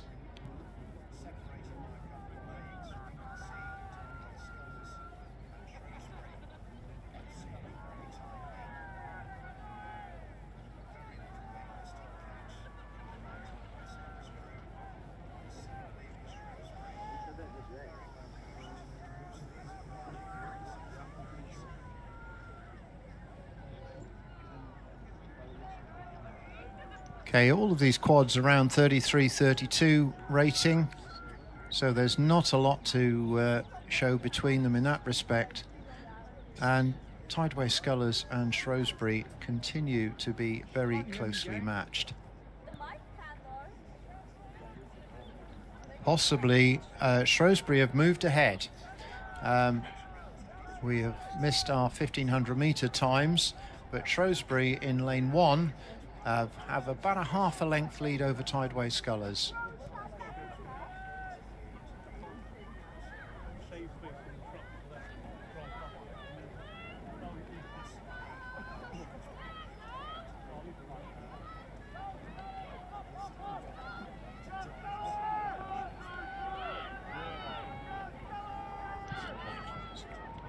Okay, well into the last section of the race now.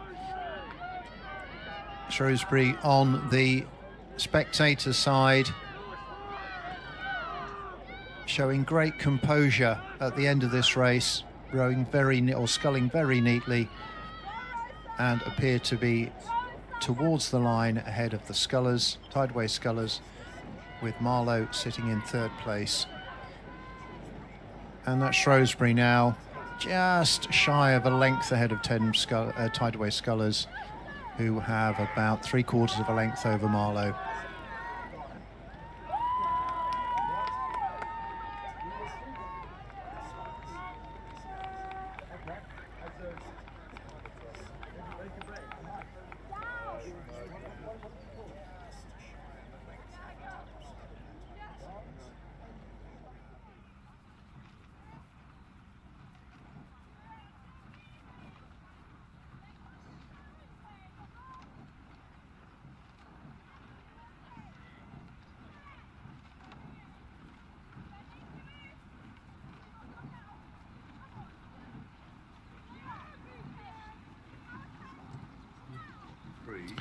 On then to the second heat of these two heats in the women's junior under-16 quads.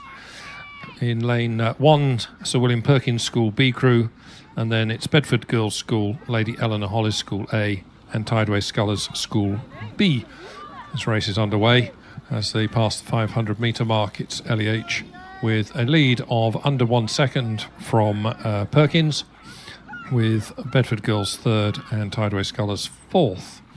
They are in fact coming through the 1,000 metre point now, and LEH have continue to lead, but it's Bedford Girls who've really closed up in that second 500 and just half a second behind. So at 1,000 it's LEHA's crew first across the line, followed smartly by Bedford Girls, and then Tideway Scullers, and then Perkins.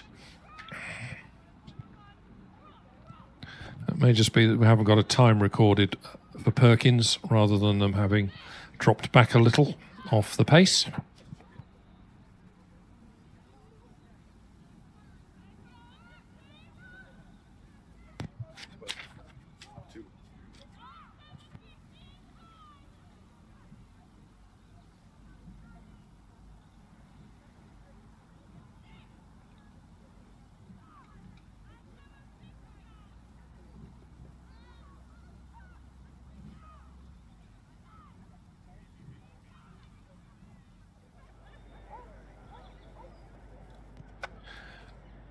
As they come down the course towards us, it's still a very tight race between the three leading crews here, which is Perkins, Bedford Girls and Lady Eleanor Hollis.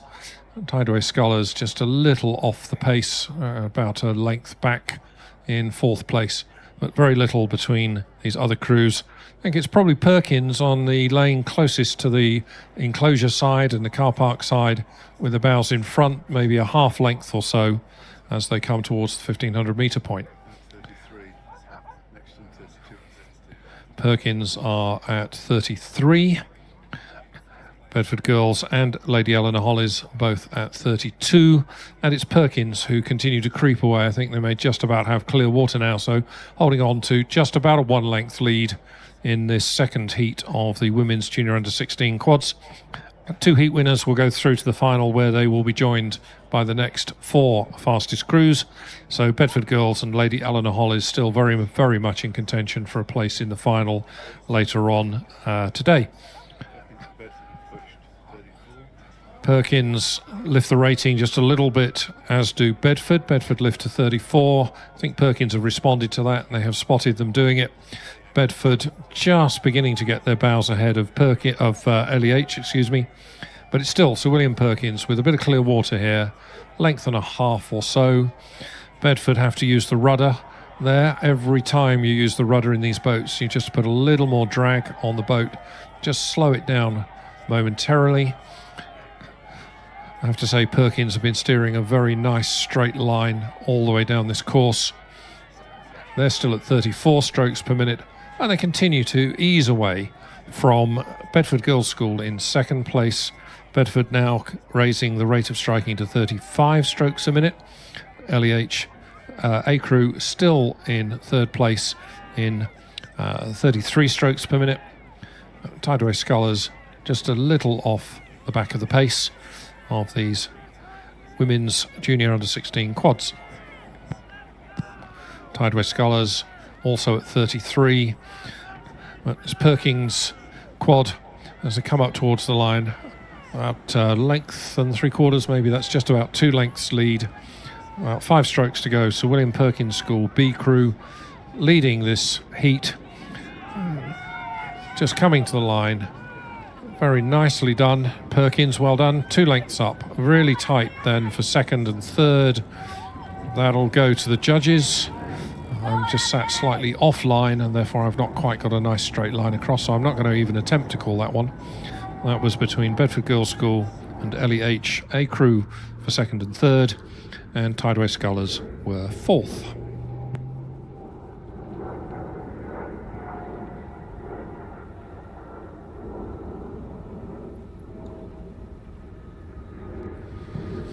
Straight on then to the Challenge Coxless Fours for the Ushers Challenge Cup. Challenge events are the higher tiered events here with Club and Challenge Challenge being the higher one. This is the first heat of 3 heats. Lane 1 are Vesta, Lane 2 are London Rowing Club's A crew, in Lane 3 St Paul's School A, Lane 4 Thames Rowing Club B, Lane 5 Marlow, and Lane 6 Northwich A. Very early on in this race, it's Thames Rowing Club's B crew who jumped out to an early lead. They lead by just over 3 seconds at 500 metres. That's a length or so in these boats, maybe even a touch of clear water. So it's Thames Rowing Club B, then Marlow, St Paul's, London Rowing Club A, Northwich A, and Vesta. We've got about 8 seconds covering those boats. As they pass 500, they're already through the 1,000 metre mark. Thames continue just to pull away 3 minutes 1.38 seconds to the 1,000 metres and a lead of 5.5 seconds over Marlow. So let's call that 2 lengths. Marlow and St Paul's having a good race for second place, about a second between them, so third of a length or so, perhaps a half at the most. St Paul's in third, London Rowing Club fourth still, with Northwich and Vesta in 5th and 6th. Northwich and Vesta having a good old battle themselves. There's only 0.7 of a second between them as they pass the 1,000 metre mark.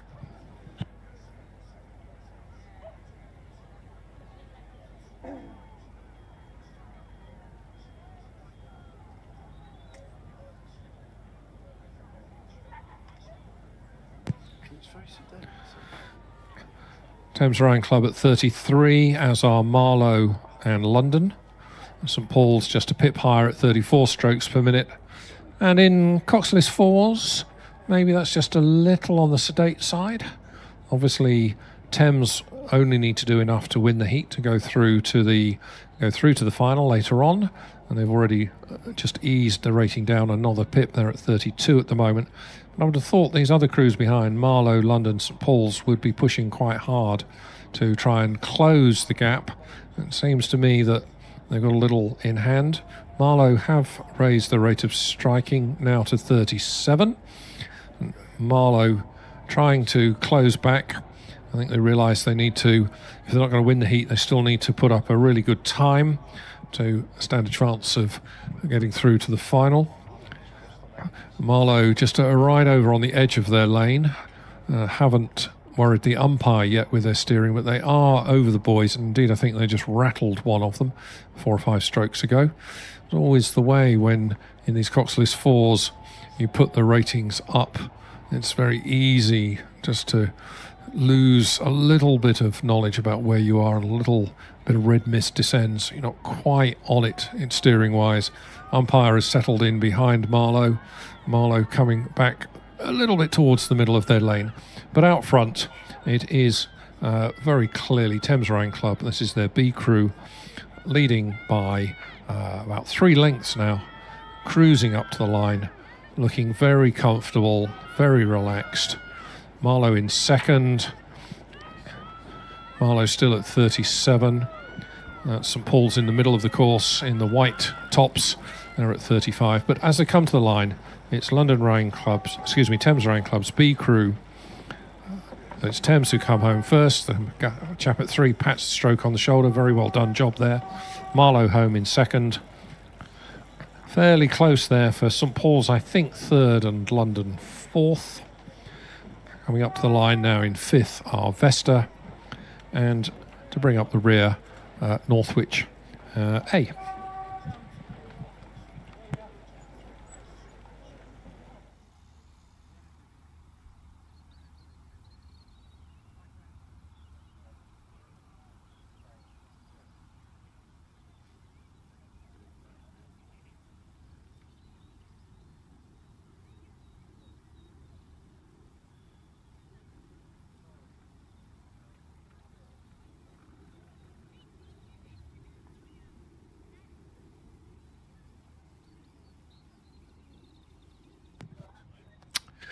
Second heat of these Challenge Coxless fours is underway. In lane 1, Northwich's B crew. In lane 2, Shiplake College. Lane 3 is St Paul's School's B crew. Lane 4, Leander. And lane 5, Molesey B. Leander at 36, pushing along quite hard. but there's not an awful lot between them. They haven't quite reached the 500 metre point yet. At least we're not seeing 500 metre splits. And I think we can see that Northwich B have just dropped a little off the back, but it looks like it's Shiplake in 2, just with their bows in front, maybe a canvas, possibly even a third of a length. Shiplake going very, very well at the moment in the early stages of this race as they come towards us.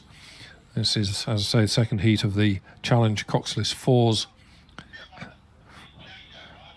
Almost nothing then between St Paul's, Leander and Molesey B. Maybe Leander just taking second place. Shiplake at 36. They are coming under some pressure, I think, from Leander as they come up this. Shiplake have moved over. Umpires beginning to take a little interest in what's going on. Shiplake are over towards bow side of their lane, and I think St Paul's are over a little bit towards stroke side of their lane, so they are fairly close together. But no clash. I think both of these quads, Coxless 4s, have just steered the way that they needed to as they approach the 1,000 metre point now. It is still Shiplake College with their bows in front. It's about a half a length from Leander in second.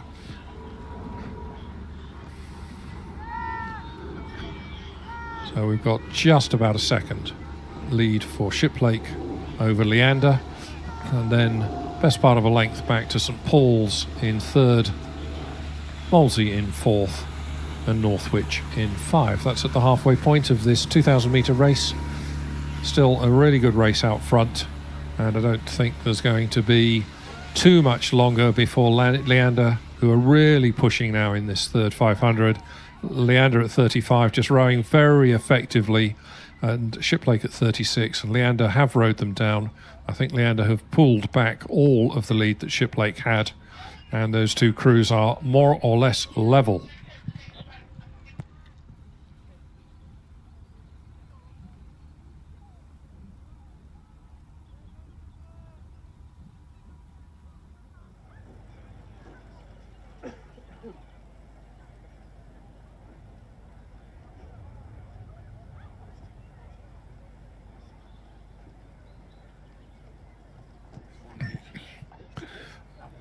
As they continue down this course, approaching 1,500 metres, it's Leander who now begin to just squeeze out a small lead over Shiplake. Leander by, I don't think that's quite a half length yet. Really good, solid middle part of this race by Leander. They've come from second to now lead Shiplake by, well, they are pulling away now. It's probably 2/3 of a length, 3/4 of a length. Leander with a slightly higher rating. Leander at 35, Shiplake at 34 strokes per minute. Those two boats have now clear water over St Paul's in third, and Molesey B in fourth, and Northwich B in fifth.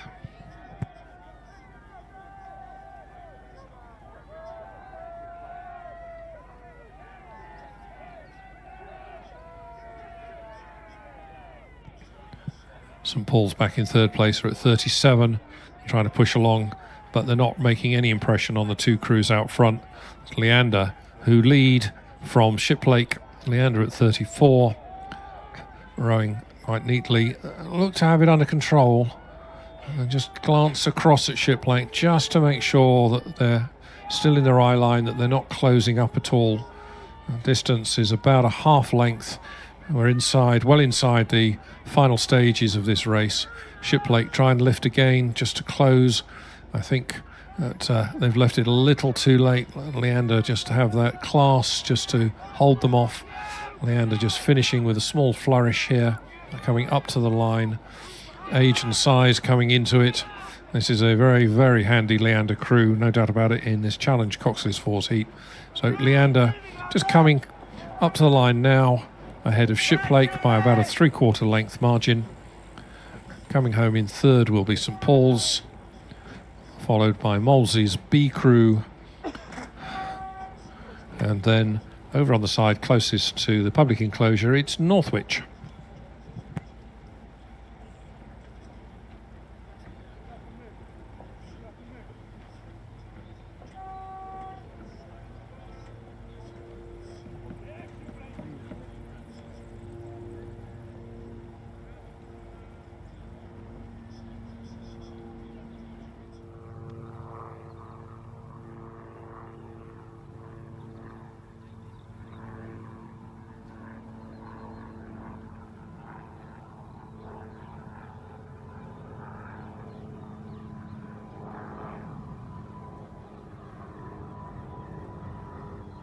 We have the third heat on the course now of this Challenge Coxless Fours for the Ushers Challenge Cup.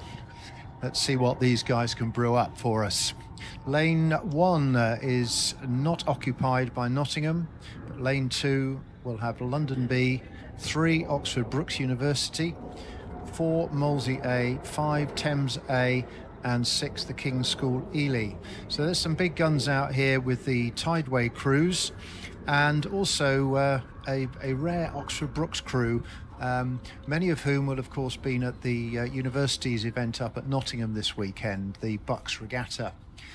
And leading this event, we have rowing at 38 is the Molesey crew, and they have about half a length over Oxford Brookes, who are at 36, and third we will have the Thames A boat at 35. So this is well contested. These first three just pulling ahead a little of the London B crew, who are also batting along at 35. But it continues to be Molesey who have that slight advantage over the Oxford Brookes crew.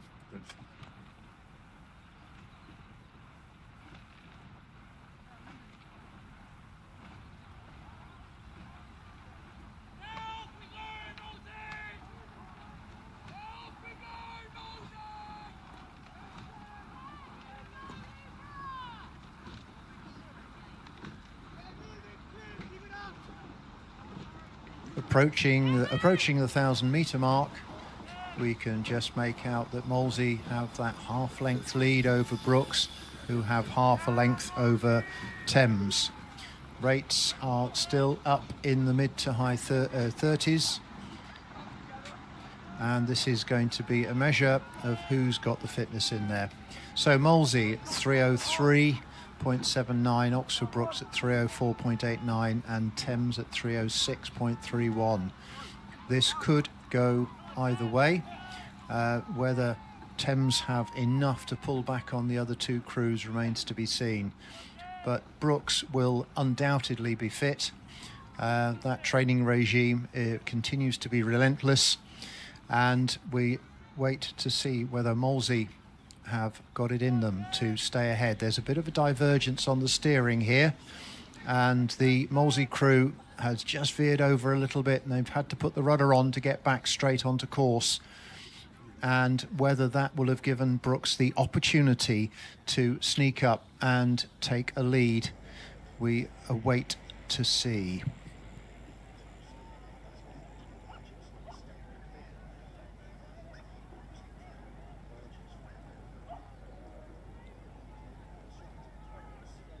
Okay, the leading crews are now at 38. This is really hotting up as we're coming up to the 1,500-metre mark. If anything, Brookes may have just snuck ahead. That little bit of steering issue with London Rowing Club may have cost them a couple of seats. There's still a lot to play for, and still opportunities in which to make a difference. But I sense that Brookes are just creeping ahead now. They've taken the advantage, they've got the momentum now, and they're going to be pushing on and screwing down on the men from London Rowing Club. That was a very quick 500 there that Brookes put in, and they have taken the lead. They have about over half a length now, and Thames continue to press on Molesey. I somehow got London right. No, I've modelled my crews. That's London in second to Brookes. Third place is indeed Molesey. No. Okay. Cancel all that last bit. It will come out in the edit. We have Brookes, we have Molesey, we have Thames, and Molesey again have got issues with their steering. They've drifted over into the path of Thames. The umpire is some way behind, but I don't think it is going to affect the course of the race. They've corrected themselves, they're back on course now, but Brookes meanwhile have nearly a length as we come in the last 10 strokes Thames pressing hard, but Molesey are going to have enough just to hang on to second place there. Half a length to Brooks, half a length of Molesey over.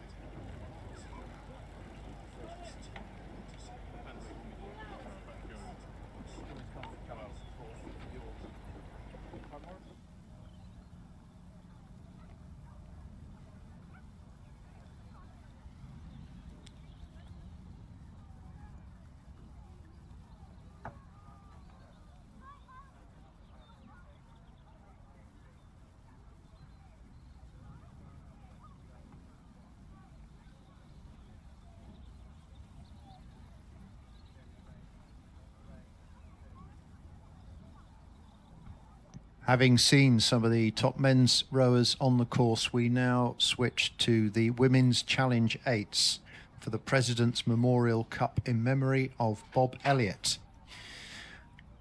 our past chairman and president of the club. Much missed still. Lane 1, we have Vesta. Lane 2, Headington School. Lane 3, Leander A. Lane 4, Thames B. 5 is London. And 6, Shiplake College B. We have all 6 on the track, and we have Leander in lane 3, just half a length down from Thames. Leander at 35, Thames at 34. These two crews are breaking away from Headington School in lane 2, who are at 35, and London in lane 5.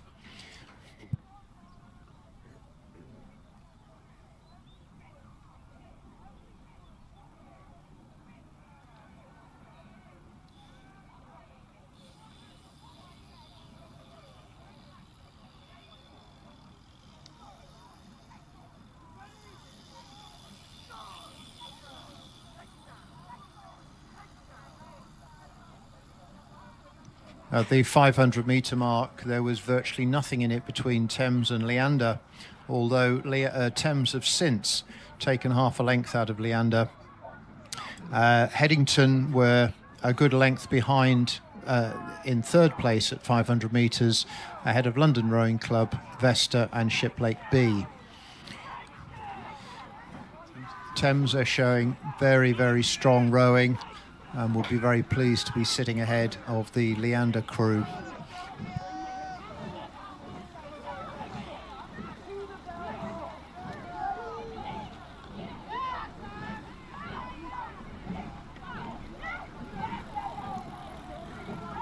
Through the 1,000 metre mark, we have Thames, second and a half, if not a little more than over Leander. And these two crews have opened up a good 6-second margin over Headington in third, London Rowing Club in fourth, just ahead of Vesta, who are a little way ahead of Shiplake B. Leander are pushing hard in this third 500 to try and get back on terms with Thames. But Thames are moving on relentlessly, looking very long, very solid, and certainly very well together.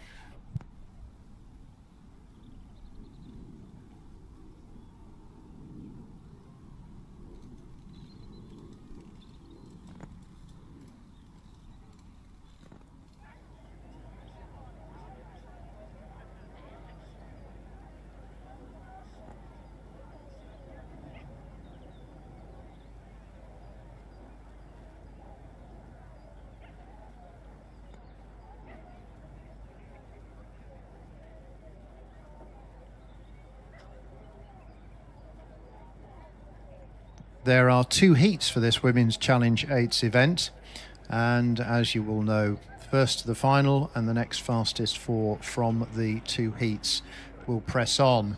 One imagines that Leander would be one of those. The question is whether Headington in third place is going to make the cut. We'll have to wait for the second heat and the stopwatches to be compared. But Thames, who have nearly got a length now, rating 36 as are Leander.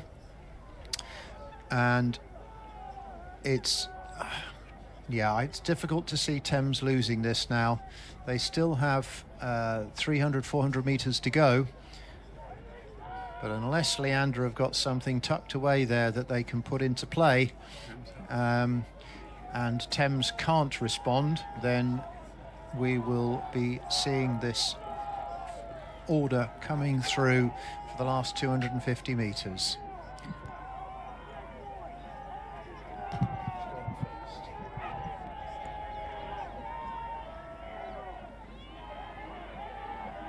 Both crews are pushing on now with 200 metres to go. Rating 36 for Leander. And Thames still at 36. So, whether there is more of a sprint remains to be seen, but I don't think Thames needed on this occasion. They have a good sight of the Leander crew behind them, and they will see this race through with overlap, but with confidence, and hopes to go on to the final to win the event. They cross the line now, and then Leander two-thirds of a length back. They have about 2 lengths clear water over Headington.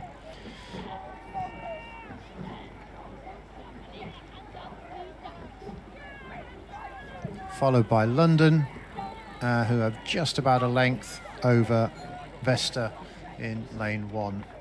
The Shiplake girls commendably giving this race a go, but not quite in the right league yet. Their time will come.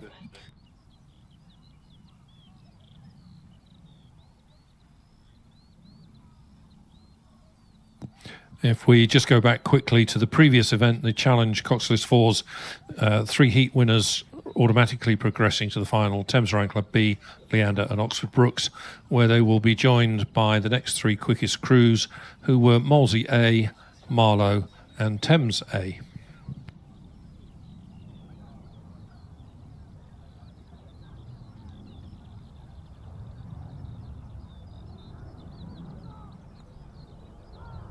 Second heat of the Women's Challenge 8s is now underway.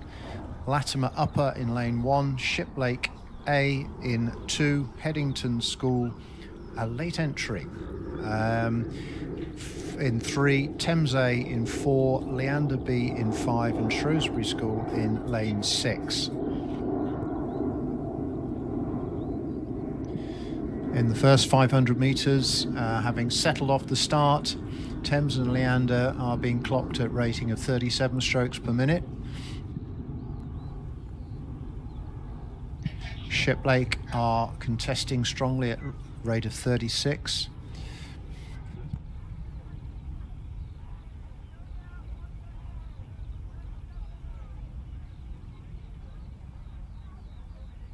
And now we get a shot from the drone, which is a great aid to everybody's viewing. Well, at least if you've got a screen in front of you.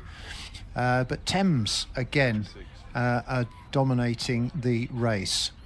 They have at least a length clear over the Leander B crew. Given that this is the Thames A crew and that's the Leander B crew, if the other 2 crews in the previous heat are correctly oriented in terms of their A's and B's, then this should be a comfortable win for Thames A. And certainly we had a clear lead at, we have a slightly dodgy time on the 500 metre mark. I don't think that Thames did that first 500 in 1:02.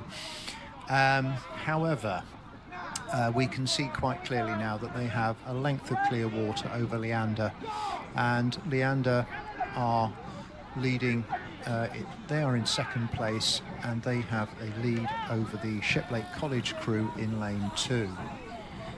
Right, Thames have crossed through at 1,000 metres at rate 35 in 3:06, Leander B at 3:11 and Shiplake in 3:18. So this is proving to be quite a stretched out heat of this Women's Challenge 8s. The question will be how far down the order do you have to be, or how far up the order do you have to be to qualify for the final? And what would that hold in store for you? Certainly, I think we can expect to see 2 Thames crews and likely 2 Leander crews. But will the school crews get in there? Will Shiplake A find themselves up against Headington for a rejoining the battles that have gone over the last few years to see who has precedency in the girls' sweep rowing?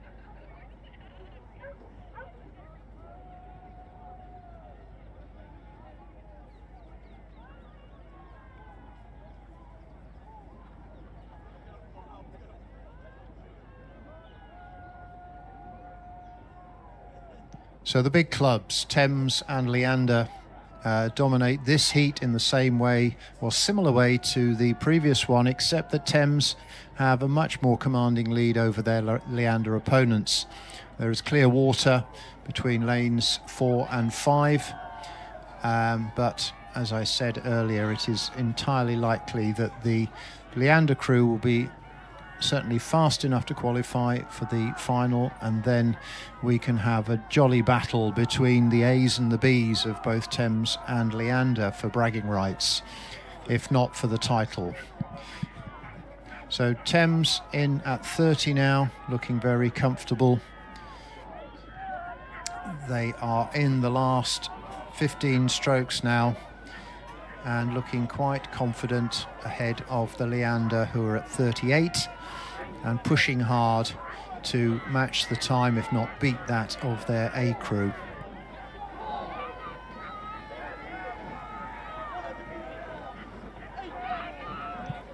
So Thames have allowed Leander just to get overlap as they cross the line now, with Leander coming in strongly there in second place. Shiplake very, very straightforward in third at 37. The Headington crew coming in ahead of the Latimer upper schools. So the last 3 crews are the schoolgirl crews, who are all aiming to up their game racing at this top level.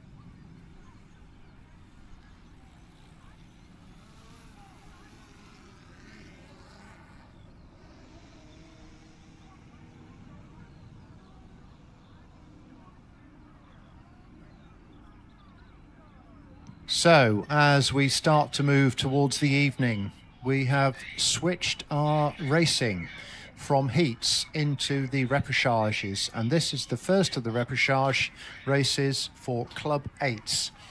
Only 2 go through to the final. Lane 1, Molsier, 2, Barcelona Club de Rem from Spain, 3, City of Cambridge, 4, London A, and 5, UK Armed Forces, and 6, Hampton School.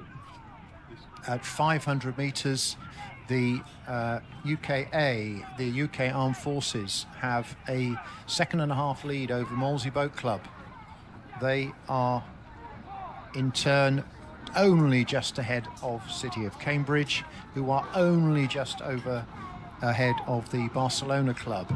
London Rowing Club are about half a length behind them, with Hampton perhaps a length behind them.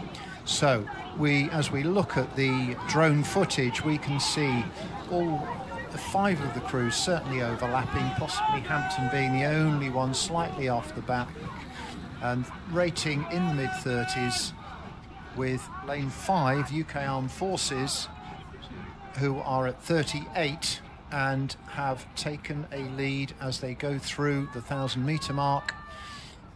They only have about half a length lead over London Rowing Club. City of Cambridge are overlapping them, who are overlapping Molesey Boat Club, who are overlapping the crew from Barcelona, and Hampton bring up the rear.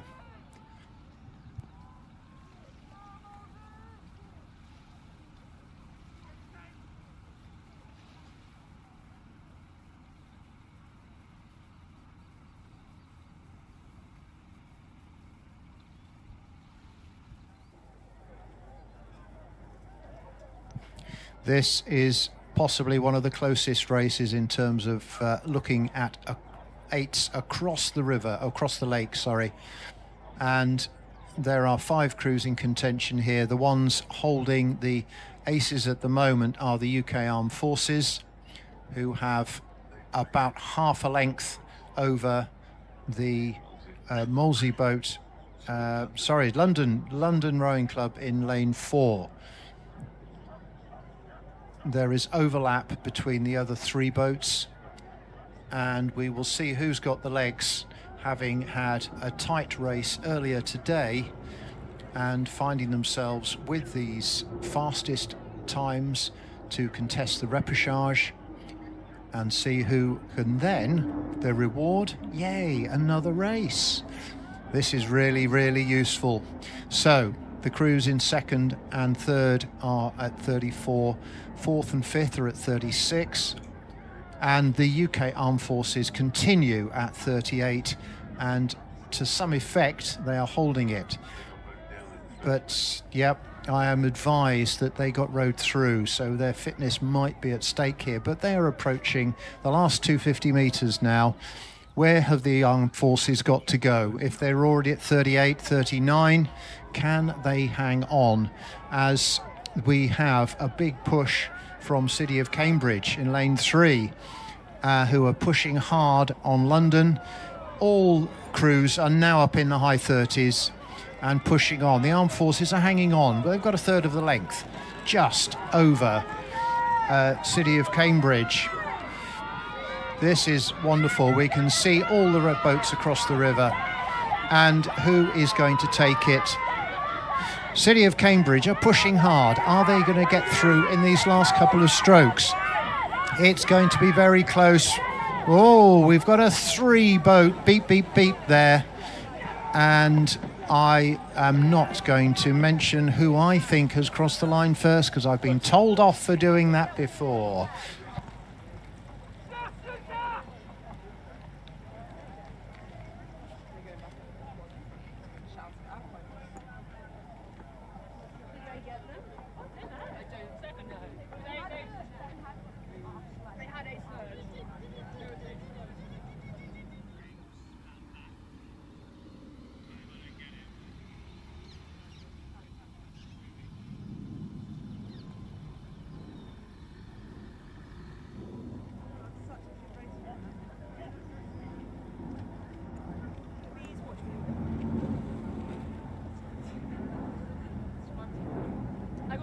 Right, pause for breath after that very exciting race there, which we might be able to bring you the result of in the very near future. So that was the repêchage for the Club 8s. Women's Challenge Quadruple Sculls repêchage is now on the water and fairly well progressed. Lane 1, Molesey B, London A in 2, Leander A in 3, Leander B in 4, Maidenhead B in 5, London B in 6. So, at 500 metres, we had Leander A and B taking the lead over Maidenhead in third, Molesey Boat Club fourth, and the two London Rowing Club crews in fifth and sixth. But a big overlap in the middle four crews. Two of these crews will go through to the final. Leander A are in dominant position as I speak, and they have a length over their B crew, who are rating 35 as the Leander A are at 35, Leander B at 34, and it may well be the case that these two Leander crews will go through. Can Maidenhead spoil the pink party?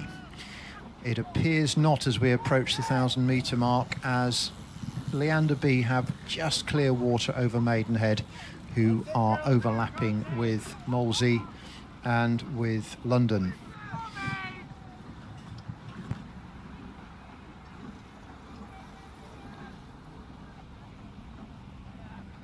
As has been pointed out earlier, rating does not equal speed. The leading crew are at 34, the second placer at 35, the third placer at 37. But you do what you can. You do what you can with what you've got. And Leander A and B continue to lead, with Maidenhead challenging for that all-important second place.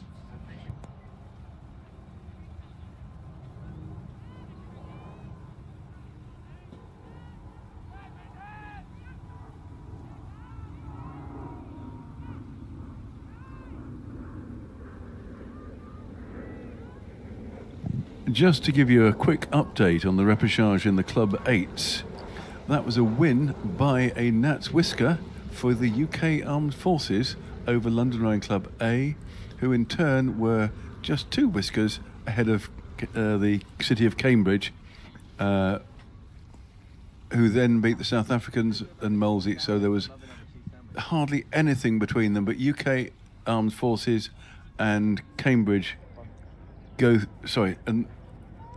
and London. So UK Armed Forces and London go through to the final. But it's a really close race and a really good result there for those two clubs who go to the final.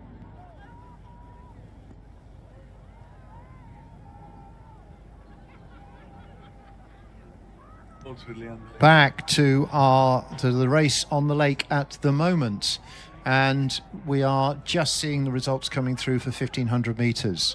Leander A are only a length and a bit ahead of their B crew, but these two crews have pushed away. There is clear water behind from Leander B to the Maidenhead, the next challenging boat.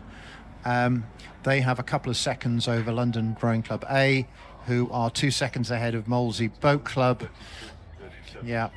So again, Maidenhead continue to battle along at 37. This is great attacking racing from them, but the leading Leander crew are only sitting half a length up, very, very cagily at 31. One imagines they have enough in the tank and reserve to push on if their B crew has the temerity to try and overtake them.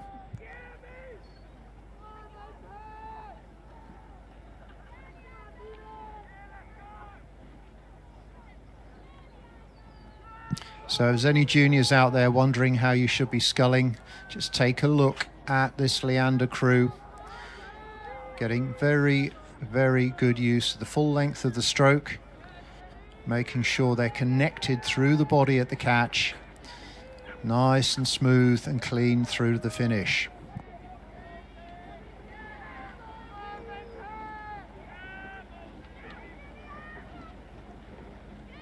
They are now playing an interesting game at 28, but they're doing so half a length up on their B crew.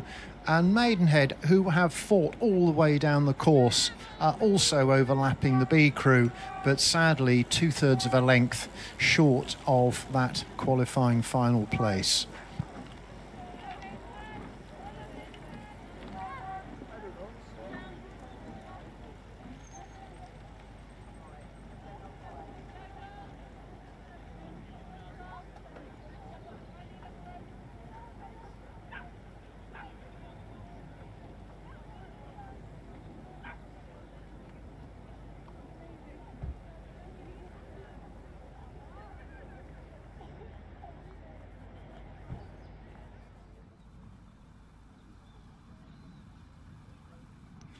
Okay, the opportunities are somewhat restricted in this next repêchage. Only the winner goes through. This is the Junior School 8s for the Mike Dizerens Memorial Trophy. The repêchage is contested by, in Lane 1, Kew House School, Lane 2, Eton College, 3, St Edward's School, 4, Shrewsbury, 5, Dulwich, and 6, Radley College B. And Teddies have taken a lead in the first 500 metres. They pushed Radley A really hard in the heat and will be looking to get an opportunity to redress that battle in the final. They do have some opposition to overcome. Eton are in second place at the moment, and in third place is possibly Shrewsbury School. We're only looking at the drone pictures at the moment and are slightly short of the 500 metre mark.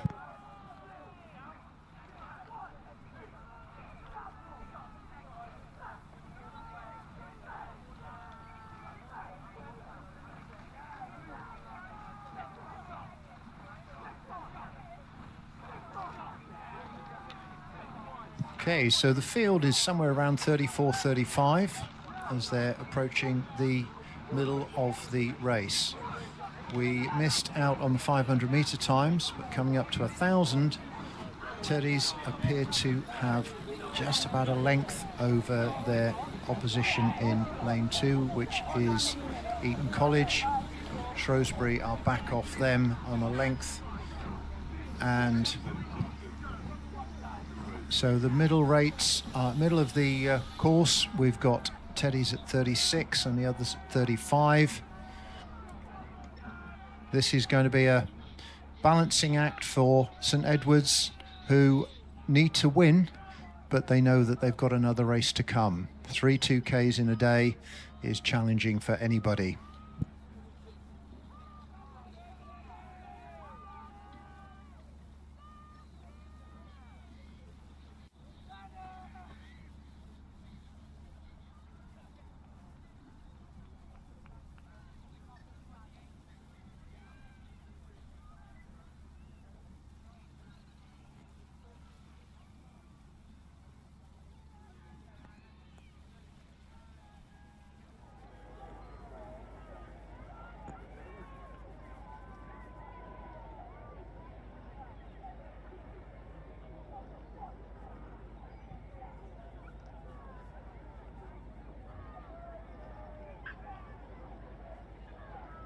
So as we get into the 1,500 metre mark, we are seeing a lot of competition for this single solitary qualifying space for the A final. Teddies continue to lead, but Eton are challenging hard and have got an overlap. Both are up around 36-37, and dropping back a little bit is the Shrewsbury School, who are also at 37. But as we said, there is one winner in this race and one qualifying position, and Teddies seem to be holding their nerve as they are coming up to the final 250 metres on what is glorious water for the sometimes maligned windy lake that we are blessed to use here at Dorney. There are some tired bodies out there, but the blade work is just about holding up, and Teddies look as though they have enough in hand to hold off the attack from Eton, but Eton are pushing hard. Have they got enough distance left to make the difference? We suspect not. Yeah, we have Teddies half a length up as we come into the final few strokes, and Teddies will cross the line now, half a length ahead of Eton, who have just clear water over Shrewsbury, who have an overlap with Radley B. So a good race for that repêchage, and a testament to the system that has enabled the best crews to get through to the final.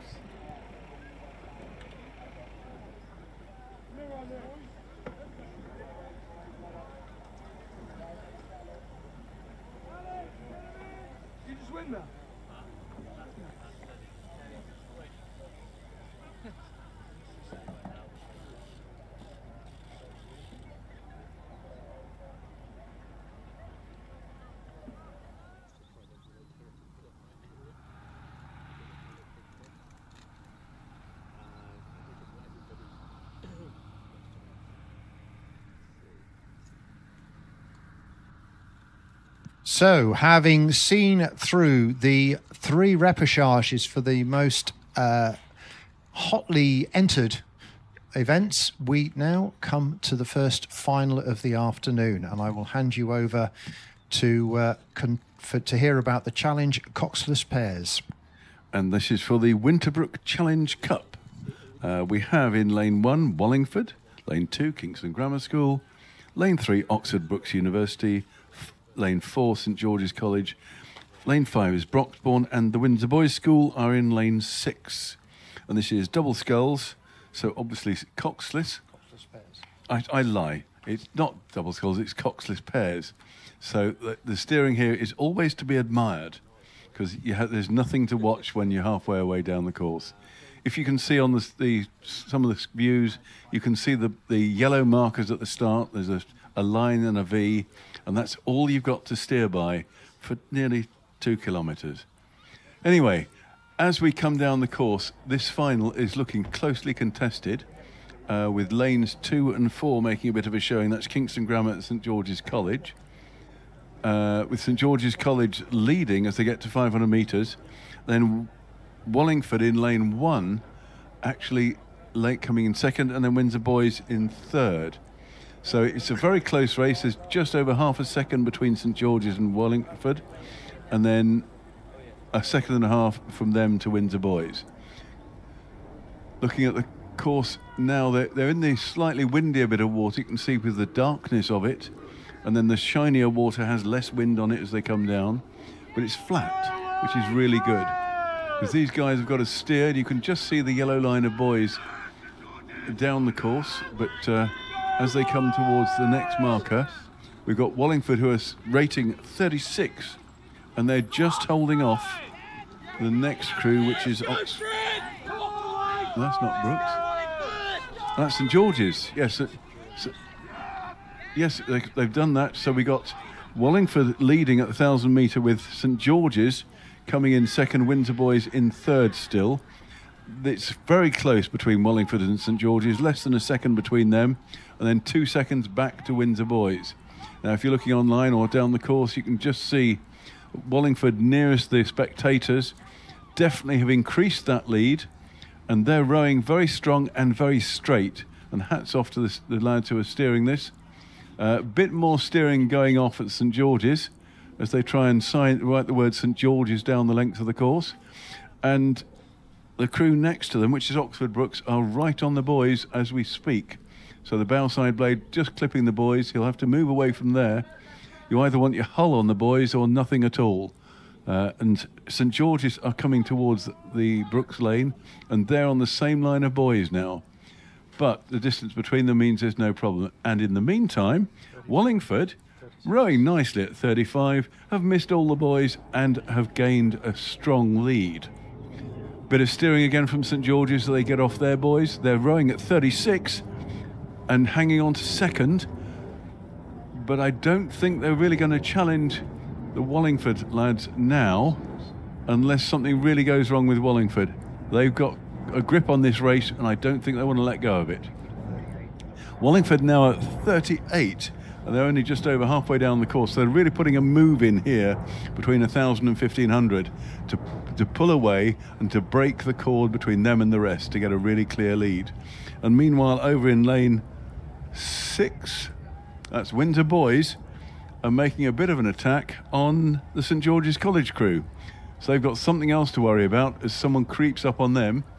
So their opposition are on both sides of them, right on the far sides of the course, so they can't see them unless they really look round, and they shouldn't be doing that. So both the chasing crews now are rowing at 36 and Wallingford are at 37, but rowing really strongly and well clear of the boys. St George's are clear of the boys on stroke side. No, yes, they're off them on bow side as well, so they're clear, but they are moving towards the bow side boys. The steering is not easy. They're now over the boys. So, St George's blades are over the boys. Now, they've put them under the riggers. That's a nice place to have them. It won't distract them at all. And in fact, when I was steering, I used to like putting them there if there was nobody else in the other lane, because at least you knew where the damn things were. However, they're coming back onto their course. Meanwhile, Wallingford just squeezing away, sailing at 36, really under control and well clear of those nasty little round things. The buoys, the red ones, are now appeared, so breathe a sigh of relief. You're nearly there. So Wallingford coming down in this final of the Coxless Pairs Challenge event for the Winterbrook Challenge Cup.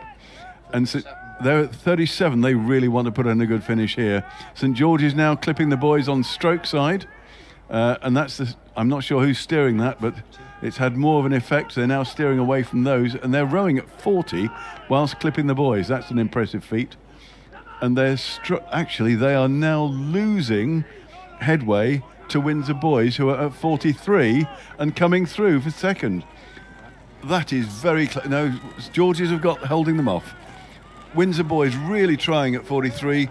Wallingford crossed the finish line.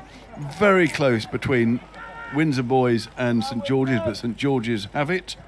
And then coming in fourth will be Oxford Brooks, and the Adventure can relax. Then we have Kingston Grammar School and Broxbourne to round off the day, and that's Coxless Pairs. Who could imagine anything being more relaxing for the umpire?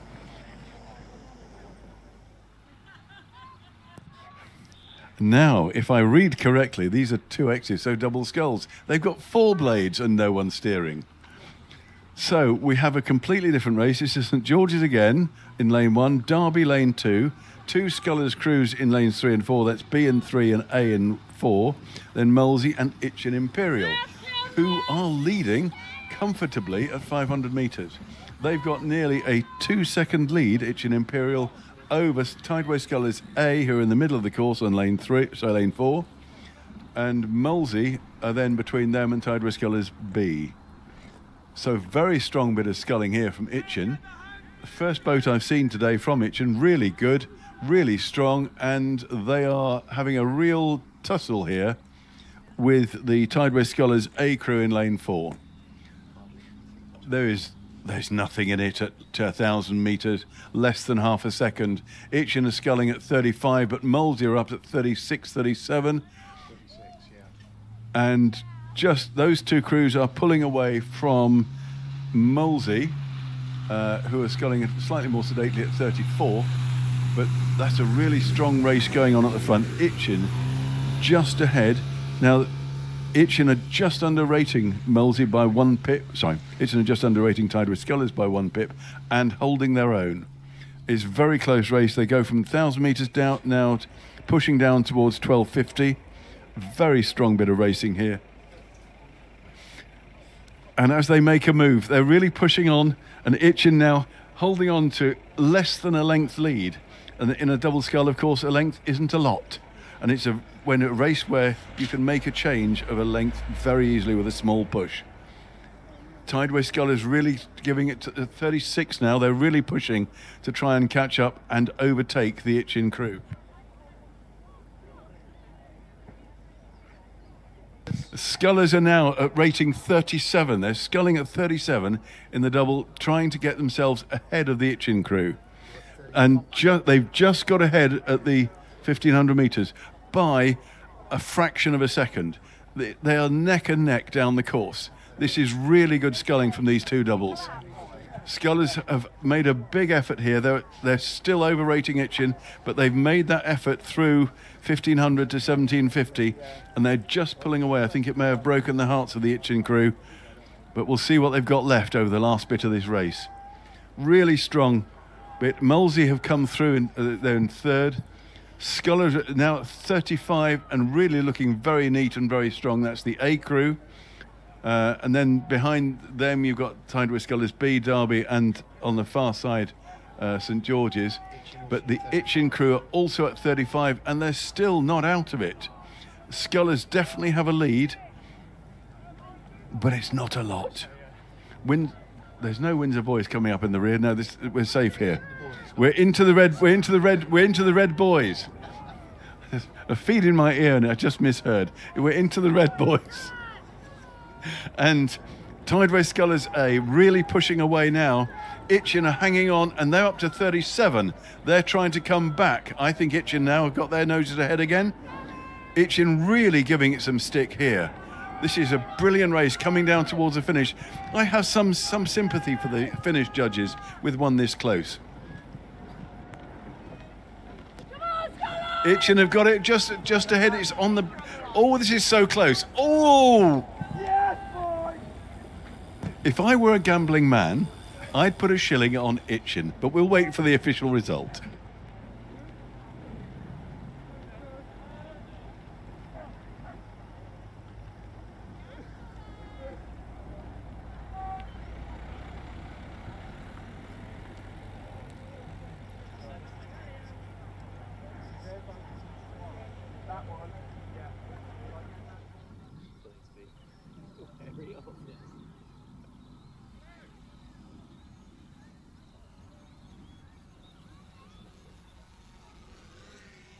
Well, that was exciting. Oh, excuse me. We have just a glance of the photo finish, and it was one of those who's coming up the slide on the line, and Itchin managed it just. Anyway, back to the start. Challenge Coxed Fours final. This is for the Coronation Challenge Cup.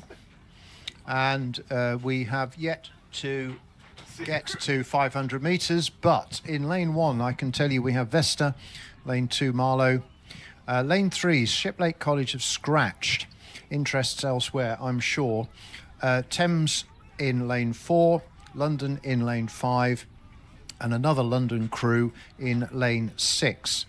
So we have a number of Tideway crews again featuring. In fact, I think London were the club with the greatest number of entries at the regatta.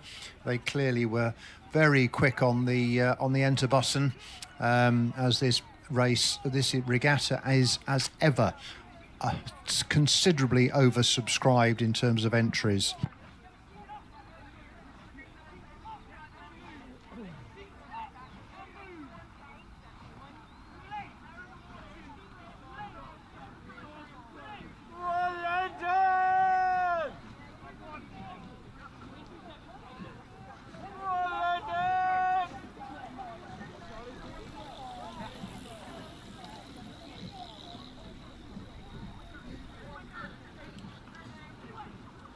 So we have a very closely contested race here at the 1,000-metre mark.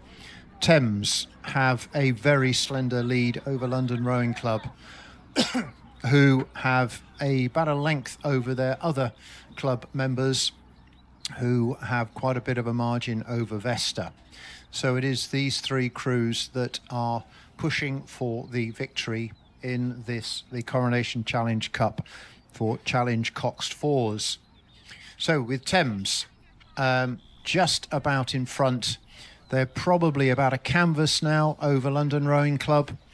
Marlow are probably about half a length down on the London crew, but with a good nearly half the length of the course still to run, these positions could easily change.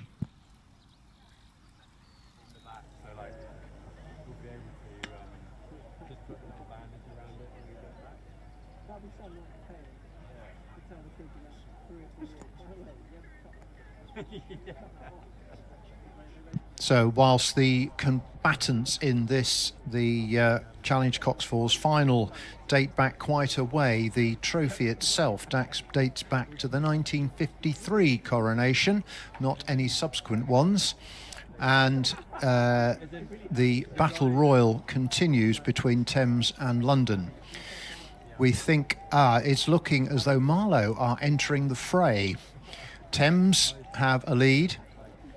London are in close competition, but Marlow are drawing up level with London.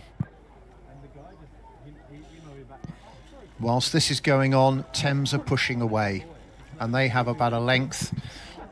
Thames at 33, London at 33, just had a slight wobble there. Marlow putting an earlier push at 35. They are now in the last 500 metres of the course. Thames pushing and pushing, looking strong, and holding that length lead over London Rowing Club, who are having to fight off the challenge from Marlow.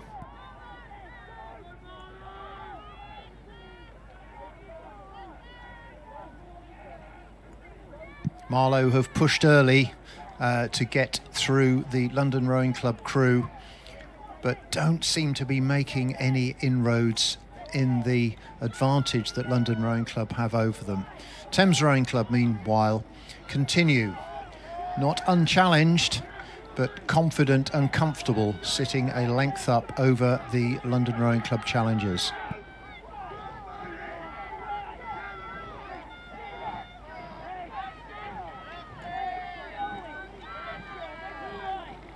And we can see Thames taking that win by a length. London Rowing Club did indeed hold on and away from Marlow with 3/4 of a length, and the other London crew coming in fourth. Vesta will complete the lineup very shortly.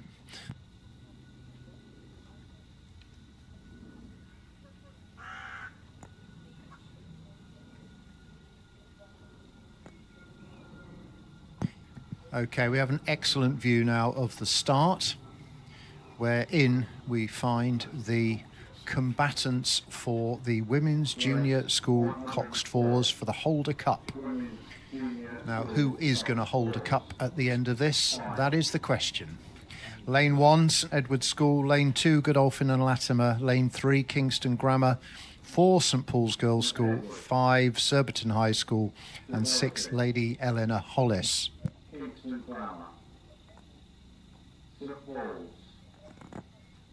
Surbiton, Lady Eleanor Hollis. This trophy again goes back to the skiff regattas and presented by a Dr. Holder, who was head of Molesford Asylum, as it was then known. We have, well, that said, you don't have to be mad to commentate here, but it certainly helps. Right, we have this race underway. The girls' Cox Fours for the Holder Cup, and all seem to have got away nice and cleanly. They are coxed, and therefore we shouldn't anticipate any steering wobbles, and giving the rowers every chance to get their best performance in. Just whilst we have a moment for a cough, for those of you unfamiliar with dongling, which was what the event was for originally, it was for 3-foot punts to be raced by a crew of 6, with all 5 either standing or kneeling and paddling. And the noble art of dongling is continued at various regattas up and down the river, especially at Wargrave, if you want to see it done well. So, whilst we have 5 people aboard these boats, 4 of them are all doing much the same thing, with facing the wrong way, and the one person who can see where they're going is just taking charge of their slightly larger combatants. So, from the overhead and ahead view, there is very little in this event. We should anticipate the middle lanes 3 and 4 being the faster crews, as they were the heat winners, where the outer crews are those that completed their course in the slower times. So we should expect a nice chevron line-up if their earlier racing performance is to be matched in the final. But Finals are finals, and different things can come out in those circumstances. We are waiting for the markers to come, the times to come through, but a lot of they are racing again, rating at about 33. We have possibly Kingston Grammar showing slightly ahead, but St Paul's Girls' School are up there with them, and Surbiton High again. Those three seem to have just moved away from the other crews. The other three are not far apart. That's Teddy's in lane 1, Godolphin and Latimer in 2, and Lady Ellen Hollis in lane 6. So I would be hard pressed to pick one from 3, but Godolphin and Latimer, Kingston Grammar School and St Paul's Girls' School continue to push ahead of the 6 contestants in this final.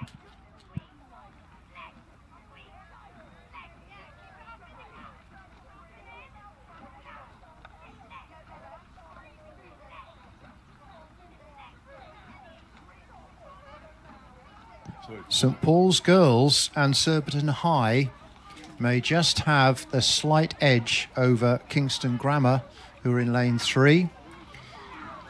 And it will be one of these 3 crews, we suspect, that is going to dominate the race at some point. They're coming up to the 1,000-metre mark now, and all 6 crews are overlapping. This is excellent racing, especially from those that perhaps didn't perform quite so well in the heats. They are definitely taking it to the heat winners and will be making a serious race of the whole event.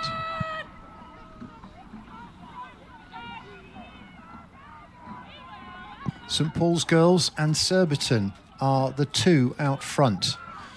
Very little between the 2 of them. Third place is probably Kingston Grammar, and Teddy's in lane 1, overlapping, but in 4th place.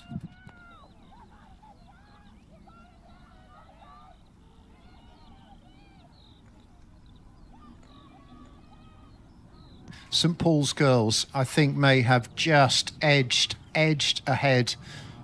We're down on our viewing. We're in at about 12:50 gone, and this is hotly contested between St Paul's Girls and Surbiton High School. Kingston are in contact, but have belied their heat winning by trailing by a length or so from these 2 leading crews.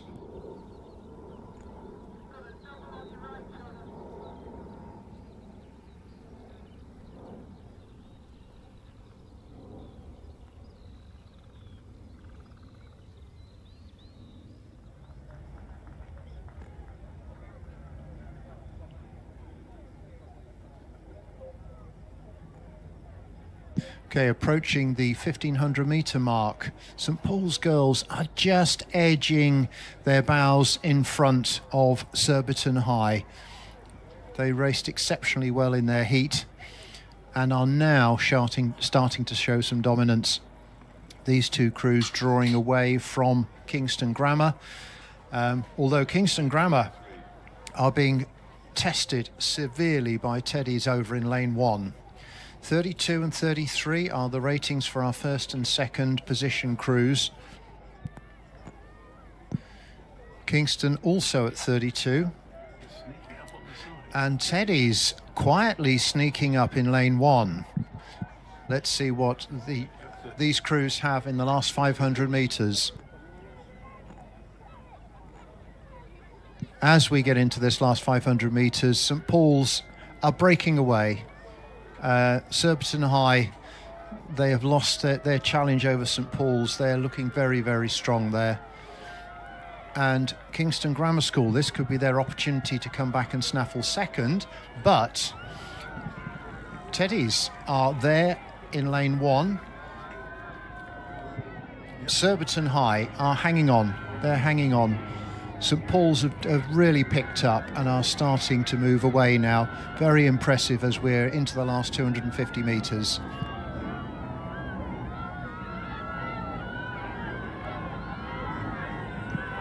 We've got some very nice rowing on display here from the St Paul's girls, who bided their time sitting alongside Surbiton, and then as we come into the final stages, they've just changed gear, moved up and moved on. In so doing, they have taken almost a length over Surbiton, who are really fighting hard, staying in second place. Meanwhile, for third place, we have Kingston. Just have they held on from Teddy's?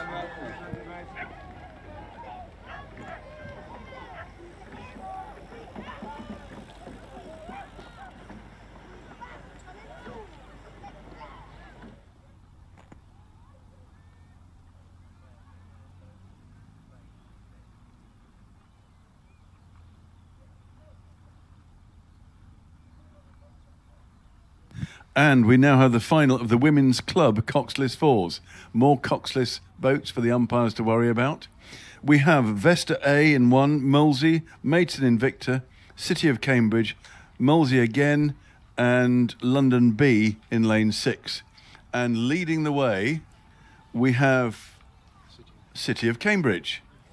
They're at 35, and in lane 2, Molesey are the nearest available challenger, and then alongside them is the other Molesey crew, the late entry, also actually level with the two Molesey crews, but the late entry Molesey crew is on the boys. And there's clattering a good one there.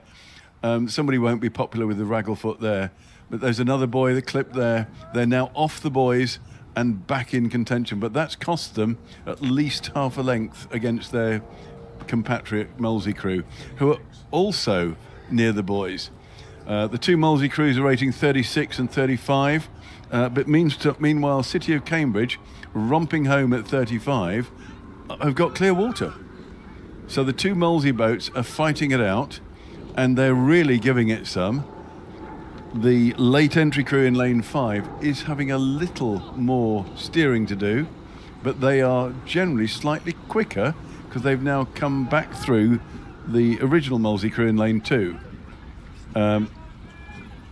Cambridge still at 35, but getting very close to the edge of their lane, and Molesey, the late entry crew, is coming on the attack. They are really coming straight across. Now he's put the rudder on again, so they're actually taking the longer course. They're writing the word Molesey as they go down the course. It's always good to leave your signature as you go. I was accused of that once by a coach. It did hurt a little. However, the Molesey crew that's quicker is now lying third because the Molesey crew that's slower is going straighter. Meanwhile, City of Cambridge draw ahead. They've got a length of clear water. Maidstone Invicta are just behind the two Molesey crews, as are London B, and they're having a neck-and-neck battle with Vesta A just a shade behind those two. So City of Cambridge rowing strongly. They're at 35. We've passed the 1,000-metre mark. We're going down towards 1250. They look very comfortable in the lead. The two Molesey crews still having a bit of a duel. And looking up the course now, they're both in the centre of their lanes, the Molesey crews. They're doing okay now. They're straighter. But they're still second and third. And the faster late entry crew in lane 5 has definitely got the edge over the Molesey crew in lane 2. Maidstone Invicta currently in lane 3, just behind those two, absolutely level with London B. And City of Cambridge are now having their go at the boys to see if they can dislodge a couple, but they've missed them completely with their blades and they've steered away. So they got away with that one with no disruption. That was good. When the gods are in your favour, the gods are in your favour. Well, that's really nicely steered. Thank you very much. And away from the boys. He's steered again. He's now straight. Everybody was just about to relax until that happened. But still, City of Cambridge have a lead of over a length from the two Molesey crews. Molesey in lane 5 just have the edge over Molesey in lane 2, and they have almost all of a length over Maidstone Invicta and London B, who are almost level. Cambridge are now much more relaxed. They're in the middle of the course, rowing at 34. That's much more like it. They're coming down past 1,500, on their way to the last 250, and they've got the scent of victory in their noses. The Molesey in lane 2 are really making a big effort now because they're just behind the other Molesey crew. So Molesey in lane 2 up to 37 and Molesey in lane 5 is still at 34. But if they see the action in lane 2, they will take their rating as they are now. They're taking their rating up as well, just 1 pip. We're into the red boys and City of Cambridge here doing really well, romping home with clear water over the 2 Molesey crews. They're rowing at 35 and straight and in the middle of their lane. There's nothing should stop them now, unless it's an act of God. But Molesey, the 2 Molesey boats are behind. The Molesey, the lane 2, have gone up to 39 and have gone through the other Molesey crew who are only at 37. So this is a real seat race going on for Molesey, with City of Cambridge taking the honours in the lead by just over a length. They'll be very pleased to have watched the whole of that unfold behind them. There we go, and it's just one of the Molesey crews came second, the other one came third. I'm not going to put a bet on that one. And then Mason Invicta fourth. London next, and then Vesta bringing up the rear. That was the Women's Club Coxless Force for the Chalmore Challenge Cup. Another one of the times as finals. And have you noticed this regatta is running on time? Sorry, have I put the mockers on it? Yes. Say that. We cannot have that kiss of death on the race timing. We still have a bit to come. And next we have the Junior School Quadruple Sculls for the JHW Skeet Tankard. In lane 1, Tideway Scullers School. 2, Leander. 3, Sir William Borlase's Grammar School. 4, the Windsor Boys School. 5, Marlow A, and 6, Clare's Court School. We've got a number of crews here putting down a marker for the Henley upcoming excitement for the Fawley Cup. And in lane 3, Sir William Borlase's are just showing ahead of the Windsor Boys School. This is some very tidy sculling, as one has come to expect from junior boys, and indeed, as we've seen earlier, from the junior girls. There's an awful lot of time and energy goes into this. We've got the Windsor boys just pushing ahead of the William Borlase's Grammar School, but rating a little bit higher. They're having to pay for this. And as we come through 1,000 metres, do they have it in them to keep that going? So there's about a canvas between the first and second crews. 3:03 for Windsor boys, 0.2 of a second back Sir William Borlase's. Marlow 2 seconds off that. Leander very closely on Marlow's tails, and Scullers and Clare's Court all overlapping for the later places. We're into the third 500 now, the real test area for one's determination and fitness. We have boys, Windsor boys, or Windsor buoys, as some people like to call them, at 38, and they have taken the lead. This is a really significant push from the Windsor crew, who have taken half a length out of the Sir William Borlase's Grammar School.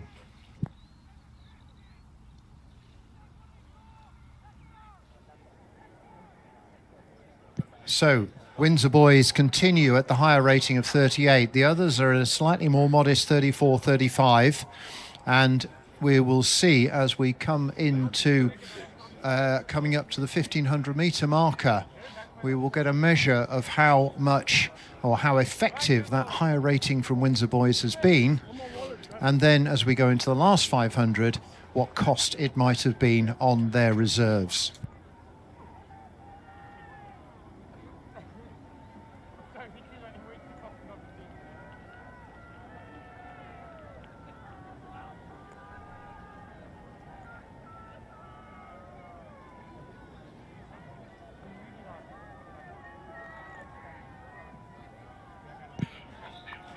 We have had a little bit of a distraction from some where a deer has decided to swim across the course.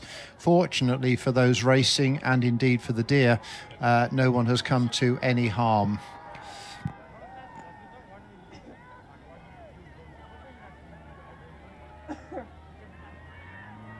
Meanwhile, back on the race, Windsor boys at 37 are holding on to the lead of 2 seconds over William Borlase's, who are now facing a challenge from Leander, who are at 38 and making a serious push as we're coming into the last 250 metres. So what have Windsor boys got left? Have they anywhere to go with the rating? Have they done enough to stay ahead? Is their pace going to manage well? They now have a length of clear.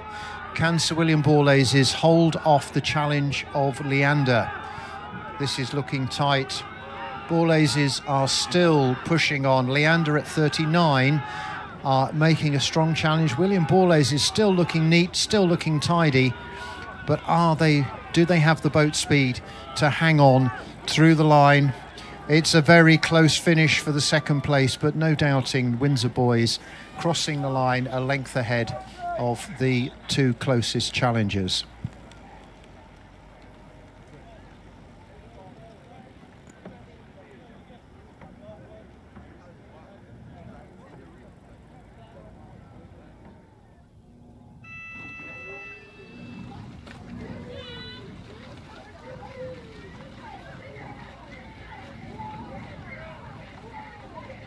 Women's junior under 16-8s have just started. Everyone seems to have got away cleanly, as we're seeing a view from the starters tower.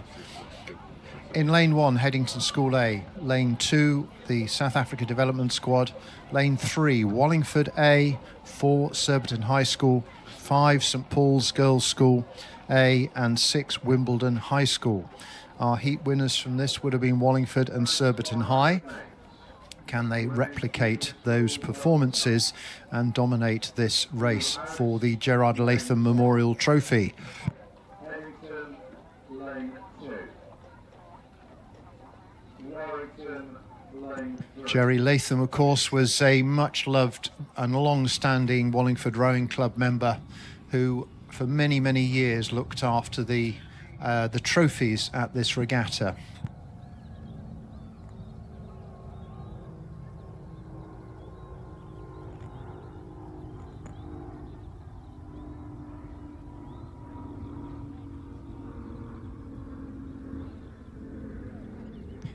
Looking from the head-on drone view, I think we can safely say that Wallingford Rowing Club, rating 36, have taken a slight lead over Surbiton High School in lane 4, but there is not a lot in it. Lane 5, St Paul's Girls, who have taken a little bit of a steering issue here, or is our drone drifting?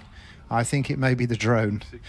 Okay, so Wallingford at 36, Surbiton at 35, St Paul's Girls' School at 36. These are the 3 crews that are pushing out, but Wallingford pushing out slightly more than are the other 2 crews. So there we have it. There's the times at 500 metres, 1.5 seconds and 1.5 seconds roughly between those first 3 crews.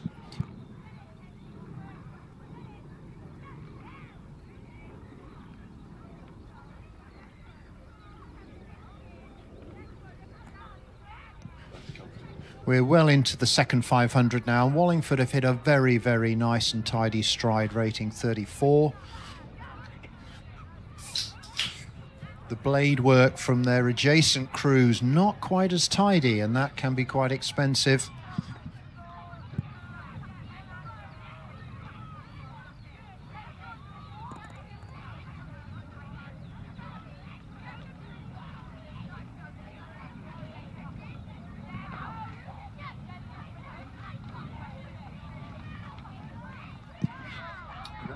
Coming up to the 1,000 metres, we have the under 16-8s from Wallingford coming through, looking very tidy. These girls had a very good performance at the interregionals, where they took bronze medals. They're looking to go up the order in this one and look in line to be taking the trophy back on this competition. Surbiton High School in second and St Paul's Girls A in third. But Wallingford dominating now as we go through into the second half of the race.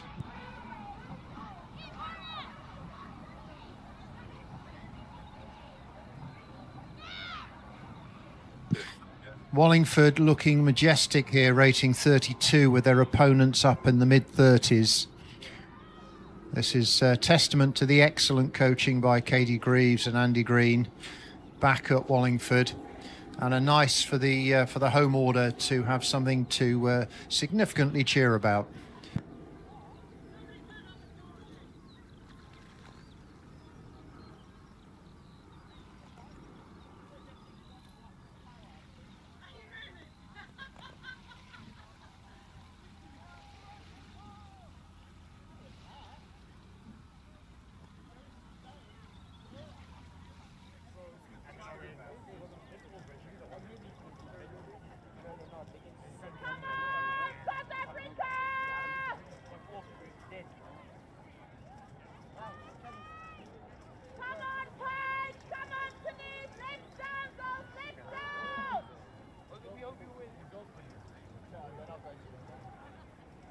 So we're getting a good view here of the Wallingford 8 that continues to set the pace in the final of the women's junior under 16 8s. And they have clear water over the challenging crews from Surbiton and St Paul's Girls. That said, on the inside lane in lane 1, Headington are pushing and are challenging for one of the places. Can they move up and can they move on? They're not going to catch Wallingford as things stand, but there is certainly a well-contested final here for the other places.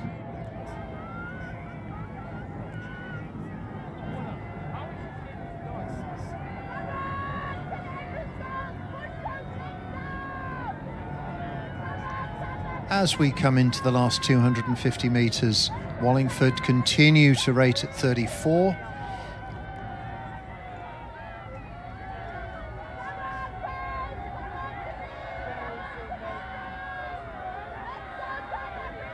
The push from Headington in lane 1 is paying off, and they are starting to move up the order. They are certainly at least 4th, pressing on St Paul's Girls, and could be challenging the Surbiton High School as well. But no one is challenging Wallingford at this point. They're coming through up past the finish tower with 5 strokes to go. Nothing is going to stop them now. But the places behind them are very close. That's Wallingford across the line with at least a length clear water. Surbiton have just holding off Headington, who are away from the St Paul's Girls, and with the South African development squad also in that blanket finish for second place.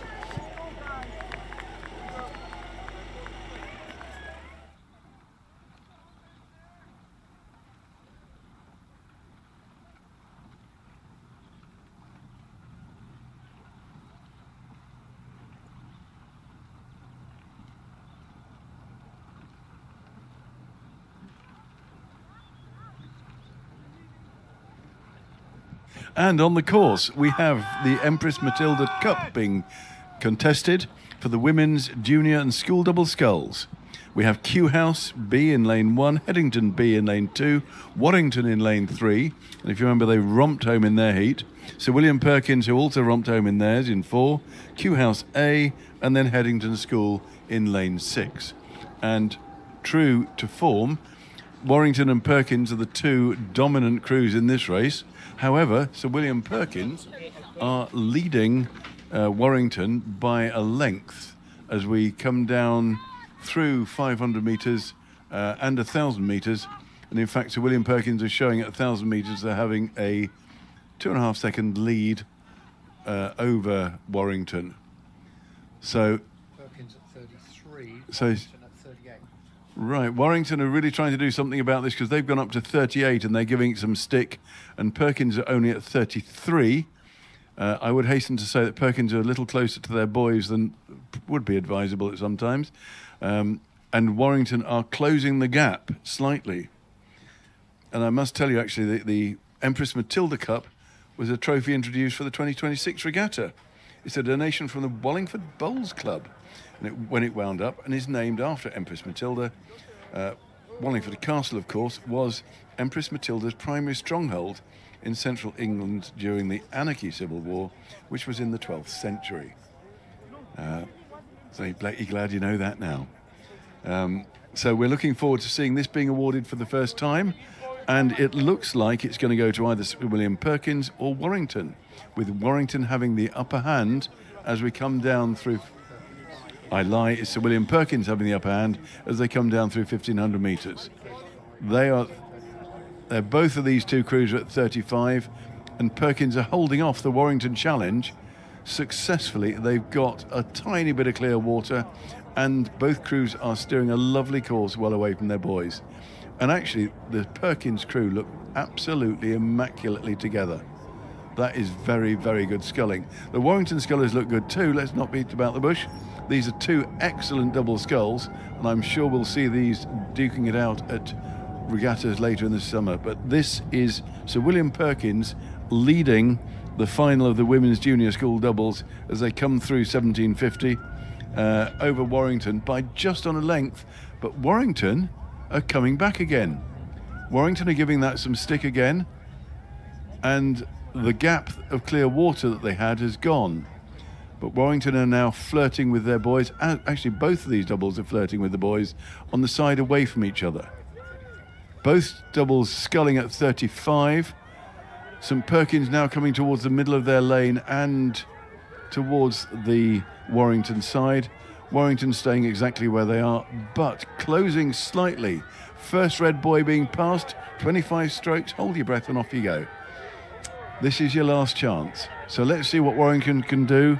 They're at 35, they've gone up to 36, and Sir William Perkins are just hitting those lovely red buoys, and they need to do a bit of steering, so this gives Warrington a chance. They're coming down towards the finish. Both crews rating the same, but I think Sir William Perkins are going to hold them off. This is a really good race here. Perkins are now at 35, Warrington also at just over 35, and actually Perkins have pulled away again. Perkins have pulled away again. They've just opened up that little bit of clear water now in the last few hundred yards, and they're hitting the boys on the other side of their lane as they've overcorrected. But it ain't going to stop them now as they cross the line a length and a half ahead of Warrington in the final of the junior double sculls, and they are a country mile ahead of the other four crews. It is an enormous lead they had over those. We've got Headington and Kew and Headington coming in roughly in that order, with A's and B crews fighting it out. And in fact, actually the two Kew House crews are beating the two Headington crews as they come down towards the finish. And meanwhile, up at the start, we have some Coxless fours on the course. John, for the Sticky Hanovite Cup. And we are back to the Sticky Hanovite Cup. That's fantastic for the junior under 16 Coxed fours, contested by in lane 1 Pangbourne College, South African Development Squad in 2, King's School Ely in 3, Dulwich in 4. Great Marlow School are not able to contest this, but Wallingford are therefore moved over into lane 5. At the 500-metre mark, we had the South Africans just shading ahead of Pangbourne A, who were a fraction ahead of King's School Ely, who were a tiny bit ahead of Dulwich, who were just half a length ahead of Wallingford. As we go through the 1,000 metres, the crews are all still overlapping, but with lane 1 having dominance over lane 6, lanes 2, 3 and 4 having very little in between them. So lane 1, Pangbourne having taken the lead, have a second lead over Dulwich. King's School Ely half a second behind them, a fraction of a second behind them was the rowing South African development squad. And can Pangbourne hold on to this lead?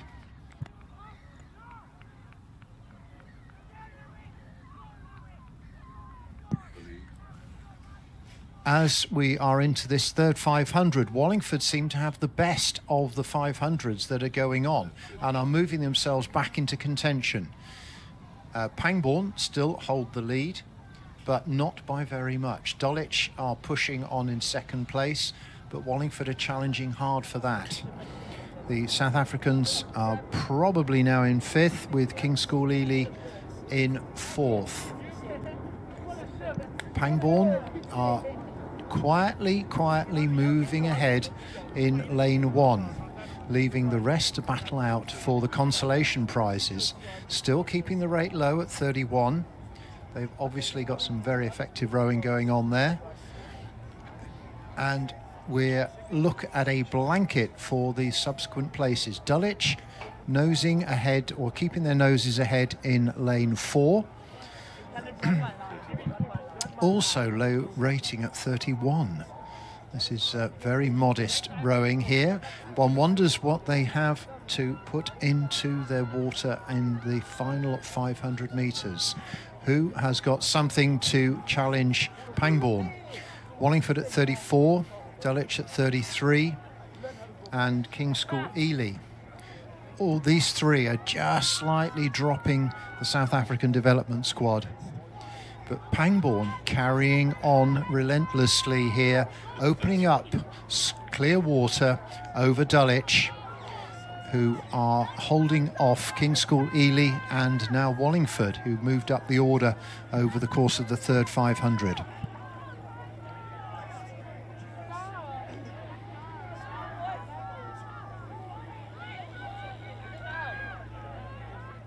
Some very good rowing here from the Pangbourne crew.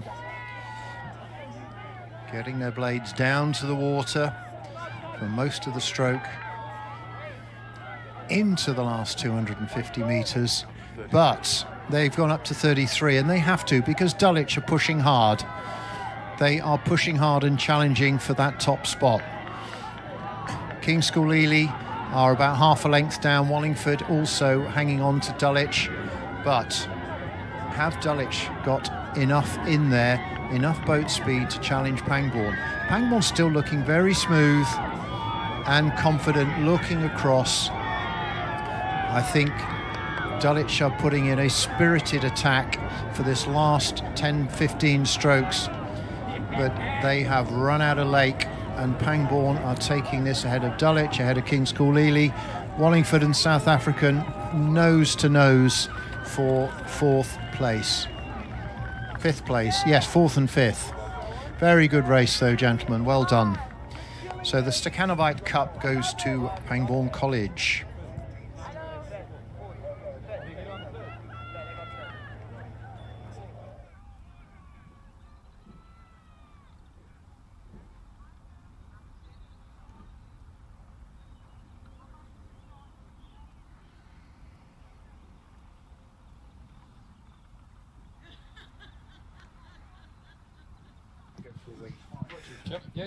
The Wallingford Skiff Club Regatta Cup is now being contested in the Women's Junior School Coxless Fours. So another Coxless boat, and we have Bedford Girls' School in lane 1, Putney High School in lane 2, Sir William Perkins lane 3, LEH in 4, Henley, I think that's called Henley in lane 5, and Clare's Court in lane 6. And at 500 metres, Sir William Perkins in the middle in lane 3 were leading from LEH in lane 4, and Henley were in lane 5 coming in third. So it was 2 seconds from Sir William Perkins to LEH and another 3 from LEH to Henley. But now as we go down the course, we've got Perkins at 35, LEH at 34, and they're just on a length behind the Perkins crew. Perkins are leading LEH by just about a length, and they in turn lead Henley by a length and a quarter. And behind Henley is Putney High School, who are only just behind Henley, and they're rowing at 35.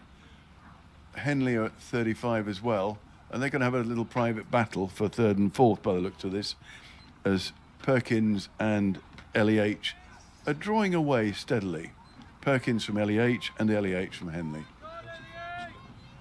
So Perkins are maintaining 35, and it's very strong rowing. It's Coxless, but they're steering a good course. So there's a slight bow in the Perkins course as they drifted towards the stroke side boys. And as they come through now to the 1,000-metre mark, on the screen we can see clearly they've got a little bit of clear water over LEH, who in turn have most of a length over Henley, who in turn have 3/4 of a length over Putney High School. So you can see the chevron shape forming if you're watching online. This is the results of the first rounds being laid out in the finals. And we have Sir William Perkins leading handsomely. Actually, this is maintaining a good solid 34-35 all the way down. And they've got now a 2-length lead over LEH, who in turn have a 2-length lead over Henley, who in turn have, I'd say, a length lead over the Putney High School.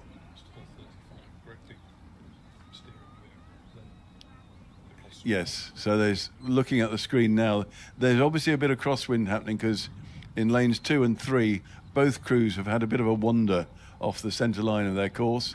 Big steering moves, but for Perkins it's made no odds to them. They're still leading by a length of clear water. And behind them, LEH at 34, Henley also at 34, and Henley are being challenged for their third place by Putney High School, who also got affected by the wind and had to have a big steer to correct their course. But looking down the course, they're steering straight again now, and the water looks absolutely beautiful. Only interrupted by the puddles and the wake off the boat. And Perkins is straight as a die now, and they're coming down towards the 1750 mark. Very solid bit of rowing there. They've got 2 lengths of clear water now, and they're rowing at 35 still, maintaining the rhythm, maintaining the rating, and maintaining the contact with the boys. So they'll have a little correction now as the first red buoy goes under their blades. They'll be wanting to miss that. And actually there's one red buoy and then the rest turn yellow again, so they're not quite in the last 250. It's raised their hopes a little before the time, but they're still, they have overcorrected now. They've gone to the other side. Once you start going wrong at the end of the race, when your steering foot's tired, you can overcorrect so easily on these courses. There's not a lot of room for you. You've got a full boat width and 3/4 in your lane, but once you start to meander down, it's really hard to correct it because there's nothing from which you can steer. So you're just looking at the boys as they go past you, and they don't go past quickly enough. However, Perkins are now pulling away again touching the stroke side boys. LEH have gone up to 36 in an attempt to catch them, but they're not making any inroads whatsoever. However, Henley are catching up with LEH. And Perkins still at 35, LEH at 36, and Henley at 36. But I think LEH are going to hold on to second. And Perkins, as they come into the red buoys, and goodness, what a nice bit of rowing. Once they're clear of all those buoy things, they manage to row beautifully together. It's only a distraction when the boys go under your blade, and they've got away from that. They're now having a lovely row, knowing that this is theirs to win. Coming down towards the finish, the last few strokes, they can really enjoy it. Sitting back, they're still at 35, and what a great day it is to be rowing out there on the lake for them. They're coming home to win the Wallingford Skiff Club Regatta in the final of the Women's Junior School Coxless Fours at Wallingford 2026. That's Sir William Perkins over the line. LEH following them 2 lengths behind. And then behind them 1.5 lengths, Henley, who are clear of Putney High School by 3 lengths at least. And then we have Clare's Court and Bedford School bringing up the rear, not necessarily in that order.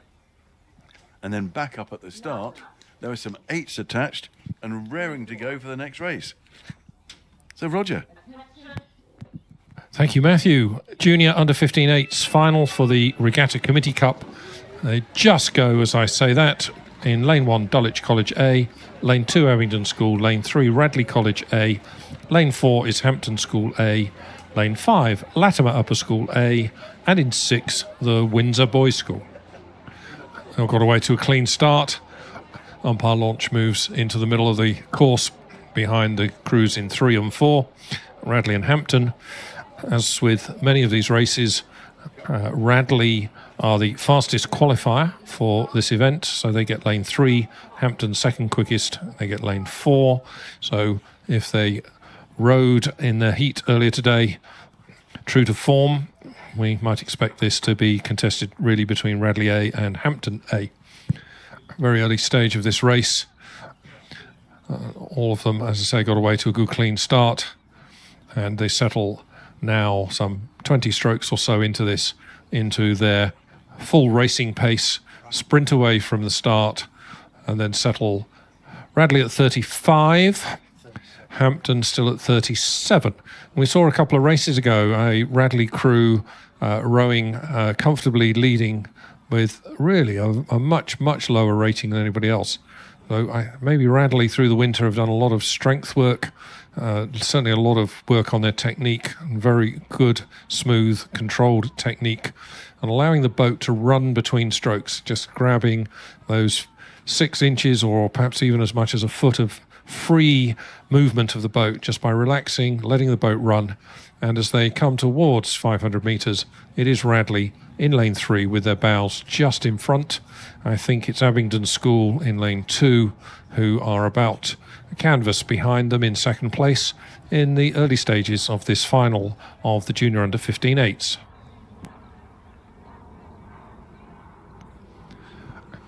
Abingdon have settled at 34, and I don't think there's anything really much between Abingdon in 2 and Radley in 3.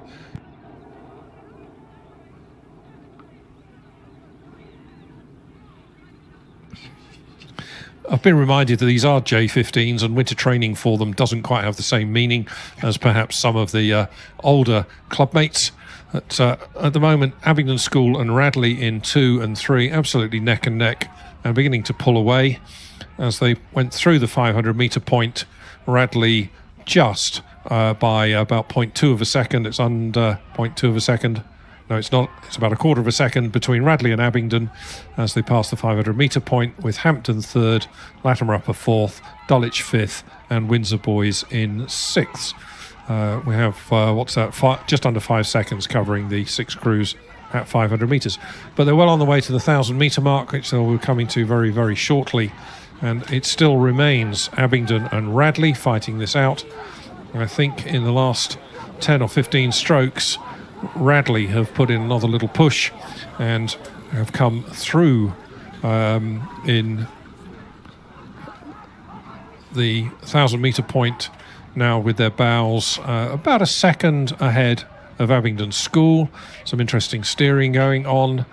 So it's Radley at 1,000 metres, followed by Abingdon, Hampton, Dulwich, Latimer Upper and Windsor Boys.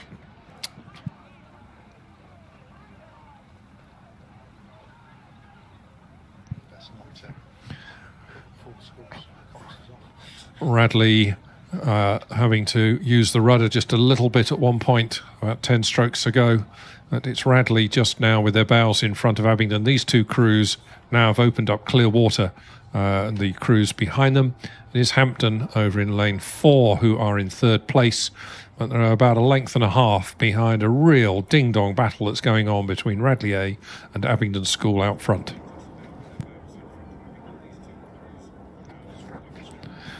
Radley and Abingdon both at 34, absolutely stroke for stroke.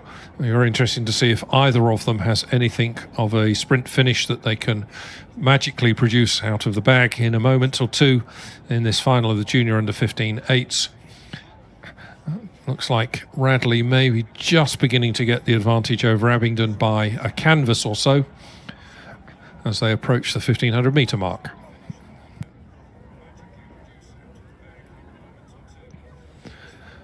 Both crews are still at 34 and coming through 1,500 metres.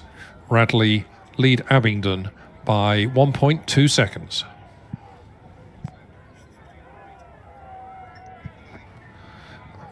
Those two crews not really broken away very far from the crews following them. There is a little bit of clear water back to Hampton, who are third, Dulwich fourth, Windsor Boys now fifth, and Latimer Upper in sixth.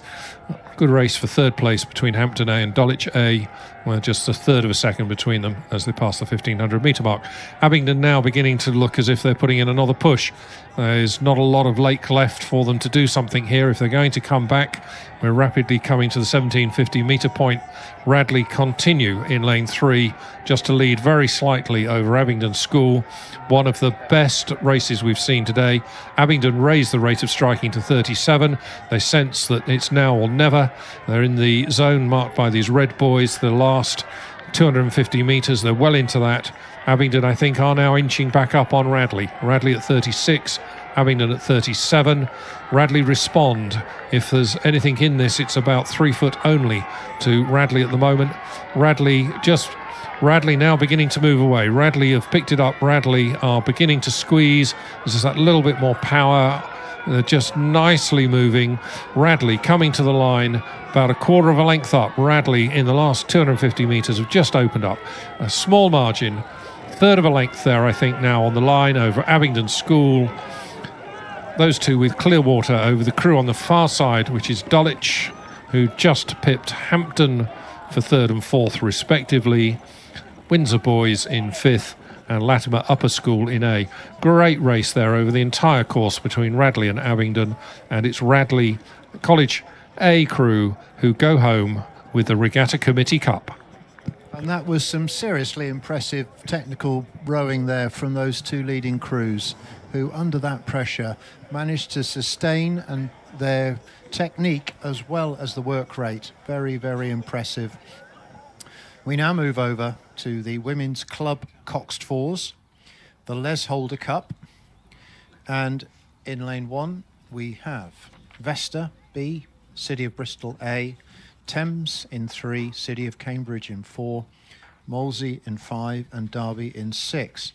City of Cambridge and Thames have been showing quite strongly in these women's events, and it remains to be seen whether that remains the case. And on this occasion, we are seeing Thames having pulled away for an early lead in this final of the Women's Club Coxed Fours. They have, it seems, broken clear of the field, with Molesey shading ahead of City of Cambridge for second and third. Fourth is City of Bristol, very closely in contact with Vesta B, and Derby just a shade off the order, but still in very close contention. There is nothing between, or very little between, those 5 crews, with the Thames Rowing Club crew moving majestically away from the field.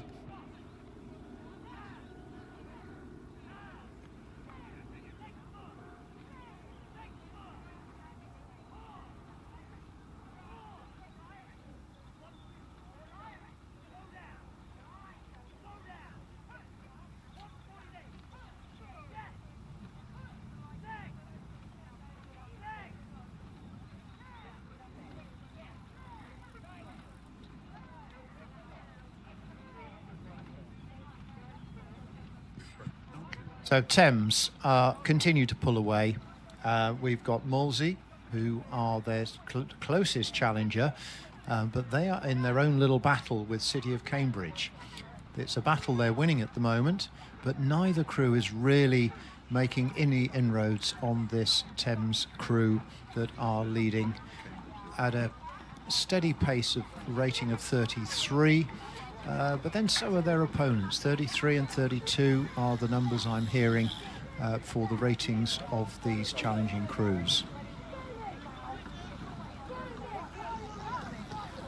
And we're just coming through the 1,000 metre mark.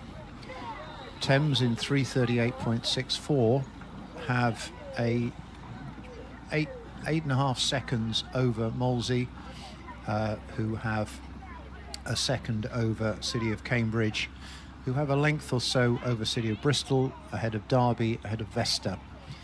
That is the order we have. Now it looks as though nothing barring an incident is going to stop Thames winning this event. Molesey would very much like to obviously win it, but failing that, they'll take second. And it looks as though they are starting to pull away from City of Cambridge, who would have been one of the heat winners. So this is definitely a step up in form for the Molesey crew. And we're panning in now with the drone from the tower, or is this the tower from the drone? And we can see that the Thames crew has a very, very dominant lead over this final for the Les Holder Cup.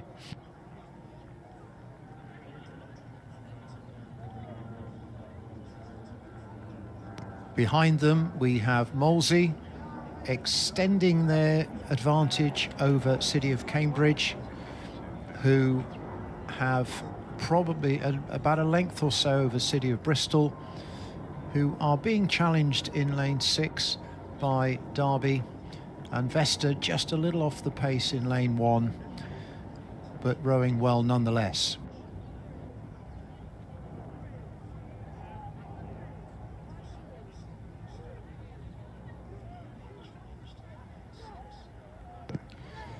Through 1500 metres, Thames Rowing Club's time has come up. We have to wait a moment for the next cruise to come through. It's an 11-second lead now. Thames still pushing on, wanting to demonstrate their dominance over these other women's crews. And we have Molesey about 2/3 of a length up on the City of Cambridge, who have clear water over Bristol. So we're getting a better view of the Thames crew here, clearly laying down some power here and showing how powerful they are. Cox 4s need a certain amount of oomph to keep them going, and these ladies are doing that in style.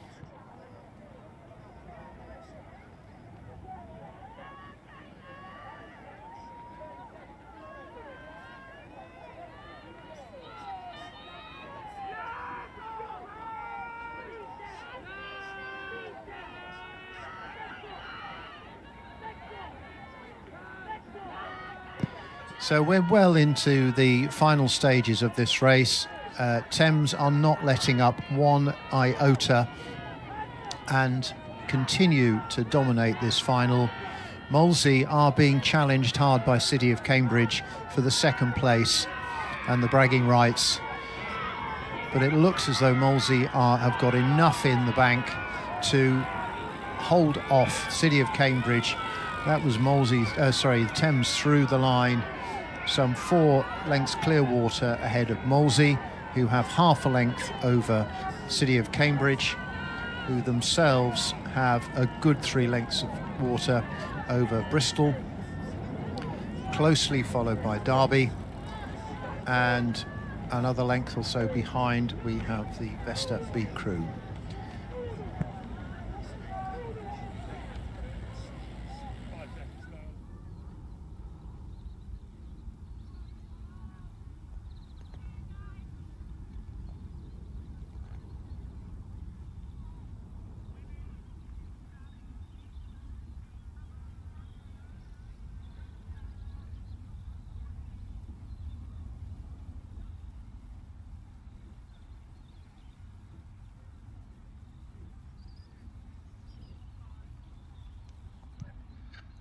So we have just 6 more races to go. This is race 113 on the course, the final of the Women's Junior Under-16 Quadruple Sculls.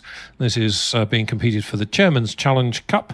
Lane 1, the Rowing South Africa Development Squad. Lane 2 is Marlow. Lane 3, Shrewsbury School. Lane 4, Sir William Perkins School's B Crew. Lane 5, Tideway Scullers School A. And in Lane 6, Bedford Girls School. Oh, we're picking up a different view for those of you who are watching the online coverage from home, and the drone is over the warm-up lake and is following the race with a side-on view, and we can see very clearly that it's a crew in lane 2, Marlow, who just have their bows in front of Shrewsbury in 3. Those two crews absolutely stroke for stroke. If there's anything between them, it is a tiny fraction of a second, and indeed, as they came through the 500 metre point, it's a quarter of a second between Shrewsbury and Marlow just moving. Marlow. Marlow, as they came out of the 500 metre mark, just put in a big push and have moved up nearly half a length in about a dozen strokes or so over Shrewsbury.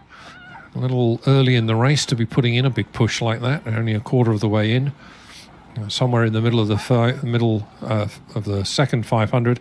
Good place to do it, a place where nobody else will be expecting it, and it certainly seems to have worked quite nicely for Marlow, who have taken about a 1.5 second lead over Shrewsbury as they came through the 1,000 metre point. Both those crews, Marlow and Shrewsbury, rating 32 strokes per minute. Marlow continuing just to squeeze away in this as we go into the third 500 of this race. Behind them, we have Tideway Scullers, who are at 34, and then the South Africans in 4th place.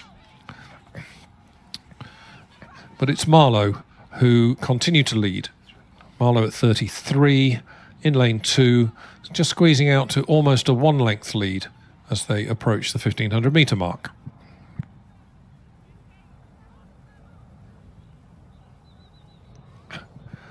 Shrewsbury at 32, but Marlow certainly seem to have had a very, very effective middle half of this race and have squeezed out to just about a full length advantage as they come towards the final stages of this final of the Women's Junior Under-16 Quadruple Sculls.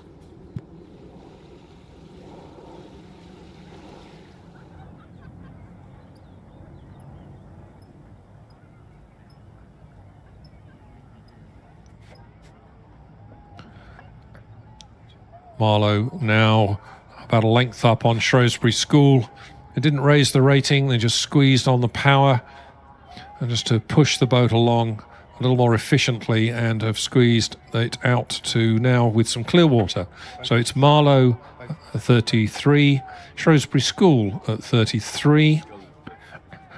In 3rd place, Tideway Scullers School's A crew at 34. I think they're trying to get back into contention for 2nd place with Shrewsbury. They're only just off their stern.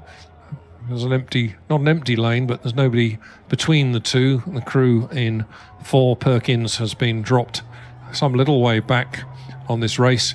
But it is Marlow looking very controlled, very smooth at 32. Now sitting about a length and a half ahead of Shrewsbury School in 2nd place. Marlow have steered quite a nice line. That's obviously going to change now I mention it. They've moved quite nicely down the middle of their lane throughout this race. Length and a half up on Shrewsbury School. Coming into the zone of these red boys, the last 250 metres, probably 30 strokes at most, up to the finish line. The crew will be aware of where these red boys are. Marlow, just with the luxury of just being able to look back, focus on what they're doing in the boat, yes, but just to, out of the corner of their eye, just see that they're just holding on to that length and a half advantage over Shrewsbury. No need to take the rating up. They're still at 32. Marlow holding on to a length and a half over Shrewsbury as they come towards the line in this final of the Women's Junior Under-16 Quadruple Sculls. Barring some massive disaster, Marlow with about 6 strokes to go to the line and a length and a half clear of Shrewsbury School in 2nd place. 3rd will be Tideway Scullers School A, but it is Marlow who crossed the line first to take the win in the Women's Junior Under-16 Quad Sculls. Shrewsbury in 2nd, Tideway Scullers crossing the line 3rd. They obviously have to hand this over to the judges to confirm But I don't think there's anything too contentious about this result. I'll obviously wait to see that the race umpire over there in the launch raises a white flag to say he's happy, or she's happy, as the case might be, to hand the race over to the judges to call it.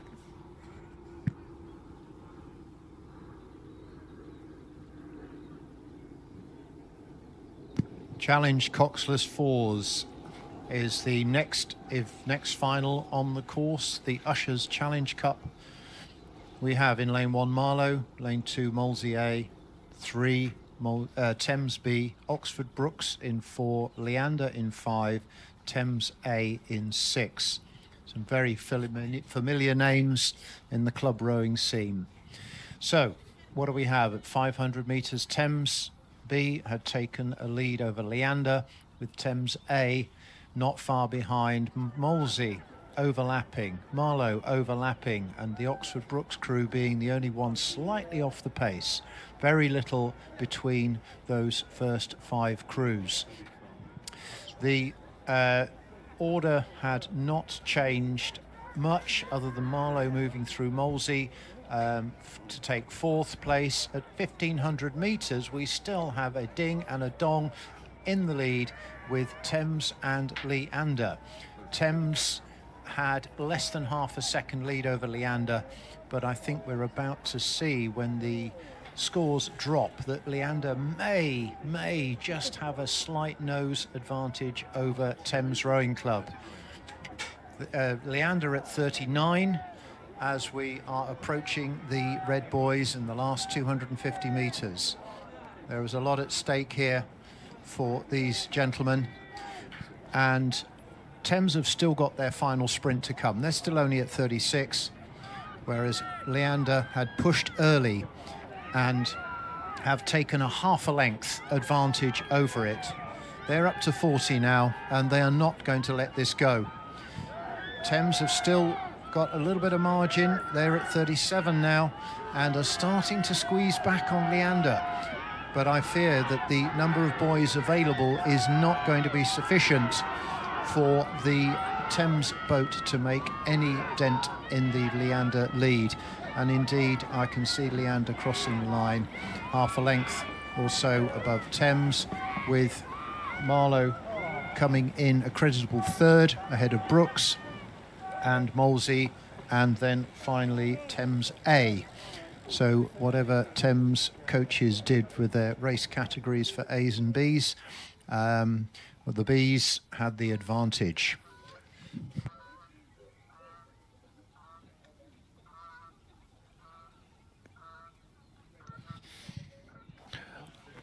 On then to race 115, which will be next. The 8s in this race are sitting on the stake boats, so as I call them across, they are bound to go.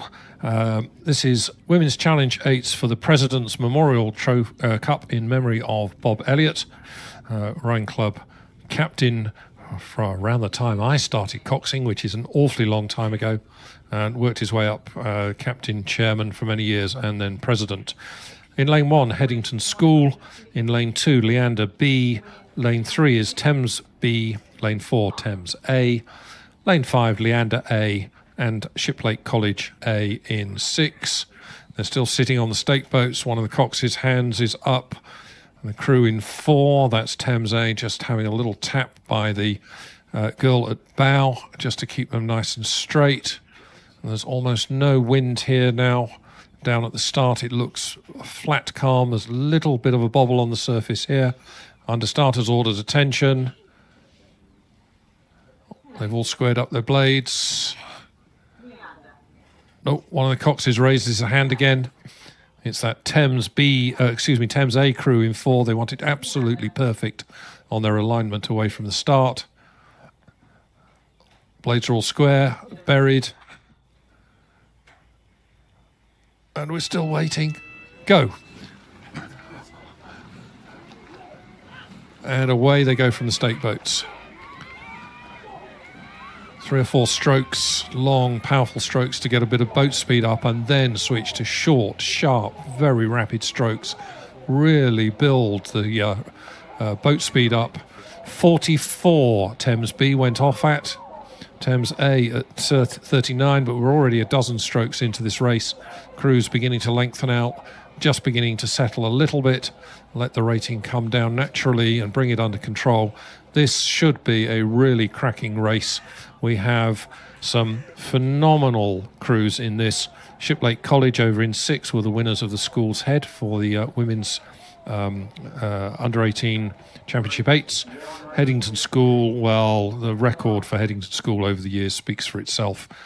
And then in the middle, Leander, Thames, and Leander. Does it get any better than this? This could be one of the fastest races of the day, and almost certainly the fastest of any women's event. Crews coming through, have already come through 250. Thames B at 36, but I think Thames A in lane 4 maybe have the advantage of a foot or two, that's all. Thames A and Thames B. Thames A at 37. Those two with Leander A in lane 5, maybe just beginning to inch ahead. Looks to me like it is Thames A in 4 who have just a very tiny advantage. We're waiting for some 500 metre times to come up on our screens here. Here they come. So we're looking at 0.8 of a second between Thames Rowing Club A and Leander A. Tiny fraction of a second then to Thames B. A little bit of a gap opening up to Leander B, Headington and Shiplake. Thames A in their white boat definitely moving very, very beautifully at the moment, keeping it really lively. They're at 37.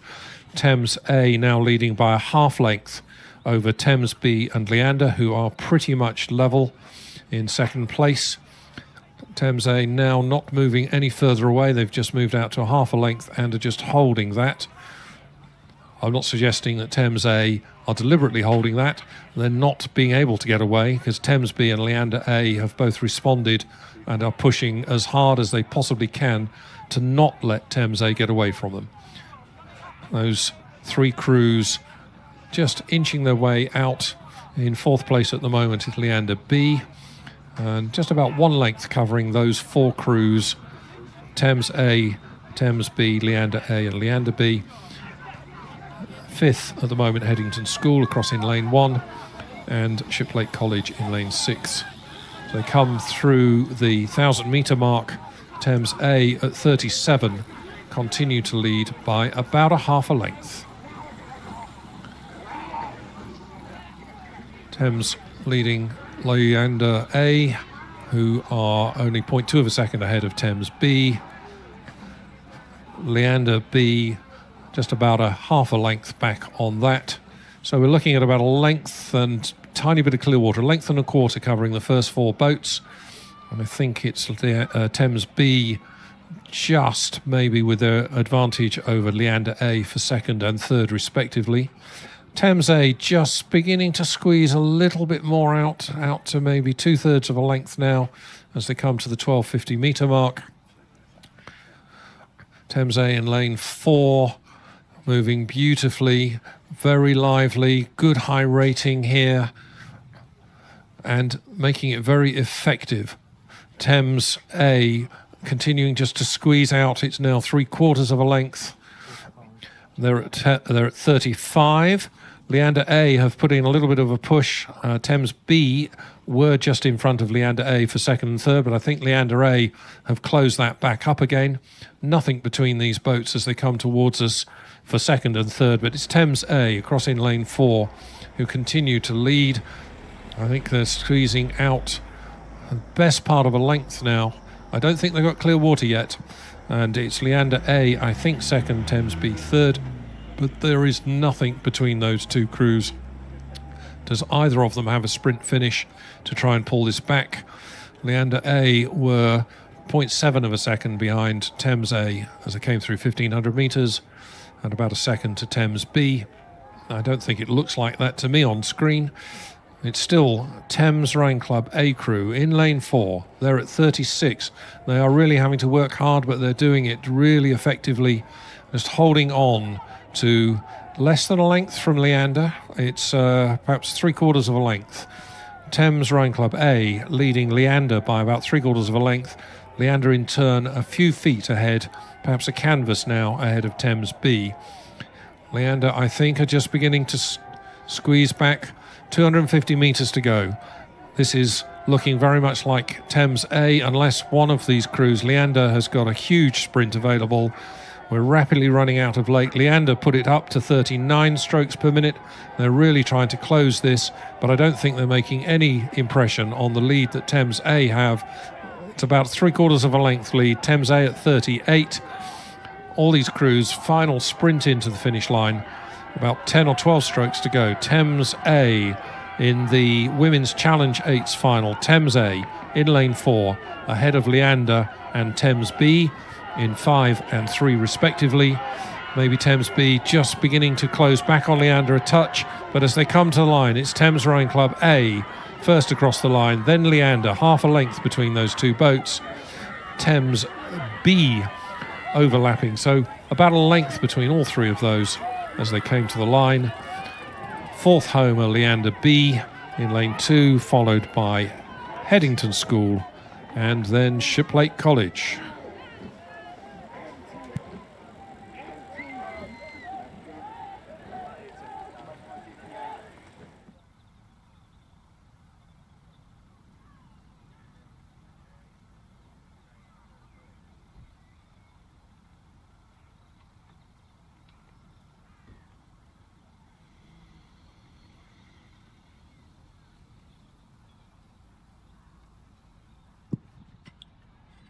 Club 8s now for the Borough Challenge Vase.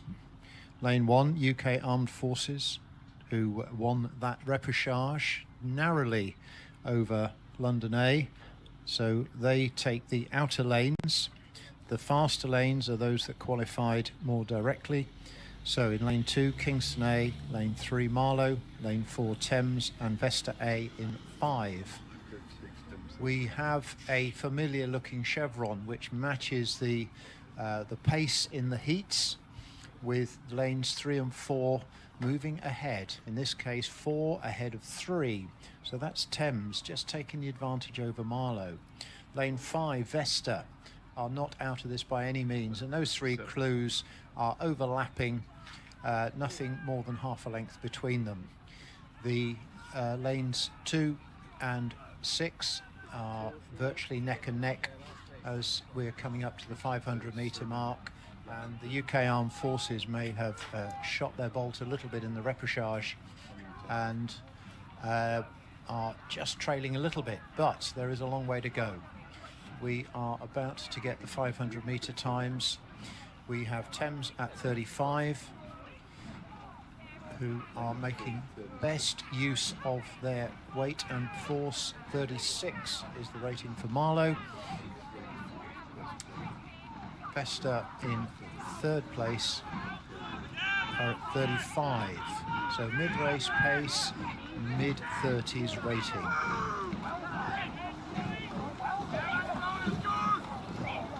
Going through the thousands. We're hopefully going to get some scores on the doors.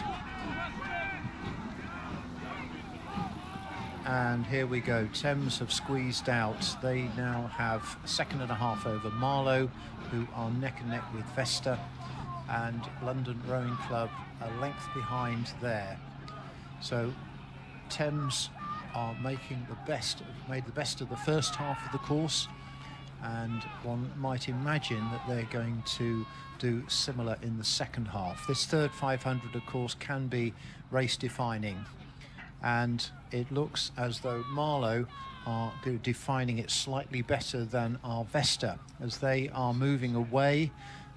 Vesta are just losing back a length off the Thames crew, but Marlow are just squeezing up bit by bit, stroke by stroke. Thames still have the lead, and it's about 3/4 of a length now that they have. Fourth place, we have London A, with Kingston and UK Armed Forces taking up 5th and 6th.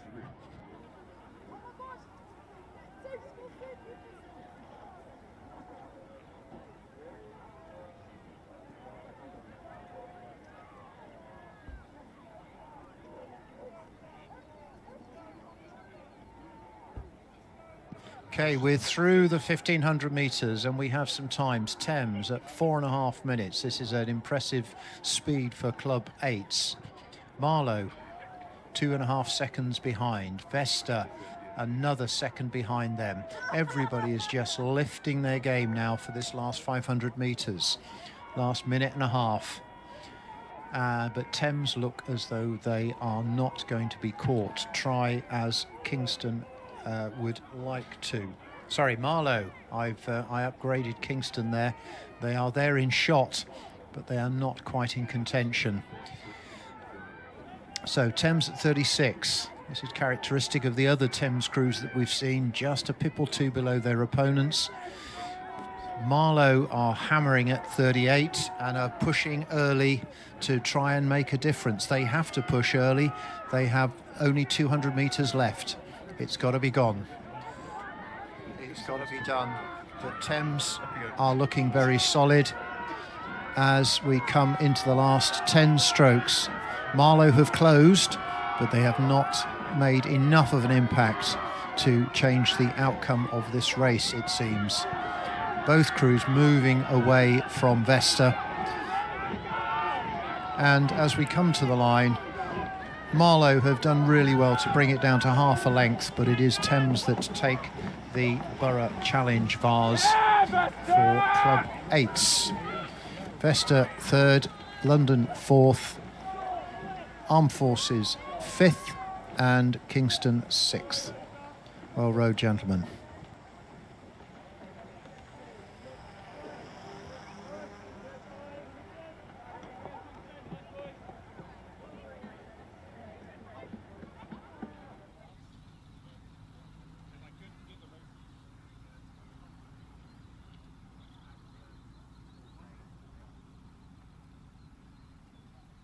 Right, we have on the course now the Women's Challenge Quadruple Sculls Final.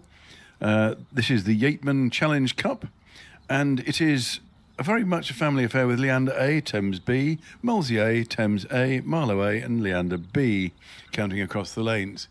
And it's the typical arrangement across the course, with the centre 2 lanes being the heat winners or the semi-final winners, and they should be ahead and being flanked in the chevron. Mulsey are doing well to form. They are just leading the pack, but over in lane 1, Leander have changed the outcome. They are going with Mulsey, and it's those 2 crews that lead the race down the course. And the other 4 crews are almost line abreast as we go through the 750 metre mark. But there we see Mulsey A sculling brilliantly in the evening sunshine. They're sculling at 35, and on the far side, Leander 1 pip higher at 36, taking the race to them, but just about a third of a length down on the Mulsey crew. And then, excuse me, and then the other 4 crews forming their chevron with Thames A just leading Marlow A, just leading Leander B, just leading Thames B.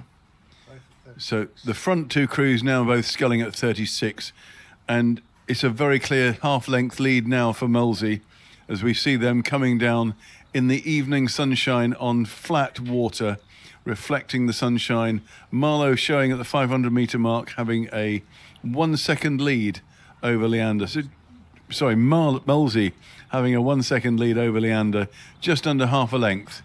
This is the Coxless boats. It's the challenge, so the highest standard of rowing that we're going to be getting here. The quad sculls trying to put down a marker for the Royal Regatta so they can avoid the qualifications. And we have Mulsey leading the way. They're drawing away from Leander A now. They've got 3/4 of a length.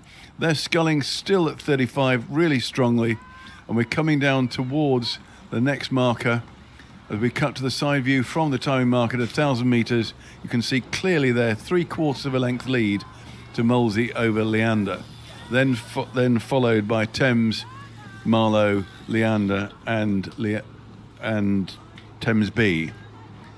Both the leading crews at 35, sculling strongly. Mulsey have the upper hand. And it is up to Leander now to take it to them in this 3rd quarter, if that's what they plan to do. They have to make a move now or it will be too late. These boats cover the waters so quickly. They've only got less than a length. They're still in contact. So Molesey are leading by just under a length, but drawing away inexorably. And if Leander do nothing now, this race is Molesey's.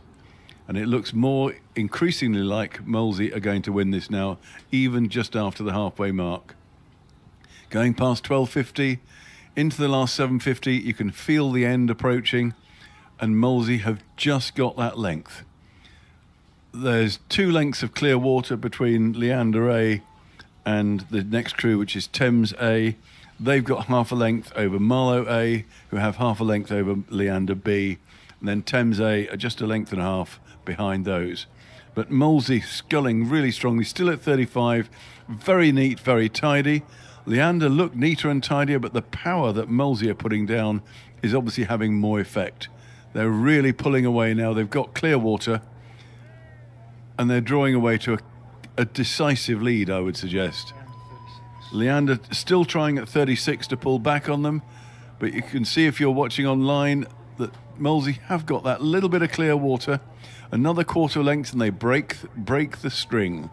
So they'll be squeezing for that, and as they go through 1,500 metres, you can see there a 3-second advantage for Molesey over Leander. That's just 1 length, and they've got 5 seconds over Thames A, 2 back to Marlow, another 2 back to Leander B, and then Thames will cross the line shortly. So it's Molesey drawing away in this, the final of the Women's Challenge Quadruple Sculls. They're sculling really well together. There is so much power in that boat. I don't think, unless there's an act of God to interrupt their progress, that anything is going to stop them winning today. They look really good, sculling at 35, absolutely in control, absolutely together. And you can see the wake on the far side. There's the Leander crew making their best fist. They're now sculling up to 37, but they're passing the 1750. They've gone up to 38. They're passing the 1750 metre mark. They've got 250 metres to make a difference, and they have a length and a half to make up. That is an awful lot in these fast-moving boats. These whiz along as quickly as any 8, if not quicker. And coming down now into the red boys, I think this has Molesey's name all over it as they lead Leander down towards the finish. Fine sculling from both of these crews, but Molesey have a distinct edge.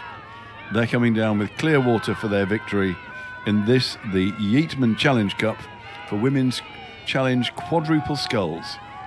So that's Molesey crossing the line, 2 lengths ahead of Leander, who are 4 lengths ahead of Thames B.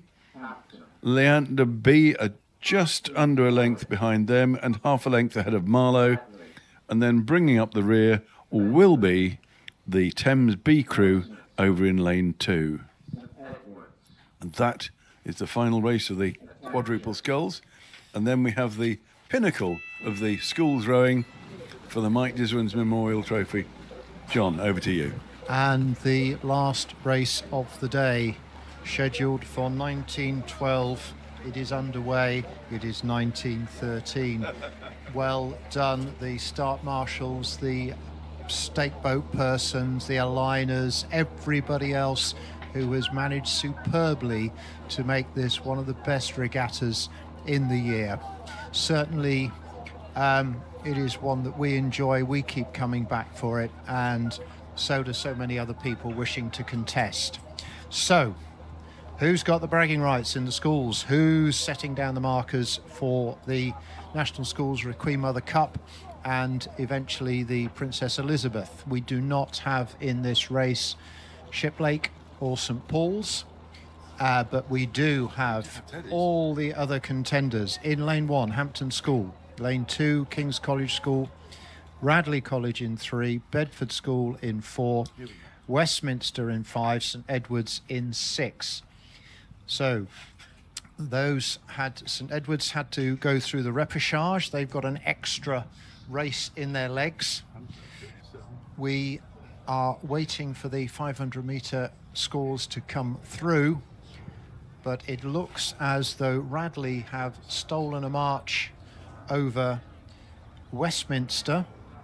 Bedford having been dropped a little bit in lane 4, but it's Radley and Westminster in lane 1. Hampton are very much up in the running, as are Teddy's. In fact, everybody's in the running, but none more so than Radley. Here we go.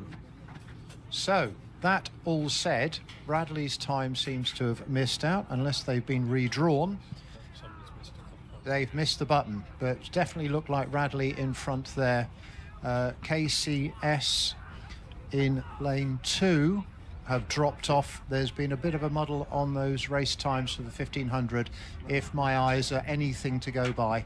So, Radley, Westminster, Teddy's in lane 6 have got the extra race, but are there vying with Hampton for 3rd place, putting the pressure on Westminster, but nothing is touching Radley at the moment. They're going ahead at rate 35, Westminster at 36. Hampton also at 36, and there is no clear water to be had. King's College are at 37, and we're looking across the 1,000 metres now. All 6 boats in classic schoolboy 8s rowing are there or thereabouts, but Radley are making a push now at 1,000 metres to try and break clear of the pack. They have 2.5 seconds over Hampton, who have a fraction over Westminster, who have a bit over KCS. We can see the Teddy's boat here in lane 6, who are in 5th. They have dropped to some extent Bedford School. There is very, very little in it for these 2nd, 3rd, 4th and 5th, but Radley are moving away. They're all in the mid-30s. Westminster's 2nd place has been taken up by Hampton, and Radley have moved away again. They've raised their rate of striking to 37 and are getting the boat speed from it. If you're going to put your rate up, you need your boat speed to go up as well. Right, so Hampton in lane 1, enjoying the quietness over there at 37. Westminster still hanging on there in the podium positions, were there to be a podium. And King's College still vying for that. But Hampton in 2nd, it seems, to Radley. And we've got Radley coming through. A very quick time, but they have 3.5 seconds over Hampton, who have 0.5 second over Westminster, who have 1.5 seconds over KCS, who have 0.5 second over Teddy's. Very, very little in it, as this is starting to stretch out now. Hampton, who are really pleased to be back in the upper echelons of the schoolboy rowing after some years of quiet. It's great to see them there, but Radley are taking this on and will not be overtaken, it seems. We're coming into the last 250 metres on a perfectly flat lake with 6 crews all overlapping. It is a sight to see. Well done, all of you who have remained here for this final race. Always worth a watch. It's the pinnacle of Teddy's row of St Edward's, Westminster, Bedford, Radley, KCS and Hampton, but they're pushing the rate up and up. Westminster at 42, but Radley are going to come through and take this. Who has got 2nd place in them? It's not Radley, they're crossing the line first. Hampton just over Westminster. KCS and Teddy's cross the line together, and Bedford then finish what has been a tremendous race. Well rowed, gentlemen.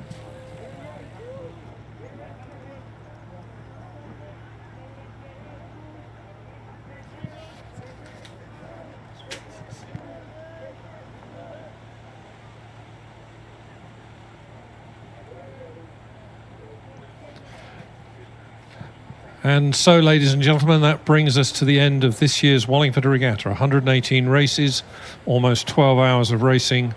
As John called that one just off the start, almost perfectly on time. to the finish of the day. We must say a big thank you to Eton College and Dorney Lake Services for once again allowing us to use this magnificent facility here at Eton Dorney.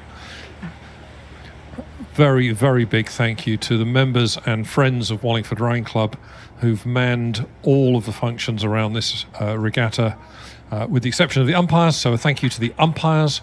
Thank you to the life-saving launches that are on the water. I know we had a swimmer in one race and they had a little bit of business to do. That was earlier this morning.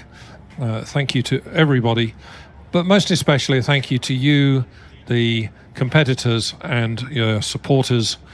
Without you, without your support, without your entries, there wouldn't be a Wallingford Regatta. We thank you. We hope to see you on the riverbank again really soon, or back here for Wallingford Regatta next year. Have a safe journey home. Thank you finally to my fellow commentators, to Steve Pearson, to Anne Buckingham, to Matthew Gordon, to John Wiggins, and from me, Roger Brown. Have a good, safe journey home. Thank you and good night.